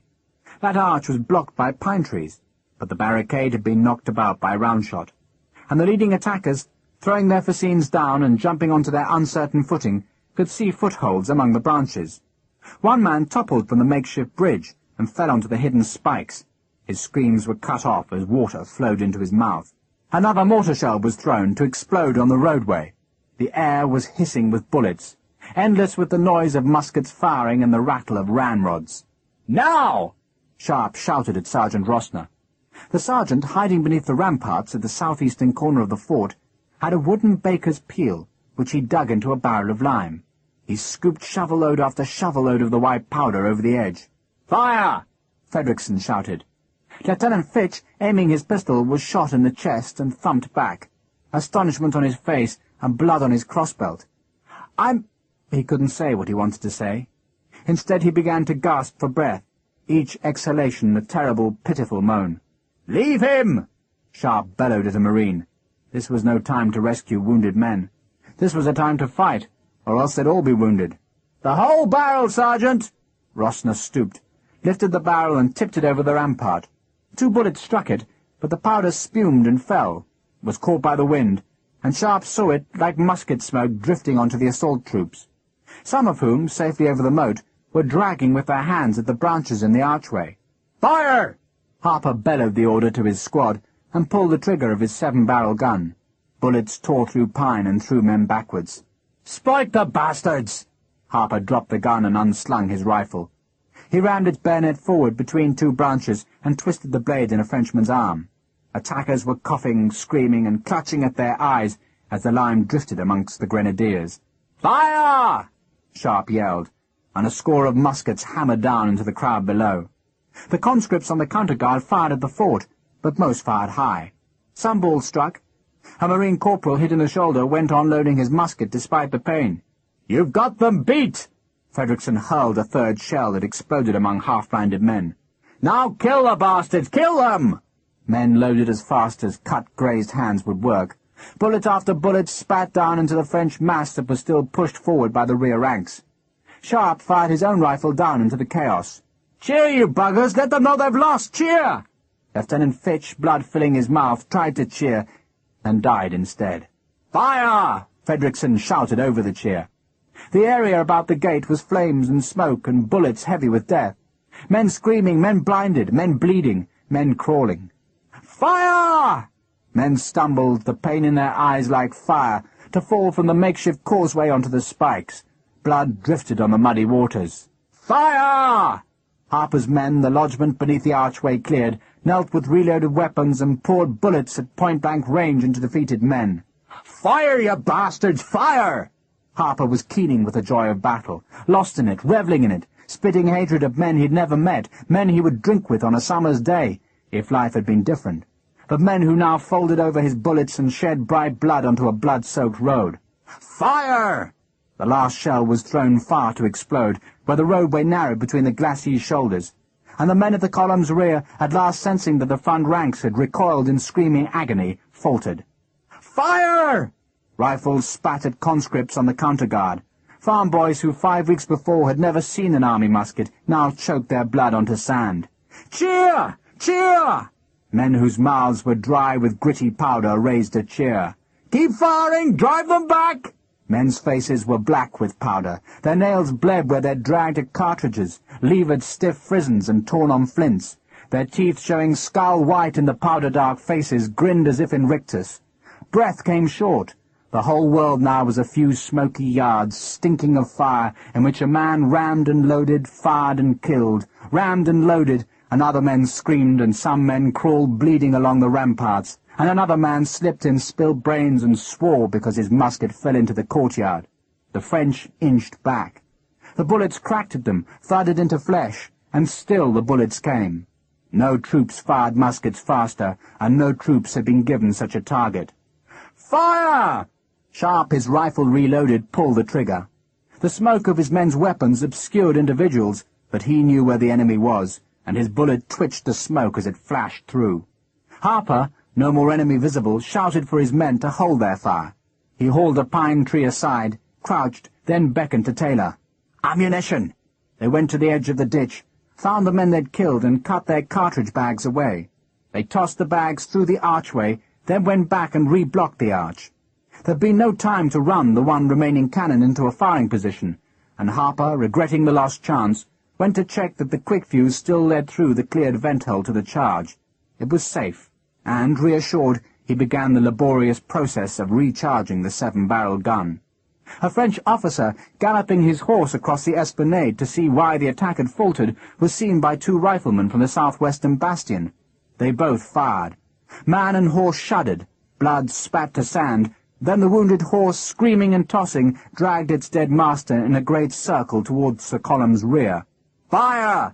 Fredrickson shouted, and more heavy bullets tore into the smoke and drove the column further back. The drums hesitated. A single rattle sounded defiance, then was silent. "Hold your fire! Hold it!" Sharpe could see the enemy going, running, and though he wished he could have fired till the last enemy was out of sight, he had ammunition to conserve. "Hold your fire! Hold your fire!" He felt the wild elation of a battle won, of an enemy broken. The space before the fort's gate was foul with dead and wounded men, and smeared with a great white smudge of lime that was mixed with blood. "Cease firing!" At which point Calvé's real attack burst onto the northwestern corner of the Teste de Bouche. Black clouds were coming from the north. Captain Palmer had watched them, had seen the grey blur of rain beneath them, and judged that by this night the Teste de Bouche would once again be crouching beneath dirty weather. Biscay, he thought, was living up to its reputation for sudden storms and uneasy calms. Then the attack had struck at the fort's gate. Men on the northern rampart turned to watch. It seemed to them that a cauldron boiled round the gate, a cauldron that billowed smoke into the sky. The musketry had fused into a single sustained crackle. Screams punctuated it. The smell of rotten eggs, powder smoke stench came over the courtyard. Palmer saw Fitch struck, saw him fall, imagined him dying. Blood, flowing from the lieutenant's mouth, trickled to the far step's edge, then, with obscene slowness, ran down the inner wall. Palmer watched Harper's group sprint across the courtyard, trampling the useless burned abattis, and fire like men possessed into the darkness of the arch. The fort stank of blood and smoke, the soldiers' smell. Palmer, grateful that the coughing shells no longer fell into the fort, turned back towards the north. Gulls fought above the Channel's beach a quarter-mile away. The rain seemed no closer. Beneath the diving, screaming gulls, 2 men in a rowing boat planted fish traps of woven willow. The noise and carnage at the Teste de Bouche might have been a whole world away for all they seemed to care. The sea was empty. Not one grey sail offered hope. Palmer was thinking of a wife left in Gravesend, of 2 children who went hungry 3 days out of 7, of his hopes for that family when this war ended. An orchard, he thought, far from the sea, and never fouled with smoke, would be a fitting place. Somewhere with a small cottage, not too big, but with a room where the children could sleep, another for himself and Betty, and a room where his few books could justify the name of study. A horse, for no gentleman walked where he could ride, and perhaps his father-in-law, who had mightily disapproved of Betty marrying a marine, might lend some money to make the marine into a market gardener. "Sir?" A rifleman close to Palmer stared towards the Channel. "What is it?" "Thought I saw something." Palmer stared, saw nothing, and put it down to gulls fighting by the fish traps. He was sure, thinking about it, that his eldest child's feeble health was due to living in a town. Gravesend was filthy with coal smoke, and in winter the sea fog could lie heavily on a small chest. 2 of Palmer's children had died as infants, and were buried in the pauper's graveyard, for a marine officer had no money to spare on lavish funerals for the barely baptized. An orchard would be a place to grow up, Palmer thought. An orchard heavy with apples and with espaliered pear trees growing against a sun-warmed crinkle-crankle wall. A cheer from the gate made him turn. The men on the ramparts still fired, but the cheer told Palmer that this round was won. God alone knew how. Except that the Marines and riflemen had loaded and fired in practice frenzy, and the cheer swelled again, and suddenly there was an unnatural silence, because all the muskets had gone quiet, and there was just the wind sighing over cold stone, the crying of the injured, and a sudden startled shout from Palmer's right. He ran. 300 Frenchmen had left the village before dawn and groped their way in the darkness. They'd marched in a great circle, east and north and west, to come, an hour after first light, to the channel's edge north of the fortress. 100 of the men were new conscripts, brought along to fire their muskets when ordered. The other 200 were among the best in Calvet's force. They were led by a Captain Briquet, whose warlike name, meaning sabre, gave the force an odd confidence. They were guided to their assault by Henri Lasson, who saw in this attack his chance of redemption. Briquet, though a junior officer compared to many in Calvet's force, had a reputation. He was brave, thorough, and a firebrand. His task was to approach the fort once the larger battle began. Under the cover of its noise, and trusting to the distraction offered by its existence, he planned to come close beneath the fort's vulnerable northwestern corner. Lasson had promised the approach could be made unseen because the sand dunes offered hiding, and Lasson had been proved right. Once in place, hidden close to the fortress, a forlorn hope would charge across the masonry bridge of the dam, put ladders to the closest embrasure, and climb. The hope, who expected death, would be led by Briquet, who expected to be a major when the sun went down. The conscripts, under experienced sergeants, would flay the walls left and right of the assault with musket fire. The forlorn hope, gaining the ramparts, would hold a small section, while the other veterans, with more ladders, flooded onto the sand strip between the fort and the channel to place more ladders. Briquet, knowing that the ramparts facing the channel would have the fewest defenders, aimed to take that ball. The stone ramp that Lasson had drawn on his careful plan would then lead into the heart of the Teste de Bouche. 200 men, Briquet said, could capture this fort. It would take, if the first lodgment was successful, no more than 20 minutes. Yet for that lodgment to work, the British sentries must be drawn to look the other way, and in that cause men must die at the main gate. General Calvet had ordered it thus. But Captain Briquet's fear, for he was a man who thirsted for glory, was that the larger attack would pierce the fortress before his forlorn hope could rush the stone dam. The colonel leading the main attack, Briquet knew, was desperate to succeed, and there wasn't a man marching with the drummers who didn't believe that the British would be swept ignominiously aside once the fascines were in place and the moustache stormed over the ditch. Briquet's force, with stealth and care, crept southwards between the dunes and the water. 2 men, ostensibly planting fish traps from a tiny boat, gave warning when faces appeared at the fort's northwestern corner, but their warnings were few. Briquet listened to the turmoil at the gate. Not once did he raise his head to look at the fort, not once did he risk discovery. That could wait for the last moment, the dash over the dam. "This is as close as we can get unseen," Lasson said. The firing at the main gate was dying, and Briquet knew this was the moment, or there would be no moment at all. "Venez!" His feet scrambled for footing in the sand. A sergeant shoved him upwards, and suddenly the fort loomed above him. And Briquet had an impression that no men guarded the ramparts, but he dared not search for the enemy, because there was a task to do. He saw the stone dam, exactly as Lasson had described it, and he leapt the small wooden fence that straggled to the sea. Then his boot-nails were loud on the stone that was lightly covered with sand. A musket banged somewhere, then another, but Briquet took no notice. He jumped the rustic cogs of the sluice gear and steadied himself with a hand on the fortress wall. "1!" He pointed right. "2!" left. The ladders, carried with such care down the channel's edges, were dragged forward. There were 4 men to each ladder. 2 planted the rails in the sand, and the others swung the ladders up and over so that the timbers crashed onto the stonework. Briquet shouldered a sergeant aside with a snarl and climbed the first ladder as if the dogs of hell were at his heels. A man appeared above him, startled, but a musket shot from below dissolved the man's face in blood, and Briquet, spattered by the gore, spat as his head cleared the embrasure's lip. He reached up, grasped the top of a merlin, and heaved himself over. He tripped on an empty gun-slide, recovered, and already the sergeant was beside him. Briquet drew his sword, the steel whispering at the scabbard's throat. "Follow me!" Men poured up the ladders. More men, cheering, followed with new ladders, and Briquet, leading his charge along the western walls, knew that the fort was his. He had achieved surprise. He had gained the wall, and he would be a major by sundown. Captain Palmer saved the north wall. The pine-lash walkway was still in place, circumventing the citadel, and he seized the timbers, grunted, then shoved the heavy pine trunks into the courtyard beneath.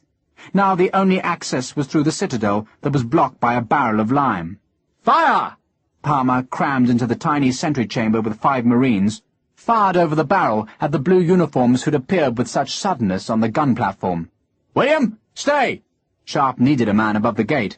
If the French, sensing that the defenders were being stripped away by the new threat, attacked again, then it would need a man like Frederickson to hold them.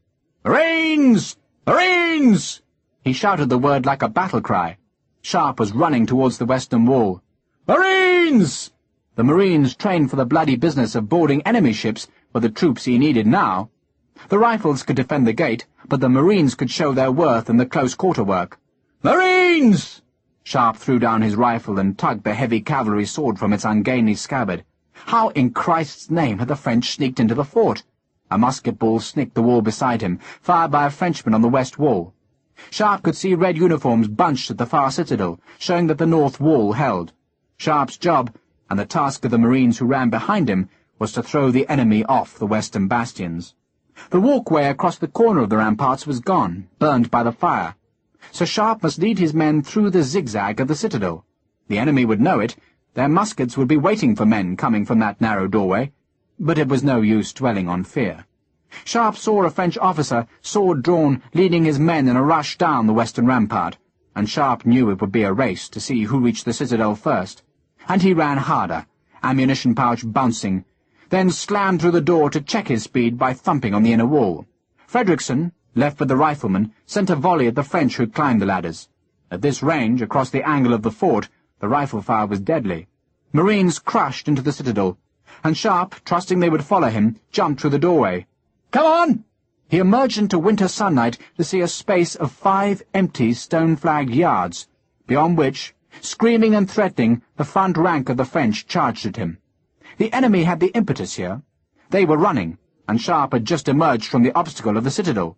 This was the second of pure naked fear, prompted by the sight of steel. Then Sharpe snarled his challenge and hissed his blade in a glittering arc to check the French rush. "Bayonets!" Sharpe shouted at the 2 men who had followed him onto the ramparts. Other Marines pushed behind, but it was up to Sharpe to clear a space for them. "Now kill them!" He jumped forward to anticipate the French attack. The French officer, a short man with a fierce face, lunged with his sword. The man was flanked by moustached giants with bayonets. The heavy cavalry sword, a butcher's blade, swept one musket aside. The French officer's sword skewered past Sharpe's swerve, and a Marine, instinctively seizing the blade, screamed as Briquet withdrew and cut the Marine's fingers to the joints.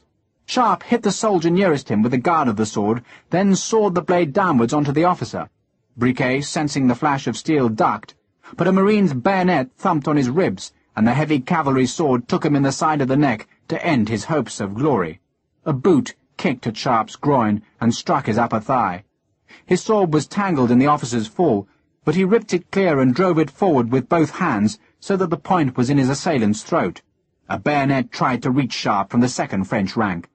There were men grunting and kicking and slashing around him. He could smell their sweat, their breath, and he needed space. A musket fired, the noise huge, but it was impossible to tell which side had fired the shot. The French, by sheer weight of numbers, were pressing the tiny handful of British backwards. Sharpe had a half-yard of space behind him, stepped back and screamed the war cry as he swung the great sword in a fearsome downward swing. A man ducked. Sharpe twisted his wrist to lunge the sword, stamped forward, and a Frenchman moaned as the big blade gouged at his belly. "Marines! Marines!" One Marine was down, coughing and bleeding, but 2 others forced their way over his body and thrust into the fight with bayonets. 2 more came behind them. This was gutter fighting, something learned in a hard childhood and never taught by drill sergeants. Here men clawed and kicked and smelt the breath of the men they killed. A Marine tripped over Captain Briquet's body, and a French bayonet lunged into his back. Immediately, another Marine, screaming like a banshee, drove his blade into the Frenchman's face. The bodies were like a barricade now, but the Marines kicked them down to the smouldering embers of the burned offices and carried their wet blades forward. Sharpe was using the sword to press men back. He watched the enemy's eyes, and though he didn't know it, he smiled. He lunged, parried, stamped forward, lunged, and every action was now a reflex. 19 years of battle had come to this moment. A musket exploded close to Sharpe, and the bullet thumped at his chest like a prize-fighter's blow. A French lieutenant, blood on his face and jacket, twisted into the enemy's front rank and hissed his slim, flexible blade toward Sharpe's face. Sharpe knocked the blade aside and rammed his own heavier sword at the officer's eyes. "On! On!" They were holding. A dozen Marines were on the rampart now, and the French, the impetus of their first charge checked, were wary of the bayonets. Some of the French, seeing their way blocked, turned to flood into the semicircular bastion where the 36-pounders had stood. Others ran down the stone ramp into the courtyard. Frederickson had brought a dozen riflemen halfway down the southern rampart, and he drilled them as if they were on the training ground at Shorncliffe. Aim, load, fire, aim, load, fire, and every volley flailed into the French who still swarmed up the ladders onto the battlements. The French on the rampart, hearing a cheer as their comrades spilt down the ramp, gave ground before Sharpe. If the courtyard was taken, then there'd be no need to fight the savage rifleman whose face was black with powder. His eyes glittered against darkened skin, and his teeth were bared. Sharpe sensed that the fight on the rampart was dying, as men on both sides let their fear of cold steel bring them caution. He dared not let it die. He shouted his Marines to charge again, trampled over the French lieutenant's body and stabbed a French sergeant, wrenched the blade free of the clinging flesh, and his Marines drove into the newly made gap with blades jabbing at the enemy in quick professional lunges. Shots sounded in the courtyard. There was a scream, then the bellow of a vast gun that told Sharpe Harper was in action. Another volley came from Frederickson. The rampart stones were slick with blood. A Marine slipped, and a tall Frenchman carrying an engineer's axe killed the fallen man with a single blow. The axeman gave the enemy new spirit and drove deep into Sharpe's men. Sharpe knew the fort was lost if the axeman lived. He lunged at the man, and his sword rammed itself between the man's ribs, grated. Then a French hand gripped Sharpe's blade, blood showed at his fingers, but the man held on, tugged, and another man clawed at Sharpe's face. A bayonet stabbed his thigh. Sharpe fell backwards, sword lost in the melee, and a Frenchman's breath was in his face and fingers were at his throat. Sharpe was on his back now, driven there by two Frenchmen. He brought up his knee and clawed his fingers at the man who tried to choke him. The man screamed as Sharpe's fingers closed in his left eye. There was no skill left, no order, just a bitter mass of men who ripped at each other with blades, kicked and clawed and stabbed again. A Marine sergeant, shouting an incomprehensible challenge, bayoneted one of Sharpe's assailants and kicked the other in the face. The axeman, choking on blood in his lungs, fell sideways, and two Marines grunted as they forced bayonets into his trunk. Somewhere a man sobbed, and another screamed. Sharpe twisted up and, his sword lost, picked up the wide-bladed axe. The Marine sergeant didn't hear Sharpe's thanks, but just drove on with his bloodied bayonet. A Frenchman tripped on a gunslide. An opening appeared, and Sharpe hacked down with the axe-blade, then screamed the challenge to drive the enemy a full 2 paces back. An explosion hammered in the courtyard, a sound that echoed like a drumbeat of hell in the echoing walls of the Teste de Bouche.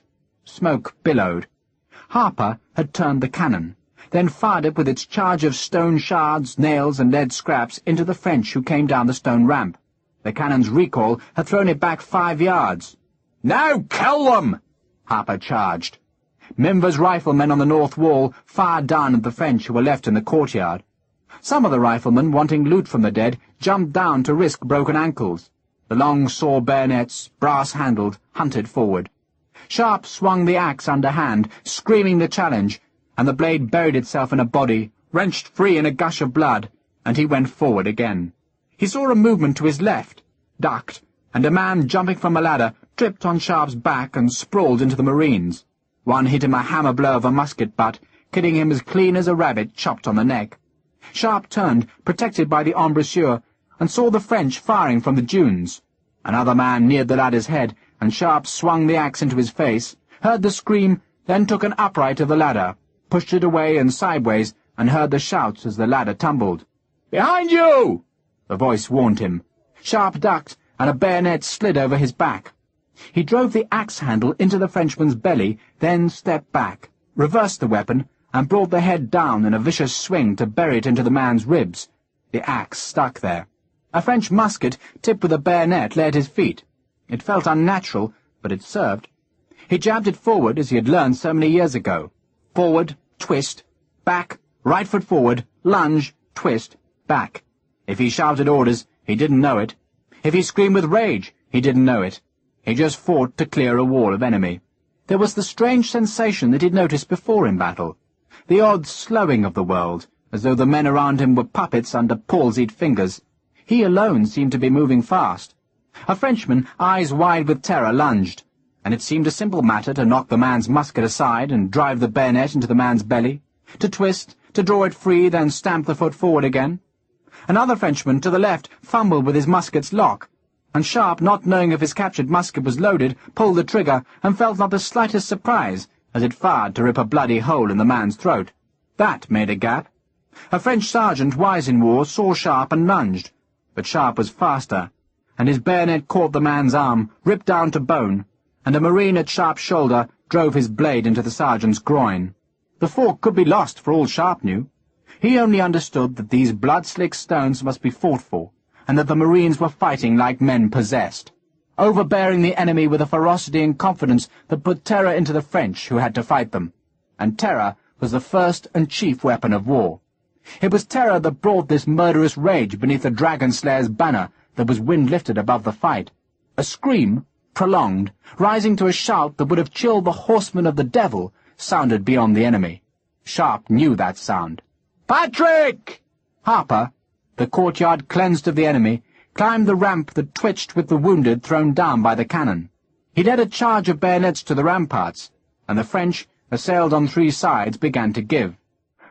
Frenchmen, come to the ladder's tops with fear, saw that their fear was justified. They forced their way back down, shouting to the men who waited behind that the enemy was imminent. One ladder, its rungs green, broke to tumble 6 men onto the sand. Riflemen, sent by Frederickson onto the western rampart, cleared the water bastion, and, leaning in its cannon embrasure, enfiladed the ladders. Captain Palmer led more Marines from the north. "Charge!" Sharpe yelled it unnecessarily, for the victory was clear. The Marines had fought half the length of a rampart, and now they carried their blades the rest of the way, and the French, who had seen the redcoats snatch victory from defeat, took to the ladders or jumped into the ditch. Harper had a lunge of his bayonet-tipped rifle deflected into an enemy's thigh, so kept the rifle swinging so that the brass-bound butt smashed the man's jaw. He kicked him aside, ripped the blade into another man, and saw the rampart was empty of opponents. Marines were kneeling in embrasure to fire at the French conscripts. Captain Palmer, sword red with blood, was standing by the flagstaff that had somehow stood with its trophy of table linen and uniform sleeves still flying. "God save Ireland!" Harper, his huge chest heaving for breath, sat on a gunslide.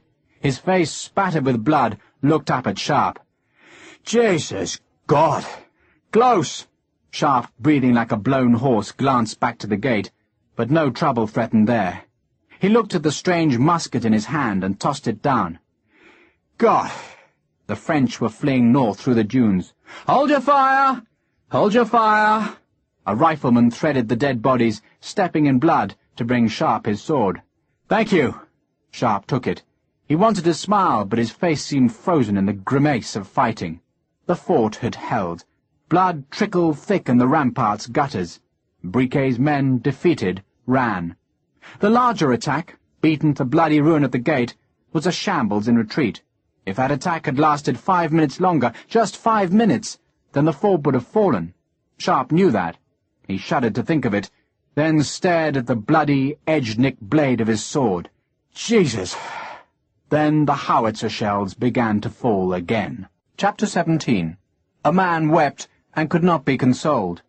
His right leg was gone at the thigh, taken by a howitzer shell. He wanted his mother, but he would die instead.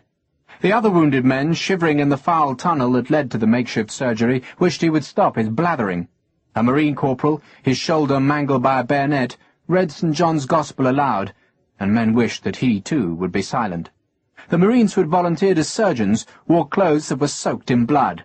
They cut, tied, and sawed, helped by lightly wounded men who held the badly wounded down while legs or arms were crudely butchered off, and arteries tied and raw flesh cauterized with fire, because they didn't know if all the blood vessels were safely blocked.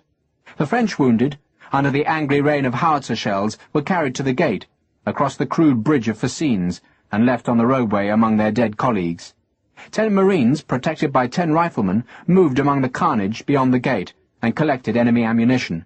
The French artillery colonel, seeing his own wounded countrymen brought outside the fort, wanted to cease fire, but Calvé snarled at the gunners to continue. The 12-pounders, loaded with heavy canister, tried to flick the ammunition collectors away, but the Marines dodged among the bodies and hurled the enemy pouches back to the archway.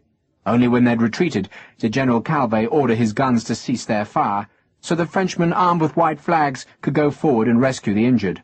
Within the fort, a dozen unwounded French prisoners were herded down to the liquor store to join Captain Meyron. 20 dead Frenchmen were inside the ramparts. One of them, lying in the embers of the burnt buildings, suddenly flipped in the air as the ammunition in his pouch exploded. There was a smell of roast meat to mingle with the stench of blood and powder. Men who saw the sudden jerk and flip of the body laughed, because, they said, it was just like a frog. It was better to laugh than to weep. "I'm sorry, sir," Palmer said again. Sharpe shook his head. "We got rid of them. I should have been watching." Palmer was determined to expose his blame. "Yes, you should." Sharpe had used a bucket of well water to clean his sword. Marines and riflemen pissed into weapons, blocked the muzzles, and sloshed the urine around to scour the powder deposits from the barrels. No one spoke much. Most men, their weapons cleaned, just sat by the embrasures and stared into empty air. Buckets of drinking water were carried to the walls, while smoke drifted from the smouldering fires in the courtyard. The fort was a place of ruin, blood, smoke, ash, and exhaustion, as if the defenders had suffered a defeat instead of winning a victory. "If they got onto the northern wall," Sharpe said to Palmer, "we'd be surrendering our swords by now. You did well to stop them." Sharpe rammed his sword home. He couldn't remember a fight so bitter, or so close, not even at Badajoz. There the horror had been the cannons on the walls, not the infantrymen behind them. "And your Marines," Sharpe said, "fought magnificently." "Thank you, sir." Palmer nodded at Sharpe's chest. "That must have hurt." Sharpe looked down. The small holstered whistle, mounted on his leather crossbelt, was dented flat in its centre. He remembered the bang of the French musket, and knew that had the ball been aimed a fraction either way, it would have pierced his heart.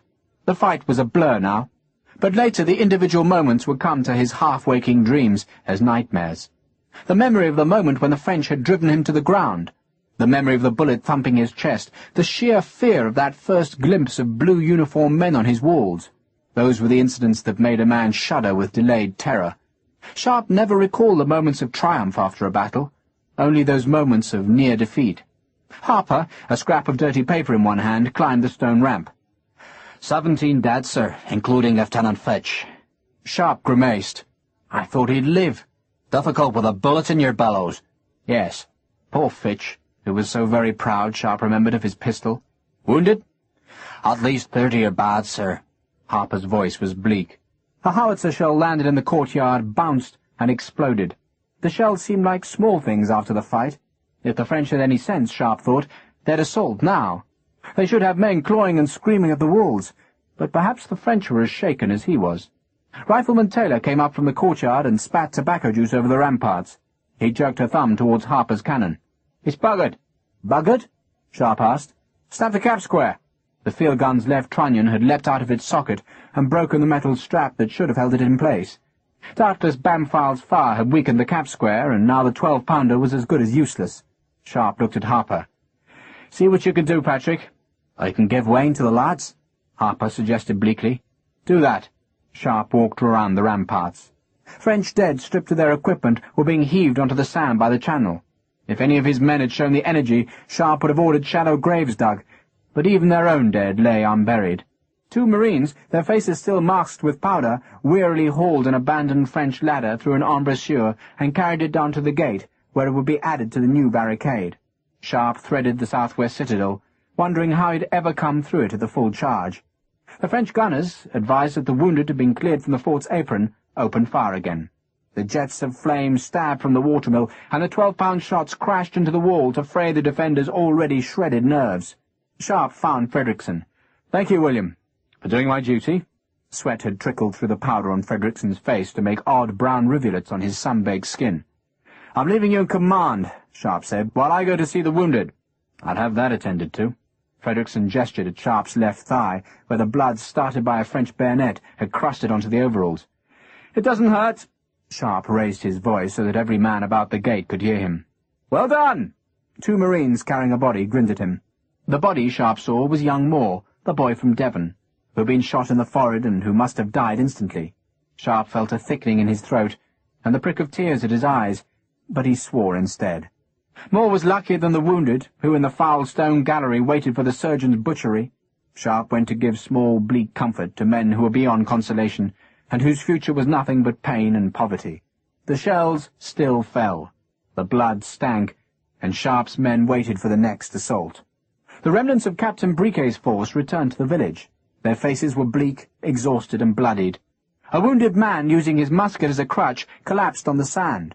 A drummer boy, who had survived the attack on the main gate, and who was not yet 12 years old, wept because his father, a sergeant, had died with Captain Briquet on the fort's western wall.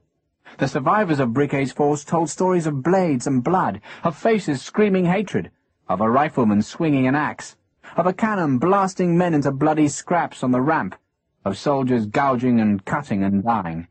Surgeons used seawater to wash lime from the eyes of defeated men.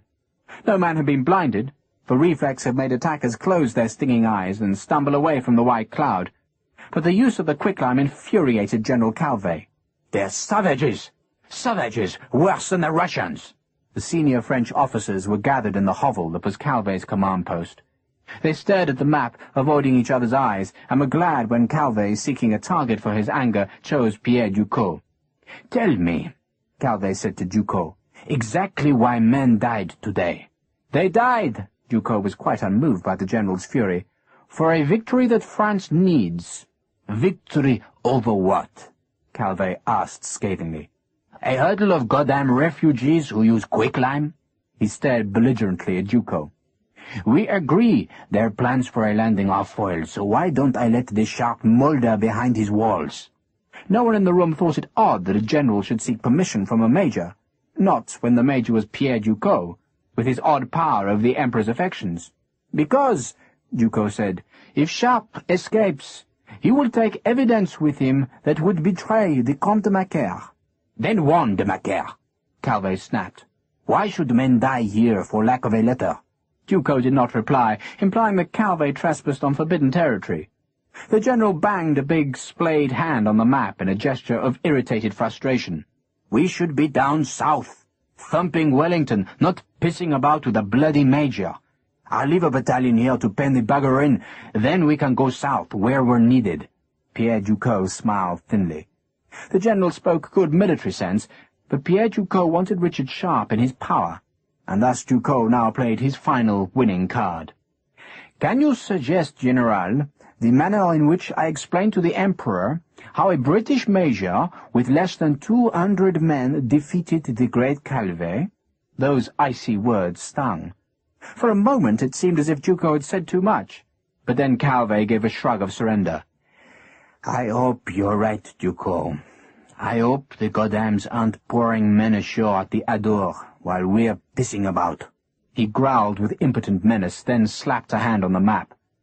"So if it must be done," Calvet said, "then how do we prise this bastard out from his walls? I need a breach." "You can have one, sir."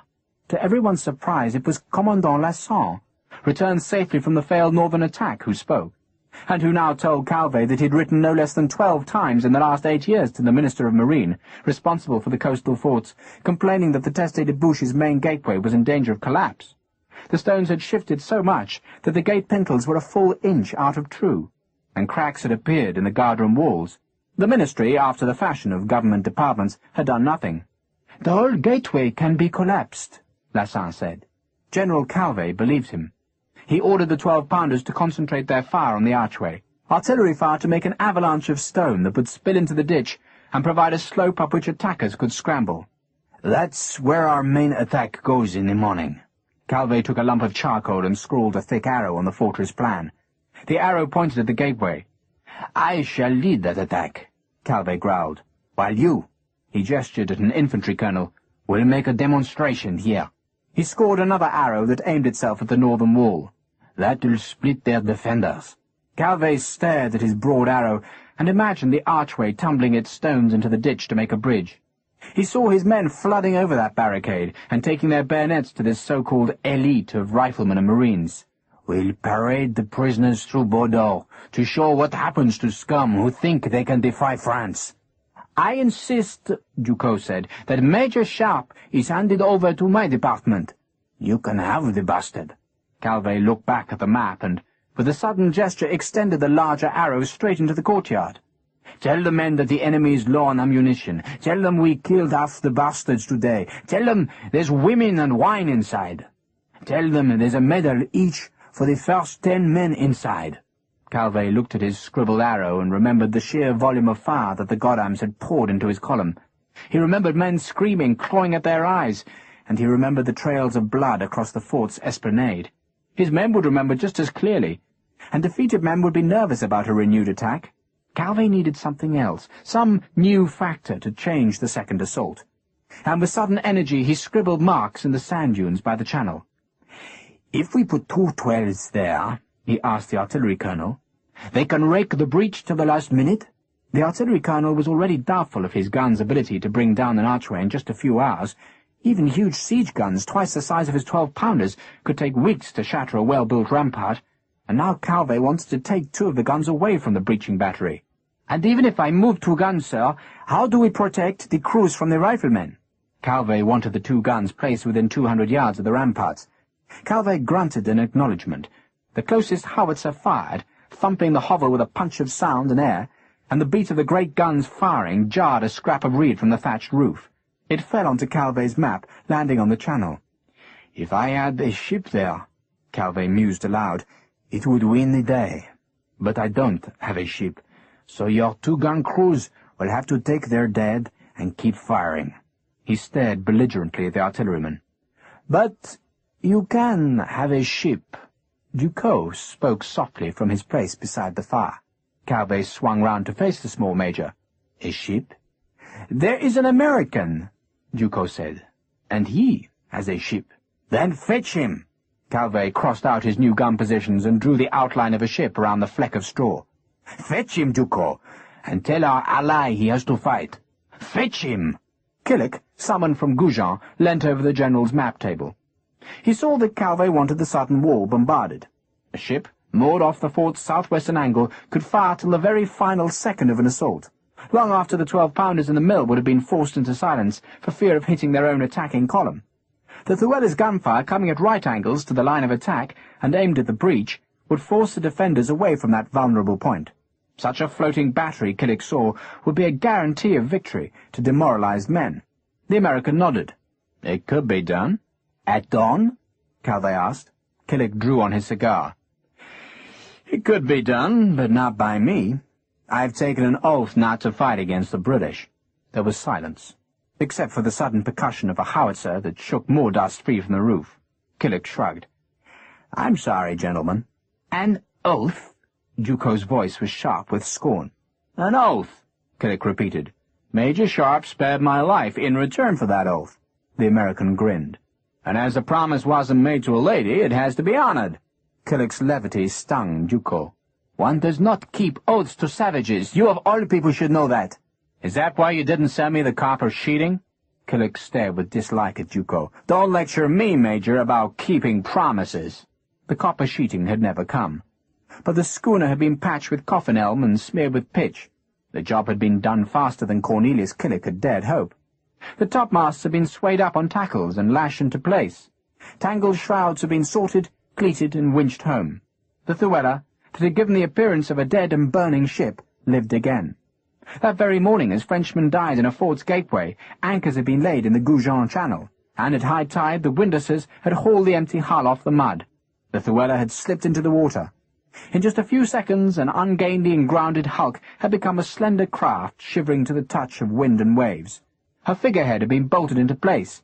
Meat and water and flour and bread and wine and biscuit and onions and more wine were taken aboard.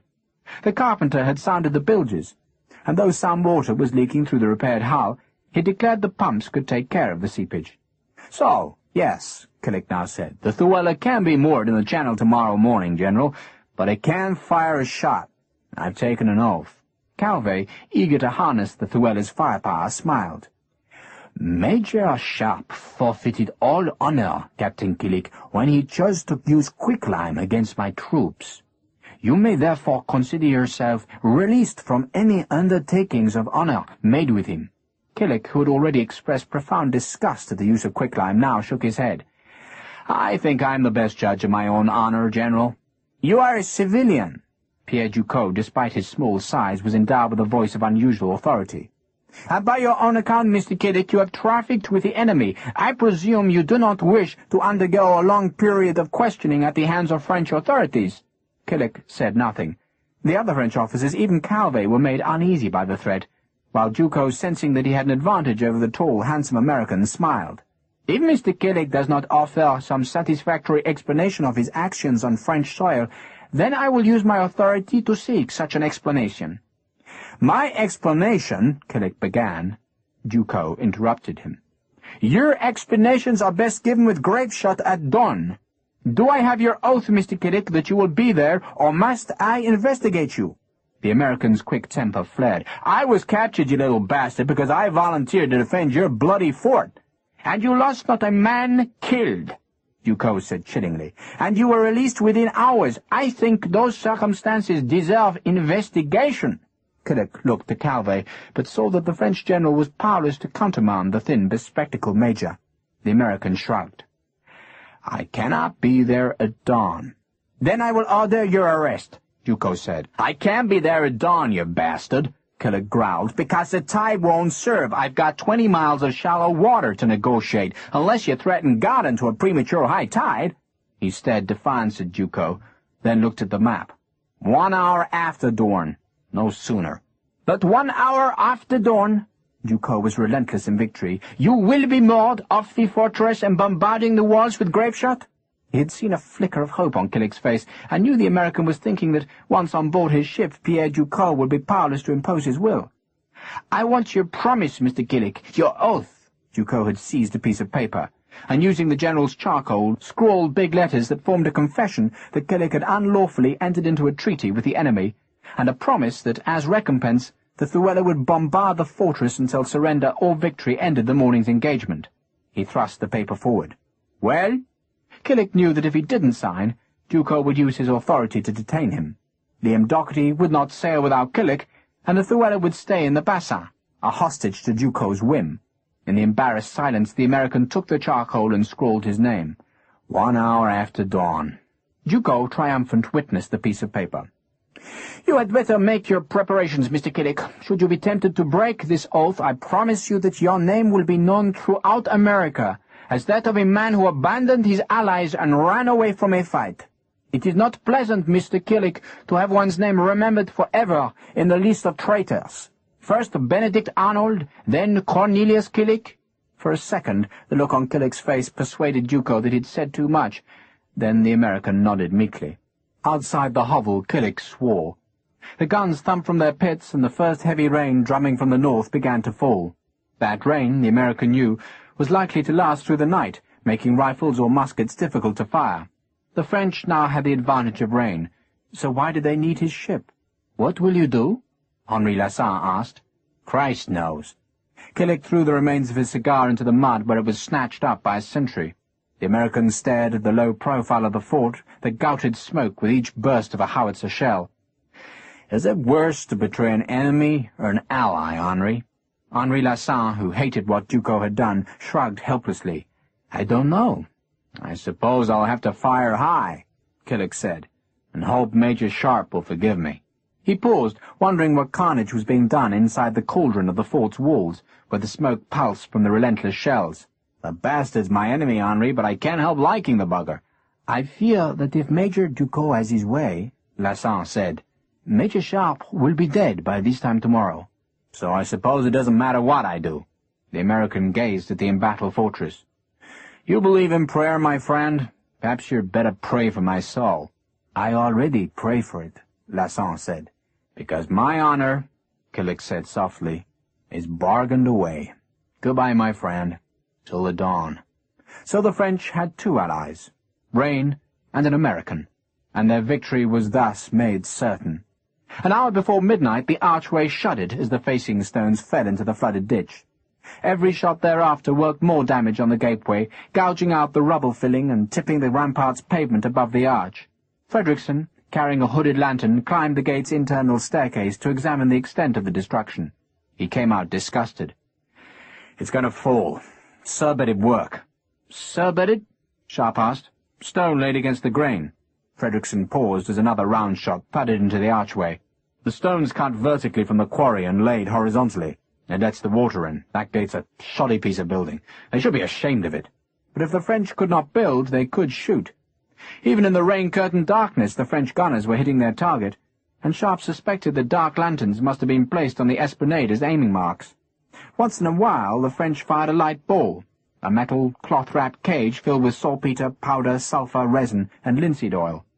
The balls burned fiercely, hissing in the rain, showing the gunners what damage they had inflicted. That damage was more than sufficient to make Sharpe pull his sentries away from the ramparts by the arch, thus abandoning the gateway to the enemy's artillery. Yet the rain did greater damage than the guns that night. At midnight, when Sharpe was going around the ramparts, a marine sergeant found him. "Captain Fredrickson says, can you come, sir?" Fredrickson was in the scorched cavern of the fort's second magazine, which had been the least damaged by Bamfald's explosion. A lantern cast a dull, flickering glow on the blackened rear wall, and on the pathetic hoard of powder and made-up cartridges that were Sharpe's final reserve of ammunition. "I'm sorry, sir," Fredrickson said. Sharpe swore. Water had seeped through the granite blocks of the magazine's arched ceiling and soaked the powder so that the barrels were now filled with a dark grey, porridge-like sludge, while the homemade cartridges had come apart in a soggy mess of paper, lead, and wet powder. The captured French cartridges were also heavy with water, and Sharpe swore again. Swore foully, uselessly, and savagely. Fredrickson fingered the wall over the barrels. "The explosion must have loosened the masonry." "It was dry when we came," Sharpe said. "I checked." "Rain takes time to seep through, sir," Fredrickson said. 6 Marines carried the powder to the stone gallery where the cooking fires burnt. There the powder could be spread out, and some of it would be dry by morning, but Sharpe knew that this disaster meant the end of his defiance. It was his own fault. He should have covered the powder with a tarpaulin, but he hadn't thought. There was so much he should have done. He should have foreseen that the enemy had mortars. He should have warned Palmer about the stone dam. He should have made a bigger sortie on the first night. He should have brought Harper's cannons onto the wall, where they would have been safer from the shells. He should have had water ready to fight the fires. He should perhaps never have fought at all. Sharpe sat in the cave of the magazine, and a wave of despair hit him. "We used over half our good ammunition?" "Well over half." Fredrickson was as unhappy as Sharpe. He sat opposite, knees drawn up, and the lantern threw the shadows of the 2 riflemen high on the arch of the magazine ceiling. "We might as well bring the wounded in here now. They'll be more comfortable." "Yes." But neither man moved. "There's some French ammunition in the ready magazines, isn't there?" Sharpe asked. "Only 50 cartridges in each." Sharpe picked up a shard of stone and scratched a square on the magazine floor. He marked the position of the gate on the southern side. "The question," he spoke slowly, "is whether they're fooling us with the gate and plan to attack somewhere else or not." "They'll come for the gate," Fredrickson said. "I think so." Sharpe scratched marks over the gate. "We'll put everyone there. Just leave Mimber with a handful of men to guard the other walls." Sharpe clung to the pathetic hope that a British brig, nosing up the enemy coast with the impunity that Nelson's victories had given to the Navy, might see his strange flag.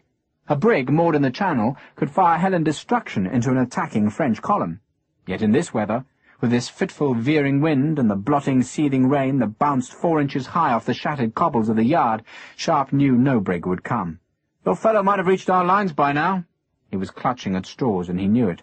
"If he survived," Fredrickson said grimly, "and if anyone will take him seriously. And even then the army will have to go on its knees to the Navy and beg them to risk one little boat." "Bugger Bamfylde," Sharpe said. "I hope he gets the pox." "Amen." A 12-pounder ball crashed into the gate, and there was a pause, a cracking sound like a bone breaking, then the grumbling, tumbling, roaring slide as tons of masonry collapsed inwards and downwards. The 2 officers stared at each other, imagining the stones thumping and sliding into the wet ditch, then settling in a shambolic mound as the dust, started from old mortar, was soaked by the rain. "They have a breach," Fredrickson said in a voice which by its very insouciance betrayed apprehension. Sharpe didn't answer. If his men could hold off one more attack, just one, then it would buy time. Time for a ship to find them, time for French fears to settle in. Perhaps, if Calvé was repulsed again, the general would leave the fort alone, content to screen it with a half-battalion of men. The rumble of the subsiding stones faded in the hissing rain. "A week ago?" There was amusement in Sharpe's voice. "Men were hoping that Bordeaux would rise. We'd be heroes, William, ending the war with a grand gesture."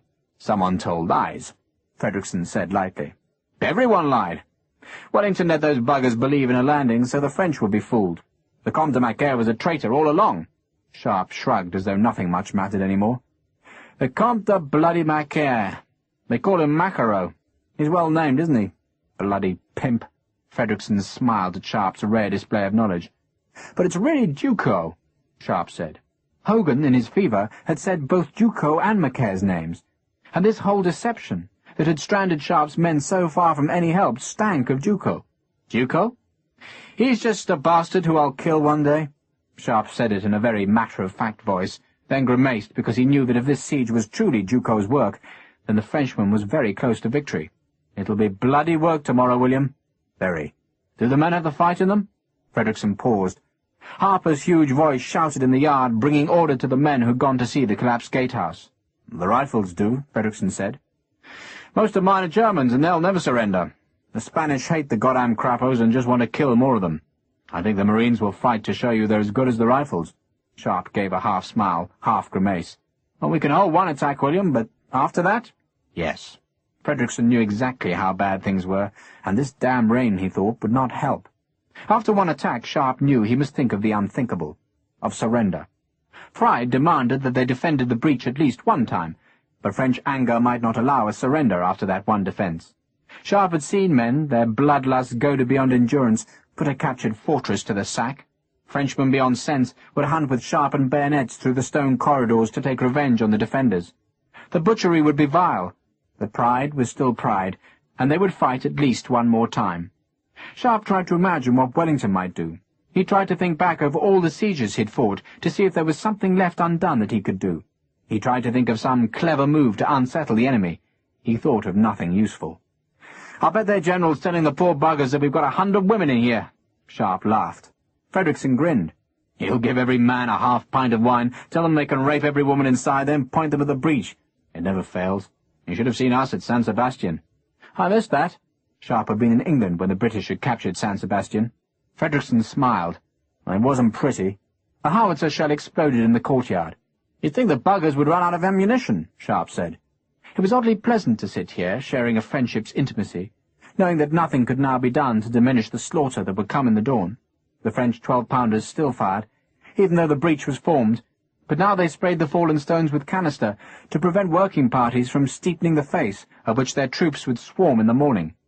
"If they capture us," Frederickson said, "perhaps they'll send us to Paris on our way to Verdun. I like to see Paris." The words reminded Sharpe of Jane's wish to see the French capital when the war ended. He thought of his wife dead, of her body taken for a hasty burial. Damn Cornelius Killick, he thought, for taking away his hope. Frederickson unexpectedly broke into song. "Ein Schifflein sah ich fahren." Sharpe recognized the tune that was popular among the Germans who fought in Wellington's army. "Meaning?" Frederickson gave a rueful smile. "I saw a small ship sailing. Pray for a frigate to come in the morning, sir. Think of its broadside raking the Frog camp." Sharpe shook his head. "I don't think God listens to soldiers. He loves them," Frederickson said. "We're the fools of the Lord, the last honest men, creation's scapegoats." Sharpe smiled. In the morning, he thought, they'd give this General Calvé a fight to remember, and afterwards, when it was over, but that didn't bear thinking about. Then suddenly, he stared at his friend. "Ein Schiff?" Sharpe asked. "What was it again?" "Ein Schifflein sah ich fahren," Frederickson said slowly. "I saw a small ship sailing." "God damn it!" Sharpe's helplessness suddenly vanished with the burgeoning of an idea as bright as a shell's explosion. "I'm a fool!" He faced defeat for want of a ship, and a ship existed. Sharpe scrambled to his feet and shouted into the yard for a rope to be fetched. "You're to stay here, William. Prepare for an assault on the gate, you understand? And you? I'm going out. I'll be back by dawn." "Out? Where?" But Sharpe had gone to the ramparts. A rope was fetched so he could climb down to the sand where the French corpses still lay, and so that in a wet night he could make a devil's pact that might bring deliverance to the fools of the Lord. Chapter 18. In the morning the rain fell in a sustained cloudburst. It hammered and seethed and bounced on the fort, and ran from the ramparts to slop in bucketfuls onto the puddled courtyard. It seemed impossible for rain to be so savage, yet it persisted. It drummed on men's shakos, it flooded into the galleries carved into the ramparts, and its noise made even the firing of the 12-pounders seem dull. It was like the rains before the great flood, a deluge. It doused the cooking fires of the French and flooded the hovels where Calvet's men had tried to sleep. It turned the powder and musket pans to gritty mud. The fire rate of the artillery was slowed because each surge bag of powder had to be protected from the rain, and each vent had to be covered until the last second before the port fire was touched. The artillery colonel cursed that the damned British had burned out the mill's roof with their sortie, and cursed again because his howitzers had to give up the unequal struggle when their pits filled with yellow-coloured floodwater.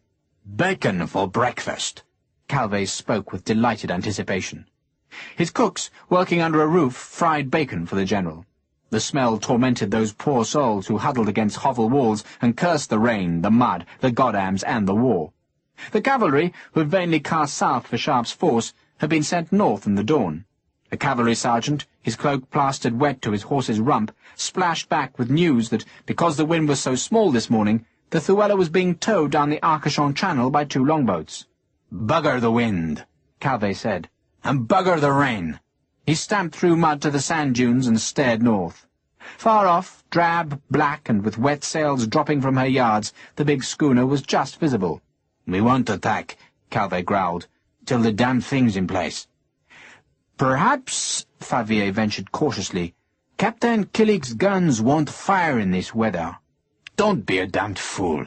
If anyone can make guns fire in the wet, it has to be a sailor, doesn't it?" Calvet took out his glass, wiped the lenses, and stared at the fortress. The gate was a heap of rubble, a mound of wet stone, a causeway to victory.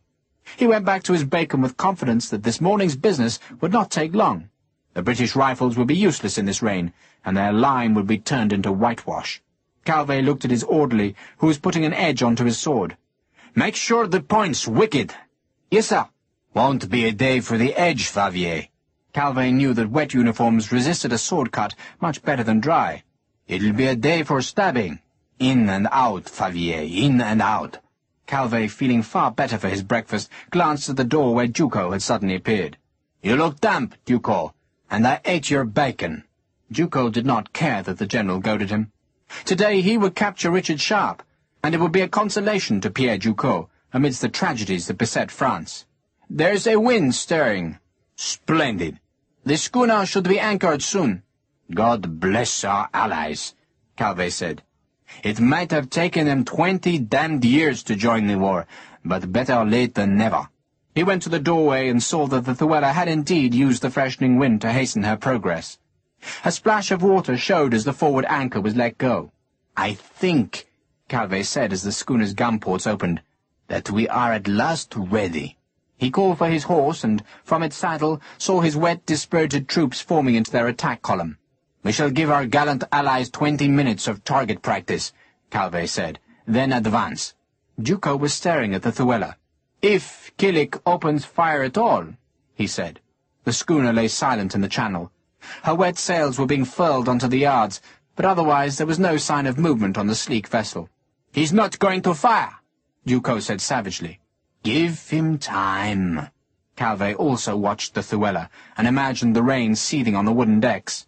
"He's broken his word," Ducos said bitterly. Then, quite suddenly, the schooner's battle ensign broke open, and flames stabbed across the water, smoke billowed above the channel, and the Thuela's broadside opened the final attack on the Teste de Bouche. Cornelius Killick's qualms about honour had evidently been settled, and the American had opened fire. The American grapeshot whistled over Sharpe's head. A few balls struck the flag of St. George, but the rest went high above the fortress. Sharpe sat beneath the wet flag, his back against the ramparts. He was weary to the very heart of his bones. He had returned to the fort a half-hour before sunrise, narrowly evading French cavalry, and now, after yet another night's lack of sleep, he faced a French attack. "Are the frogs moving?" he shouted to Frederickson, who waited beside the breach. "No, sir." Sharpe's wounded men, bloodied bandages soaking in the rain, lay on the western rampart. Marines, faces pale in the wan, wet light, crouched behind granite as a second American broadside spat overhead. Sharpe, huddling low, nodded to Harper. "Now!" The huge Irishman used his saw bayonet to cut the wet ropes which bound the flagpole to the Merlin. He soared, cursing the tough sisal. But one by one the strands parted, and just after Killick's third broadside, the pole toppled. The flag of St. George, its white tablecloth stained red by dye from the sleeves which had formed the cross, fell. "Cease firing!" Sharpe heard Killick's voice distinct over the water. "Stop muzzles!" Sharpe stood. The American captain, wearing a blue jacket in honor of this day, was already climbing down to one of the Thuela's 2 longboats. The American crew, grinning by their guns, stared at the fortress, which Richard Sharpe had just surrendered. General Calvé also stared at the fort. The smoke from the American broadsides drifted in the small wind, obscuring the view, but Calvé was sure the British had struck their colours. "Do I keep firing, sir?" The artillery colonel, uniform soaked by rain, splashed through puddles towards the general's horse. "They're not showing a white flag," Pierre Ducos said, "so keep firing." "Wait!" Calvé snapped open his glass. He saw figures on the ramparts, but could not tell what happened. "Colonel Favier?" "Sir?" "Go forward with a flag of truce," Calvé ordered, "and find out what the bastards are doing." "No, wait." At last Calvé could see something that made sense. Men had come to the southern wall, which faced the French, and there they shook out a great cloth to hang down the wet, battered ramparts. The cloth signified that the fortress of Teste de Bouche was no longer held by the British, but had been surrendered to the United States of America. "God damn," Calvé said as he stared at the stars and stripes. "God bloody hell and damn." Cornelius Killick, standing beside Sharpe on the southern ramparts, stared at the great French column that waited beside the village. "If they choose to fight, Major, you know I can't fire on them." "I agree it will be difficult for you." Sharpe opened his glass and stared at the French until the rain bleared the outer lens. He snapped the tube shut. "Do I have your permission, Captain Killick, to put my wounded on board?" "You have my permission." Killick spoke solemnly, as if to invest this agreed charade with dignity.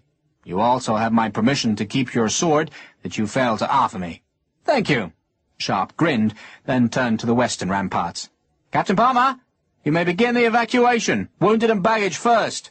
All the packs of Sharpe's small garrison were heaped next to the wounded men, for he was determined to leave the French nothing. Sharpe's men, sensing that their ordeal was over, relaxed. They knew that Major Sharpe had gone into the night, and the rumour had spread that he'd talked to the Americans, and the Americans had agreed to take them away. The American colours, bright on the fort's outer face, testified to that deliverance. "It's all because we didn't hang the buggers," a Marine sergeant opined. "We scratched their backsides, now they scratch ours." Rifleman Hernandez, watching the French column, wondered aloud whether he'd now be going to America, and, if so, whether there were Frenchmen there waiting to be killed. William Frederickson assured him that they were not bound for the United States. Frederickson was staring at the French, and saw 3 horsemen suddenly spur forward. He cupped his hands toward Sharpe. "Sir, Crapo's coming." Sharpe did not want the 3 enemy officers to come too close to the fort, so he ran, jumped from the broken ramparts, and sprawled in an ungainly, bruising fall on the jagged summit of the breach. He clambered down the outer stones, then leapt the gap onto the roadway. Frederickson and Killick followed more slowly. Sharpe waited in the narrow cutting that led through the glacis. The road was thick with musket balls that had already half settled into the wet, sandy surface. He held up a hand as the horseman came close. Favier was the leading horseman.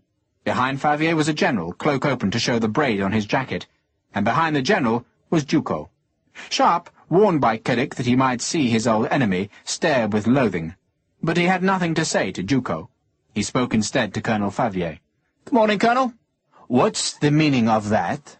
Favier pointed to the American flag. "It means," Sharpe spoke loud enough for Ducos to hear, "that we've surrendered ourselves to the armed forces of the United States and put ourselves under the protection of her President and Congress." Killick had given him the words last night, and Sharpe saw the flicker of anger that they provoked in Pierre Ducos. There was silence. Frederickson and Killick joined Sharpe. Then the general demanded a translation that Favier provided. Rain dripped from bridles and sword scabbards. Favier looked back at Sharpe. "As allies of America, we will take responsibility for Captain Killick's prisoners." He doffed his hat to Killick. "We congratulate you, Captain." "My pleasure," Killick said. "And my prisoners, I'm taking them aboard." Again there was a pause for the exchange to be translated, and when Favier looked back his face was angry. "This is the soil of France. If British troops surrender on this soil, then those troops become prisoners of the French government." Sharpe dug his heel into the wet, sandy road. "This is British soil, Favier, captured by my men, held by my men against your best efforts, and now surrendered to the United States. Doubtless you can negotiate with those states for its return." "I think the United States would agree to return it." Killick, amused by the pomposities of the moment, smiled. There was a fall of dislodged stone from the breach, and all 6 men, their attention drawn by the noise, saw the huge figure of Patrick Harper, head bare, standing on the breach's summit. Over his right shoulder, like a dreadful threat, lay the French engineer's axe that Sharpe had used the day before. Favier looked back to Killick. "It seems you do not disarm your prisoners, Mr. Killick." "Captain Killick," Killick corrected Favier. "You have to understand, Colonel, that Major Sharpe has sworn a solemn oath not to take up arms against the United States of America. Therefore I have no need to remove his weapons, nor those of his men." "And France?" Ducos spoke for the first time. "France?" Killick inquired innocently. "It would be normal, Captain Killick, to demand that a captured prisoner should not take up arms against the allies of your country. Or had you forgotten that your country and mine are bound by solemn treaty?" Killick shrugged. "I suppose that in the flush of my victory, Major, I forgot that clause." "Then impose it now." Killick looked at Sharpe, the movement of his head spilling water from the peaks of his bicorn hat. "Well, Major, the terms of the surrender," Sharpe said, "cannot be changed." Calvé was demanding a translation. Favier and Ducos jostled each other's words in their eagerness to reveal the perfidy of this surrender. "They're all Anglo-Saxons," Ducos said bitterly. Calvé asked a question in French, was answered by Killick in that language, and Frederickson smiled. "He asked," he said to Sharpe, "whether Killick's taking us to America." Killick said that was where the Thuella was sailing. "And doubtless," Ducos had edged his horse closer so he could stare down at Sharpe, "you have relieved Captain Killick of his sworn oath not to fight against the British." "Yes," Sharpe said, "I have." That was the Devil's Pact, made in the seething rainstorm of last night. Sharpe had promised that neither he nor his garrison would fight against the United States, and in return Sharpe had relieved Killick of his own irksome oath. The price was this surrender that would make the escape of Sharpe's men possible. Ducos sneered at Sharpe. "And you think a privateer captain honors his promises?" "I honor the promise I made you," Killick said. "I fired till the enemy surrendered." "You have no standing in this matter." Ducos snapped the words. "You are not a military officer, Mr. Killick, you are a pirate." Killick opened his mouth to reply, but Ducos scornfully wheeled his horse away. He spoke to the general, chopping the air with his thin gloved hand to accentuate his words. "I don't think they're impressed," Frederickson said softly. "I don't give a damn," Sharpe growled. The boats must already be taking the wounded to the Thuella, and the Marines would be following. The longer the French argued, the more men would be saved. Favier looked down sadly at Sharpe. "This is unworthy, Major." "No more so, Colonel, than your own feeble effort to make me march to Bordeaux as a Major General." Favier shrugged. "That was a ruse de guerre, a legitimate maneuver, just as it is legitimate for me to surrender to whom I wish." "To fight again?" Favier smiled. "I think not. This is cynical expediency, Major, not honor." General Calvé was feeling cheated. His men had died in the struggle for this effort, and no cheap surrender would deny them their victory. He looked at Sharpe and asked a question. "He wants to know," Frederickson said, "whether you truly rose from the ranks." "Yes," Sharpe said. Calvé smiled and spoke again. "He says it will be a pity to kill you," Frederickson said. Sharpe shrugged as reply, and Calvé spoke harsh, curt words to Favier, who in turn interpreted for Sharpe. "The General informs you, Major Sharpe, that we do not accept your arrangements. You have 1 minute to surrender to us." Favier looked to Killick. "And we advise you to remove your ship from the vicinity of this fortress. If you interfere now, Mr. Killick, you may be sure that the strongest representations will be made to your government. Good day to you." He wheeled his horse to follow Calvé and Ducos back across the esplanade. "Bugger me," Killick said. "Are they going to fight?" "Yes," Sharpe said. "They are." The Marines were clambering up the side of the Thuella, leaving the riflemen alone in the fortress. It would be close, damn close. "Take your flag, Captain," Sharpe said to Killick. The American was watching the French column reform. "There's hundreds of the bastards." "Only 2,000. Sharpe was scraping with a stone at a nick on the foredge of his sword. "I wish—" Killick began instinctively. "You can't," Sharpe said. "This is our fight, and if we don't make it, sail without us. Lieutenant Minver!" "Sir!" "Your men next. Get them down to the water." "Regimental Sergeant Major!" Harper was inside the fortress at the foot of the breach. "Sir?" "Block it!" Harper waited with a squad of men beside a cheval de frise made from a scorched beam to which had been lashed and nailed 50 captured French bayonets. The blades jutted at all angles to make a savage barricade. that Harper with 6 riflemen now struggled to carry to the breach's crest. As they did, so the renewed fire of the 12-pounders struck the breach's outer face. A chip of stone whistled over Harper's head, but he heaved at his end of the beam, bellowed at the riflemen to push, and the great spiked bulwark was slammed into place. Sharpe was on the west wall. Minver's men were climbing down ladders to the sand, while the first of Killick's longboats were pushing away from the Thuella. Sharpe guessed it would take 10 minutes to board Minver's company safely, and another 5 before the longboats would return for the last of the Teste de Bouche's defenders. The tide in the channel swept far too strongly to risk swimming to the safety of the schooner, so Sharpe must fight until the boats could carry all his men away. Killick, carrying his American flag to safety, paused by Sharpe and stared at the French horde. "Do I wish you luck, Major?" "No." Killick seemed torn by his desire to stay and witness what promised to be a rare fight, and his need to hasten the longboats in the rain-flecked channel. "I'll have a bottle of brandy waiting in my cabin, Major." "I'll look forward to it." Sharpe was unable to express his emotions. Instead, awkwardly, he thanked the American for keeping their pact. Killick shrugged. "Why thank me? Hell, I got a chance to fight you bastards again. But your government, they'll make trouble because you help me?" "As long as I make money," Killick said, "the American government won't give a damn." The French drums began their sound, then, just as suddenly, stopped. The Americans stared at the column. 2,000 of them, and 50 of you. That's about it. Killick laughed, and his voice was suddenly warm.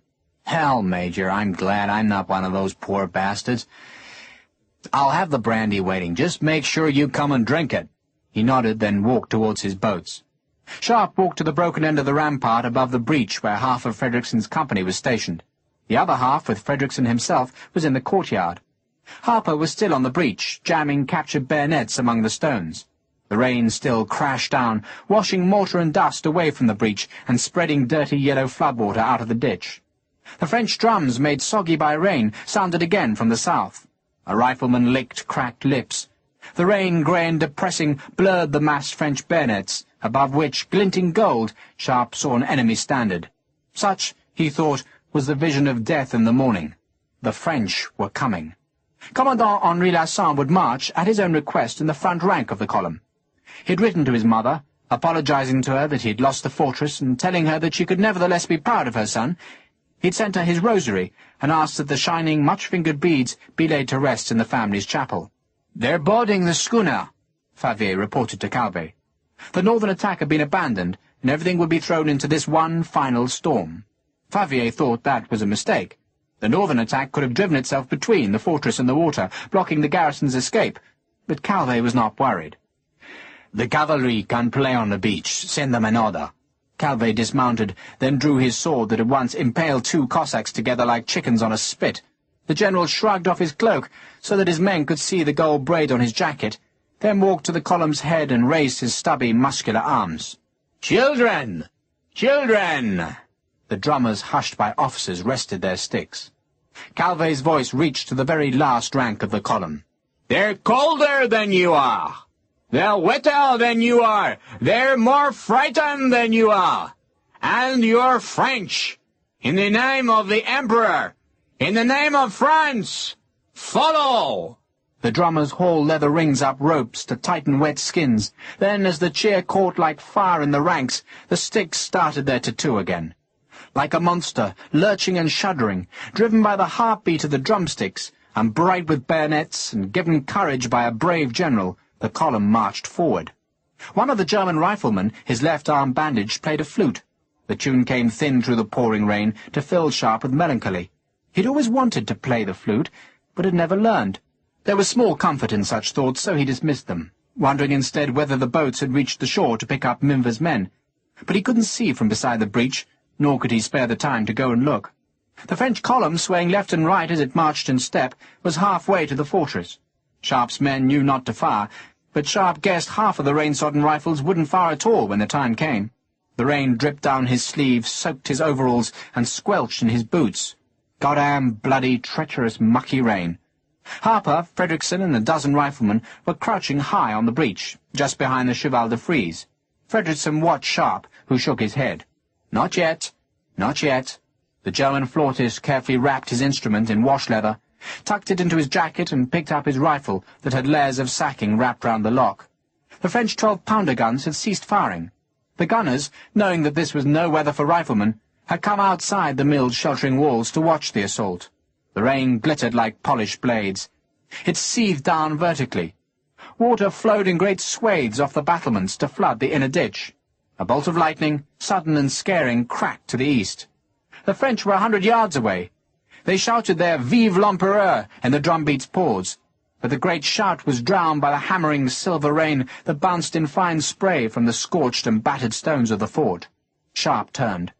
The west wall was ready. He could do no more there. That was his refuge, the place where he must hold the French just long enough to get his men down to the boats. He turned back to see the French skirmishers, red shoulder-wings darkened by rain, running clumsily up the glacis slope.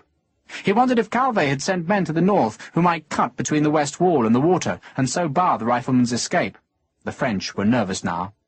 Some would be hoping that the rain had destroyed every rifle charge, but the veterans would know that even in this rain some guns would spark. They began to hurry, eager to get this first shock over. The skirmishers were spreading on the glacis, and the first muskets banged smoke from the lip. "Charge! Charge!" Calvé roared the words like a challenge as he led his grumblers, his veterans, through the gap in the glacis. They charged. The column lost its order now. Some men, the timorous, sheltered in the outer ditch and pretended to fire upwards. But most, the brave, swarmed along the road towards the chaos of stone that was their shattered bridge to revenge. Sharpe looked at Frederickson. "Now!" Frederickson's men, ripping rags from locks, stood to fire directly over the breach's summit, while from the ramparts every man who could fire a weapon knelt or stood. "Fire!" Perhaps half the guns fired, while on the other weapons the leather-gripped flints sparked onto damp powder. Sharpe's rifle kicked back. Then he was shouting at the men who guarded the broken edge of the battlement. The lead torn from the church roof, and not needed for bullets, had been piled on the ramparts with cobblestones, dead howitzer shells, and broken masonry. It was all hurled down at the attackers. The French muskets were as useless as the defenders' rifles. One carefully protected charge of dry powder might spark, but once that was gone, it was hopeless to think of reloading in this rain. Riflemen stood and hurled missiles, and the attack faltered. There were dead at the breach's foot, put there by Frederickson's volley. But then the living, roared on by Calvé, surged over the bodies. A lead sheet sliced into a man's skull, and a howitzer shell bounced on the stones. "On! On!" Calvé was alive. He didn't know how many men had died, but he felt the old joy of battle, and his huge voice plucked men up the ramp of stones. He swung his sword at the Cheval de Frise and staggered sideways as a cobblestone hit his skull. "The Emperor! The Emperor!" A tide of men scrambled on the breach. An officer armed with an expensive percussion-cap pistol that was proof against the rain fired upwards, and a rifleman toppled from the ramparts and was torn apart by bayonets. "Push!" Calvé was shoving the Cheval de Frise forward, forcing a gap. A howitzer shell thrown from the ramparts hit his left arm, stunning it, but he could see a space at the end of the spike beam, and he jumped for it. His sword arm was still good, and he pointed the way as he breasted the breach's summit. "Charge!" The flood of men pushed from behind, and desperate to escape the rain of missiles from above, flowed over the breach. Harper watched them. He saw the general, saw the gaudy golden braid, and plucked the rag away from the 7-barrel gun's lock. He pulled the trigger, and 3 Frenchmen were hurled backwards on the inner face of the breach. Calvé, who had been leading the dead men, survived. "Fire!" Frederickson, given the blunderbusses, bellowed the order, and 3 of the 6 guns belched their stone scraps at the enemy. A Frenchman was impaled on one of the bayonets, jammed between stones, and despite his desperate screams, was trampled further onto the blade by his comrades. Other men, sobbing and struggling, had been forced onto the Cheval de Frise that now lay canted on the breach's inner face. Yet most men survived to leap down onto the courtyard's cobbles. "Back! Back!" Frederickson's men were not there to contest the breach, but to guard the ramp. They went backwards, appalled by the scrabbling tide of men who surged into the fortress. Sharpe, seeing that the breach was lost, blew a 2-fingered whistle. "Back! Back!" His men ran down the ramparts. At the foot of the stone ramp, facing the collapsed gateway, was the single cannon. Its cap square was broken, but the barrel was charged with the last of the garrison's dry powder, and rammed with metal scraps, stone fragments, and rusty nails. A trail of powder had been trickled into its vent, then covered with a patch of oilcloth. Harper stood by the cannon. Beside it, sheltered in a hole beneath the stone ramp, was a torch made of twisted straw, rags, and pitch. He plucked it out and whirled it through the air so that the flames were fanned into a sudden rain-sizzling blaze. "Now!" Fredrickson, halfway up the ramp with his men, shouted the order. Harper plucked the oilcloth free and jammed the burning concoction of dripping pitch and straw onto the vent hole. He saw the powder spark and threw himself sideways. The cannon fired. It recoiled viciously, and the barrel, ramming with all the force of the dirty powder inside it, tore itself off the carriage, but not before the charge, spreading like duckshot, emptied itself into the courtyard. The stones and metal scraps flayed into the French. A shower of blood momentarily rivaled the rain. Then the barrel clanged down onto the carriage's right wheel, snapping spokes as if they were matchwood, and Harper was scrambling up the ramp and shouting for his axe. Men screamed in the yard. Men had been blinded, eviscerated, torn ragged. Calvé had instinctively thrown himself flat, and now listened to the horror about him. "Charge!" He scrambled up. "Charge!" He could see how few defenders were left to face him, but at least they were riflemen, the British elite, and he would capture these last few as a token of his victory. "Charge!" Men, made courageous by the paucity of the defenders, and roused to gallantry by the general's voice, obeyed. From among the wounded and the dead, from the clinging smoke of the cannon, a pelting, yelling mass of men emerged. Calvé led them. "Now!" Fredrickson had the last 7 line barrels at the head of the ramp. Sergeant Rosner threw one. It bounced, split open, then, spewing powder that was turned to instant whitewash by the rain, slammed into the first rank of Frenchmen. A man screamed as the barrel pinned him against the broken gun carriage, and his limewash flayed at his eyes. Fredrickson looked behind him. Sharpe's men, using the dry cover of the citadel, where captured French ammunition had been stored, were holding the southern wall. Minver's men, with agonizing slowness, were being rowed towards the Thuela. A second line barrel thumped down the slope, then a third. More Frenchmen were scrambling onto the walls to attack the citadels. But the men in those small fortresses had the last dry charges, and they forced the attackers into the cover of the embrasure. "Now!" A fourth barrel bounced and struck a man full in the chest. A pistol fired from the courtyard, and Rosner grunted as the bullet hit his arm. "Go!" Fredrickson pushed him towards the sea. "Go!"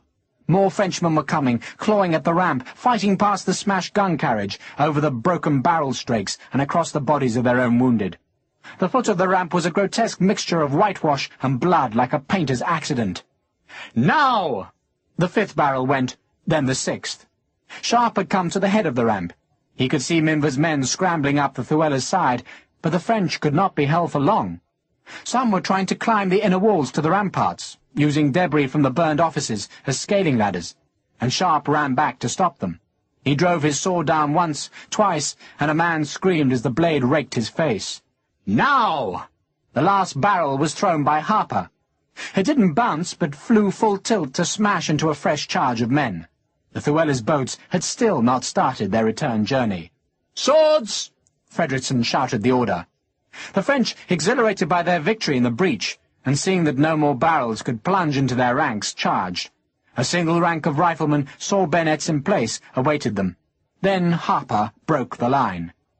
With a shout that filled the whole courtyard with its echo, Patrick Harper charged down the stone slope.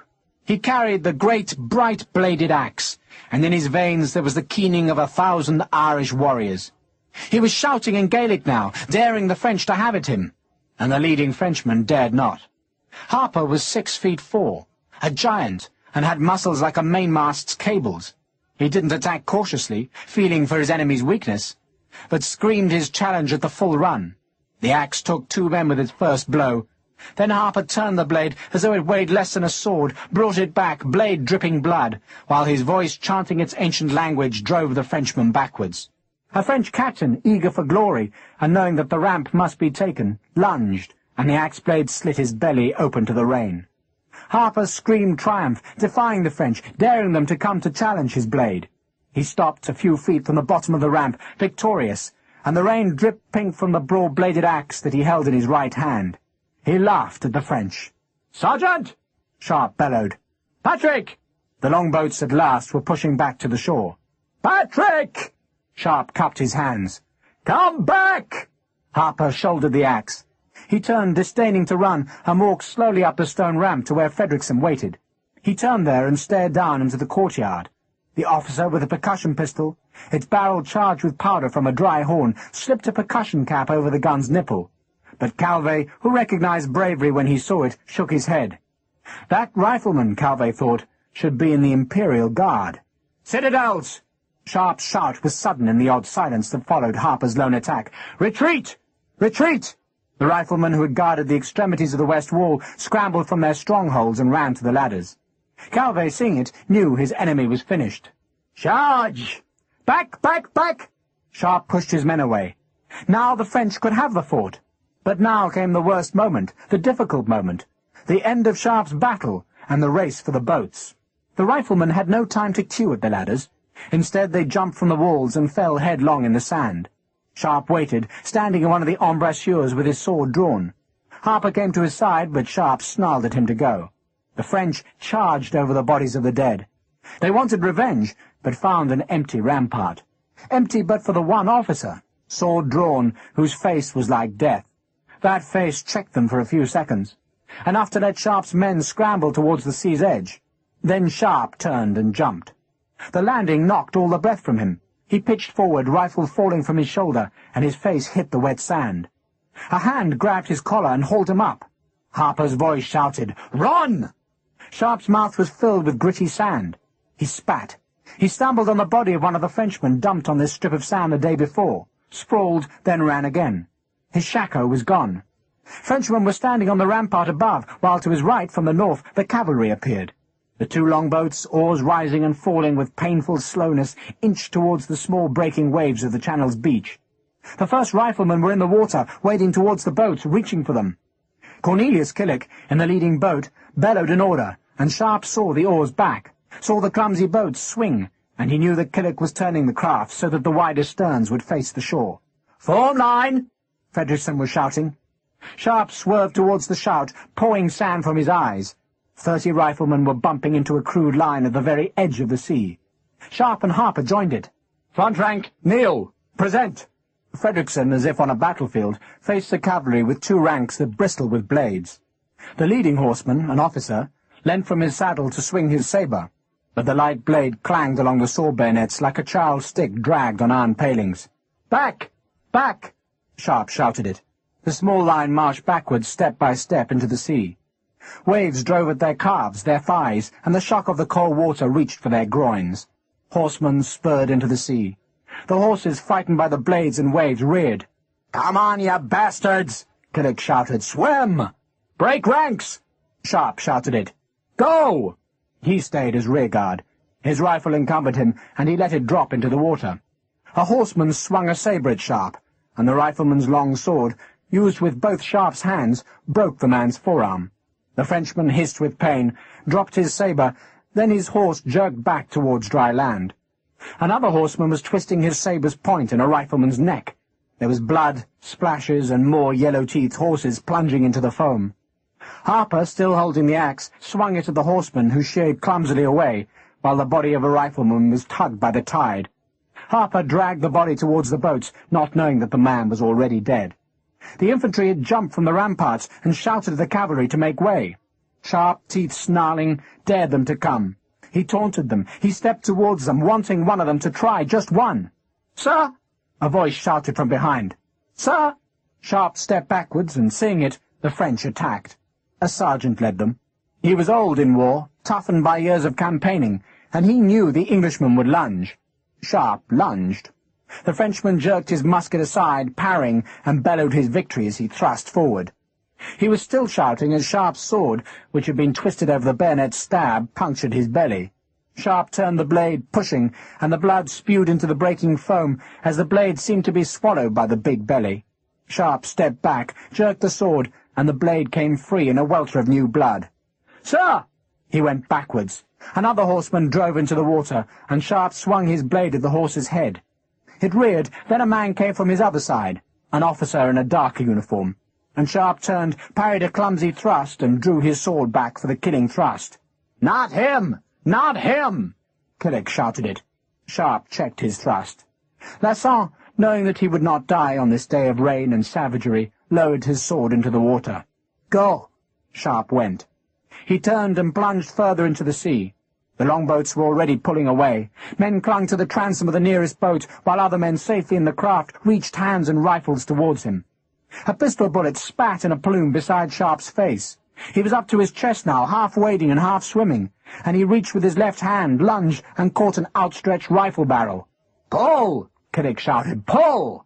A last cavalryman charged into the sea, but an oar blade slapped down onto the water, frightened the horse. The French, their muskets made useless by rain, could only watch. Sharpe clung to the rifle with his left hand, the weapon's foreside dug into his palm. The sword in his right hand was dragging him down, as was the heavy scabbard. He kicked with his feet, water slopped into his mouth, and he gagged. "Pull! Pull! Pull!" Killick's voice roared over the clanking of the Llewellyn's windlass that dragged the anchor clear of the channel's silt. The sails were dropping into the small wind, and the Llewellyn was stirring in the water. The boats bumped on the ship's side, and men pushed the rifleman towards the deck. Someone took Sharpe's collar and hauled him dripping and heavy into the longboat. Up! A ladder was built into the ship's side. Sharpe, unsteady in the rocking longboat, thrust his sword into his scabbard that squirted water as the blade went home. He reached for the ladder, climbed, then American hands hauled him onto the Llewellyn's deck. He had swallowed seawater, and with a sudden spasm he vomited it onto the scrubbed deck.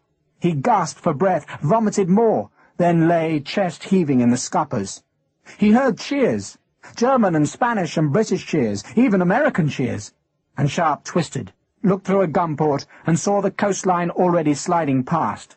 French gunners were wrestling the 12-pounders through wet sand, but too late, and to no avail. The longboats were being towed at ropes' ends. The Llewellyn's wet sails were filling with a new easterly breeze, and the French were left behind, impotent. They had escaped. Epilogue. Cavalry was nervous on wet fields. French horsemen would summon courage, ride a few yards forward, then swerve away from a threatened British volley.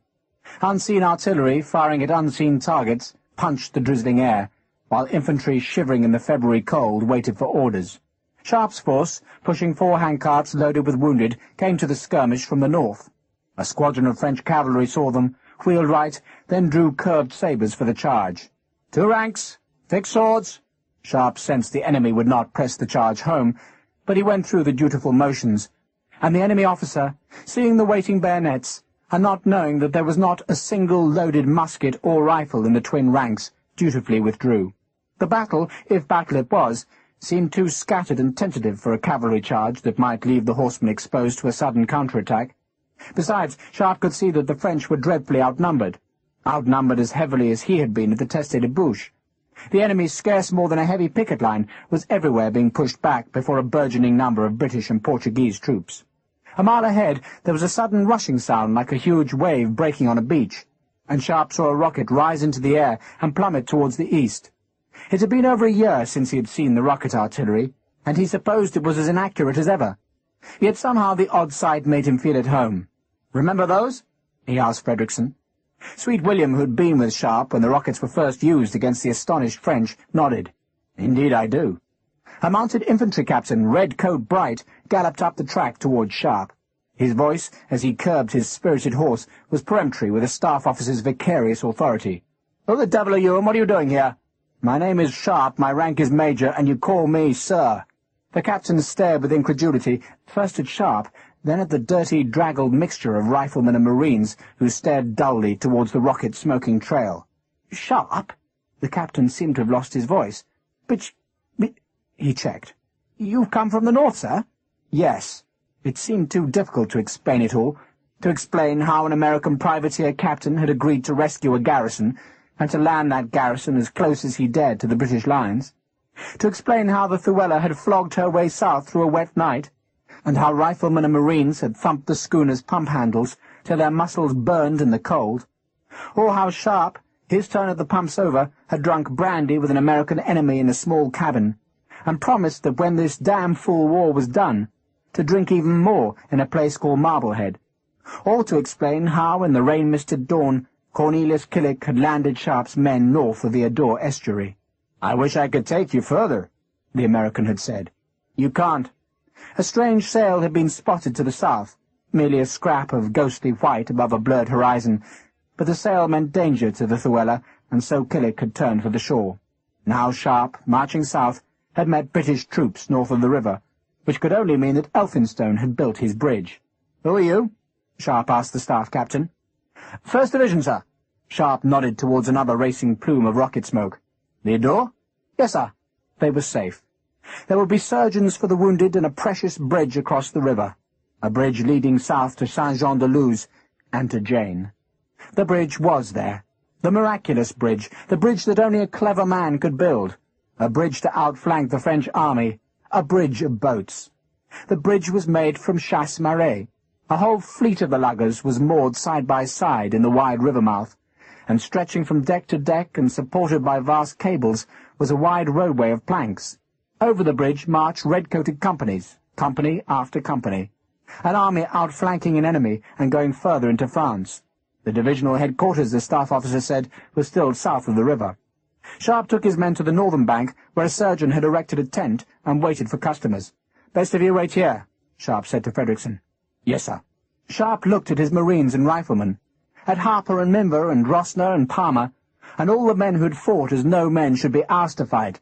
"I'll come back for you," he said lamely. Sharpe left them. He walked against the tide of the invading division, edging his way across the plank bridge that rose and fell with the small waves of the estuary. It was for this bridge that his men had taken the Teste de Bouche. They had drawn the enemy to the wrong place so that the bridge could be built undisturbed. The bridge was nearly a quarter-mile in length, and had to resist the massive rise and fall of ocean tides. Seamen, under naval officers, manned windlasses that governed the anchors of the moored boats. The windlasses balanced the long bridge against the currents of river and ocean, and against the vast surging tide that swept into the Adour. The bridge, guarded by a fleet of brigs, was a miracle of engineering, and the man who had built it waited on the southern seawall, where a vast capstan built into a cage of wooden beams could compensate the roadway's cables against the estuary's tidefall. Colonel Elphinstone, standing on the capstan's platform, watched the dirty, blood and powder-stained rifleman approach. The expression on Elphinstone's face was one of sheer disbelief that slowly turned to pleasure. "He said you were captured!" The small rain stung Sharpe's face as he looked up to the colonel. "Oh, sir, Bampfylde!" Elphinstone's eyes took in the blood on Sharpe's thigh and head. "You escaped!" "We all did, sir. Every last goddamn man that Bampfylde abandoned, except for the dead, of course. There were 27 dead, sir." Sharpe paused, remembering that more had died since his last count. 2 of the wounded had died on the Thuella and had been slid into a grey sea. And Sharpe supposed that the American rifleman Taylor must be numbered with the dead, even though he lived and was even now sailing westwards. "Maybe 30, sir. But the French sent a brigade against us, and we fought the bastards to a standstill, sir." Sharpe heard the anger in his own voice, and knew that this honest man did not deserve it. "I'm sorry, sir. I need a horse." "Well, you need a rest." Elphinstone, with surprising agility for a heavy middle-aged man, swung himself down the cage of beams. "A brigade, you say?" "A demi-brigade, sir," Sharpe said. "But with artillery." "Good God Almighty!" Sharpe turned to watch a battalion of Portuguese infantry scramble down the seawall towards the rope-held planks. "I see Bampfylde brought you the chasse maree. The bastard did something right." "He says he took the fort," Elphinstone said. "He said you went inland and were defeated." "Then he's a pox-lying bastard. We took the fort. Then we went inland, beat the frogs by the river, and came back to find the fort abandoned. We beat them there, too." "Not too loud, Sharpe," Elphinstone said. "We're right flank." Sharpe twisted round. Yards down the river bank was a party of some 24 officers, both army and navy, who had come to see this prodigy. A floating bridge that crossed an estuary. With them were ladies who had been invited to witness the far smoke of battle. Gleaming carriages were parked on a marshy road 200 yards to the rear. "Is that Bampfylde?" "Gently now, Sharpe," Elphinstone said. "Bugger Bampfylde!" Sharpe was streaked with mud, spattered with dried blood, salt-stained and scorched with powder burns. He walked along the seawall's narrow path towards the spectators, who clustered about 2 tripod-mounted telescopes. A spatter of applause and admiration sounded as another rocket arched towards the grey clouds. 2 naval lieutenants blocked Sharpe's progress. One of them, seeing the soldiers' tattered, dirty state, suggested that Sharpe make a detour. "Go down there."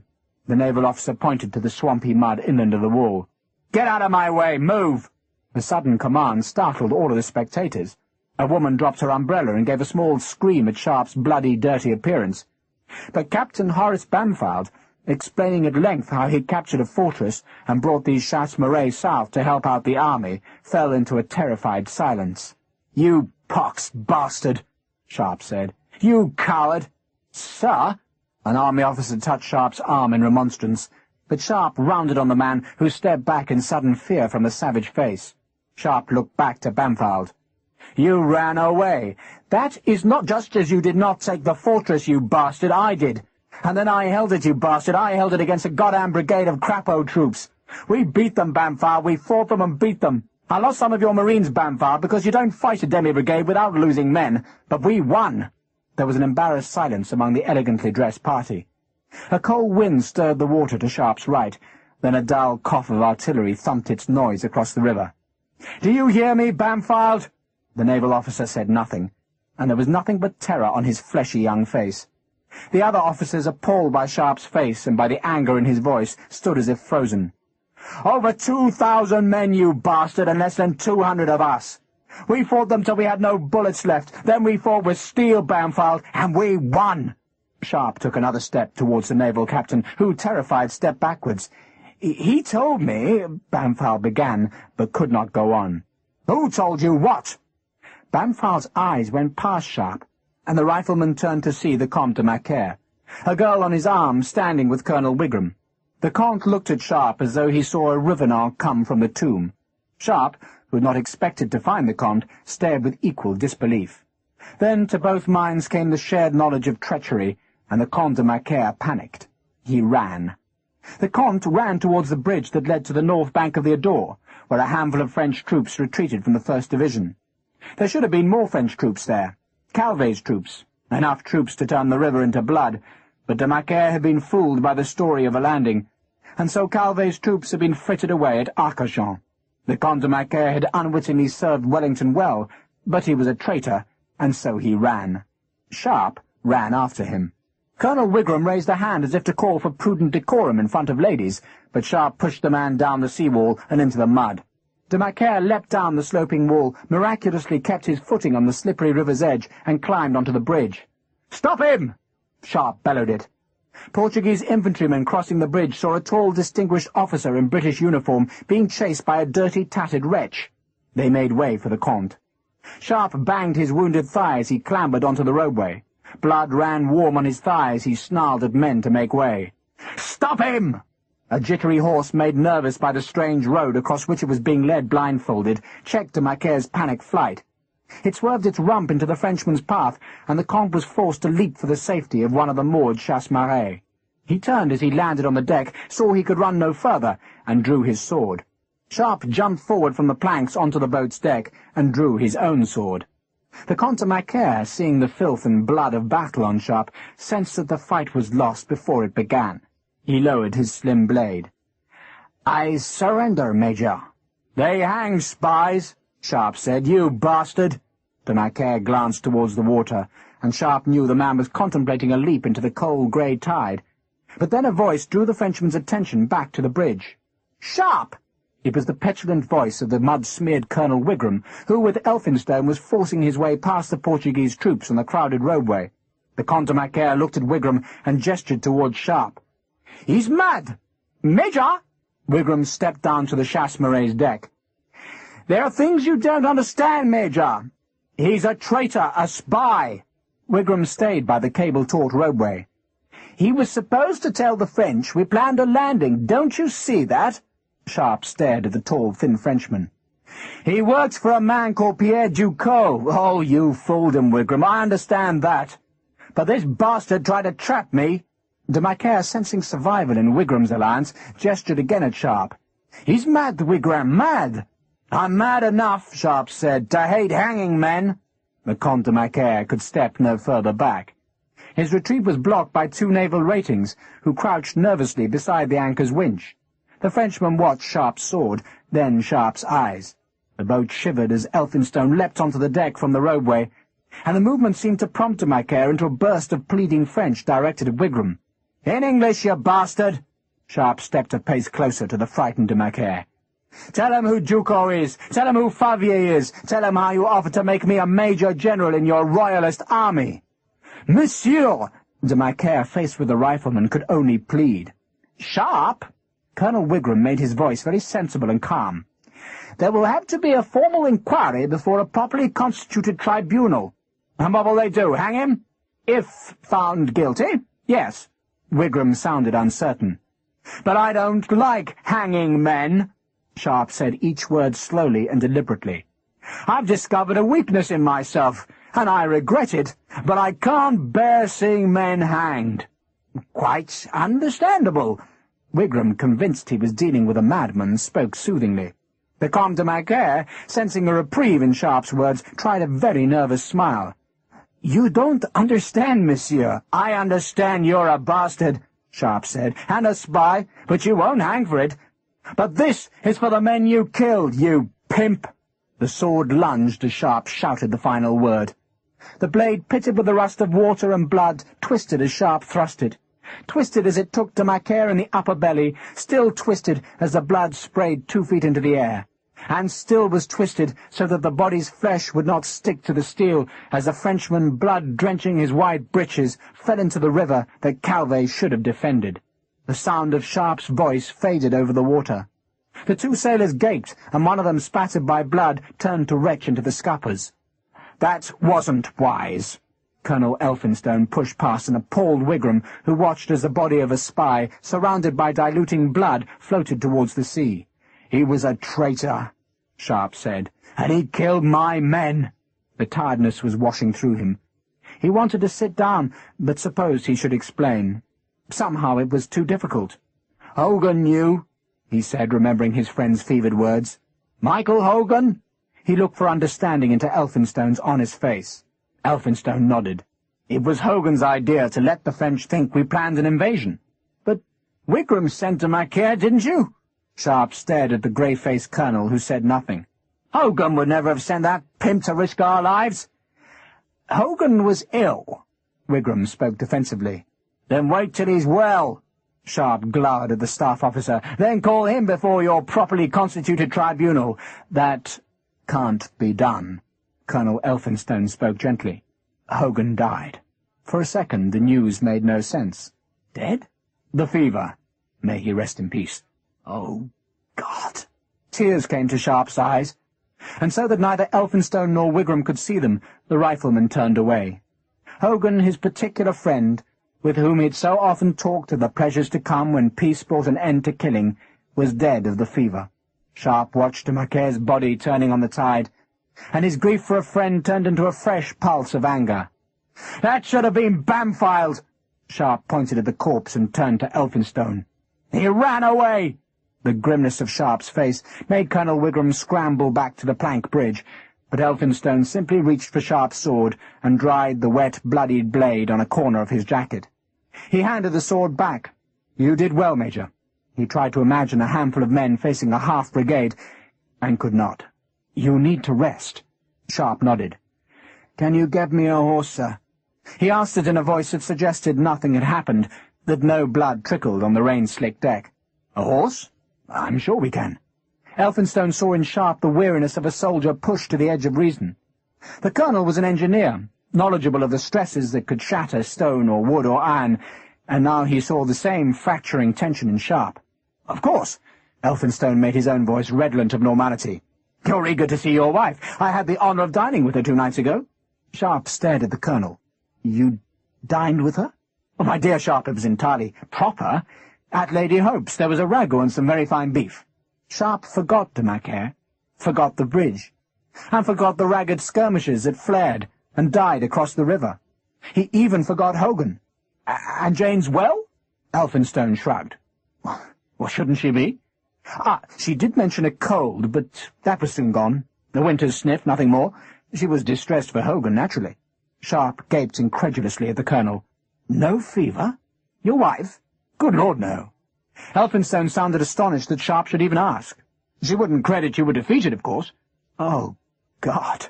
Sharpe sat on the chasse-maree's gunwale, and because he couldn't help it, more tears came to his eyes and ran cold on his cheeks. No fever. He had let Killick live because of Jane's fever, and he wouldn't contemplate surrender to Calvet because of her fever. And it had only been a cold, a winter's sniff. Sharpe didn't know whether to laugh or cry. A gun banged over the river, and a rocket wobbled into the sky to plunge uselessly into the river's mud. A French cavalry trumpet sounded the retreat, but Sharpe didn't care. He wept. He wept because a friend had died, and he wept with joy because Jane lived.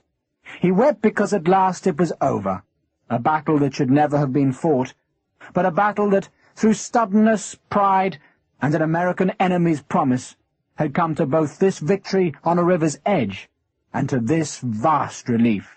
It was over. Sharpe's Siege.